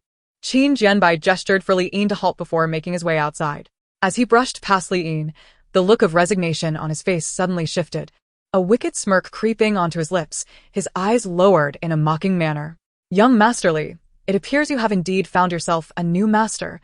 I wonder how Huawei is faring now. He cast a sidelong glance at Li Yin as he stepped out, his voice trailing off. How fickle the hearts of old acquaintances can be.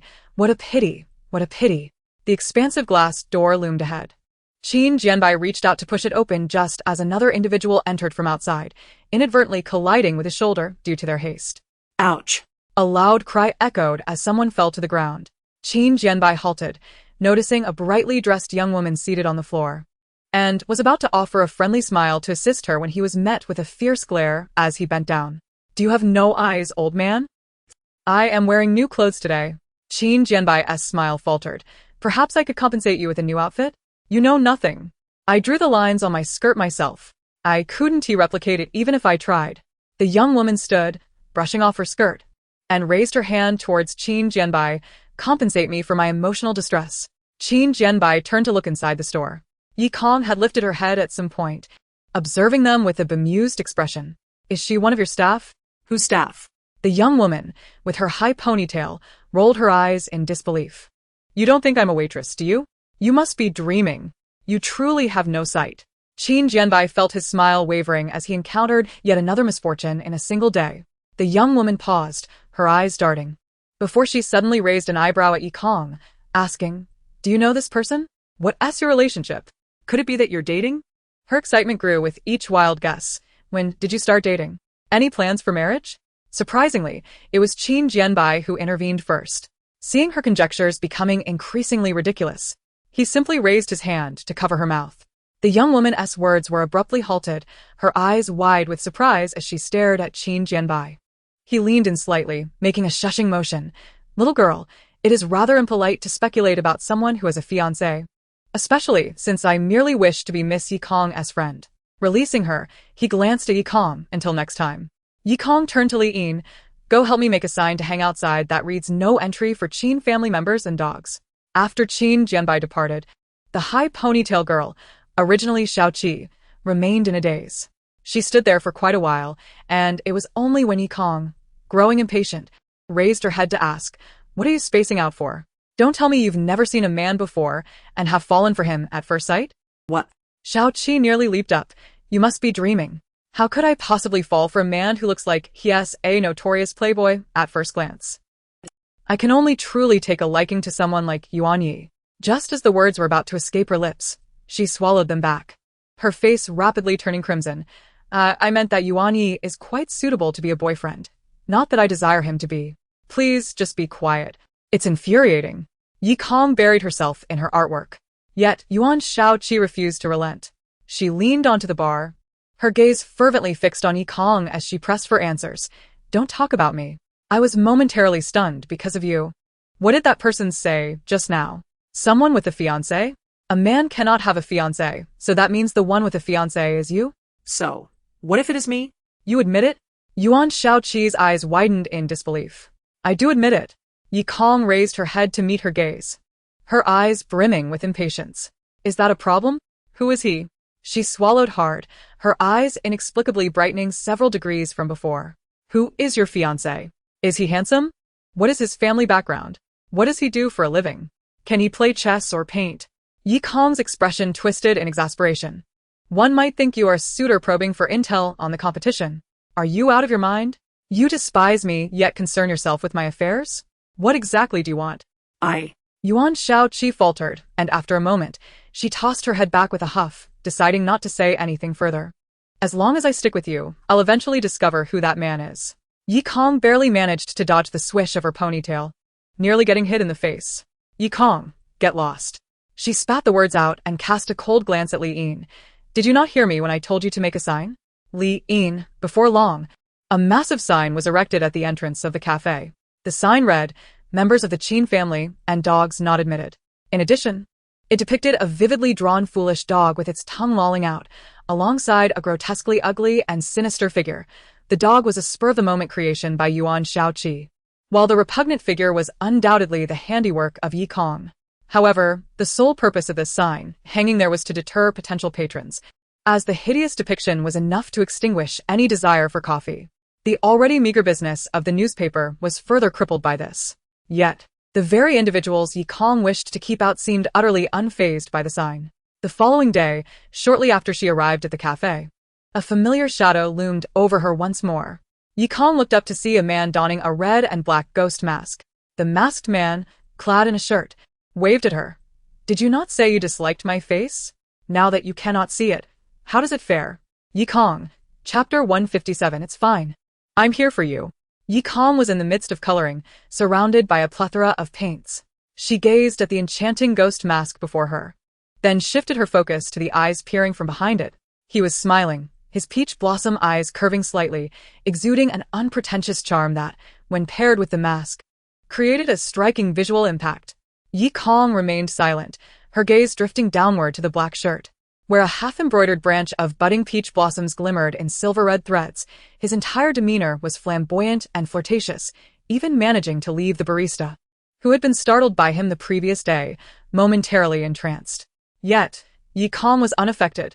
Not only did she not appear mesmerized, but she also raised her paint-smeared brush and jabbed it onto the mask.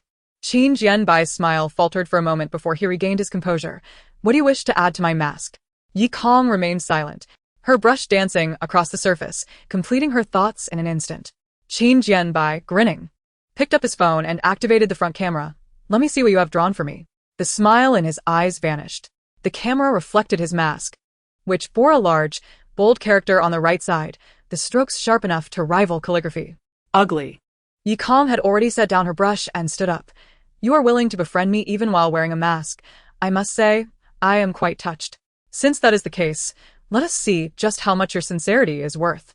She tucked the artwork away in a drawer and locked it, then raised her head, offering a slight smile to the still silent Qin Jianbai. Come, I'll take you out for some fun. Qin Jianbai. Watching the girl emerge from behind the cash register, Qin Jianbai tugged at the corner of his mouth. Then I shall go change my mask. Change what? Before he could finish, Yi Kong turned to him, her gaze innocent and curious. Isn't it what you wanted to wear? This character. What about it? Is my writing poor? Is it not a matter of whether my writing is good or bad? It's about the character itself, all right. But gazing at the girl's calm expression, Qin Jianbai took a deep breath and laughed again. Very well. He raised his hand and tapped his head. Consider it a concession to accompany a friend. A mere word of ugly on a mask is hardly a concession. Only when you remove the mask do we see how truly impolite you are. Am I really that ugly? Shouldn't you consult an ophthalmologist? Perhaps check if there is something wrong with your vision? No, it's you who has the issue. Labeling my mask with ugly actually enhances your appeal. And you should be grateful to me. Yi Kong stepped outside, her tone disturbingly straightforward, as if she were merely stating a fact. Qin Jianbai stood there for 5 seconds, barely managing to suppress his fury before donning a smile once more. Your method of aggravating me is quite unique. Had any of my previous girlfriends possessed half your charm, dating them would not have been so dull. Excessive narcissism is a form of mental illness, at your level. Even when cured, one would drool. Yet, you should seek help as soon as possible.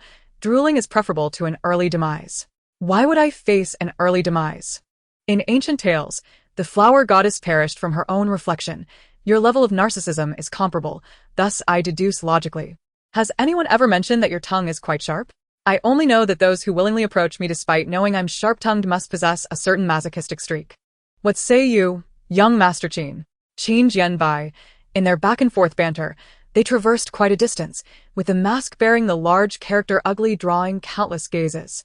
More than one person even lifted their phones to capture the scene. It was uncertain how many threads this spectacle would generate on forums. Despite never having received such attention, Qin Jianbai grew increasingly at ease, seemingly indifferent to the stares. It was not until they stepped into a beautifully circular lecture hall that he suddenly halted. Where are you going? I said I'd take you to have some fun. Yi Kong continued forward without a pause, asserting that if he did not wish to play, he could leave and never mention wanting to be friends again. Ultimately, Qin Jianbai followed her. As they ascended to the second floor, they fortuitously encountered Li Yin, and Yi Kong casually stopped him. The trio walked together, with Qin Jianbai enduring Li Yin's barely concealed mockery, finally unable to resist smiling back. Li, it seems you are quite intrigued by my mask? Would you like to borrow it for a while? It was specially designed for you, don't you want it? Before Li Yin could respond, Yi Kong interjected. Qin Jianbai was momentarily silenced. They had just reached the 4th floor. Yi Kong glanced around before confidently walking toward a particular classroom. With an ominous sense of foreboding growing within Qin Jianbai, she halted at the door. The class had yet to commence. Students were either engrossed in their phones or reading, while a teacher prepared a presentation on stage. Just as they stood at the door, the bell rang. The melodious piano tune prompted most of the students to quiet down. Yet they also took note of the 2 unfamiliar faces and the peculiar mask at the entrance. The teacher, sensing the odd atmosphere, turned to the door and remarked, "Class has started. Why aren't you coming in quickly?" The final word was laden with hesitation. The teacher's gaze lingered oddly on Yi Kong, and then on Qin Jianbai, pausing. In her silence, Yi Kong broke the stillness, addressing, "Hello, Teacher Qin. Although I have not enrolled in this course, may we attend as auditors?" Before Qin Ranqiu could respond, Yi Kong added, coincidentally, "Your brother wishes to attend your class as well." She gestured to her side, indicating, "I brought him along." Qin Ranqiu, who had been substituting for her mentor, glanced at the large, unsightly character emblazoned on Qin Jianbai's mask. Her hand instinctively clenched tightly, yet slowly relaxed as their eyes met. The other students began to murmur about Yi Kong's earlier remarks, while Yi Kong herself did not wait for Qin Ranqiu's consent and strode directly into the classroom, taking a seat in the second row. After settling down, she turned her gaze toward the 2 men still lingering at the doorway, focusing intently on Qin Jianbai. "Aren't you coming in? Did you not express your desire to hear your sister teach?" Qin Jianbai, who had always faced the world with unwavering composure, felt a sharp sting of humiliation wash over him. Nevertheless, he managed to smile and took a seat beside Yi Kong. "You truly are ruthless," he whispered as he sat down. "I am genuinely curious as to why you feel compelled to go to such lengths. If I were not certain we had never crossed paths, I would suspect you to be my father's nemesis. Your threshold for malice seems exceedingly low." Yi Kong replied with a slight smirk. She reclined in her chair, her demeanor exuding an icy indifference, her eyes penetrating as they fixed upon the lectern where Qin Ranqiu stood. "But fret not, for with me around, I am confident you will soon learn to endure much better." Chapter 158. Another bombshell. The subject of Qin Ranqiu's lecture was psychology. She endeavored to ignore the presence of Yi Kong and her brother seated in the front row, focusing diligently on her teaching. However, it was impossible to overlook the 2 well-known figures, especially with the oddity of a mask bearing an unsightly character, which rendered the first-year students unable to concentrate. Whispers filled the air, regardless of her attempts to shield herself from them. Is that masked individual truly Teacher Chin's brother? My goodness. Why does his mask have such a hideous character? He resembles an ancient criminal. It's somewhat like cosplay. If only the character were different, it could be rather cool. But the ugly character is truly humiliating. The primary concern remained. Did not Teacher Chin's brother appear excessively obedient to Yikong? What did that imply? Had he become her bodyguard? Wasn't she the one who got that esteemed Miss Du from the School of Management expelled? A student remarked. An exchange student from Beijing University and a scion of the Yuzhou aristocracy. Our university is certainly bustling with excitement. But isn't Teacher Chin's family also quite affluent? Why has her brother succumbed to Yikong's influence? Another pondered. It's hard to imagine such a gentle and poised Teacher Chin having a brother who acts like a sycophant. Observing her brother's face adorned with an ugly character must surely be disheartening for her. While Qin Ranqiu continued with her lecture, Yikong felt herself growing drowsy. As time passed, the murmurs began to subside, and just as the classroom finally adopted an atmosphere conducive to learning, Yikong suddenly raised her hand. Fully awake now. She posed her question without looking up. Teacher Chin, you've just discussed clinical cases of psychological disorders. I have a case I believe bears resemblance to what you mentioned. Might you be willing to listen? Qin Ranqiu's expression froze momentarily. The students, previously focused on the lecture, were now captivated by the student who had raised her hand. Yikong, having no intention of waiting for Qin Ranqiu's permission, spoke without pause. I know someone who is the sole male heir in his family, which places an overwhelming emphasis on male offspring. One would expect such an upbringing to cultivate an extraordinarily self-centered personality, yet this individual is the complete opposite. He cherishes his sister immensely, going to great lengths to fulfill her every wish, regardless of the disdain it may provoke in others. Would you consider this behavior indicative of a compensatory psychological disorder? Qin Ranqiu's lips twitched nervously. Not necessarily. Normal sibling affection can also manifest. But therein lies the issue. His family dynamic is anything but normal. As I mentioned, they are excessively male preferential. The moment Yikong lifted her gaze to meet Qin Ranqiu's, it was as though a blade glimmering with the starkness of winter's snow pierced through the air, sharp and unyielding, cutting to the very heart of her audience. Many had heard of a prominent family in Nankang, which, having risen to wealth over a century ago, expanded its influence through the marriages of its daughters. The spouses of their daughters ranged from the affluent to the common, even extending to the treacherous gray areas where lives could be lost. The family's women were utilized to carve paths for the family's male heirs, who ultimately reaped all the benefits. Over time, this family's influence spread throughout Nankang, with the men regarded as emperors, while the women faced grim fates. Such extreme male preference, Yikong remarked with a slight curl of her lips. Could it possibly foster a normal sibling relationship? If you are unaware, allow me to analyze. Families like this not only fail to nurture healthy sibling bonds but also do not produce sons with compensatory psychological disorders unless they have raised a daughter who has been darkened by the weight of their male preferential ideology. This daughter, having grasped the concept of male preference at an early age, soon realizes that if she does not fight for her own desires, she will receive nothing. However, unable to confront her arrogant and obstinate parents alone, she turns her attention to her younger brother. Thus began the cycle of psychological manipulation. Are you suggesting? Qin Ranqiu interjected hastily, only to catch her breath under the weight of countless gazes, that this is too extreme? These are merely your speculations. But psychology, as a science of behavior, thrives on hypotheses, does it not? Yet your speculations lack rationality. Where is the lack of rationality? If no one is deliberately guiding this, do you truly believe a man who can effortlessly attain immense benefits would bow to his inconsequential sister, even at the expense of his own interests? Before Qin Ranqiu could respond, Yikong continued, if we wish to cite kindness as an excuse, we must first establish an environment capable of cultivating kind individuals. Yet this family's adoration for men is boundless, especially when rooted in the oppression and belittlement of women. Do you really think such a household can raise benevolent men? Qin Ranqiu's hand began to tremble slightly, yet her gaze remained fixed on Yikong. Even if your reasoning holds some merit, it does not necessarily mean this individual is the sister. That is utterly illogical. What if? Yikong countered, opening Qin Jianbai's hand, which had attempted to restrain her, and gazing at Qin Ranqiu with a smile. This sister specializes in psychology, particularly in the realm of subconscious psychology. Yikong. Qin Jianbai gripped her hand tightly, forcing the words through clenched teeth. Do not push your luck. Everyone seems to be in agreement. Yi Kong lowered her lashes, a soft smile gracing her lips. Her voice barely above a whisper, to provoke first, and then find my retaliation excessive.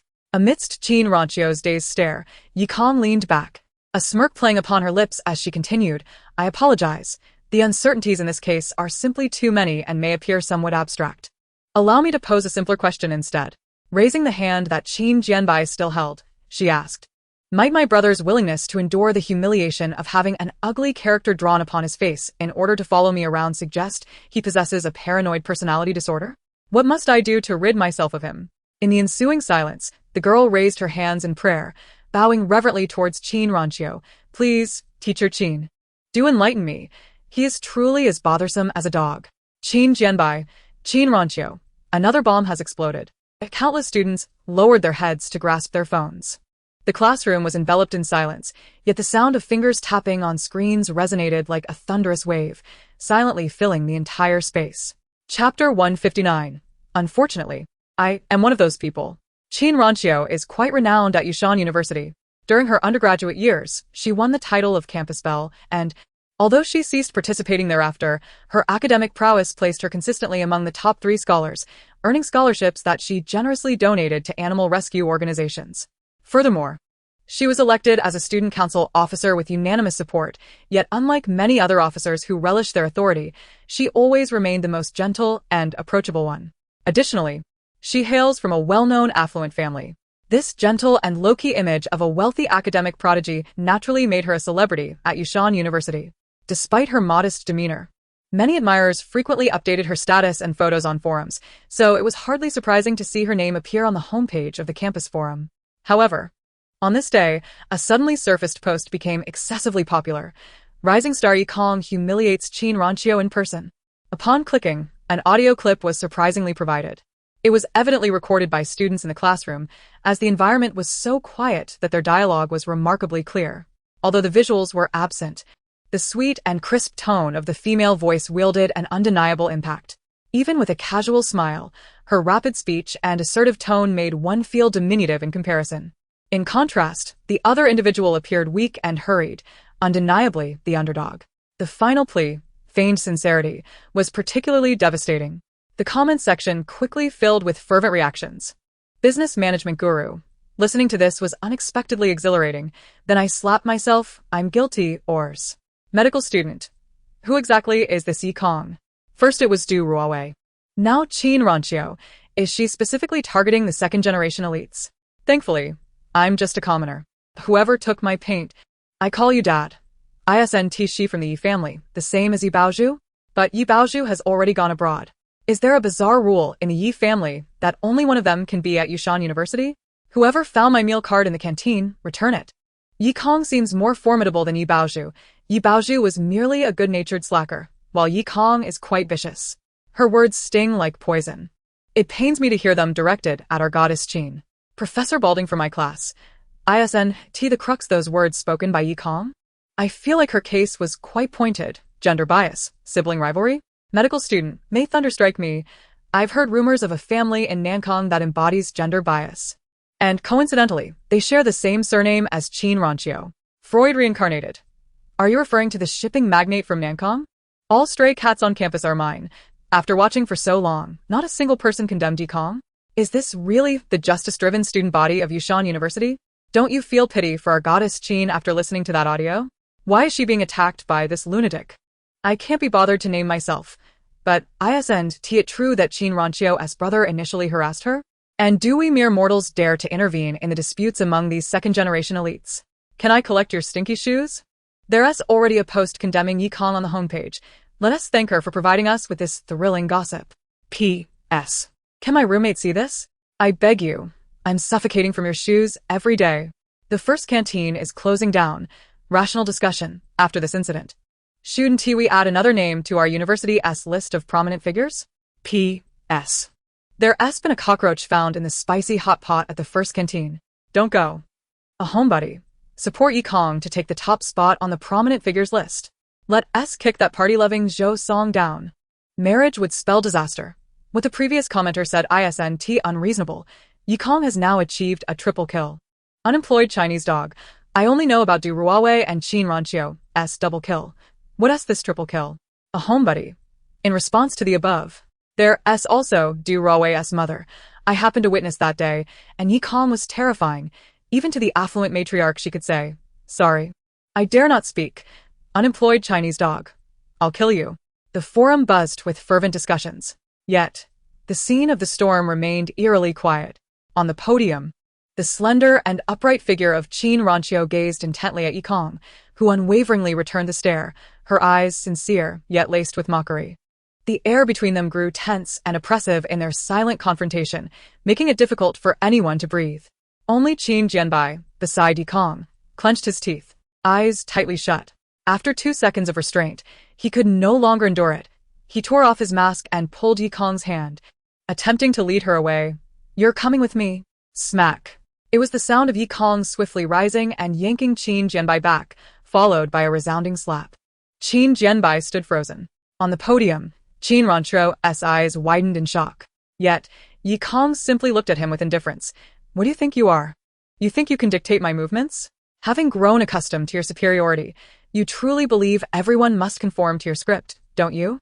Qin Ranchio cast aside the book in her hand, striding toward them with an impassive expression. "When I say you are ugly, it is because I genuinely find you impossible to behold." The sound of her high heels striking the ground echoed as Yi Kong continued to disregard Qin Jianbai. "When I say I dislike you, it is because the sight of you makes me want to vomit. When I say that dogs and members of the Qin family are not allowed within, I mean that should I see you step into my territory again, there will be consequences. Yet, you refuse to heed a single word. You are accustomed to ignoring others, acting solely on your own desires, but unfortunately, I am also one of those people. You may pride yourself on being independent, but you are far from matching my resolve." As her final words resonated, Li Yin, who had been an invisible presence, suddenly stood up, deftly intercepting Qin Ranchio's hand aimed at Yi Kong. The sound of flesh meeting flesh produced a crisp smack. "Li Yin." Qin Ranchio glared at him, but was silenced by Yi Kong's colder tone. "Qin Ranchio." The girl turned her gaze to the obstructed woman. She was evidently in a rage, yet her beauty remained intact, even more vibrant than her usual gentle and smiling demeanor due to her fury.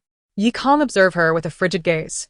"Do you think you are far more intelligent than Du Ruawei, thus destined to avoid her fate?" Qin Ranchio's expression faltered momentarily, but her gaze grew colder and swiftly regained its composure. Clenching her fists, she articulated each word deliberately. "I do not care what misunderstandings you harbor against me. Please apologize to my brother." Yi Kong's lips curled into a mocking smile, her icy demeanor dissipating momentarily as she appraised Qin Ranchio with undisguised scorn before wordlessly turning her attention to Qin Jianbai. Chapter 160. To make an example, to kill, to kill, to kill. This man, in contrast to Li Yin before him, displayed considerably more gentlemanly conduct. After receiving a slap, he showed no intention of retaliating, merely standing in silence as he observed the standoff between the two women. At this moment, when his gaze met Yi Kong's, it had transformed entirely. The mirth had vanished, the charm extinguished, leaving behind a thin veneer of ice that seemed to obliterate all emotion. Yi Kong regarded him, offering no apology, merely retrieving the mask he had discarded and casting a glance at the tall and elegant Qin Jianbai before guiding him back to his seat with a firm hand. Then, from this elevated position, she placed the mask back over his face, lifting his hand to ensure he held it in place himself. "The mask that is inherently yours. I truly hope you never take it off again." Her lips curved into a gentle smile, her eyes gleaming with mischief, as she stood before Qin Ranchio and strode away. It was only when she approached the classroom door that she suddenly noticed a wheelchair, which had been there unbeknownst to her, along with the figure of one seated within it. Their gazes met, one calm as the tranquil sea, the other slightly surprised yet composed, even raising an eyebrow at the man by the door with a casual "oh." This utterance caught the attention of the Qin siblings. Upon turning, Qin Ranchio's icy demeanor softened momentarily at the sight of Wen Can. She hesitated before biting her lip and averting her gaze. "What brings you here?" Yi Kong glanced at his wheelchair, inquiring, "How did you get up here?" "There's an elevator," Wen Can replied. "How was I supposed to know?" As she spoke, she began to move outside, casually pushing his wheelchair along, calling out for Li Yin. However, the three of them had barely taken a few steps when they were halted by a voice. Yi Kong stopped and turned. It was Qin Ranchio. She stood at the classroom entrance, locking eyes with Wen Can, her expression devoid of emotion as she stated, "I need to talk to you." Wen Can paused for a moment, then asked, "What about class?" "I told them to self-study," she replied, approaching him, with Qin Jianbai following closely behind. Holding the mask in his hands, Yi Kong glanced down at Wen Can and said, "You two converse. I'll take my leave." "Not so fast," Wen Can replied, without lifting his eyelids. "I'm here to discuss matters with you." Yi Kong raised her gaze to Qin Jianbai. Then, "Dear young Master Qin, please put the mask on. Don't be too excessive." Qin Ronquan retorted. "Then I shall take my leave." Yi Kong shrugged. After all, it's not my request to have a conversation. The last two words she pronounced with a playful twist, unable to suppress her laughter. Qin Ronquan's hair trembled slightly with her heavy breaths, yet was tugged back by Qin Jianbai. "Fine, wear it if you must. It's just a mask." Qin Jianbai smiled at Yi Kong without a trace of resentment, adding, "Everyone knows I'm handsome, anyway." Yi Kong's gaze swept over him with indifference, akin to glancing at a piece of pork. And she continued to push Wen Can forward. They arrived at the quaint courtyard-style restaurant nestled in a corner of the school, still secluded and serene, with seemingly no patrons around, prompting one to wonder if it was on the verge of closing down. Yet inside, it remained pristine, tranquil, and elegant, subtly exuding an air of luxury. As a waitress in a cheap house prepared to lead them upstairs, Yi Kong unexpectedly expressed her desire to remain on the first floor. "The view is better here. I'd prefer to sit outside and enjoy the breeze." Qin Ronquan frowned. "But we have matters to discuss." "Are they so scandalous?" Yi Kong turned to her. "If they weren't, why must we speak in a room? Or is it that you become allergic to daylight?"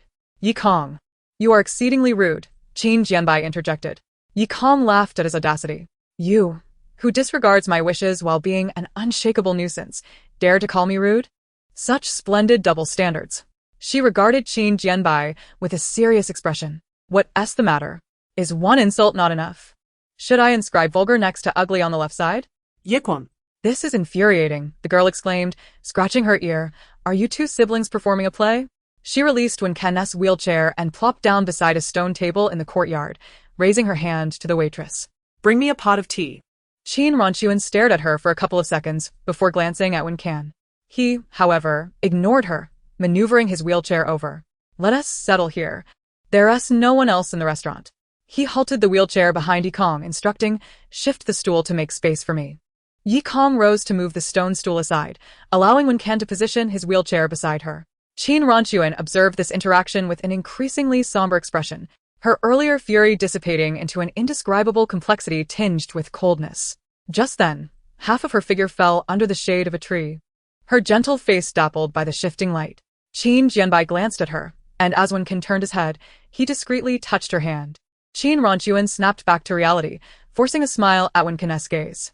"All right, I'll heed your words." Taking a deep breath, she finally walked over to sit down, with Qin Jianbai following closely behind. When the waitress arrived with the tea, Qin Ronquan personally served it to the three of them. She poured for Wen Can first, but when it was Yi Kong's turn, she reached out to block her. "I'll pour it myself." Reluctantly, Qin Ronquan withdrew her hand, returning to her seat with a faint, helpless smile. "I truly do not understand what it is about me that provokes such aversion, even disdain." "From you, Miss Yi. You have not offended me. It is your brother who has," Yi Kong replied, pouring herself tea, gripping the cup, and smiling up at her. "So, I'm being punished for his actions?" Qin Ronquan questioned, her expression turning more exasperated as she regarded Yi Kong as if appraising a willful child.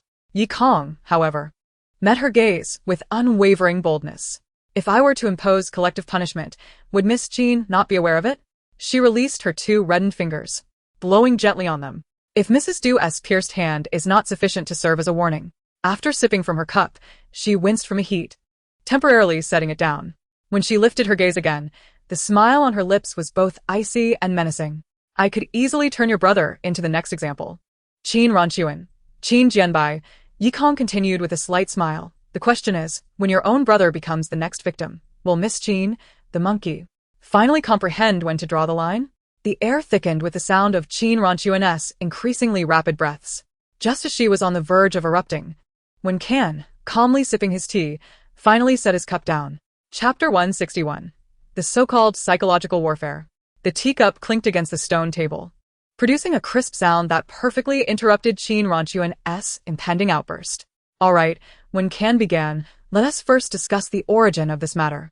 How did you all come to be together? His gaze swept over the still masked Qin Jianbai, a hint of a smile playing at the corners of his mouth. And this mask, pray tell? Before Qin Jianbai could respond, Qin Ranchuan interjected. He drew it for fun.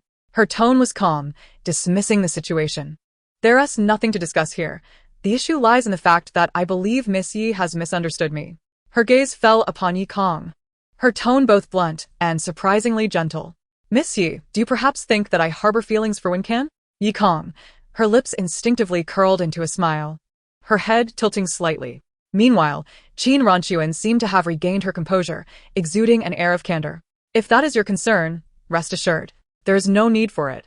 I am not like Du Ruowei. Oh. Yi Kong idly twirled her finger around the rim of her teacup. How are you different? Qin Ranchuan hesitated for a moment, casting a glance at Wen Can before responding with a hint of resignation. Wen Can and I have known each other for many years. We've only ever been friends since childhood, and as we grew older, our relationship evolved into a collaborative one. If I truly had any romantic inclinations towards him, I would have pursued him long ago. You may ask Wen Can, we have always been merely close friends, devoid of any romantic chemistry. She even shrugged, an action imbued with both exasperation and composure, possessing an innate elegance that conveyed her grace. The knowing glance exchanged with Wen can only serve to emphasize Yi Kong's portrayal as a petulant child. Ye Kong silently observed her. Her fingers still idly swirling around the cup's rim, before finally responding in a languid manner. Well, since you've put it that way, she paused momentarily, then raised her gaze to her, feigning innocence. Then you should swear, declaring that in this lifetime, you shall never harbor thoughts towards Wen Can beyond mere friendship, and that you could never be together. You will forever remain just friends. Should you violate this oath? Her eyes scanned the room before settling on Qin Jianbai. Let your brother become like Wen Can as well. She gestured towards the wheelchair where Wen Can sat, and his legs that could not walk. Qin Ranchuan's expression gradually stiffened with her words, ultimately contorting into a rather unpleasant visage. What? You can't bring yourself to do it? I simply refuse to acquiesce to such an unreasonable and absurd demand. But if you swear, it would resolve our conflict. I genuinely wish to maintain a cordial relationship with you, but that does not mean I am willing to sacrifice my dignity. Is swearing an affront to your dignity? Or is it merely that you lack the courage? Yi Kong chuckled softly. It seems your brother holds a certain status in your eyes. Qin Ranchuan was indeed incensed to the point of laughter. I lack the courage? Very well. Even if I were to lack courage, what of it? Wen Can is indeed a remarkable and powerful man. Prior to today, I had never conceived of him in any light beyond friendship, but that does not guarantee I will never consider such a possibility in the future. And should there come a day, she fixed her gaze upon Yi Kong, when, as you surmise, I truly fall for him, would that not be a natural occurrence? Her tone was icy, yet it was evident to all that she was deliberately provoking Yi Kong. At this moment, the essence of the oath and Wen Can himself seemed trivial. She was merely retaliating, expressing her fury. Ah! Yi Kong exclaimed suddenly, turning to Wen Can. Did you hear that? She said she might come to like you. Qin Ranchuan clenched her fists, nearly grinding her teeth. Even if so, what of it? Do you expect Wen Can to sever ties with me over this? Not at all. I merely wish to caution Wen Can to be vigilant. After all, considering your family's penchant, even the desire to befriend someone seems to be pursued with relentless tenacity. I can only imagine that if it were love, the approach would be even more formidable, correct? The young woman smiled, glancing at Qin Jianbai. Should I not advise Wen Can, then? Wouldn't you agree? Qin Ranchuan inhaled deeply, shooting a fierce glare at Qin Jianbai. If what you say is true, then I will certainly reprimand him. But regardless, that does not justify your reckless conjecture and your intrusion upon my brother. Reprimand him? And then what? You've already slapped him. What more do you desire? You, as the elder sister, refuse to swear. So let your brother take the oath. Henceforth, he shall avoid Yi Kong at all costs, never seeking her out, lest he incur my sister's eternal dissatisfaction. Yi Kong regarded them with a faint smile. What do you think? Qin Ranchuan's anger flared anew. Do you think my brother is but a child? He is an adult. Even my mother cannot control him. Ah! Yi Kong's palm struck the stone table, interrupting her retort. So you two siblings are unwilling to guarantee anything or take responsibility for your actions. She raised her hand, her gaze laced with absurd mockery. her finger pointing at Qin Jianbai. As a brother, he cannot assure that he won't pester me in the future. Her finger then swung to Qin Ranchio's nose. And as an elder sister, because you cannot rein in your headstrong, adult brother, you refuse to take any responsibility, and moreover, due to matters of dignity, you will never vow to refrain from developing a relationship with Wen Can beyond friendship. Her lips curled into a smirk. What exactly are you two trying to achieve? Your brother comes to entice me, while the sister waits for the day she can transcend friendship to be with Wen Can. Are you both merely playing a game? One as a pawn, the other as a commander? I've said it before. All of this is your delusion. Then why are you unwilling to swear? I, Qin Ranchio, have never been coerced into making a vow. To impose such a thing upon anyone in Yuzhou is an affront. Then why won't your brother swear? I've told you. I cannot control him. The result is just as I said. Your brother will continue to pester me, while you desire to be Wen Can's wife. You are utterly ridiculous. You twist words and make baseless assumptions. You are truly a lunatic. Indeed, I am a lunatic. The tea had finally cooled somewhat, as Yikong took a sip. In contrast to the panting, flushed Qin Ranchio, she appeared serene, not at all resembling a madwoman.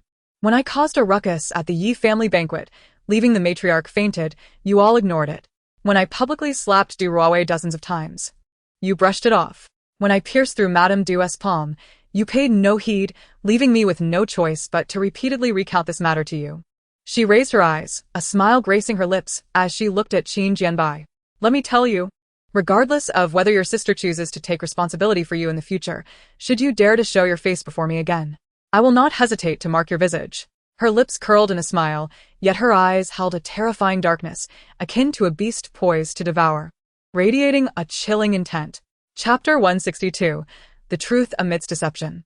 Qin Ranchio's fury was quelled somewhat by the intensity of her gaze, leaving her nearly shivering as she hesitated to speak. Why do you detest my brother so much?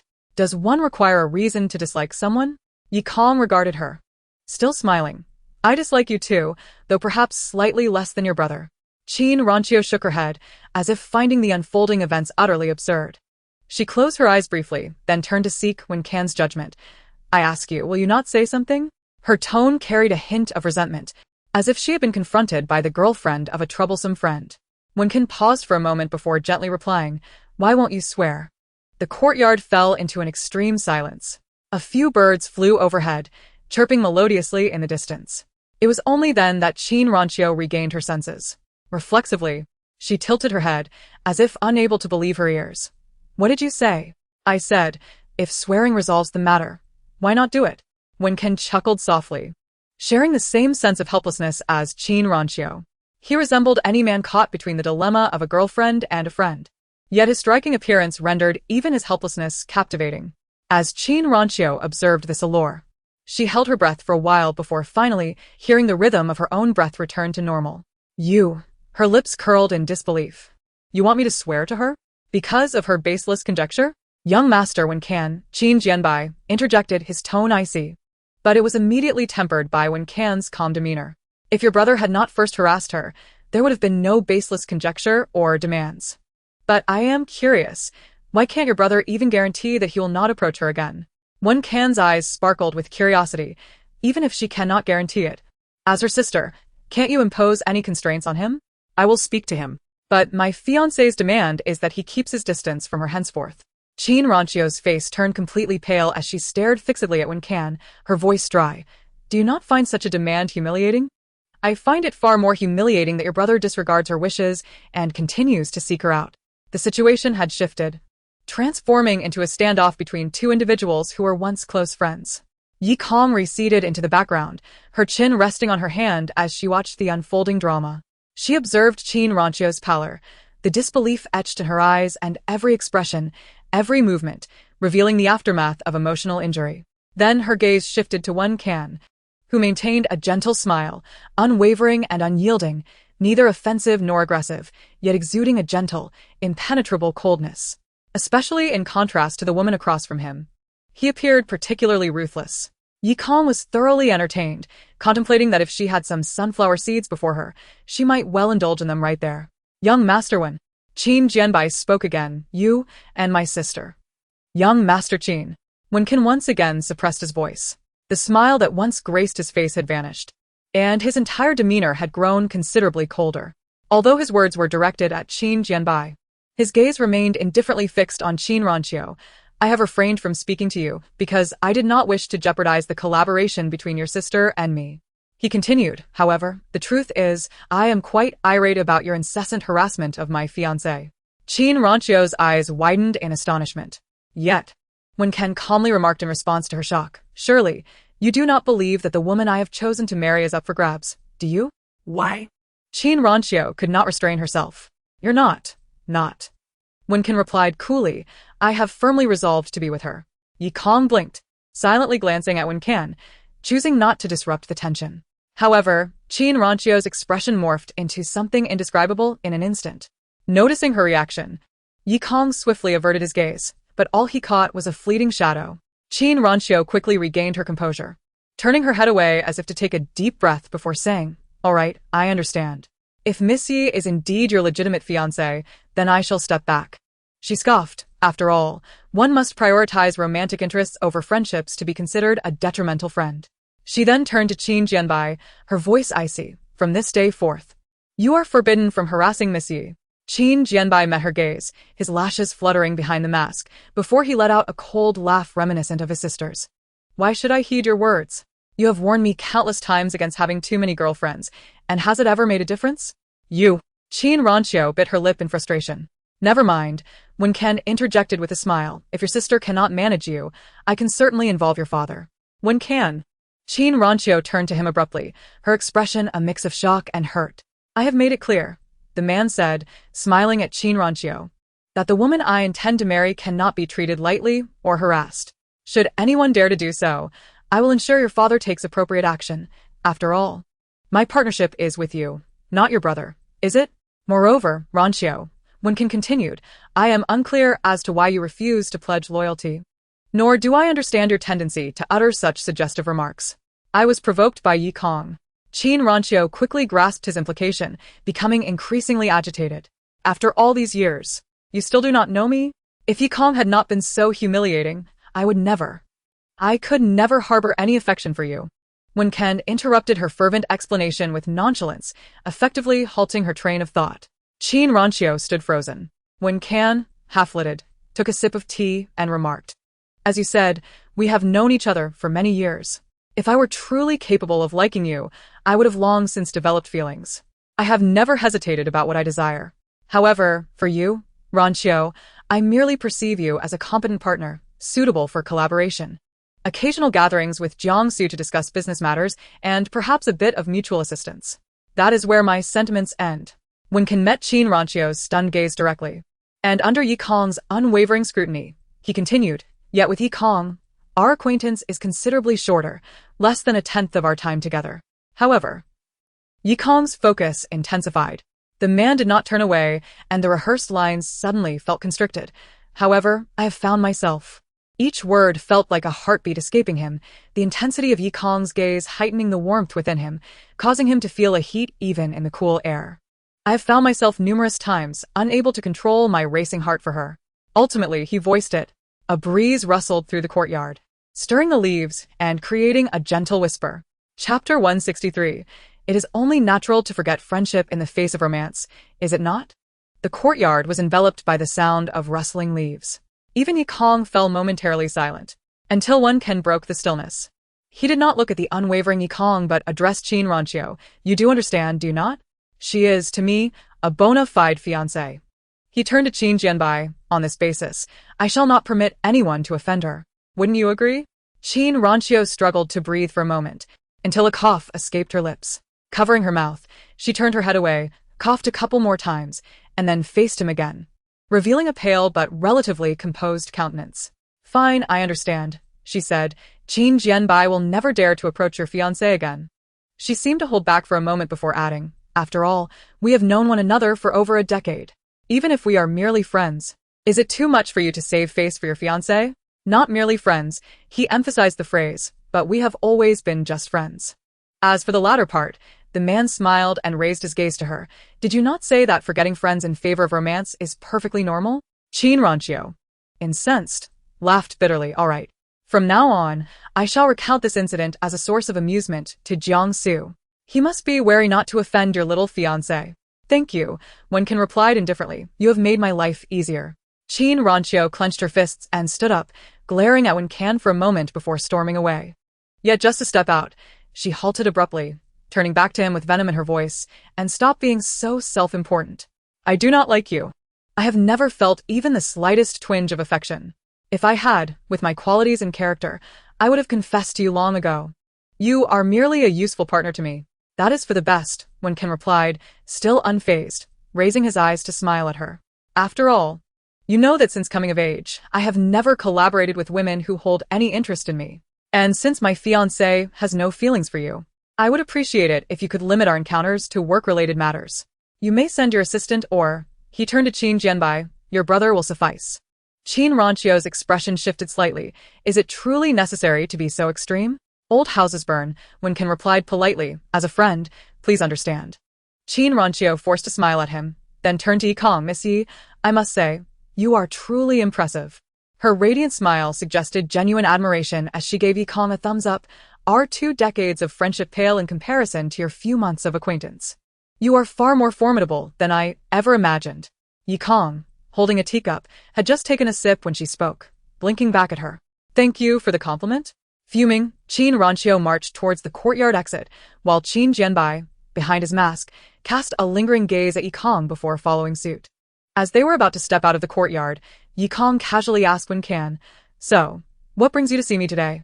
I have already set the date for the engagement and came to inquire about your thoughts, when Kan's indifferent tone reached Qin Ranqiu's ears, causing her to pause for half a second before resolutely stepping out of the courtyard. The sound of her high heels echoed sharply, hastening with urgency until she was nearly running. Finally, someone behind her quickened their pace and grasped her hand. Calm down. The low reprimand seemed to ground her, bringing her focus back to the chaotic whirlwind of her thoughts. Yet, upon meeting Qin Jianbai's eyes, she could no longer contain herself. Her eyes brimmed with tears, her expression one of desperation and hatred as she looked at Qin Jianbai. You tell me, what gives her the right? Do not cause a scene here. Qin Jianbai glanced around, his expression serious as he addressed her. There are surveillance cameras. Qin Ranqiu's breath hitched. She closed her eyes and inhaled deeply, taking a considerable moment to regain her composure. However, upon witnessing Qin Jianbai bend down to retrieve the mask, she could not restrain herself and swatted it away, exclaiming, What are you doing? She coldly regarded her brother's half-crouched silhouette, musing, Surely you're not foolish enough to have developed an infatuation for her? Rising with the mask in hand, Qin Jianbai retorted, Quit venting your frustrations on me. If you're so brave, take it up with Wenkan. He remarked nonchalantly, observing the grotesque characters on the mask. Who knows, it might prove useful in the future. Qin Ranqiu let out a bitter laugh. What is this? Have you truly fallen for her? He turned to her, his peach blossom eyes glinting with icy clarity as he asked, Have you given up? Given up? Qin Ranqiu murmured, then fell silent as she walked ahead. It wasn't he until she exited the alley, traversed the bustling square, and reached the breezy lakeside that she paused. Turning to the quietly following Qin Jianbai, she declared, Since birth, I have never known the meaning of surrender. I was the first to know him, she whispered, the first to see through his facade, the first to understand his anguish, the first to witness his tormenting solitude under the adulation of countless stars, the first to forge a connection with him, to accompany him through all these years. That Yikong, she continued, what does she know about him? What does she understand? She merely hides behind him, wielding false bravado. All she knows is that being Wenkan's fiancé is exhilarating and worthy of boasting about. She comprehends nothing. They cannot possibly be kindred spirits. Qin Ranqiu inhaled deeply, asserting, They are not even of the same breed. Only I am his kindred spirit. Therefore, I will certainly not concede. Regaining her composure, her tone turned grave. In both career and love, I demand the best. She pivoted to face Qin Jianbai, her tone frigid. For the time being, keep your distance from Yikong. As for our future collaboration, you shall meet Wenkan. As for Jiangsu, I will handle it myself. Qin Ranqiu withdrew her gaze, stating coolly, I don't know what madness has overtaken Yikong. She offended Jiangsu upon their very first meeting, claiming that just seeing his face made her feel repulsed. The woman emitted a cold laugh. It seems she has quite a number of inexplicable dislikes. Look at her. Children are like that, reckless and utterly oblivious to their actions. But it matters not. When she pays the price, she will naturally come to understand. Qin Jianbai remained silent. He gazed down at the mask, now marred and cracked, with the ugly characters inscribed upon it. For reasons unknown, the image of Yi Kong, her face descending towards him as she held the mask over her head, surfaced in his mind. With his vision obscured by the mask, he could only glimpse the girl's dark, moonless eyes through its eyeholes. They seemed to harbor millennia of desolation, coupled with a pure, untainted disdain that rendered those eyes strikingly beautiful. Beautiful enough to provoke contemplation. Why did she so vehemently despise him? Was it truly merely due to his appearance? And how would those eyes transform when confronted with someone she did not disdain, perhaps even someone she cherished? Raising the mask, Qin Jianbai peered through its hollow eyes, observing the distant lake, where a white bird soared by, dropping a feather that rippled across the water's surface in silent circles. Chapter 164. Why are you so special? In the courtyard, silence lingered long after the people had departed. After a moment, Yi Kong propped her chin on her hand and inquired, "You aren't genuinely here to announce the engagement date, are you?" "Indeed, is that so strange?" "Not strange at all," Yi Kong replied. "So when is it?" "Next spring." Wen Ken stated nonchalantly, "My mother's Memorial Day." "Ah, I see. You truly have no objections?" "Why would I?" Yi Kong pondered. "Are you referring to the Memorial Day?" She chuckled lightly. "What difference does it make? It's not a genuine engagement. It is merely a contract filled with utilitarian purpose. And it must serve its maximum function at every step." "You speak the truth." "Indeed." Yi Kong poured herself a cup of tea and suddenly remarked, "I've just realized your acting skills are remarkable. You could win an Oscar." "Indeed, I've had talent scouts approach me on the streets, not just one." "Is that so?" "But I don't lament it. A person like me would achieve success in whatever I pursue." How self-absorbed. If one has a mother who constantly praises and adulates them from childhood, it's hard not to be self-absorbed. But I had no such mother. And yet, I remained self-absorbed. Then consider yourself naturally gifted, requiring no gardener's nurturing. Haha. Yi Kong laughed lightly, resting her chin on her hand, her eyes lifting to meet Wen Can's gaze. "However, why don't you collaborate with a woman who piques your interest? If the other party has feelings for you, wouldn't that be more advantageous?" Wen Can lowered his head slightly to regard her. The girl's gaze was exceedingly innocent, seemingly unaware of the cold and cruel nature of her statement. "Infusing emotions into collaboration muddles the waters," Wen Can replied. "I once encountered a foreign female executive who perceived our mutually beneficial project as a debt of affection I owed her. When I rejected her confession, she even attempted to sue me, creating quite the spectacle. Since then, I have refrained from collaborating with women who harbor feelings for me." Yi Kong burst into laughter. How old were you at the time? Wen Can paused for a moment. 18. "And the female executive?" He remained silent for several seconds before responding, "In her 30s. Yi Kong erupted in laughter. What a tale. It appears that beauty can indeed be a double-edged sword, regardless of nationality. The two continued to chat about various topics. Until suddenly, Wen Can said, "By the way, if you have no objections, our engagement date is now officially set. Therefore," he slowed his pace a bit, "in a few days, you will need to accompany me to the Wen household to meet with Wen Rong and my grandfather, to finalize this matter. Afterward, we can begin preparations for the engagement ceremony." "Very well," Yi Kong replied with a lackluster tone. "I dislike the Wen family estate, while it certainly exudes depth and opulence. It carries an aroma of decay. The place is too crowded, and the noise of footsteps is unbearable." She reminisced about her previous visit to the Wen residence, continuing her critique. "Moreover, the space is excessively large and empty, with many rooms that serve no purpose. Some areas lack adequate lighting, giving off a sinister vibe. Compounded by the presence of detestable people, there is not a single aspect to appreciate." "Your assessment is quite accurate. After living there for so many years, I wake up each day feeling nauseated."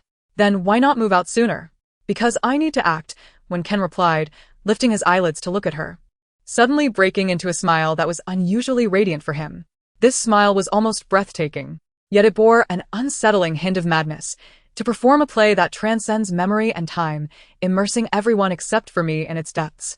To achieve this, one must incorporate oneself into the act, don't you think?" Yi Kong regarded him, slowly stating, "It seems you have grand ambitions." "That depends on the perspective. To outsiders, I might appear to be merely playing house, engaging in unnecessary and laborious endeavors.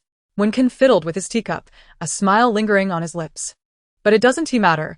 Life is inherently long and tedious. If I can indulge in a game so intricately detailed that every nuance evokes an immersive experience, isn't that a successful way to pass the time? That makes sense. Yi Kong grasped her teacup and clinked it against his, echoing the sentiment. The two most important words in life are self. One's self is paramount. One's aspirations and desires are forever the guiding light. To hell with everyone else. Wen studied her for a few moments before chuckling and clinking his cup against hers. To hell with everyone else.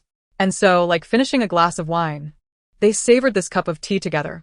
As Yi Kong set down her teacup, she suddenly spoke without lifting her head. How peculiar.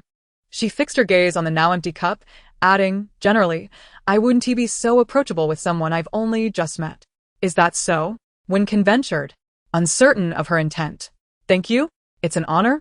Yi Kong shot him a disdainful glance. You don't actually think you're amusing, do you? You certainly have a talent for dousing other spirits. Indeed, therein lies the issue. Yi Kong leaned in closer, her eyes ablaze as she intently scrutinized him. I am a natural-born misanthrope who revels in extinguishing others' enthusiasm. The first reaction people have upon getting to know me is astonishment at how bizarre, loathsome, and deranged I can be. But what do you perceive me as? Wen, feeling the intensity of her gaze, swallowed hard, diverting his eyes. Beautiful, I mean. You're a highly competent partner, exceptionally resourceful. Is that so? Yi Kong replied. Those who have collaborated with me in the past have all claimed I am exceptionally difficult and utterly detestable. What exactly are you boasting about? What I mean is, Yi Kong leaned even closer, nearly nose to nose, her eyes locked onto his, until she could see her own lashes reflected in his pupils. Why am I, in particular, so special to you? Am I truly starting to develop feelings for you? Wen's fingers tightened silently around the armrest of his wheelchair. He then turned the wheels and silently retreated, distancing Yi Kong's face from his view. Perhaps there exist friends in this world who are simply in perfect harmony. Wen remarked calmly, despite our considerable age difference, your maturity seems to bridge any generational gap. No, Yi Kong retorted, sitting back with a cold glare. I have never been suited for friendship, nor have I ever had a true friend. What about Chu Wu? Lin Zinzu? They are merely my pets. That matters not. Yi Kong continued, her gaze piercing through him. You are indeed quite strange. From the very first moment I laid eyes on you, I felt a certain fondness. Have we met before? Yi Kong inquired finally, not at the Yi family estate, nor at the flower box, but in another place. Chapter 165. Daily Life in the Cafe. On her way home, Yi Kong pondered the answer to that question. Though Wen himself had denied it, she felt an inexplicable dissonance. The evening sky was ablaze with hues of sunset, and the breeze seemed to carry color with it. The ginkgo leaves had turned yellow, one drifting through the car window and gently landing on her left eye. Instinctively, she closed her eyes for a moment before removing the leaf and casually resting her chin on the window. The golden-orange glow of the sunset illuminated her flowing hair and the delicate contours of her profile. The ginkgo leaf twirled at her fingertips, and just then, a Maybach glided past. Inside, Wen's gaze pierced through the darkened window, silently resting on her oblivious face. Unaware of his scrutiny, Yi Kong continued to muse. Have I encountered something particularly special that I have since forgotten? Or perhaps someone who once held significance for me, yet has slipped from my memory? She murmured, her expression perplexed, before pouting slightly. There are simply too many people I've met. It's utterly impossible to recall. She released her grasp, and the leaf spiraled away, carried off by the wind. Turning her head to catch a glimpse, she noticed the Maybach, which had been alongside them for a while, suddenly accelerate. By the time she turned her head, she could only catch a glimpse of its rear. Inside that jet-black vehicle, Wen had retracted his gaze from the darkness, now studying the lines of his palm. Unlike Yi Kong's uncertainty about her memories, he was certain he had never encountered her. Yet, this certainty resided solely within the confines of his existing memories. However, if, as Yi Kong suggested, their lives had indeed intersected at some point, it would certainly exist only within the carefully sealed recesses of his mind. If that were the case, it would be utterly unfortunate. He gradually curled his fingers into a fist, concealing the lines of his palm. Recently, Yi Kong had taken to exploring a new game. She had abandoned Candy Crush in favor of the mobile version of Heart Corruption. This game had been popular for years, combining an open world with PvP mode. And it was updated with new maps approximately every 3 months, each time introducing fresh elements. Set against the backdrop of a cosmic expanse, the map seemed virtually limitless. However, this singular appeal alone would not account for the game's tremendous success. It was only after Yi Kong immersed herself in the gameplay that she realized the reason for its classic status lay not only in its technical prowess, but also in the meticulous craftsmanship of the development team. Each planet boasted a unique history, character, and culture. Some of the major planets had even developed their own scripts. The intricate, self-contained characters inscribed on stone tablets left one in awe of the effort the team must have invested. Such attention to detail permeated the entire game. Furthermore, each character had a backstory, and even an ordinary NPC might conceal a personal secret, one that could be pivotal to the main storyline or simply a charming quirk, such as the best spot to fish at the third wooden stake of Donghu Bridge. These layers of detail coalesced to create a world that felt palpably real. The chance encounters players experienced within specific maps further infused this reality with a sense of vibrancy and destiny. Yi Kong found herself becoming quite engrossed in the game. Conversely, Chu Wu, noticing her shift in gaming habits, expressed her displeasure. "Are you tired of Candy Crush? Bored of it?" she inquired. "How about I switch things up for you?" "Don't bother me," Yi Kong replied, executing a series of moves only to lose once more to her opponent in the arena. She tossed her phone aside, her expression dark as she glanced at Chu Wu. The woman was leaning over the counter, still wearing a flamboyant cotton mask, her bright eyes fixed intently on Yi Kong. "Aren't you busy enough?" Yi Kong asked. Between working on newspapers and magazines, Chu Wu had grown accustomed to a hectic schedule. She was either buried in the basement working on layouts or at the printing house supervising the workers, and she had noticeably lost weight. Yet, her spirits remained high. "Not too busy. Even if I am, I must prioritize your needs, right?" Chu Wu insisted, her enthusiasm palpable.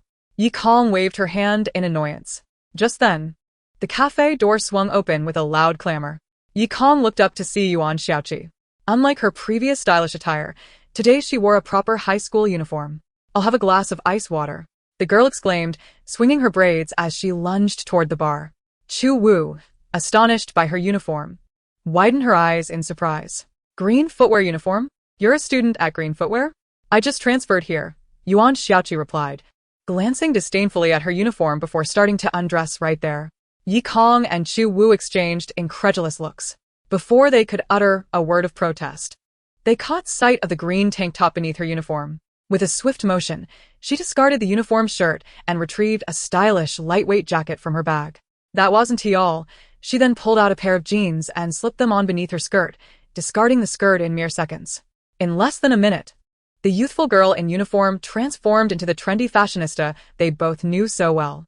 "What are you staring at?" Yuan Xiaoqi shot them a glare. "Haven't you ever seen a beautiful girl transform?" Yi Kong apathetically averted her gaze. "What brings you here? Our artist does not require to be on site. So, what if I demand to be present? You won't find an employee as diligent as I am anywhere else, understand?" To speak of skipping class with such righteous indignation, Yi Kong said lightly, "Go back to class." "I refuse." Yuan Xiaoqi sneered. "Not only will I not return to class, but I have also decided to linger here." As she spoke, she shouldered her bag and seated herself in a nearby booth, beginning to pull out drawing paper and pens. Yi Kong observed her retreating figure and, after a moment of silence, resumed her game without uttering a word. Chu Wu inquired, "Are you truly unconcerned?" "Why should I be?" Her tone was surprisingly indifferent. "What does it matter to me?" "Quite right," Chu Wu thought, smiling at her. Suddenly, she reached out to stroke Yi Kong's head, only to be met with Yi Kong's impatient swat, which did not even cause her to flinch. "Honestly, I would prefer you not to linger around her, but if you don't mind, then neither do I." Chu Wu, the ever-irresponsible girl, now surprisingly exhibited a semblance of maturity. Her eyes, partially visible above her mask, fixated intently on Yi Kong. Usually curved by laughter, her eyes were now fully opened, revealing their true size, yet they remained cold. "Yi Shi," she said steadily, "you must persist in pursuing what you desire, without wasting a glance for anyone. For no one is worthy." Chapter 166, The Shaking Before the Villain. Yuan Xiaoqi began to skip class daily. Thus, in a cafe belonging to a newspaper, one could almost always witness two young ladies occupying their respective corners, deeply engrossed in their drawing. Of course, there were moments when both were absorbed in their phones. However, they would never exchange a single word. Occasionally, Yuan Shaoqi could not help but glance at the cash register, emitting some vague cold huffs. While Yi Kong exhibited complete indifference, often ignoring even the loud entrance of Yuan Shaoqi. Yet, on this particular day, an unexpected incident occurred. Following her usual routine, Yuan Shaoqi first sat at the bar, sipping a cup of coffee, before rising to the booth to don her earplugs and draw. Throughout this time, Yi Kong never lifted her head, only standing to visit the restroom after Yuan Shaoqi had left. Upon her return, a casual glance revealed a conspicuous stain of blood on the bar stool. Yi Kong, she turned to Yuan Shaoqi, who remained utterly oblivious. Her head bent in deep contemplation over her drawing paper. Yi Kong rolled her eyes in exasperation, then exited, heading to a nearby supermarket to purchase a pack of sanitary pads before returning to Yuan Shaoqi. Standing before the booth, Yi Kong tapped on the table. Startled, Yuan Shaoqi looked up to see her, immediately folding her drawing paper with suspicion. What do you want? Stand up, Yi Kong commanded. Why should I stand? What are you planning? You're not going to kick me out, are you? Yuan Shaoqi let her imagination run wild, sneering. Oh, can't maintain the aloof facade any longer? You've despised me all along, haven to you? I can't believe you've managed to endure this long. Before she could finish, Yi Kong impatiently yanked her up. What are you doing? A gentleman speaks rather than acts, do you not know? In her loud protests, Yi Kong noticed the bloodstains on the girl's skirt and a small red mark on the sofa. Yi Kong raised her hand, shoving the pack of sanitary pads into her arms, finally silencing her incessant chatter. Yuan Shaoqi glanced down and instantly resembled a chick with its neck grasped, rendered mute. In a daze for a couple of seconds, she swiftly tidied her table, clutching her bag, preparing to dash outside, only to be pulled back by Yi Kong. Where do you think you're going? Her impatience was palpable as she threw her coat over Yuan Shaoqi.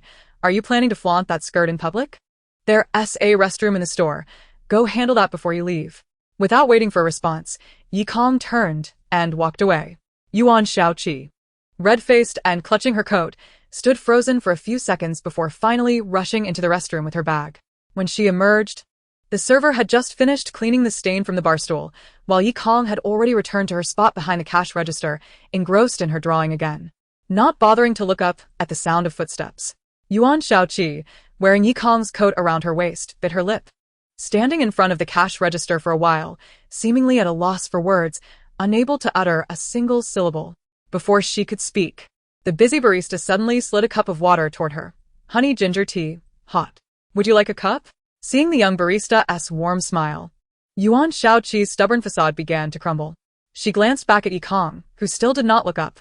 As her words escaped, Yuan Shaoqi realized how weak her tone sounded, which infuriated her. She lifted her chin defiantly and exclaimed, "Don't think that such trivial kindness will make me yield. Don't forget, I'm here to avenge Yuan Yi." Yi Kong finally lifted her head, staring at her as if she were a fool. "Do you believe I will sew your mouth shut?" Yuan Shaoqi quickly covered her mouth and retreated a step in alarm. Yi Kong tapped the table with her pen and lifted her chin. "Drink up and then scram. I have no interest in your offerings." She pouted, preparing to leave, but caught sight of the barista's pitiful gaze. Yuan Shaoqi, after a moment of hesitation, she reluctantly picked up the cup and, with the spirit of a toast, downed the hot honey ginger tea in one go. She slammed the cup onto the bar with a huff and turned to leave, only to coldly add, "I will repay you for the coat. I'm not the type to take advantage of others. Just focus on your drawing," Yi Kong replied without looking up. "Don't forget, your comic is set to be officially published in the next issue. If the response is poor, I will fire you immediately. You cannot demoralize me. My drawings will undoubtedly surpass your Starlight and become the most popular." Yuan Shaoqi stormed out angrily. Once her footsteps faded, the server approached. "What should we do about that sofa? I checked, it seems impossible to detach, for cleaning." Yi Kong raised her head and pondered for a moment. "Just replace it entirely." After a brief period of drawing, she suddenly looked up again. "But don't dispose of that sofa. We can patch it up and donate it to the welfare home." Though Yuan Shaoqi strived to project indifference towards such small gestures, she inevitably found herself softened significantly. From that day forth, whenever she encountered Yi Kong's cold visage, memories of that pack of sanitary pads and the coat still hanging in her room would surface. The black and white color scheme, with its simple design, was commonplace on the streets, yet somehow, the moment she thought of its owner, Yi Kong, it was automatically imbued with a layer of emotional detachment. The coat hung conspicuously in her room, feeling utterly out of place. One day, Yuan even inquired about it, prompting her to vaguely respond that it belonged to a classmate. Yuan Xiaoqi found herself entangled in her own self-imposed dilemmas. Yet, Nearly everyone in the cafe noticed her transformation. She no longer deliberately ignored Yi Kong, and her frequency of emitting inexplicable cold huffs diminished. Occasionally, when she grew tired of drawing in the booth, she would casually drift toward the bar, stealing glances at Yi Kong's artwork. Notably, she began to occupy seats increasingly closer to the entrance. Initially, she always sat at the farthest spot from the cash register, but unbeknownst to her, she began to settle closer and closer to the cash register. With the rising popularity of Huaya magazine, the number of staff members working in the basement gradually increased, ultimately reaching 8. During breaks, many choose to ascend to the upper floor to indulge in coffee and conversation. Over time, the regular patron Yuan Xiaoqi, along with the occasional visitor Qian Eli, gradually became well acquainted with the others. Thus, even though outside customers remained scarce, the cafe became notably more vibrant. yet, Yi Kong remained perpetually aloof, never partaking in any of the merriment. She consistently exhibited a cool demeanor, even in the company of Chu Wu, Lin Zinzu, or Li Yin, appearing solitary and withdrawn, until one day, an unexpected guest burst into the cafe. It was an utterly mundane afternoon. Rain fell outside, the sky cast in somber shades, and the willows by the lake appeared shrouded in mist. Yi Kong had attended 2 classes in the morning and was not in a hurry to paint. Instead, she leaned back in her chair, donning a hat and engrossed in a game. Yuan Xiaoqi arrived at the cafe immediately after school, deeply immersed in her work at a booth. The cafe was quiet, so quiet that the only sounds were the patter of rain against the glass door and the distant, dreamlike echoes of students conversing outside. In such tranquility, the approach and sudden stop of a car were jarringly loud. When someone unceremoniously pushed the door open, it was akin to a sealed jar being forcibly breached. The glass door rattled, ushering in a cacophony of wind and rain, shattering the serene atmosphere. Yet, the newcomer seemed oblivious to the disruption. Clad in a sharply tailored suit, his loosely knotted striped tie exuded a hint of untamed bravado.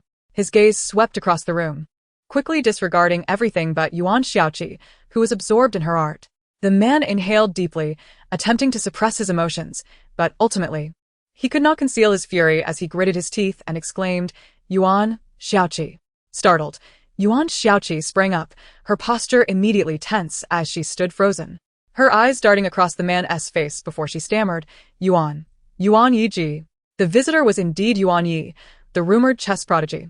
Undefeated in all his matches and a prominent figure in the national Go scene, hailed for his contributions to the game. He scrutinized Yuan Xiaoqi, took another deep breath, and loosened his tie before striding over to her table to glance at her drawings, letting out a derisive laugh. "Skipping classes has become an addiction, hasn't it? I thought you were up to something significant, yet here you are merely painting?" He seized the sketches from the table, examined them briefly, and then tossed them back down. "Do you have any idea how much effort I exerted to get you into green shoes? Are you truly squandering this opportunity and wasting money?" Yuan Xiaoqi instinctively shielded her artwork, only to retreat submissively under his cold gaze. "I paint to earn money, to lessen the burden on my brother," she defended. Yuan Yi scoffed, "And how much do you expect to earn from these? You think you can alleviate my burden? Just attending school, without skipping classes, is already the greatest relief you can provide. But if I paint well, who knows? I might sell various copyrights and become a super rich person." Yuan Xiaoqi protested. "Yuan Xiaoqi," the man barked, exasperated. "How many times have I told you not to emulate that person? And stop daydreaming about becoming a second version of her. You have your own path to carve. There's no need to tread down her greedy and arrogant road." Yuan Xiaoqi, initially timid and resentful, fell silent, her expression shifting to one of guilt as her gaze flitted about, avoiding eye contact. Speak. Yuan Yi insisted impatiently. "You must promise me today that you will never skip classes again. If I catch you once more, I will confiscate your art supplies and chessboard." Yuan Xiaoqi lowered her head, but her eyes subtly rose, peering over his shoulder towards the door. Yuan Yi noticed her gaze and turned to look. Outside, the rain continued to pour. The cafe was still and empty, save for a figure lounging behind the cash register, her hat obscuring her face, revealing only a delicate jawline and beautifully shaped, rosy lips. She seemed unfazed by the commotion, wholly absorbed in her game on her phone, the sounds of virtual combat the only noise breaking the stillness. Logically, her visible features were scant. Even the small portion of her face was barely visible. Yet for reasons unknown, Yuan Yi found himself transfixed by that glimpse of her jawline and lips, unable to divert his gaze. After a prolonged moment, Yuan Xiaoqi, unable to contain her anxiety, tugged at her brother's sleeve. Guh? Yuan Yi remained motionless, his eyes glued to the person behind the counter, questioning Yuan Xiaoqi. Did she send you here? Yuan Xiaoqi hesitated, about to respond when she was interrupted. Did she encourage you to skip classes? What else did she say to you? What does she want from you? How did she find you? The barrage of questions fired from the man's lips like bullets. Yet, he did not wait for Yuan Xiaoqi's answers, striding directly to the cash register, an aura of silent fury surrounding him, slamming his palm against the counter. Yi Kong. He spat through gritted teeth, his voice laced with hatred. What do you intend to do? How far do you plan to drag my family down? Yuan Xiaoqi stared in disbelief. Behind the counter, Yi Kong, who had been focused on her game, slowly lifted her head. The hat slipped slightly, revealing a small mole on her left cheek, a perfectly sculpted nose, and strikingly beautiful eyes. She cast a cold glance at Yuan Yi beneath her hat. If you get this worked up just seeing me, you must have developed a case of targeted rabies. I suggest you visit a hospital for a checkup. Also, perhaps consult a psychiatrist about this delusion of yours. Finally regaining her composure, Yuan Xiaoqi dashed forward, urgently grasping the furious Yuan Yi's arm. Guh. It wasn't her who sought me out. I applied for the job myself. I saw the recruitment information online, and came here. Her studio is conveniently close to Green Shoes. I wanted a quiet place to paint, so I came here every day of my own accord. She didn't coax me into skipping classes. Yuan Yi looked at her incredulously. Have you lost your mind? Why would you willingly seek her out? Yuan Xiaoqi had no response, her gaze drifting once more. Yuan Yi turned to face Yi Kong, his demeanor gradually shifting back to its original coldness. Pack your things, he ordered. From now on, you are not to set foot in this place again, nor are you allowed to paint during school hours. He pivoted to leave, seemingly unable to remain for another moment. Yuan Xiaoqi's eyes widened as she watched his retreating figure, her mouth opening several times without daring to speak. Until someone else broke the silence. Whether you come here or not is of little consequence, Yi Kong said, leaning back against her chair, her gaze unfocused. However, Yuan Xiaoqi has signed a contract with our studio. If you wish to breach it, you may, but it will require compensation. She turned to face the man who had just pushed the door open but halted in his tracks, a smirk playing on her lips. The illustrious chess prodigy Yuan Yi, renowned worldwide, must surely be well off by now. I doubt parting with a breach of contract fee would cause you any distress, would it? Outside, the rain pattered softly. Though the warmth inside the cafe was more inviting, Yuan Yi felt an inexplicable chill. The mockery in her tone, coupled with her gaze, pierced through the years, causing a familiar, haunting pain to resurface within him. Standing at the door, Yuan Yi released his grip on the doorknob. The glass door sprang back, its leaves swaying gently, rendering the sounds of the wind and rain outside both distinct and blurred, akin to a dream that straddles the line between reality and illusion. Yuan Yi stood amidst this reverie, slowly turning. A penalty for breach of contract? Yuan Xiaoqi dared not meet his gaze. Her voice barely a whisper. I have signed a contract with their studio to publish my serialized comic in a magazine, with a fixed salary. Yuan Yi stared at her, as if a statue devoid of emotional fluctuation. Do I lack your money, Yuan Xiaoqi? Of course not, but... The girl interjected, her urgency faltering into a whisper. But I also wish to live independently. I do not want to be a parasite on you. You are my sister, not by blood. What difference does it make? I say you are my sister and you are. Who dares label you a parasite? It was Tang Jiu who said that. Yuan Xiaoqi shouted. He also claimed that although I resemble Yi Shi, I am utterly unworthy of comparison. He asserted that Yi Shi could sustain the entire orphanage at 7 or 8 years old, while I, at 17 or 18, am still a parasite on you.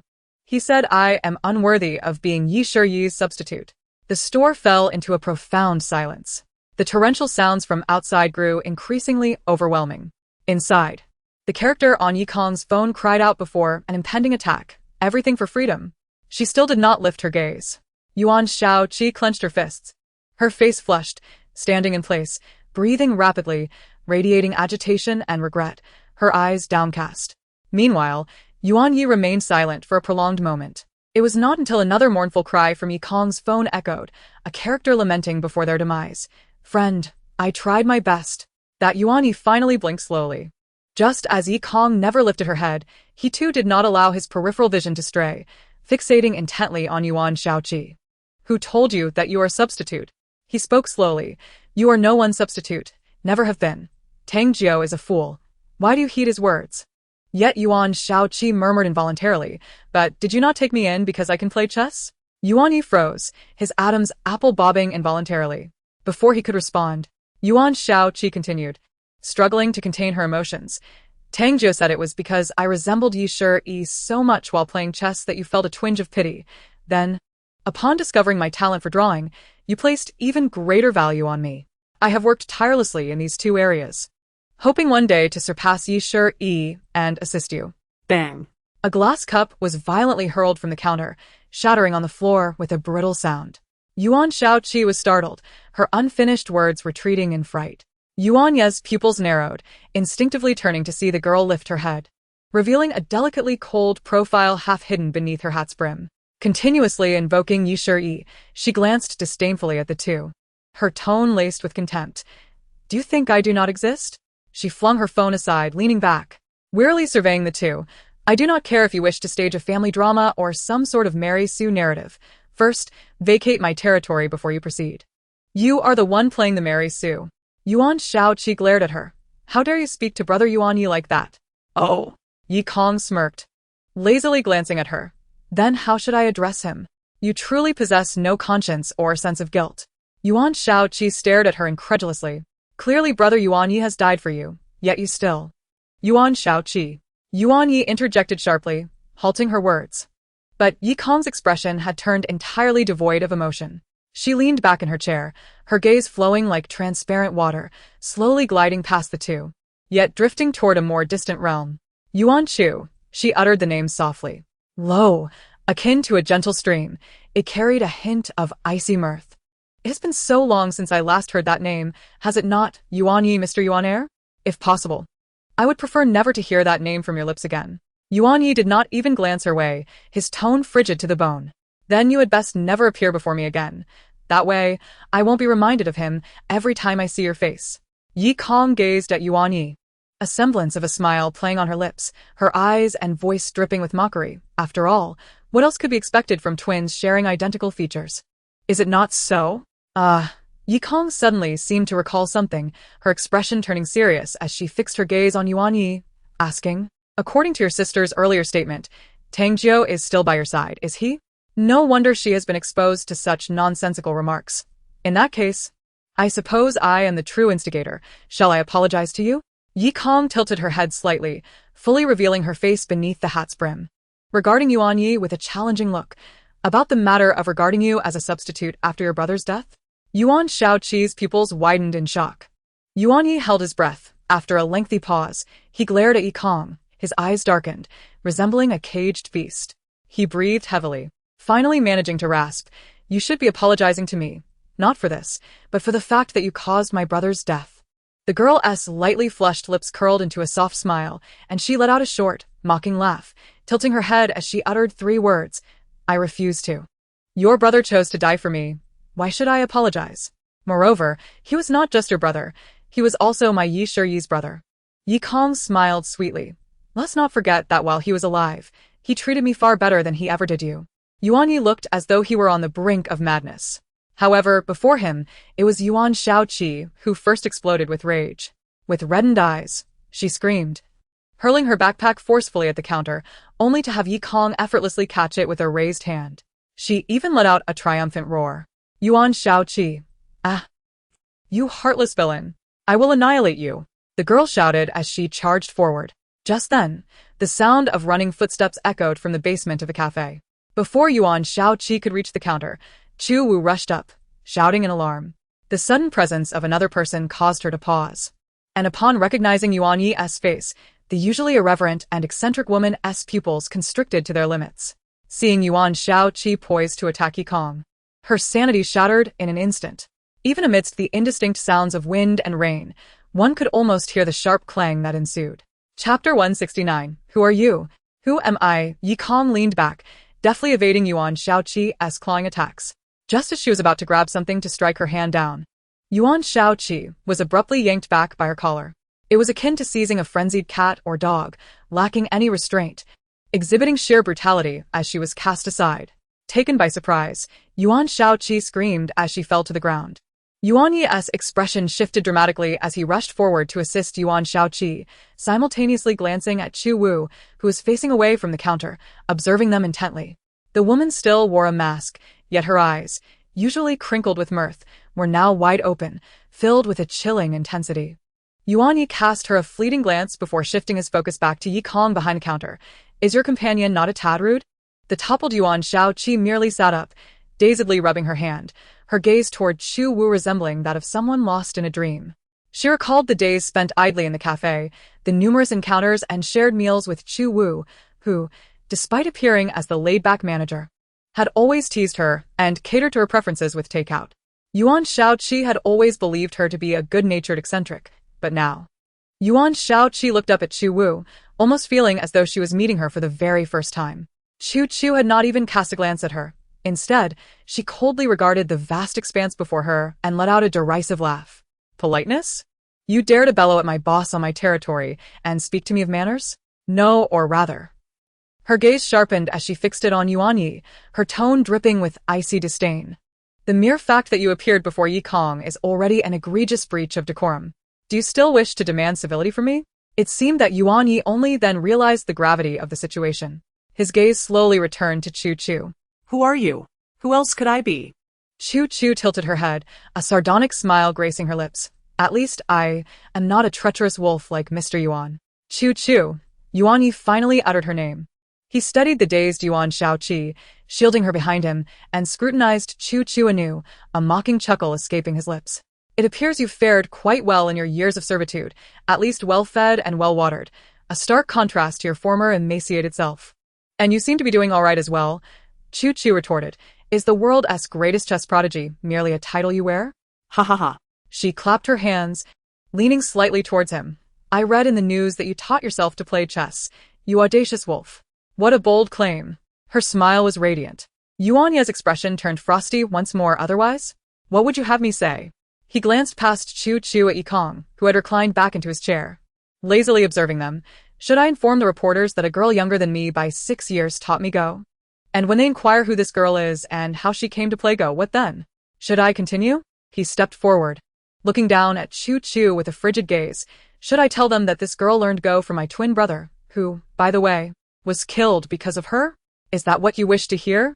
And if they were to ask who this girl truly is, should I also disclose that she is the internet sensation, the prodigious painter known as Immortal Demon, and the same person who stirred a nationwide uproar as the online artist Yuan Shaoqi? Oh, Yuan Yi scoffed with a mirthless smile, turning to Yi Kong moreover.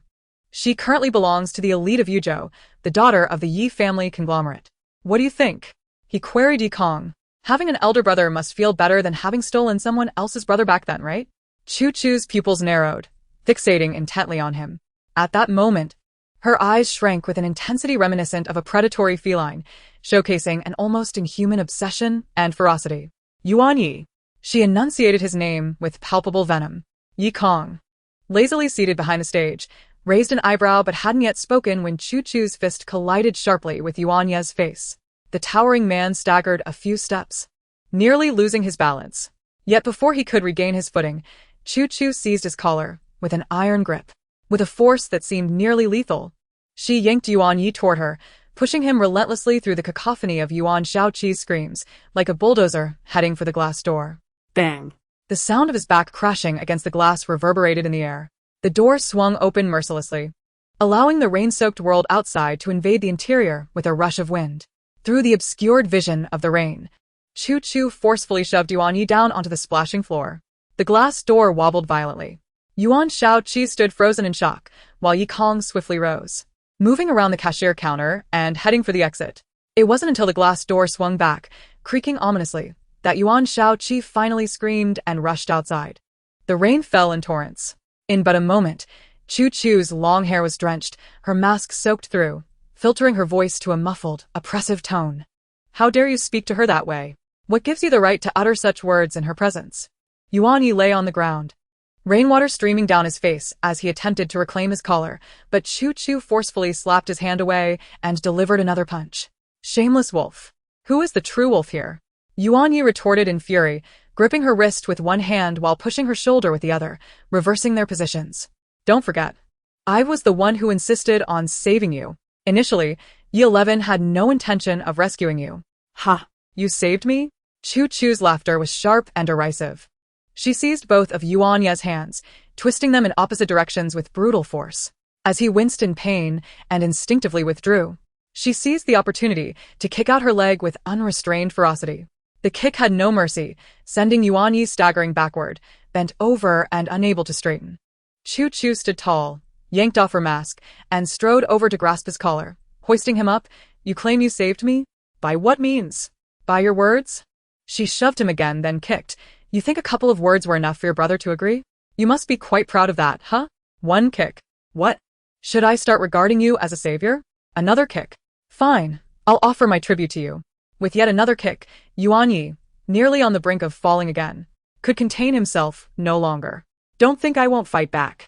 He grasped Chu Chu's hand, but she swiftly countered with a powerful shoulder throw. He crashed to the ground, splashing water everywhere.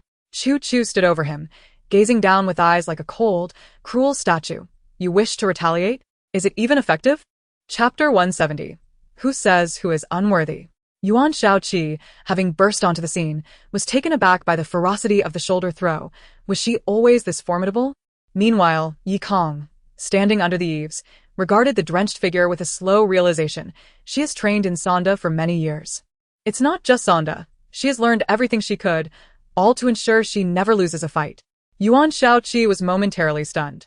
In the distance, Chu Chu had already mounted Yuan Yi, delivering punch after punch. Yuan Shaoqi snapped back to reality, rushing into the rain-soaked tumult. "Stop. You call him a wolf and still refuse to believe it. You barged into my territory as if you owned it. You named your sister Yuan Shaoqi.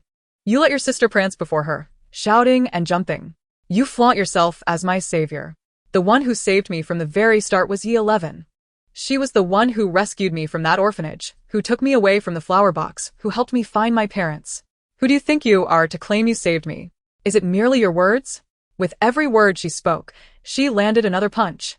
Yuan Yi was silent, raising his hands to shield his face, until Yuan Shaoqi rushed over, crying as she clutched Chu Chu's arm. Chu Chu, without even glancing at her, waved her hand dismissively, each word saturated with rancor. "Get away." Yuan Yi, who had nearly surrendered, felt a sudden urgency as he saw Yuan Shaoqi's desperate attempt and immediately sought to overturn Chu Chu. The two grappled in the rain, utterly devoid of grace. Chu Chu appeared genuinely trained, her technique refined and her strength considerable. Even Yuan Yi, as a man, could not simply overpower her. "Chu Chu, you're going too far. Yuan Shaoqi has nothing to do with this." "Ha! Indeed, it has nothing to do with her. But why did you name her Yuan Shaoqi? Do you have no shame? That is merely a name. Then if I call you a dog, would you dare to respond? The one who likes being a dog is you, not me. Yes, you are a biting wolf, certainly not a dog. Have you no limits? Even if she taught me Go, she still caused my brother's death. Do you think my brother's life is worth less than you're teaching me to play Go? Moreover, it was my brother who taught her Go." "Shut up, shut up, shut up. You are not even worthy to mention your brother. You are even less worthy to mention Yi-11. How dare you still harbor hatred for her? Why don't you just die?" Chu Wu had descended into a state of utter madness, as she relied on her body's instinctual reflexes to evade every assault from Yuan Yi. Each strike she delivered was imbued with lethal intent. Rain cascaded down, saturating her long hair, while her striking visage appeared even more pallid and enchanting amidst the downpour. Unbeknownst to her, the whites of her eyes had developed crimson streaks, and her excessively dark pupils glared through the vast curtain of rain like a wrathful deity. Fixated on Yuan Yi with an obsessive fervor, as if she were determined to see him dead, with no one able to intervene. Yuan Shaoqi had attempted to approach her twice, only to be dismissed without a glance. Meanwhile, she wept as she searched for any weapon at her disposal, ultimately sprinting to a trash bin to retrieve a crooked yet sufficiently sturdy stick. She hurried back behind Chu Wu, closed her eyes, raised her hand, and shouted, "If you don't stop, I will strike you with this stick." Her voice pierced through the sound of the rain and reached Chu Wu's ears. At last, Chu Wu halted her fists and turned her gaze toward Yuan Shaoqi. Her pupils were intensely focused, yet seemed devoid of clarity. Staring at the trembling Yuan Shaoqi with an unsettling mix of dazedness and malevolence, as she curled her lips into a chilling smile. She raised her hand and pointed to her own head, beckoning. Come, strike here. The rain washed over her fingers, and the knuckles that had battered Yuan Yi were now bloodied, the crimson mingling with the rainwater that trickled down. This bizarre scene sent a chill through Yuan Shaoqi, causing her limbs to weaken. With a derisive smile, Chu Wu turned back and landed a punch squarely on Yuan Ye's face. Tears welled in Yuan Shaoqi's eyes, merging with the rain as they vanished with a blink. She shut her eyes once more, raised the stick high, and swung it forcefully at Chu Wu. You struck first. The stick sliced through the air and rain, impacting a pale palm. It was effortlessly wrenched from Yuan Shaoqi's grip, discarded to the side, rolling away with a clattering sound. Then, that same hand pivoted, intercepting Chu Wu's raised fist intended for another strike. The warmth of her palm collided with Yuan Ye's already chilled forearm, producing a sharp crack. I told you to get lost. Que vous n'appelle? Attempting to shake her off, only to be met with a pair of icy eyes peering from beneath a hat's brim. Instantly, her force diminished significantly, as if she had awoken from a frenzied state, standing there in a daze. Those eyes had already shifted to Yuan Yi, who lay on the ground with his arm raised to shield his face. Without a word, Yi Kong pulled Chu Wu to her feet, and she complied, allowing herself to be led back behind her. Drenched in rain, Yi Kong looked down at Yuan Yi and kicked him lightly. Only then did he slowly lower his arm. Lying there expressionless, gazing blankly at Yi Kong, even as raindrops continued to fall into his eyes. Do you, like her, believe I am unworthy? His tone was calm, devoid of any hint of a question. Why? Is it because my relationship with my brother is not close enough? Yi Kong seemed disinterested and weary, glancing at the distant rain curtain. You are unworthy. She then cast her eyes back toward Yuan Yi, stating matter-of-factly, but not for that reason. For what reason, then? Yi Kong's lips curled slightly, yet her eyes held no trace of mirth. Have you forgotten? What did you just say? She crouched down, regarding Yuan Ye's bruised and battered face. You asked if your brother's life is worth less than my teaching you a game of Go. You seem to think that even if I were to teach you Go, acting as your benefactor and mentor, it would somehow negate the fact that I caused your brother's death. Is that your line of thought? Yuan Yi remained silent, yet his gaze unmistakably conveyed, isn't that so? Yi Kong smirked mockingly. You see, in your eyes, your brother's life is merely a commodity that can be offset. Yuan Ye's eyes widened in shock. Beneath the bruises, his complexion paled rapidly. Chapter 171. The Unfeeling and the Learner. Raindrops fell like threads, continuously washing away the pallor of Yuan Ye's face. His eyes brimmed with water, reflecting Yi Kong's face as she looked down upon him. With a hint of pity in her gaze, she gently patted his cheek and said, So tell me, how do you deserve to speak of your brother? How dare you claim to hate me for his sake? Yi Kong stood tall, addressing him. If I were you, if I truly had an enemy worthy of such hatred, I would stop at nothing to see them dead or suffering beyond measure. But you? You merely cower like a coward. Lowering her head, her voice rang cold and distant amidst the torrential rain. Do you know why I've looked down on you from the very beginning? Because even from your teenage years, you've been this way, loving too little, hating too little, relying on vague emotions to maintain your hypocritical facade, living a seemingly glamorous life while being a complete waste. The teenage you was suited to be a foolish brother sheltered by his elder, and now you. Yi Kong smiled lightly, rising to her feet. You should remain in your lofty realm of Go, for you are unworthy to discuss love and hate. After a few steps, she paused, glancing back at the dazed Yuan Shaoqi sitting in the rain. I will give you 2 days. Either pay the breach of contract fee and leave, or obediently draw for me. I refuse to engage in a losing venture. She walked past Chu Wu, who remained fixated on Yuan Yi, only to be yanked by Yi Kong, who pulled her inside. How long do you intend to stand in the rain? Who will do my work when you catch a cold and fever? Chu Wu was dragged into the cafe. The glass door swung open and then bounced back. The world seemed to revolve around the two figures sprawled in the rain. Yuan Shaoqi wiped her face and sniffed, before straining to help Yuan Yi to his feet. The sound of rain pattered incessantly, muffling their surroundings. After a long moment, Yuan Yi finally regained his senses and turned to Yuan Shaoqi. The girl's face was already drenched, her once stylish hair now a tangled mess, water cascading down in rivulets. Yuan Yi blinked, instinctively raising his large hand to shield her head, then attempted to remove his suit jacket to cover her, only to remember that his own clothes were even more soaked. Forget about me. Yuan Shaoqi nearly burst into tears, tugging at Yuan Ye's hand. Let us go. Brother, I swear I won't come here again. It was my fault. I shouldn't have thought of avenging you, nor should I have approached her. Let us go. I'll never come back. Yet Yuan Yi remained silent, unyielding to her pleas. He sat there for a moment, then murmured to Yuan Shaoqi, Do you think it's the same for you? Am I using my brother's life to offset her? Yuan Shaoqi bent down, shouting, What did you say? I can't hear you. Brother, let's leave. It's too rainy. You'll catch a cold. Yuan Yi snapped back to reality, standing up and draping his jacket over Yuan Shaoqi's head, then guiding her toward the parking lot. Before departing, he cast one last glance at the cafe. The sky outside was overcast, and the lights inside had flickered on. Amidst the icy mist enveloping the world, the warm yellow light from the glass windows resembled a paradise, evoking a drowsy warmth that one could almost imagine with just a glance.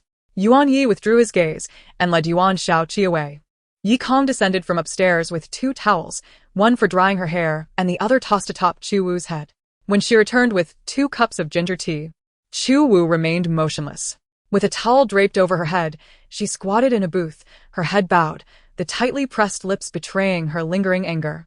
Yi Kong paused momentarily, raising her hand to gently tap the girl on the head. What are you daydreaming about? Aren't you going to dry your hair? Chu Wu nearly toppled off her seat from the force of the tap, finally regaining her senses. I'm perfectly fine. My health is excellent, she muttered, dully rubbing her damp hair with a towel. But you should hurry and call someone to take you home. I've already done so. Yi Kong placed a cup in front of her. Drink. Chu Wu lifted the cup and gulped it down in quick succession. She then resumed her brooding posture, ignoring the water dripping from her hair. Yi Kong, growing impatient, seized the towel and tousled it atop Chu Wu's head. Did you not hear me telling you to dry your hair? Chu Wu glanced up at her, meeting the girl's exasperated gaze, and finally took the towel to dry her hair. I told you I shouldn't have signed that contract with her. Look, you've summoned that deadpan wolf. The woman's voice emerged muffled beneath the towel. Yi Kong shot her a glance as she settled across from her, sipping hot tea. Are you afraid of him? Afraid? Not in the least. Chu Wu slammed her palm on the table. Neither of them could match me. If he dares to provoke me again, I'll shatter his teeth. Then what is there for you to worry about? Isn't it because I fear your discomfort upon encountering him? What sort of relationship do I have with him? Should I be concerned for his feelings? However, as Chu Wu raised her gaze to Yi Kong, her vision obscured by damp strands, she noticed a flicker of something in her eyes. Doesn't that face remind you of the original? And what of it? Do you think I would feel sorrowful about it? Isn't that the case? You pride yourself on being the one who understands me the most, Yi Kong replied, lightly tapping her cup. A clear, resonant sound echoed as she slightly curled her lips, half in mockery, half in amusement.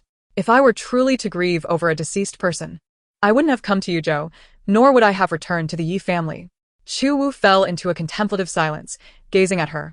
Yi Kong met her eyes briefly, arching her lips and shrugging. Have you forgotten?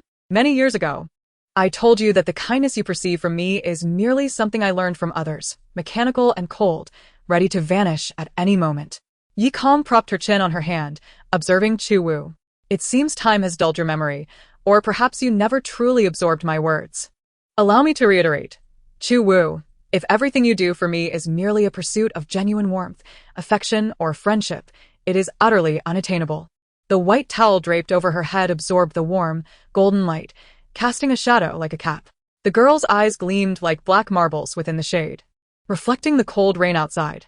Even if one day you hear me refer to you as my friend, know that it would be a mere facade. I have never had friends. Throughout my life, no one has been my friend. To me, only those who possess genuine feelings are special. Either they excel in loving others or are loved in return. Aside from these 2 kinds of people, everyone else is merely a talking monkey to me. Chapter 172, like a torrential downpour. Raindrops pattered against the glass, whipped into slanting cascades by the wind. Inside the warmly lit cafe, Chu Wu stared blankly at Yi Kong and asked, Then am I also a monkey? No, Yi Kong chuckled softly. You were once a monkey, but now you have evolved into one of the fortunate who can love and be loved. After a pause, she continued, However, it seems that those around me lately are all such individuals. Even Du Ruowei is a lucky fool, cherished by her family. So you remain nothing out of the ordinary. Chu Wu clenched her fists tightly, searching Yi Kong's eyes for any signs of insincerity. Yet the girl maintained her gaze. Her expression tranquil, her eyes clear and candid like glass marbles, making it easy to discern that her words were all heartfelt. Brutally honest, cold, and even naively pure truths. Chu Wu's lips moved, and after a long moment, she managed to voice, "What about your family, the Yi family, your mother, father, sister?" Yi Kong responded, "They're like you." After the words slipped out, she hesitated, reflecting for a moment before amending, "Perhaps they are even a notch below you, for at least between us. There are years of shared memories. As for them, well." She pondered her choice of words and concluded, "They might be considered a group with special expectations due to blood ties. Like stock trading, they are stocks that could potentially yield great wealth for me in the future. Which is why I must pay attention to them, constantly monitor their status, assess their value, and invest what I can. However," she rested her elbows on the table, fingers interlaced, chin supported atop them, gazing at Chu Wu, her tone flat and matter-of-fact. "Ultimately, stocks are just stocks. If one day I discover they can never provide the returns I desire, I would unhesitatingly discard them. In this regard, you might hold greater value than they do." As Yi Kong expressed this, Chu Wu found no joy in it. On the contrary, she felt the cold rain outside seep through the glass, chilling her to the bone. Simultaneously, an earlier memory surfaced, of Yi Kong, still youthful and innocent. The girl peered through the jagged shards of a broken window, blood from her injuries staining her hands. Yet she extended her arm toward Chu Wu. Come out. "Sister, you look older than me, yet you hesitate to climb through a broken window? Would you rather remain tethered here forever than risk a scar from a cut on your leg? Sister, I've already pried away the glass below. Even if you get cut, it won't be too deep." Sister. "Sister, I have no time left, idiot. If you don't come out, I'll set this place ablaze. I fear nothing. If I cannot rescue you, then perhaps letting you perish today would serve as a sort of salvation, a means of providing closure. You guessed correctly. I am indeed a madwoman. Have you ever encountered a sane person in this orphanage? Age has no bearing on madness, nor does it relate to mental illness. I will count to 3, and you must give me your hand, or else I shall ignite this building." 3, 2, 1. Memories danced like a flowing mirror, revealing the blurred visage of a girl, pale and solitary, her eyes shining fiercely like a wolf cub, coldly regarding everyone. Even after being saved, and having shared what was a considerable amount of time together, her demeanor had remained unchanged.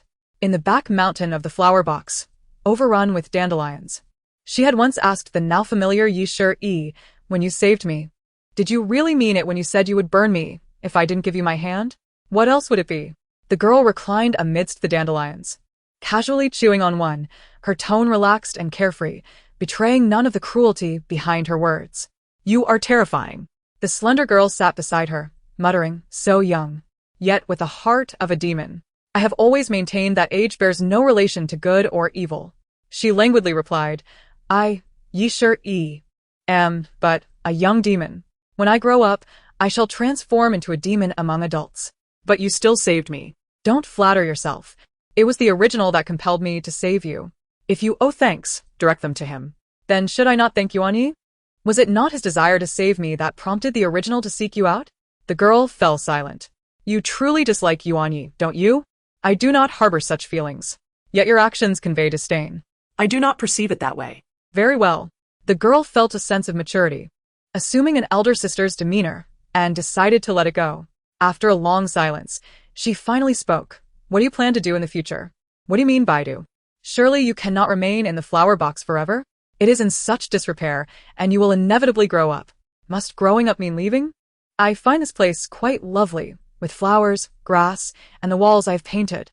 I intend to fill the entire flower box with flowers. As for the dilapidated state of the place, when it becomes uninhabitable, I can simply use my funds for repairs. After all, I am wealthy. Yet, do you not wish to return home? Do you not yearn to reunite with your family? If there exists a concept of home in this world for me, it is perhaps only the box of flowers that comes closest to embodying that notion. I believe that if I linger here for a few more years, I shall finally obtain what I truly desire from the old man and the primordial essence. What is it that you seek? It is something that everyone possesses. Yet I do not." The girl lay amidst the dandelions, gazing up at the sky, her silence enveloping her. A gentle breeze stirred, causing the dandelions to sway, their white tufts soaring into the air like a delicate rain. The blade of grass she held between her lips was no exception. Fluffy white umbrellas broke free from their verdant stalks, lifted by the wind, and swept towards the boundless horizon, reminiscent of a gentle shower. The cascading white fluff concealed the girl's fair visage. With her new name, Chuwu lifted her gaze from her memories and looked across. The girl's countenance had matured significantly since their first meeting, yet traces of her childhood still lingered. Her eyes remained as dark as ever, but now they shimmered with a myriad of emotions. She had thought her transformations were due to finding her kin, yet in truth, she had merely acquired more understanding. And that elusive desire, which others possessed but she did not, Chuwu whispered, was never about family. A single droplet of rain formed on Chuwu's tousled hair, teetering precariously before falling, akin to a tear gliding down her cheek.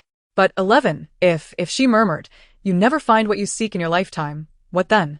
Yi Kong's cold, unyielding gaze, akin to a frozen lake, suddenly rippled with emotion. Her expression darkened, and just as she was about to speak, the glass window emitted a sharp crack.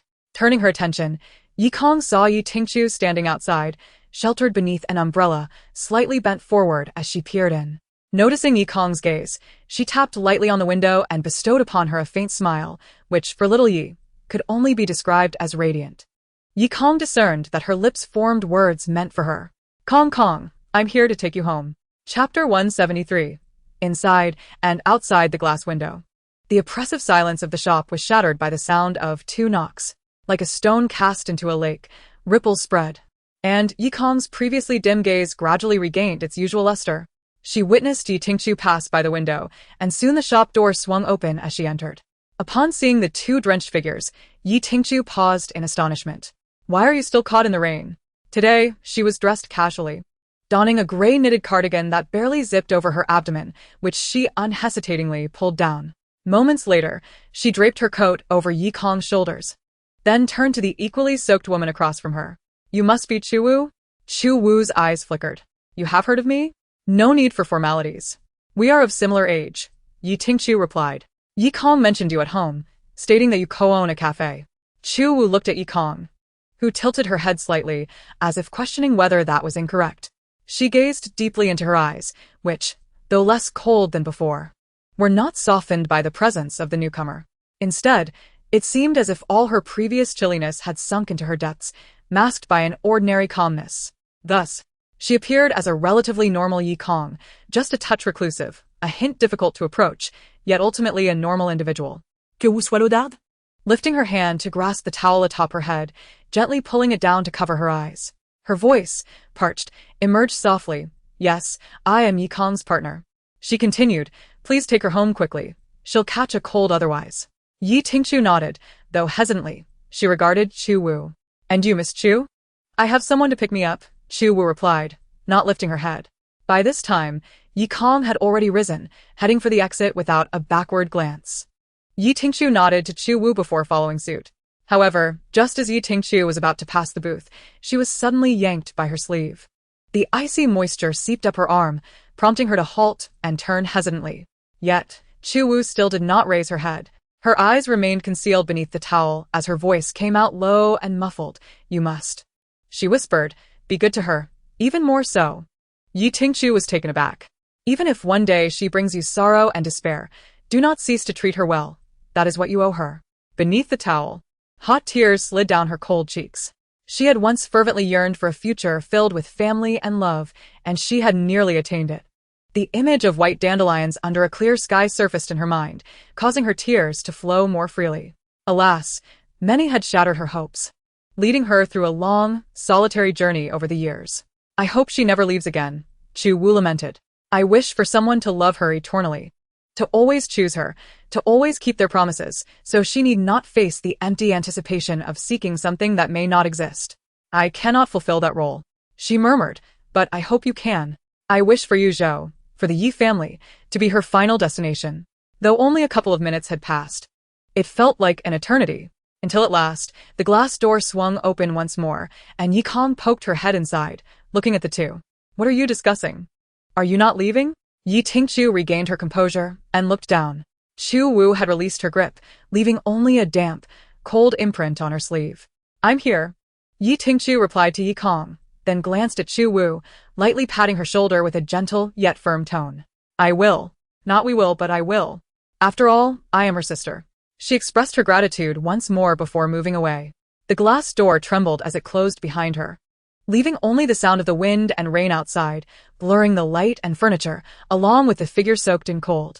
Chu Wu sat in the booth, the chill of the rain seeping through her, drenching the sofa beneath her, creating a sensation of coldness that penetrated from her head to her toes. Though she sat beneath the warm glow of the lights, she felt akin to a drowned specter. Time passed unmeasured, until the glass window was suddenly wrapped again. The sound of knuckles striking the cold, hard glass echoed crisply and resiliently. Tap, tap. Chu Wu nearly believed she was dreaming, until the window was knocked again. Tap, tap. She turned abruptly, only to find Yi Kong standing there once more, occupying the spot where Yi Tingchu had been moments ago. Yet, her expression was far from Yi Tingchu's gentleness. Devoid of a smile, she merely regarded Chu Wu with a frosty stare before beckoning her with a curl of her finger. Chu Wu stood frozen in place, as she observed the girl outside furrow her brow in apparent impatience, even emitting a soft click of her tongue. Then she raised her hand to form a sign language. In her past at the Box of Flowers, there had been a deaf child abandoned by her parents, and Yi Kong had been compelled by the director to care for her for a time, due to the communication barrier. She had self-taught sign language to converse with the child, and since Chu Wu had entered and exited with her daily, she had also learned some signs. Thus, she could decipher each sign's meaning. I know you didn't call your family, she conveyed in sign language. And, I know no one is coming for you. Her eyes were calm and detached as they bore into Chu Wu's. So, now come out. It was as if she commanded her to her doom, using sign language to assert, I will take you home. Wu. Tears welled anew through her blurred vision. She perceived the girl's expression of disdain and confusion. She seemed to roll her eyes. Yet, Chu Wu suddenly broke into laughter. As she laughed while wiping away her tears, she grasped the towel and sprang to her feet, dashing outside with remarkable speed. However, running too quickly on the damp floor nearly caused her to stumble. Upon stepping out and catching sight of Yi Kong, her face bore nothing but disdain. Meanwhile, Yi Tingchu stood a short distance away, having refrained from intervening. Only as they were about to leave the shelter of the eaves did he approach with an umbrella, which he had fetched from the car during their brief absence. You two should share this umbrella, he suggested. Yi Kong cast him a puzzled glance. Yi Tingchu clarified. Both of you are drenched. Regardless of who shares with me, I fear I might get soaked as well. Yi Kong, somewhat speechless, accepted the umbrella and opened it. The expansive canopy unfurled with a sharp sound beneath the rain, scattering droplets like mist. Just as Yi Kong was about to step out first, she was abruptly eclipsed by Chu Wu, who seized control of the situation. Allow me to hold it, Chu Wu declared, stepping down the stairs and flashing a cheeky smile. After all, I'm a bit taller than you. Yi Kong retorted coldly. Are you asking for a fight? She descended the steps with an icy demeanor. Unfazed, Chu Wu draped her arm over Yi Kong's shoulder and suddenly sprinted forward, exclaiming, Charge. Yi Kong's voice, tinged with frustration, echoed through the hazy curtain of rain. Chu Wu, are you out of your mind? Let go of me. With Chu Wu leading the way, Yi Kong was compelled into an impromptu dash, splashing water all around them. Chu Wu, you must be insane. As they reached the car, Yi Tingchu observed the two figures retreating, a smile unconsciously curling at the corners of her lips. However, recalling Chu Wu's earlier remarks in the shop, her expression gradually shifted to one of contemplation. Chapter 174, You Have What Others Have. By the time Yi Tingchu entered the vehicle, Chu Wu had already received a playful thrashing from Yi Kong, who had covered her head with a towel. Enough of this nonsense. The car is about to leave, Yi Tingchu stated as she closed the door and turned on the heater, which sent warmth cascading through the cabin, dispelling the lingering chill. After inputting the address Chu Wu had provided, they followed the navigation for over half an hour, arriving at a charming neighborhood. The houses lining the street were individual villas complete with gardens. The car halted in front of a quaint blue-walled villa. Yi Kong wiped the condensation from the window and noticed the walls adorned with flourishing or budding flowers. She paused momentarily. Meanwhile, Chu Wu had already exited the car, holding the umbrella as she thanked Yi Tingchu. Just as they were exchanging pleasantries, the villa's door swung open and a woman, dressed in a long skirt and wearing a headscarf, peered out. Upon seeing Chu Wu, she gasped, What happened to you? You're drenched. Before Chu Wu could respond, the woman rushed out, clutching her clothing. I was just about to bring you some dry clothes. How did you return looking like a drenched rat? Hurry, put this on. You must take a hot bath right away. I've just made some pork rib soup for you. Before she could finish her rapid-fire instructions, Chu Wu, feeling quite embarrassed, covered her mouth. Only then did the woman notice Yi Tingchu in the car. Instantly, her demeanor transformed to one of poised elegance as she expressed her gratitude. Thank you for bringing my daughter back. May I ask who you are? No need for such formality, Yi Tingchu replied, glancing at her briefly before exclaiming. Are you the esteemed General Manager Yun from Yunduan Design? The woman stared blankly for a moment, then scrutinized Yi Tingchu again before admitting, I'm afraid I didn't recognize you. I am Yi Tingchu. The young general from the Yi family. The woman appeared enlightened, casting a surprised look at Chu Wu. How could the young general possibly know my daughter? Are you perhaps in need of a small-time reporter? Mother. Chu Wu interjected, her expression darkening. Yi Tingchu glanced at her, smiling. I had no idea your esteemed daughter was a reporter. Today's encounter was purely coincidental. She and my sister have opened a cafe together. Sister? The woman turned her gaze to the back window, but the tinted glass obscured any view, and the occupants inside showed no intention of rolling down the window to greet her. Yi Tingchu remarked, It seems Miss Yun is a tad shy. The woman, noticing her own perplexed reflection in the darkened window, offered an awkward smile. It appears Miss Yi is perhaps a bit reserved. Chu Wu, understanding Yi Kong's disposition, quickly waved goodbye to the woman. Thank you, young general, for bringing me home. Next time, allow me to treat you to a meal. With the greatest pleasure, came the cordial response. The two parties exchanged friendly farewells, and Chu Wu was hurriedly ushered inside by her mother. Even after the door closed, muffled voices could be heard. Oh, dear, look at you, soaked to the bone. Are you cold? Don't catch a cold. Just drink the soup first, then take a hot bath. I'll go prepare the water. Honestly, at your age, you should know how to take care of yourself. The voices receded. Yi Tingchu turned to see her sister gazing thoughtfully out the window, pondering what thoughts occupied her mind. As Yi Tingchu reflected on this, she returned her gaze to the road, stating, If I had known better, I would have thought this house belonged to you, given how it suits your tastes. She chuckled lightly. The walls are covered in flowers, and when the door opened, I caught a glimpse of the garden, which is also filled with blooms. Doesn't it align perfectly with your preferences? Yi Kong withdrew her gaze from the window, slumping into her seat and covering her face with a towel. In the Yun family villa, Chu Wu was sipping pork rib soup in the kitchen when her mother descended from upstairs, asking, How did you become acquainted with the young general from the Yi family? You even opened a cafe with her sister? Chu paused, her hand holding the soup bowl momentarily still, as her mother continued to chatter. But is she really shy? Could it be that you two have some unresolved tension, and she is deliberately ignoring me? I must tell you, children from wealthy families are not easy to get along with. She is Yi Shi, Chu Wu abruptly interrupted. Her head bowed as she spoke deliberately.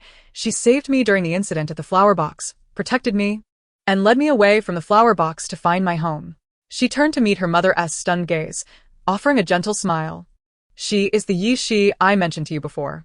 While her personality may be a bit peculiar, she is truly wonderful. Her mother remained speechless, and after a considerable pause, she exclaimed, her eyes wide with disbelief. Why didn't you tell me sooner? I must bring her in for a proper meal to express my gratitude. Why didn't you say anything earlier? The woman began pacing back and forth in the room. I've long wished to meet this child, yet you only revealed her name, without providing any details. I had no way to prepare. She is a benefactor to our entire family, and I must, mother. There's no need for that. She doesn't require it, Chu Wu interrupted, downing the last of her soup. She approached her mother, taking her hand gently. In the future, if the opportunity arises, I will bring her home for dinner. However, it's not to seek your gratitude, she said with a smile, but rather to introduce her to my family and share how happy I am now. I hope she can feel that joy as well. The car arrived at its destination. As they crossed the garden, where flowers were being drenched in the rain, Fong Sivan hurriedly emerged from under the eaves, holding an umbrella. She ushered Yi Kong under its cover, immediately chattering away. I heard from your sister that you got caught in the rain. I thought it was just a little splash. But you're completely soaked. Thankfully, I've made ginger soup. Hurry and drink a bowl, then take a hot bath upstairs. Afterward, we'll check your temperature. You mustn't catch a cold.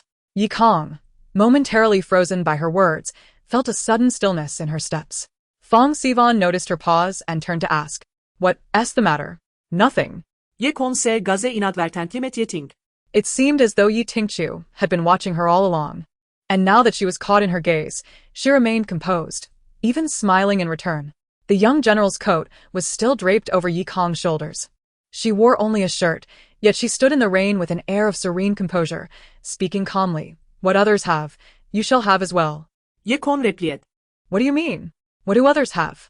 Fong Sivan, puzzled, looked at her, but Yi Tichu had already stepped inside. Yi Kong remained silent as she was gently urged by Fong Sivan into the illuminated house. After consuming ginger soup and soaking in a warm bath, she descended from the upper floor, her body enveloped in warmth, only to find the 3 members of the Yi family gathered in the living room. A doctor clad in a white coat was meticulously organizing a medical kit. The timing was fortuitous. Yi Haichuan glanced up briefly, instructing her to prepare for a blood draw. Yi Kong halted, her entire being instinctively tensing up, her pupils constricting to their utmost, as she suddenly turned her gaze towards the doctor. In the ensuing chapter titled Cold Sweat, no one noticed her unusual demeanor. Everyone was preoccupied with their own activities. Ye Haichuan.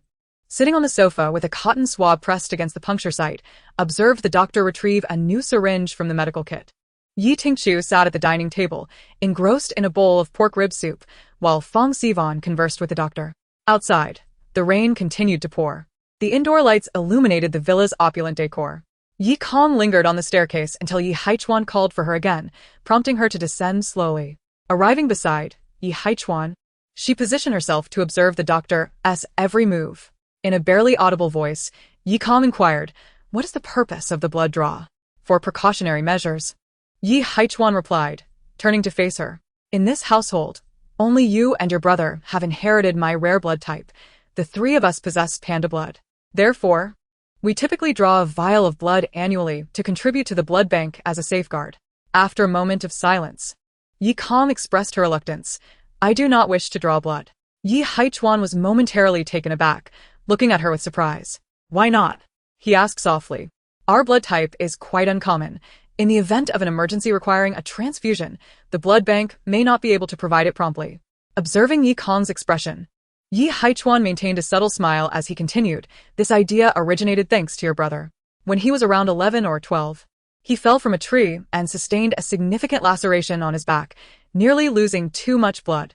We had to urgently source blood from the city blood bank to save him. Or," Yi Haichuan added, "if you are concerned about anemia, your mother consulted with a doctor and a nutritionist after your return from the ski resort. Since then, she has been preparing your meals according to their recommendations. And you have been adequately replenished, making you fit for blood donation now. If you are still apprehensive, we can take less." His tone carried a hint of coaxing, reminiscent of soothing a child. Yi Kong cast him a glance. Yi Haichuan paused, then continued naturally, "But if you prefer not to draw blood, that is acceptable. Our family pays substantial taxes to the city, and under special circumstances, we can certainly enjoy some privileges."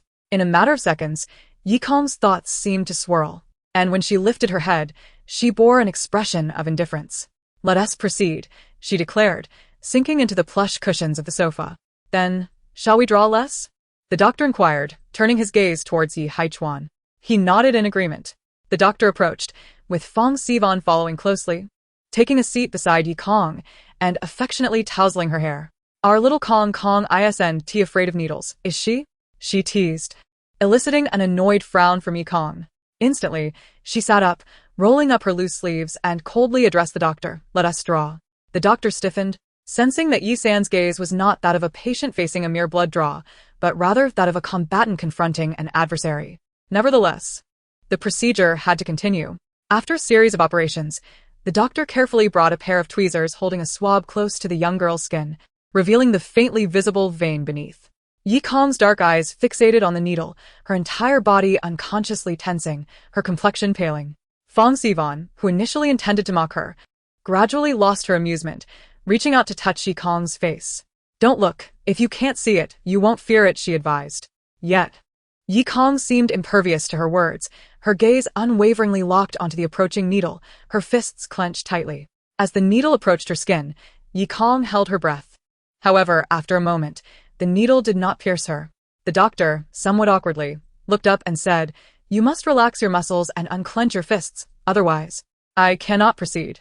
Yi Kong's eyelashes fluttered, and she slightly loosened her grip.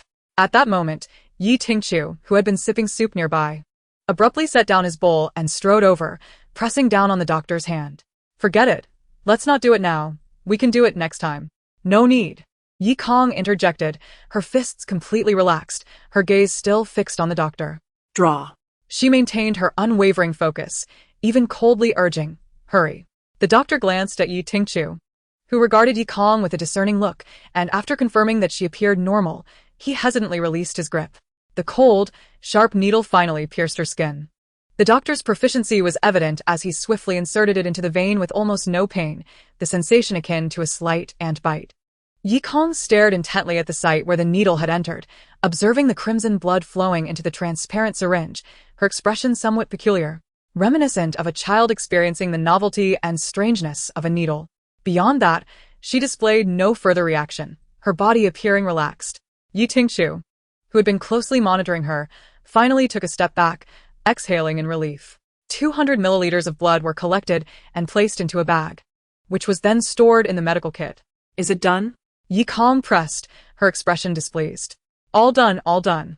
Let us indulge in a hearty meal tonight to replenish, Fong Sivan beamed, cradling her hands and gently blowing on the cotton swab pressed against the puncture site. Yi Kong flinched, instinctively shrinking back, but after a moment of hesitation, she extended her hand forward. Fong Sivan was momentarily taken aback before breaking into a smile, bending down to blow on her hand once more. Only then did Yi Kong withdraw her hand, casting a peculiar look at her. Call me when it's time to eat. She pressed on her arm and ascended the stairs. Watching the young girl's silhouette vanish around the corner of the hallway, Yi Haichuan stroked his chin and turned to Yi Tingqiu. I recall your brother was also afraid of needles when he was little. Is Kong similar? Yi Tingqiu shook his head, indicating uncertainty. Fong Sivan chimed in, but Yijin only feared them in childhood. As he grew older, he became unafraid and even felt embarrassed to discuss it.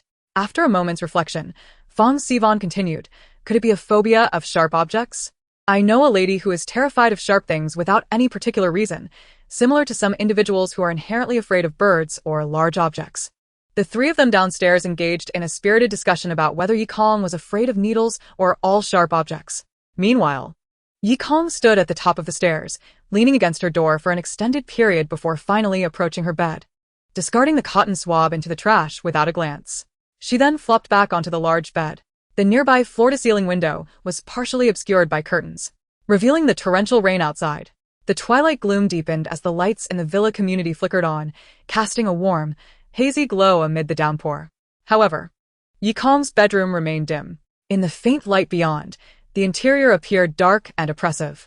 She lay motionless in that shadow for what felt like an eternity until beads of cold sweat gathered at her forehead, trickling onto the sheets, bringing a chilling sensation. It was only then that she abruptly realized that her entire body was drenched in cold sweat. With a start, Yi Kong sat up.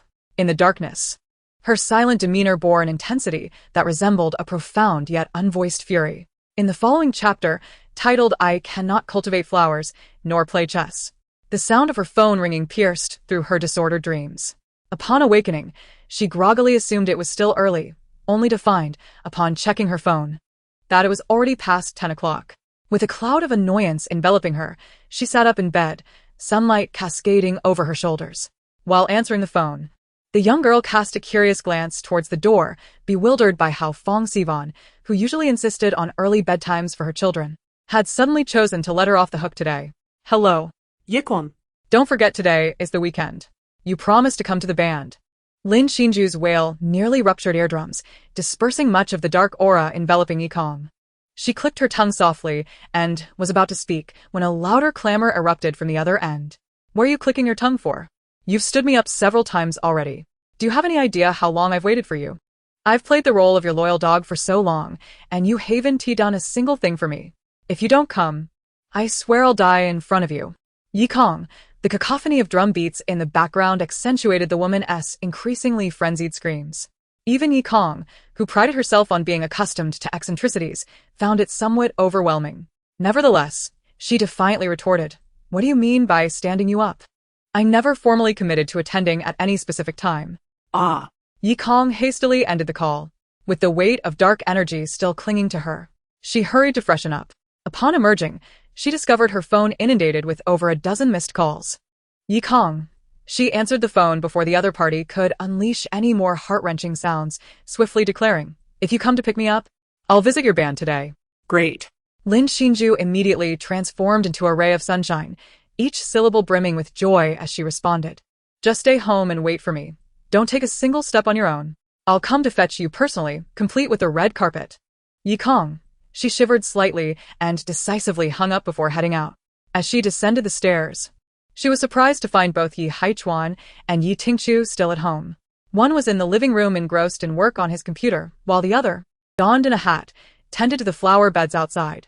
Seeing her come down, Fong Sivan quickly prepared a nutritious and delicious brunch for her.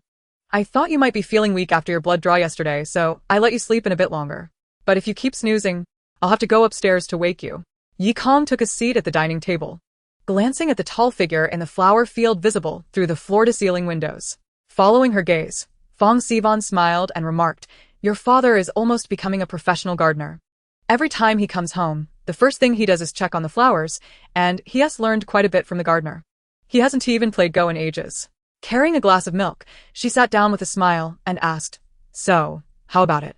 After you eat, would you like to join your father in gardening? Some of the flowers nearly drowned in yesterday's rain." No. Yi Kong firmly declined. "I can't do the work. I can only watch." "That's fine too." After finishing her meal, as she walked through the living room, Yi Tingchu glanced up and casually said, "Go to the kitchen and fetch me a plate of fruit." Yi Kong paused, turning her gaze towards her. Yi Tingchu had already lowered her head to resume her paperwork. But sensing the silence, she looked up with a raised eyebrow. "Can't even do this task? All right." The usually stoic Yi Kong sighed without much expression, addressing her silent subordinates in the conference call. "Hold on a moment. My esteemed Miss Yi refuses to fetch me fruit, so I'll have to do it myself." Yi Kong, feeling a shiver down her spine at the overly affectionate tone, she quickly dashed into the kitchen, grabbed a few items from the fruit rack, and hurried back to the living room, slamming the plate onto the table with a thud. Then, amidst Fong Sivan's peals of laughter, she slipped out the door, seeking refuge in the garden. Yi Haichuan, who was propping up a toppled begonia, glanced at her and then cast a curious look back at the house. "What has got your mother in such high spirits?" "Who knows?" Yi Kong replied, settling on a bench with her legs crossed, resting her chin on her palm. "You should get back to work. Don't let the flowers die." Yi Haichuan, "At your service, Miss Yi." He sighed and resumed tending to the pitiful begonia. Though he had initially taken up gardening because of her interest, he found unexpected joy in nurturing the flowers and plants. In the past, he merely appreciated their beauty and rarity, often viewing them as symbols of status and wealth. However, once he started caring for them himself, he realized they were living beings, beautiful yet fragile, representing the passage of seasons and time. Squatting in the flower bed, his head bowed and hands clad in dirt-stained gloves, with sleeves rolled up revealing subtly toned muscles, he appeared every bit the gardener, and even his laughter became more approachable. "It's quite interesting," he mused. Yi Kong rested her chin on her hand, watching him work, and suddenly asked, "Is it more interesting than playing chess?" Yi Haichuan paused, then replied, "Chess offers a different kind of intrigue. What's the difference between it and gardening?" After a moment's contemplation, Yi Haichuan continued, "If gardening is about engaging with life and sensing the spirit in all things, then chess is about understanding one's own existence, recognizing the uniqueness of humanity, and perceiving the wisdom of the opponent." Such pretentiousness, Yi Kong retorted without holding back. Oh. "My apologies," Yi Haichuan raised an eyebrow. "We executives tend to be this way. If we don't master some lofty and obscure rhetoric, how can we possibly persuade our subordinates and employees?" Yi Kong made a face of disdain. Yi Haichuan chuckled dismissively before changing the subject. "What is the distinction between gardening and chess for you?" "I don't garden. I merely observe flowers." "I don't play chess, nor can I," Yi Kong stated matter-of-factly, not a hint of hesitation in her tone. "Oh, very well. Ye Haichuan shuruk. Feel free to interpret it as you wish. You don't play chess, yet you must have watched others play, right? Observing flowers and watching others play chess. What's the difference?" Yi Kong found the question oddly perplexing but still pondered for a moment before replying, "There's no difference. To me, they are one and the same. The only distinction is," she paused, speaking softly and calmly, "I can appreciate flowers alone, but watching someone play chess requires two." The sound of a horn interrupted their conversation, and Yi Kong turned to see Lin Xinju had arrived. Rising from her seat, she clapped her hands and said, "Keep up the good work. I hope none of these flowers perish. You're not offering to help, yet your demands are so high, Yi Haichuan grumbled, watching her retreating figure. The young girl, with her back to him, waved her hand, appearing quite carefree in the sunlight, yet there was an ineffable loneliness about her. Despite her clear intention to join her friends. Observing flowers can be solitary, but chess requires two. Yi Haichuan mused aloud, watching her walk away. Is that what you mean? Chapter 177. What is so great about being a dog? An hour later, a black Kian came to a halt in front of a grand building that exuded an artistic flair. This was the music hall of the Zhou family, officially known as the Sun Gong Theater on the map. Lin Xinju hastily jumped out of the car, tossed the keys to the valet, and led Yikong inside. This venue typically attracted the elite and powerful, only opening its doors to high-caliber orchestras and theater troupes for performances. The main concert hall, boasting world-class decor and equipment, was generally reserved for the tours of top-tier orchestras or high-level official art events, remaining closed to the public most of the time. As they passed through the massive revolving doors, Lin Xinju turned her body in a graceful arc, retreating as she walked while wearing a proud expression. Thanks to the deal with Zhou Song last time, I've actually secured that top-tier concert hall. Yikong, if I recall correctly, that deal had something to do with me, didn't it? Is it really appropriate for you to gloat in front of me? She thought to herself, but chose to remain silent. As she followed along, Yikong glanced around, taking in her surroundings. Indeed, this place is exquisite, beautiful, and elegant, remarkably spacious as well. Gazing upwards, one is met with a dome that reaches towards the heavens, its ceiling uneven and adorned with peculiar stones that twinkle like a starry galaxy. Flanking the hall, every so often stands a statue of a renowned figure, each bearing behind it the world-famous musical scores: Beethoven and his Third Symphony, Schubert and his Wild Rose, Bach and his Street Matthew Passion. Even without the presence of a single instrument, the ambience of music is palpably vibrant. Yikong withdrew her gaze as two men in tailcoats approached Lin Xinzhou to verify her identity, subsequently opening yet another towering door, leading to an even more expansive space. Yikong beheld a distant, colossal indoor fountain, pausing momentarily before stepping inside. After traversing a considerable distance and ascending in an elevator to the top floor, Lin Xinzhou extended her hand towards Yikong in an inviting gesture. Yikong looked up, noting that the carpet enveloped the entirety of the space, with two sofas positioned beside the railing. Peering over, she could see the grand atrium of the concert hall below, dominated by the magnificent fountain.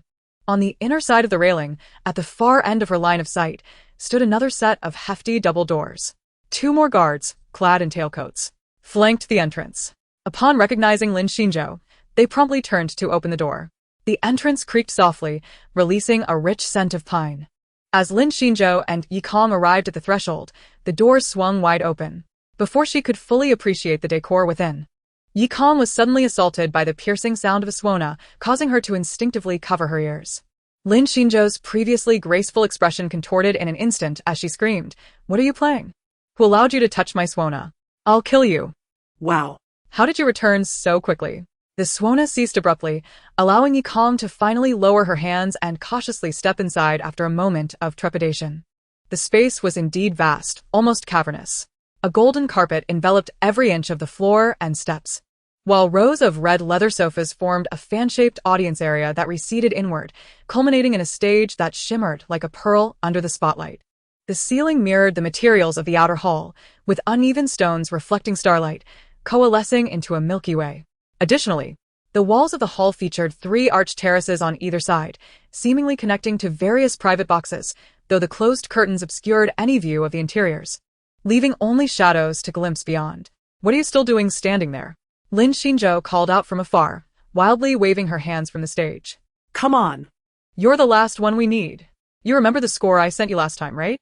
Yikong let out a sigh of reluctance, but silently made her way down. It took her quite some time to reach the stage. "Isn't this space grand enough?" Lin Xinzhou nudged her arm, her eyes sparkling with palpable excitement. "Once we start playing, you'll understand why this venue is held in such high regard. Countless orchestras nationwide aspire to perform here." With a conductor's baton in hand, she ascended to the podium, addressing the ensemble. "All right, everyone, take your places. You've never played together before, so we definitely need to rehearse a bit." She turned to Yikong. "And you? Since you haven't played that score even once since you got it, just practice as you wish. We have plenty of time, we could spend the whole day here." Yi Kong felt her mood plummet further. Wearing a dejected expression, she settled down before the black Steinway. Revisiting the score in her mind, she raised her hands, hovering above the keys. Then, she glanced at Lin Xinzhou's hands. Lin Xinzhou attempted to establish eye contact for added ceremonial significance, but noticed Yi Kong was completely oblivious to her, despite her poised stance, exuding an air of lethargy. Lin Xinzhou's heart fluttered with anxiety. She swallowed hard but mustered the courage to gently beckon Yi Kong with her finger, then gracefully drew it away like a wave. Tap. A white key was pressed softly. Then, a melody flowed forth like a gentle stream, smooth as if it had been rehearsed countless times before. Her slender, pale fingers danced upon the keys, swift as butterflies, accelerating until the notes transformed from a babbling brook into a roaring cascade, thunderous as a tempest. Lin Xinzhou's eyes lit up in an instant. As she conducted, her gaze fixated intently on Yi Kong, her face flushed with excitement. Not even when it was time for other instruments to join did she divert her gaze, causing several musicians to miss their cues as they struggled to meet her eyes. Nevertheless, they managed to rally together. Above them, the starlight sparkled like an ocean, while the expansive seating area transformed into a dark tide and the music became a storm at sea. The entire enclosed concert hall was swept into a frenzied celebration of a maritime tempest. No one present could maintain composure, not even Yi Kong herself, who had to concede that Lin Xinzhou possessed a certain flair for composition. Initially, she played with a sense of numbness, merely fulfilling a task. But as music is a natural conductor of emotion, and perhaps influenced by the gloomy events of the previous day, she unwittingly found herself swept up in the sentiment, channeling all her frustration and anger through her fingers. When the piece finally concluded, her fingers trembled slightly. Staring at her fingertips, she contemplated conserving her energy, only to be suddenly enveloped by Lin Xinzhou, who squealed, "Master! You are my beloved master! Yi Kong! I adore you! I am utterly in love with you. Even God favors you so. What is the harm in me being your dog?" Woof woof. At the sound of two resounding barks echoing in her ears, Yi Kong was truly petrified. Meanwhile, in another part of the Musong Theater, a middle-aged man with golden hair and blue eyes had just taken his seat amidst a throng of admirers. On the stage directly before him, elegantly dressed performers were captivating the audience with a splendid musical. The man, speaking fluent French, turned to the pale-skinned, dark-haired gentleman beside him and remarked, "In truth, I find myself more enamored with the pure performances of instrumentalists than with musicals." Chapter 178. The Genius on the Left. In truth, Yi Kong was genuinely dragged by Lin Xinzhou to spend the entire day at the concert hall. It was unclear where she found such boundless energy, as she rehearsed every piece she had composed, whether completed or not. When some orchestra members grew tired and threatened to quit, she herself would leap onto the stage to fill in. She appeared to excel at every type of instrument, her skills remarkably refined. Occasionally, when inspiration struck mid-performance, she would abruptly halt, flopping down on the floor to sketch out musical notes from her score. Each time this occurred, the orchestra members seized the opportunity for a proper break. During these intervals, Yi Kong sat in the audience, propping her chin on her hand as she observed Lin Xinzhou sprawled on the stage, composing. She casually inquired of a nearby violinist, "Has she always been like this?" "What do you mean by like this?" The freckled mixed-race boy glanced at Lin Xinzhou and chuckled. "You mean this crazy demeanor?" Well, "At least that's how she has been since I got to know her. She usually appears quite normal, but once music is involved, she transforms entirely." Other musicians gathered around, chiming in with their grievances. Several of us were practically coerced into joining her orchestra. She even wanted to form an enormous ensemble, with no fewer than 15 violinists. She nearly ended up competing outright with the school's orchestra for members and almost got blacklisted by the head of the music department. She holds particularly high expectations for the musicians, having even contemplated a monthly assessment method, which proved to be excessively demanding, causing several musicians to storm off in frustration. Ultimately, she had to humbly plead for their return one by one. The various complaints, diverse in nature, coalesced into an excessively fervent personality. Yi Kong propped her chin on her hand, gazing at the silhouette of Lin Xinzhou, who was engrossed in the sheet music, succumbing to a prolonged silence. However, the banter regarding the orchestra's leader reached a lull, and someone remarked, "Your musical talent is truly extraordinary. No wonder Xinzhou is so devoted to you." Another girl chimed in, "When God crafted humanity, he must have accidentally bestowed an abundance of talent upon you." It's simply unfair. I have tirelessly practiced for years to reach my current level. Yi Kong continued to observe Lin Xinzu. After a moment, she fixed her gaze and spoke in a flat tone. Is that so? Yet I find myself yearning to experience the sensation of insufficient talent and the determination to achieve. Her pupils reflected Lin Xinzu's profile. The latter's face flushed slightly, as she alternated between fervent writing and deep contemplation, occasionally closing her eyes to hum a few notes. At times, a blend of ecstatic and triumphant expressions would wash over her face, rendering her nearly delirious. Despite the excitement mirrored in her pupils, Yi Kong's demeanor remained tranquil and indifferent. I truly wish to understand what that feeling is like, she calmly stated. The individuals beside her fell into an awkward silence. One of them, with freckles, remarked, "Your manner of speaking is quite infuriating. Even if it's our first meeting, we would collectively confront you." Another girl added. Yi Kong merely smiled, diverting her gaze and choosing not to continue the conversation. By 4 o'clock in the afternoon, they finally approached the last practice, which was the first piece performed upon arrival. After a day of collaboration, Yi Kong and the orchestra had developed a semblance of rapport. This rendition was even more seamless than before. Everyone played with rapturous enthusiasm, while Lin Xinzu on the conductor's podium, her eyes half closed, was so absorbed that her cheeks flushed deeply. In the final measure, Yi Kong pressed down on the concluding accent, savoring an extended pause as the sounds of other instruments gradually faded away, akin to the winds calming and the rain ceasing. Lin Xinzu opened her eyes, still yearning for more, her face betraying a struggle for another round. Musicians erupted into celebratory cheers, and several rushed to exchange high-fives. Yet Yi Kong remained unmoved, seated on the piano bench, her fingers lingering on the last key, embodying a frozen silhouette. The freckled boy approached curiously, intending to invite her to join in the applause. However, as he took a couple of steps, he suddenly noticed Lin Xinzu widening her eyes urgently, gesturing for him to retreat. Thus he halted, and before he could voice his question, Yi Kong lifted her hand, not to rise, but her expression remained unperturbed. Her fingers glided smoothly downwards. It was the same piece from before, now devoid of any accompanying instruments, a solitary piano rendering the stormy winds and rains of the sea a touch more fragile. Yet this was merely the first measure. As the second measure commenced, the melody transformed abruptly.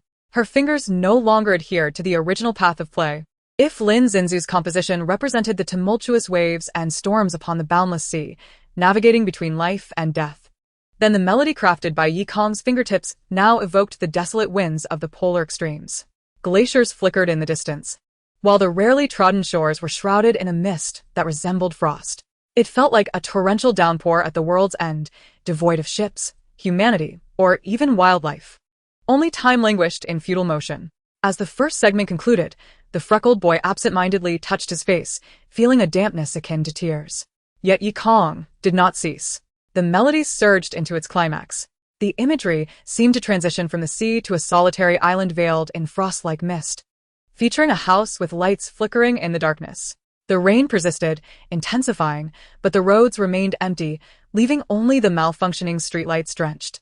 The tempo quickened. Her fingers danced across the black and white keys, so swiftly that they left behind fleeting shadows. Yet the music did not crescendo in fervor.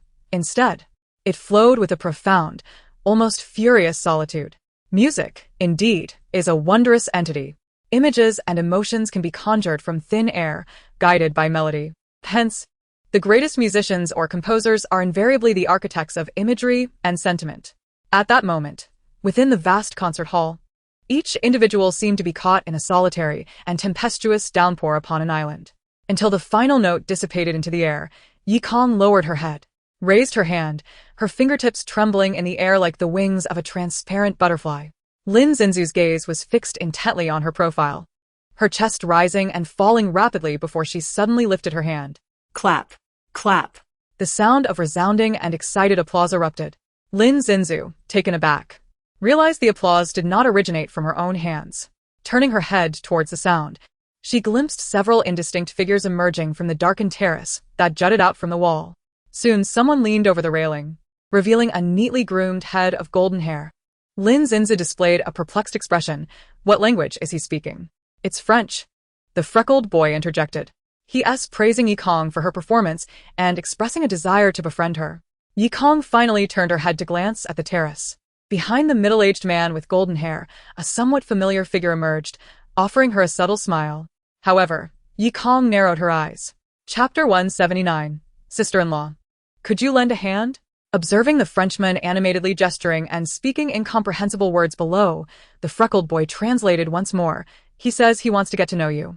Yi Kong cast him a sidelong glance, subtly withdrawing her gaze, lowering her head to flex her fingers, clearly embodying an air of indifference. The individuals on the terrace seemed disinclined to persist, as the Frenchman soon turned and departed with fervor. Lin Xinzu presumed the matter had concluded, yearning for another practice session while she began to pack her belongings in preparation to leave. However, just as they were about to depart, they encountered a group emerging from the elevator. In addition to the Frenchmen, Zhou Song, Wei Ji, and Su Yang were also present. Then, Yi Kong locked eyes with Wen Lian. The individual who had smiled at her from the terrace was none other than this person. Their path was obstructed, forcing Yi Kong and her companions to halt. Lin Xinzu wore a look of confusion, yet before she could speak, the golden-haired man stepped forward with enthusiasm, extending his hand toward Yi Kong. Before Yi Kong could react, Lin Xinzu swiftly moved to block him, her expression wary. What do you want? The freckled boy quickly translated into French. The golden-haired man turned to Wen Lian, chattering away in his native tongue. During this exchange, Zhou Song pulled Lin Xinzu and Yi Kong aside, his expression peculiar. What are you still doing here? He inquired of Lin Xinzu. She paused, her gaze drifting for a moment before she asserted. Didn't you agree? I bring Yi Kong to your ball, and you let me use the concert hall. The borrowing period is only for a single day, all right? How long have you been here? Zhou Song asked incredulously, summoning the two tailcoat security guards. Miss Lin said you granted her usage rights, so she has been here for over 10 days. Zhou Song was rendered speechless. Lin Xinzu's eyes darted around, attempting to whistle nonchalantly, but only managed a weak hissing sound. Zhou Song remained incredulous. Yuan chuckled softly. Lin Xinzu quickly shifted the topic. Who is that foreigner? What does he want? He seems rather peculiar. Yi Kong shot her a peculiar glance, seemingly questioning her audacity to criticize others for their eccentricities. Lin Xinjiao chose to ignore it. Zhou Song glanced towards the direction of the blonde man, where Wen Lian appeared to be explaining something to him. What foreigners? Can't you show a modicum of respect for people? Zhou Song remarked lightly, devoid of any accusatory tone. He loosened his tie, displaying signs of mild annoyance as he continued. He is a Frenchman, the president of the Asia-Pacific region for Haley Group. He has come to Yuzhou for an inspection, and if he is satisfied with the results, it is likely that a significant project will be established here. Almost all the prominent families in Yuzhou are eager to collaborate with him, but the first to seize the opportunity will be. Zhou Song glanced at Yi Kong, the Wen family and our Zhou family, albeit for different reasons. The Wen family is financially the strongest in Yuzhou, while our family has caught his attention for other merits. He tapped his shoe lightly on the floor. Lin Xinjiao asked, does he enjoy musicals? Not just musicals. He is an ardent aficionado of classical music, Zhou Song replied. Earlier, while we were watching a performance in another hall, he suddenly expressed a desire to see what our premier concert hall looked like, and upon entering we heard. Zhou Song turned his gaze towards Yi Kong, his expression tinged with intrigue. I was surprised to discover that you can actually play the piano, and so remarkably well at that. What else are you capable of? She can also play the suona, Lin Xinjiao interjected, raising an eyebrow. The first time I met her, she played a piece that was simply breathtaking. Unfortunately, you were abroad, surfing the internet, and missed that banquet, which was quite splendid. Yi Kong, seemingly unimpressed by Lin Xinjiao's pride, merely cast her a sidelong glance, choosing silence as she flexed her wrist. All right, it's quite late. Let's go. Are you heading home? Lin Xinjiao hurriedly asked. Don't go back yet. Our orchestra is having a dinner tonight. It's on me. We can dine at the Ocean Emperor Music Restaurant. Order whatever you like. We can even book the whole place. Isn't your family against extravagance? Yi Kong replied while walking. I heard your brother got reported for treating his colleagues to a meal at Heidaleo. I'm not a public servant. Besides, I'm spending my mother's money. Lin Xinjiao retorted. At my age, still relying on my parents, how can you call that living off of them? Goodness. I'm only 22. You're just too early in becoming independent. Your outlook has become distorted. It's us useless ones who are the true upright citizens. As they exchanged playful banter, they made their way towards the elevator, but just as they took a couple of steps, they were called to a halt. Yi Kong. It was Wen Lian's voice. Yi Kong feigned ignorance and continued forward, while Lin Xinzhao observed her expression and chose to ignore it as well. Miss Yi? Miss Yi-san. When Lian called out again, his voice growing more urgent as he noticed Yi Kong about to step into the elevator. In a rush, he chased after her, shouting, "Sister-in-law." Yi Kong paused mid-step. After the elevator doors opened and closed once more, she gradually retracted her foot, turning her head with a mix of absurdity and amusement. Meeting her gaze, when Lian halted, nonchalantly calling out again, "Sister-in-law, could you do us a favor?" As he spoke, he turned to the French man. The blonde man strode forward confidently. One of the two individuals accompanying him appeared to be a translator, relaying Wen Lian's address to him. He immediately gripped Wen Lian's hand with delight, babbling excitedly. Wen Lian wore a polite smile, conversing with him in French. Zhou Song regarded Wen Lian with a perplexed expression, tilting his head slightly towards Yi Kong, silently questioning, "When did he become so close to you?" Yi Kong raised an eyebrow. "I have no idea. Perhaps I've lost a segment of my memory." Before she could finish, Wen Lian had concluded his conversation with the Frenchman and nodded at them. "In any case, let us head downstairs." The group entered the elevator. The metallic doors reflected their indistinct shadows. The Frenchman kept casting fervent, unabashed glances at Yi Kong, and when she returned his stare with calmness, he responded with a radiant smile. "Yi Kong." She expressionlessly averted her gaze and took a step back. Zhou Song, standing before her, subtly shifted to block her view. The Frenchman, disappointed, withdrew his gaze. Sister-in-law. Another soft call came from beside her. Yi Kong smirked slightly and glanced at Wen Lian, who was speaking without turning his head, only his lips moving. "This person is significant not just to me but to the entire Wen family. If you would be willing to assist me, everyone in the Wen family, including my uncle, would undoubtedly be grateful." The elevator dinged as it opened. Yi Kong chuckled softly and quipped, "What do I care?" before striding out decisively. Chapter 180. Coercing the Reluctant. Before the grand and exquisite musical fountain, Yi Kong was halted once more. This time, it was the Frenchman who stopped her. He animatedly gestured, accompanying his rapid-fire French with enthusiasm, and the translator finally relayed. "He really enjoys your music and hopes to befriend you." Yi Kong responded decisively, "No." The translator hesitated, but conveyed the message truthfully. The Frenchman continued his animated chatter. The translator relayed, "On behalf of Mr. Wen Lian, he hopes you can join him for a meal." Yi Kong reiterated, "I refuse." The translator, caught in a bind, looked to Wen Lian. Wen Lian's expression shifted, and he stepped forward, grabbing Yi Kong's arm as she attempted to bypass the Frenchman. "Don't you want the true recognition of the Wen family? Are you aware that many of your previous actions have already displeased the old master?" Yi Kong regarded him with a sardonic smile. "I've already stated. What do I care? Does that also apply to matters concerning Wen Can?" Wen Lian's demeanor turned earnest, his smile softening. "You might not yet know this, but Wen Can's current standing at home is precarious. He has lost authority over the family business. Though he still holds the title of CEO, he is merely a figurehead. The Wen family, including myself, dares to defy him openly." Yi Kong's eyelids fluttered. Wen Lian continued, "However, if you succeed in garnering this gentleman's favor and collaboration, Wen Can will undoubtedly gain the recognition he deserves, and his standing with our uncle will be restored." "Really?" Yi Kong pondered for a moment, her voice softening as she asked, "But if his status is reinstated, what about you?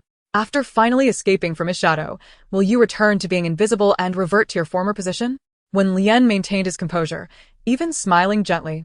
"It doesn't matter, as long as the Wen family thrives, I will be well. As for my relationship with Wen Can, I understand we are not rivals." Such a spirit of sacrifice, such profound understanding. Yi Kong merely applauded him. "So, what do you need me to do to help Wen Can regain his status?" "It's quite simple," Wen Lian whispered. "He enjoys your music. Just join us for dinner and play a piece for him during the meal." "Oh, what if one piece isn't enough, and he wishes to hear more?" Wen Lian paused for a moment. "Isn't playing the piano, just playing? One piece versus several should not make a difference, right?" "Indeed," Yi Kong nodded. "But what if he desires to listen frequently? For instance, if after today he wants to hear more tomorrow, and then again the day after, should I continue to play for him?" Wen Lian appeared to have comprehended what was at stake for her. After a moment's hesitation, she spoke slowly. "The Haley Group holds immense significance and weight as a partner for all the prominent families in Yuzhou. The aspirations to seize opportunities from him extend beyond our Wen family. You've observed that the Zhou family is equally fervent. Moreover, those who have yet to secure a meeting with him are still queuing behind us. However, Once we reach a consensus with him, we could potentially embark on a collaboration lasting a decade or even several decades, rendering the profits we could accrue incalculable. Yi Kong responded with a contemplative hum, a smile gracing her features. So, what you're suggesting is that given the enormous benefits at stake, it would be worthwhile for me to serve as his exclusive performer? When Lien seemed somewhat troubled, perhaps he merely wished to hear this once. During their conversation, Zhou Song was conversing with the Frenchman. At this moment, Zhou Song approached, prompting Wen Lien to immediately ask, "Young Master Zhou, you must be eager to keep him in Yuzhou as well, right? Even if not in collaboration with your Zhou family. As long as he is willing to remain in Yuzhou and develop the project here, all the prominent families in Yuzhou will eventually reap the rewards. You must be acutely aware of the influence of the Haley Group."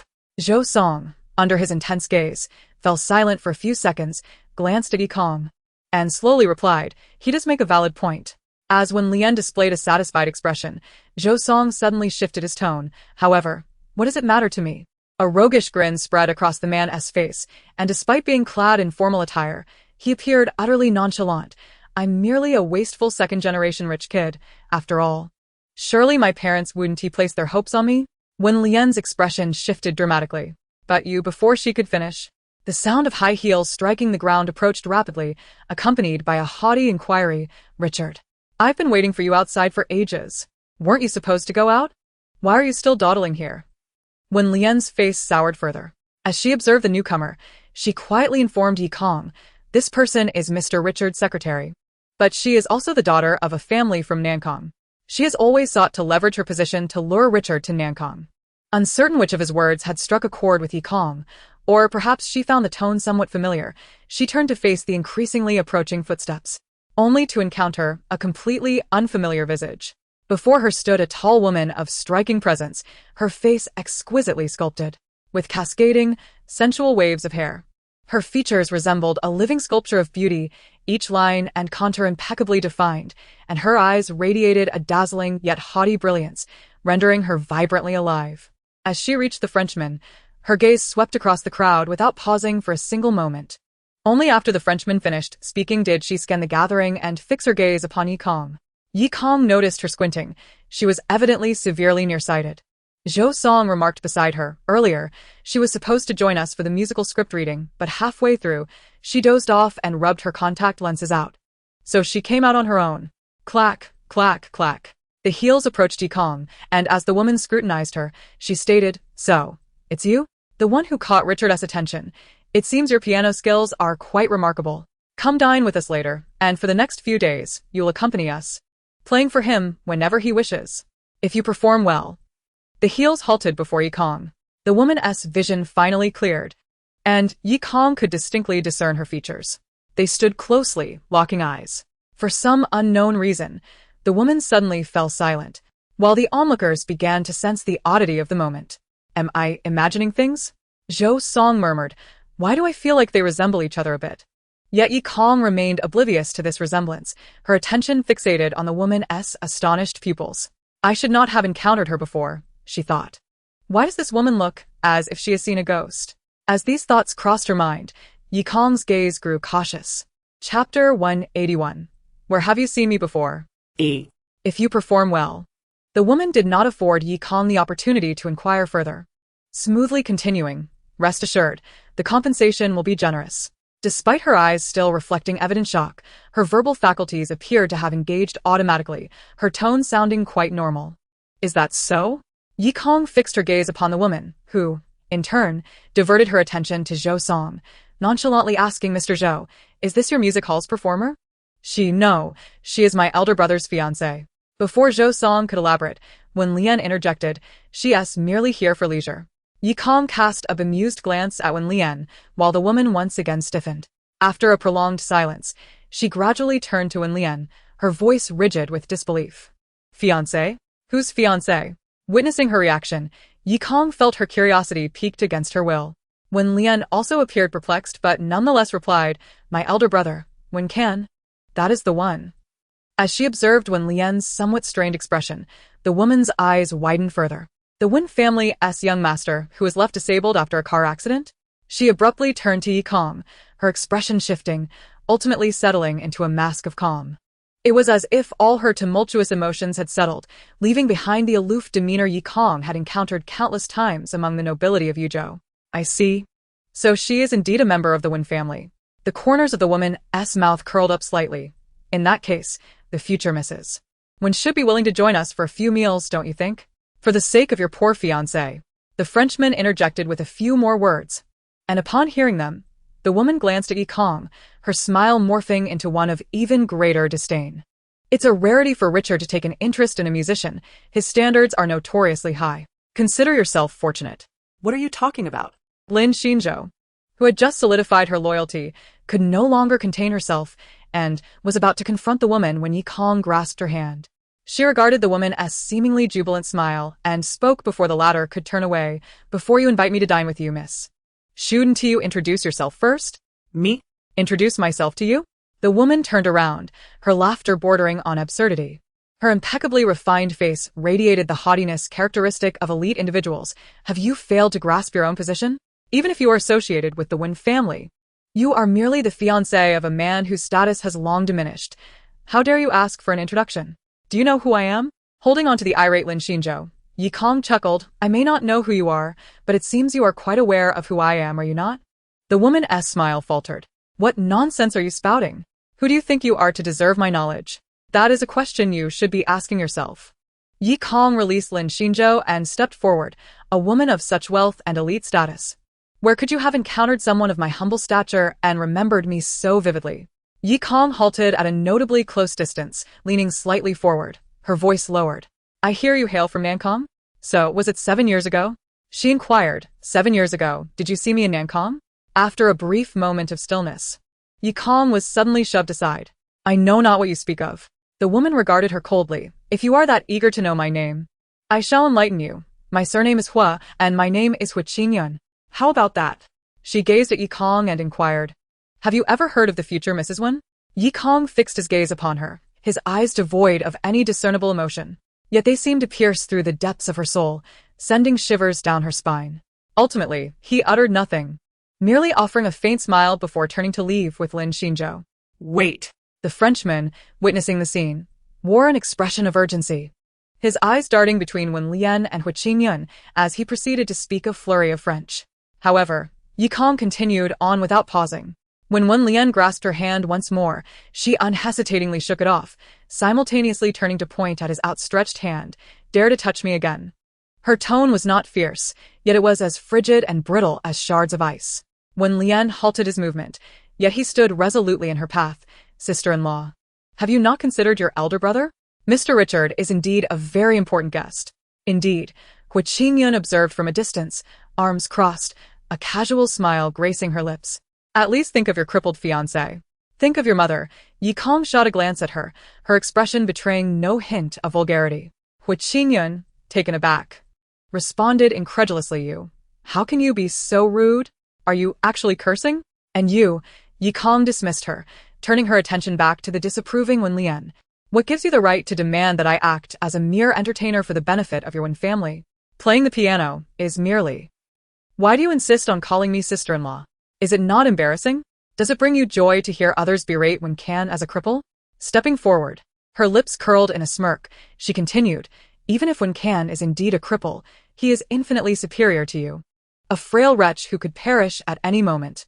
You prance around, pretending to be something you're not, yet you dare to provoke me? Wen Lian's complexion paled as he stepped back. Miss Yi, are you not being excessively harsh? Ha! Yi Kong advanced. Now you know to address me as Miss Yi? How did you introduce me to that woman earlier? Your disabled elder brother's fiancé? Your prospective sister-in-law? The future Mrs. Wen? That woman. Hui Qingyun's lips twitched at the side, while Yi Kong pressed on against Wen Lian. Do you think the Wen family name is gilded? That just by associating with others, one must be eternally grateful and forget their original identity? Or perhaps because you conduct yourself in such a manner, you assume others do as well? Ye composed.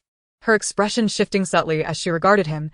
You want me to don this identity and play the piano for your so-called important clientele, thus ensuring that whenever Wen Can is mentioned, they will also recall that he has a fiancé willing to entertain and play for the family business, even in his absence? With Wen Lian's face growing increasingly grim, Yi Kong stood tall, stroking her chin contemplatively. Imagine, if I were in your position. I would revel in the thought of remaining in the limelight, overshadowing my distant cousin who, in a single misfortune, became a cripple, compounded by the embarrassment of having a shameless fiancé.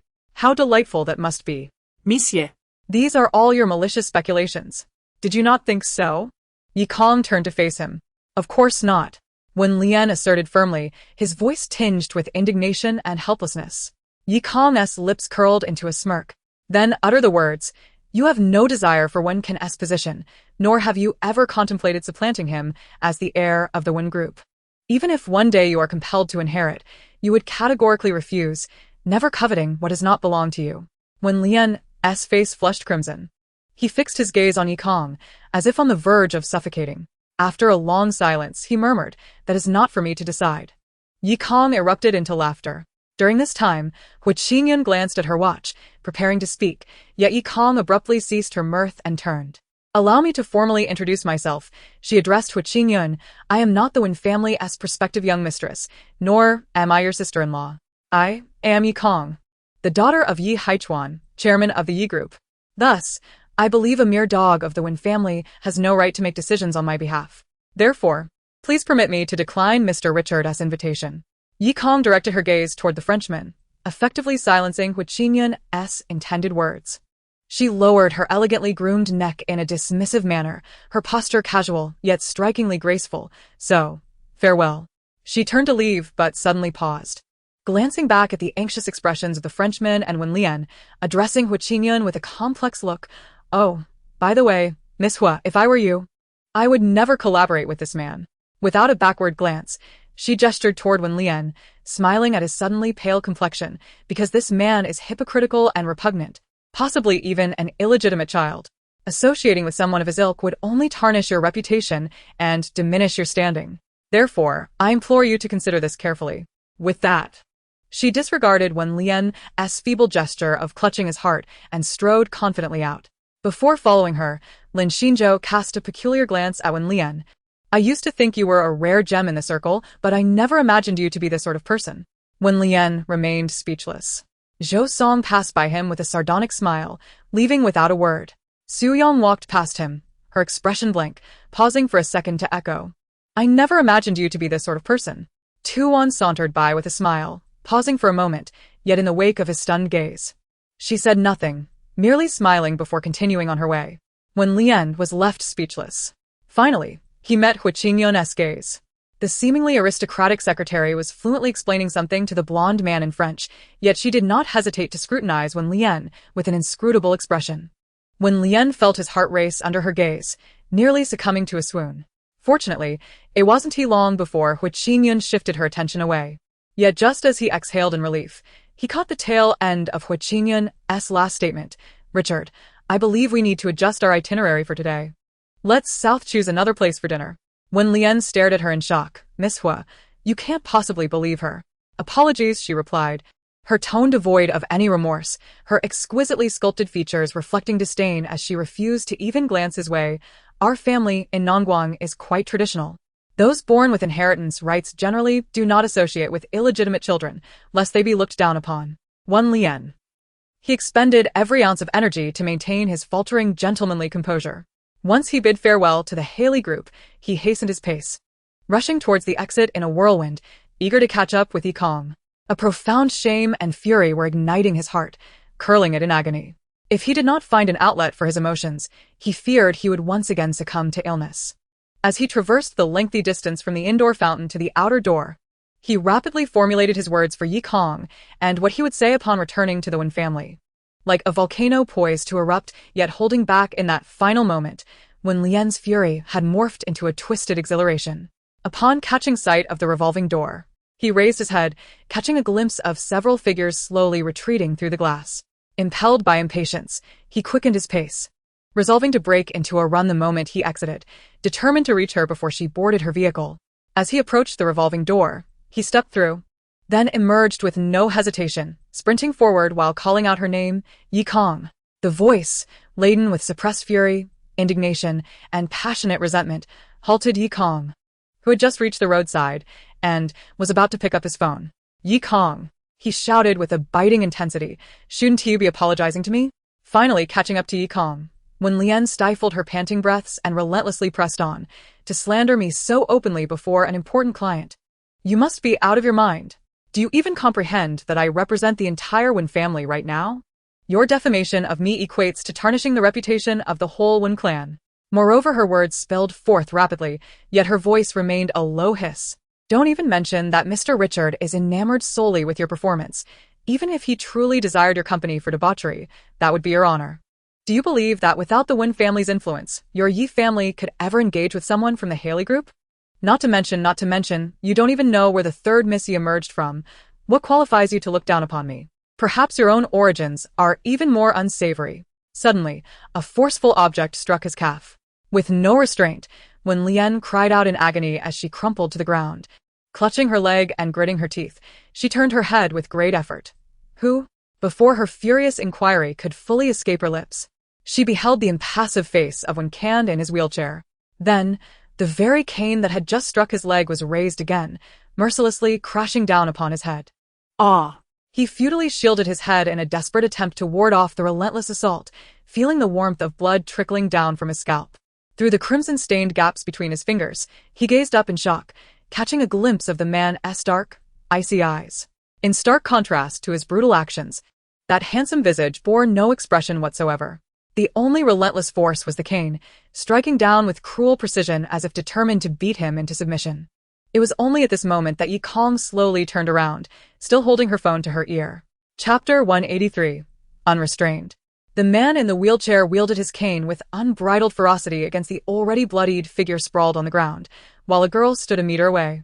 Observing with a cold indifference, her demeanor almost bored, as if lost in thought. It resembled a scene that could easily be captured and thrust into the headlines, inviting public scorn.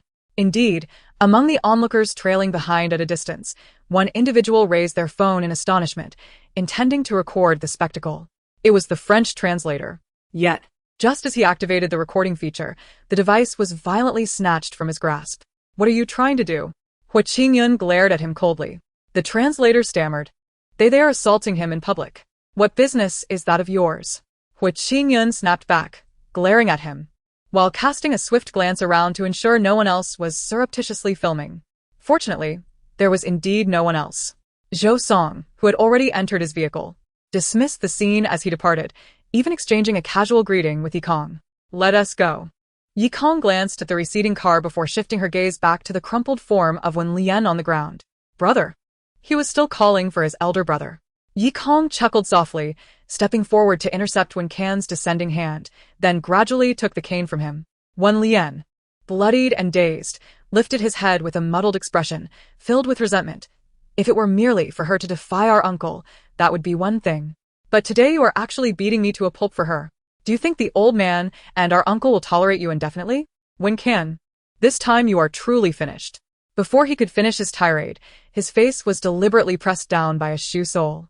Initially, the lack of force left Wen Lian incredulous.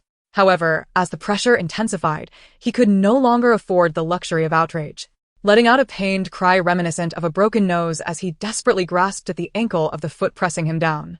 예콩 클릭 할 통고. Withdrawing her foot from his grasp only to stomp down again with renewed vigor. Ah. Your previous remarks have left me quite displeased. What do you mean by let it go? What do you mean by how could? You approached me with such absurd requests. Yet you dare to treat me as a mere accessory of the Wen family and Wen Can? Get off. Get off. Wen Lian frantically tried to seize her foot again, but Yi Kong deftly evaded him. At that moment, she looked up and noticed Hua Qingyun observing from a distance. The woman was close enough to discern the complex emotions playing across her face. Yi Kong blinked. As Wen Lian fumbled to roll away from beneath her, she smiled and, without warning, stomped down once more. Ah. The sound of bones snapping echoed sharply, the sensation radiating through her soul and into her brain, only deepening the smile on her lips.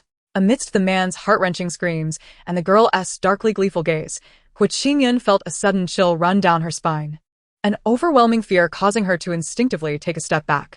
Yet, before she could glare in indignation, the girl had already averted her gaze. As if the momentary glance had been entirely unintentional, she lowered her head and retrieved her phone, capturing a flurry of images of Wen Lian, who was now rolling on the ground, clutching his nose and crying out in pain. A broken bone won't kill you. Let me help you document this moment. If you wish to sue Winkin later, you can always ask me for evidence. I will send it to you. She pocketed her phone and with a final smile, stepped over Wen Lian and directly into the car. It was Winkin's vehicle. Had Wen Lian been more astute, he would not have failed to recognize it. Moments later, Winkin was hoisted into the car by his bodyguards and driver, and the Maybach sped away, leaving Wen Lian under the watchful eye of Winkin's assistant until the ambulance arrived. Prior to that, Wen Lian's secretary could only stand by, seething silently as he sent a text message to Wenrong. As the car accelerated away, the smile on Yikon's face vanished like a peeled adhesive. She gazed vacantly out the window, lost in thought, her entire aura dark and foreboding. Winkin remained silent, quietly adjusting his cuffs. A few minutes later, Winkin's phone began to buzz incessantly. He glanced down and dismissed the call. Mere seconds later, it buzzed again. He silenced it once more, even turning it off. However, the driver's phone soon rang. Startled, the driver glanced at Winkin. "Give it to me," Winkin said calmly. The driver reluctantly handed over the phone, and Winkin promptly silenced it again. Soon, the bodyguard's phone rang next. This series of disturbances finally turned Yikon's attention. "Your father?" "It's Wenrong," Winkin replied, his tone still serene, devoid of any hint of the brutality he had just displayed. In the meantime, he had taken the bodyguard's phone and turned it off as well. The car fell into a tranquil silence for a few minutes. Then, Yikon's phone chimed. She glanced at it, noting an unfamiliar number. A smile crept across her face. Just before Winkin could seize her phone, she smoothly tapped the answer button. A steady, restrained voice resonated from the other end. "Is this Yikong?" "This is Wenrong." "Oh, Mr. Wen, what can I do for you?" Yikong asked with a cheerful smile. The casual reference to Mr. Wen detonated the tension on the other end, yet Wenrong's tone grew increasingly serious. "Ye miss. Surely you understand the purpose of my call, considering you just instigated Winkin to beat your cousin mercilessly?" The last sentence escalated in volume, transforming into a powerful rebuke. Yikong tilted her head, distancing herself from the phone, and decisively switched to speaker mode. Wenrong's next command promptly resonated throughout the entire carriage. "Miss Yi, I do not care what you intend to do at this moment. You are to come to the Wen family estate immediately." The sharpness of his voice still lingered in the air. Yikong observed Winkin opening his mouth to speak and swiftly leaned in to cover his lips with her hand. Winkin fell silent, gazing down at her without uttering a word. The young woman transformed her palm into a finger, placing it beside his lips in a gesture for silence, while her eyes sparkled with mischief as she spoke. "By what authority do you command me, Mr. Wen? Is it as the father of Winkin, or as the temporary head of the Wen family? If it is the former, I am not yet your daughter-in-law, and thus you have no right to raise your voice at me. If it is the latter, I am even less inclined to heed your words. What connection do the Wen family and I, of the Yi lineage, share?" Wenrong appeared momentarily taken aback, and after a prolonged pause, he ground his teeth and retorted. "Then what if I invoke my status as the victim's uncle, Wen Lian? That would grant me even less reason to be courteous. Wen Lian expects me to entertain his clients for the sake of the Wen family's interests. I have yet to vent my frustrations on that matter."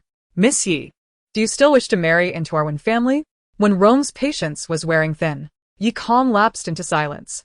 She gazed into the warm yet icy depths of the man's eyes and slowly smiled. "What I desire is Winkin. What does the rotting, putrid Wen family have to do with that? You old fossil, how dare you inflate your own importance?" Wenrong. This time, even Winkin was taken aback, his eyes narrowing in astonishment. Yet Yikong merely winked at him,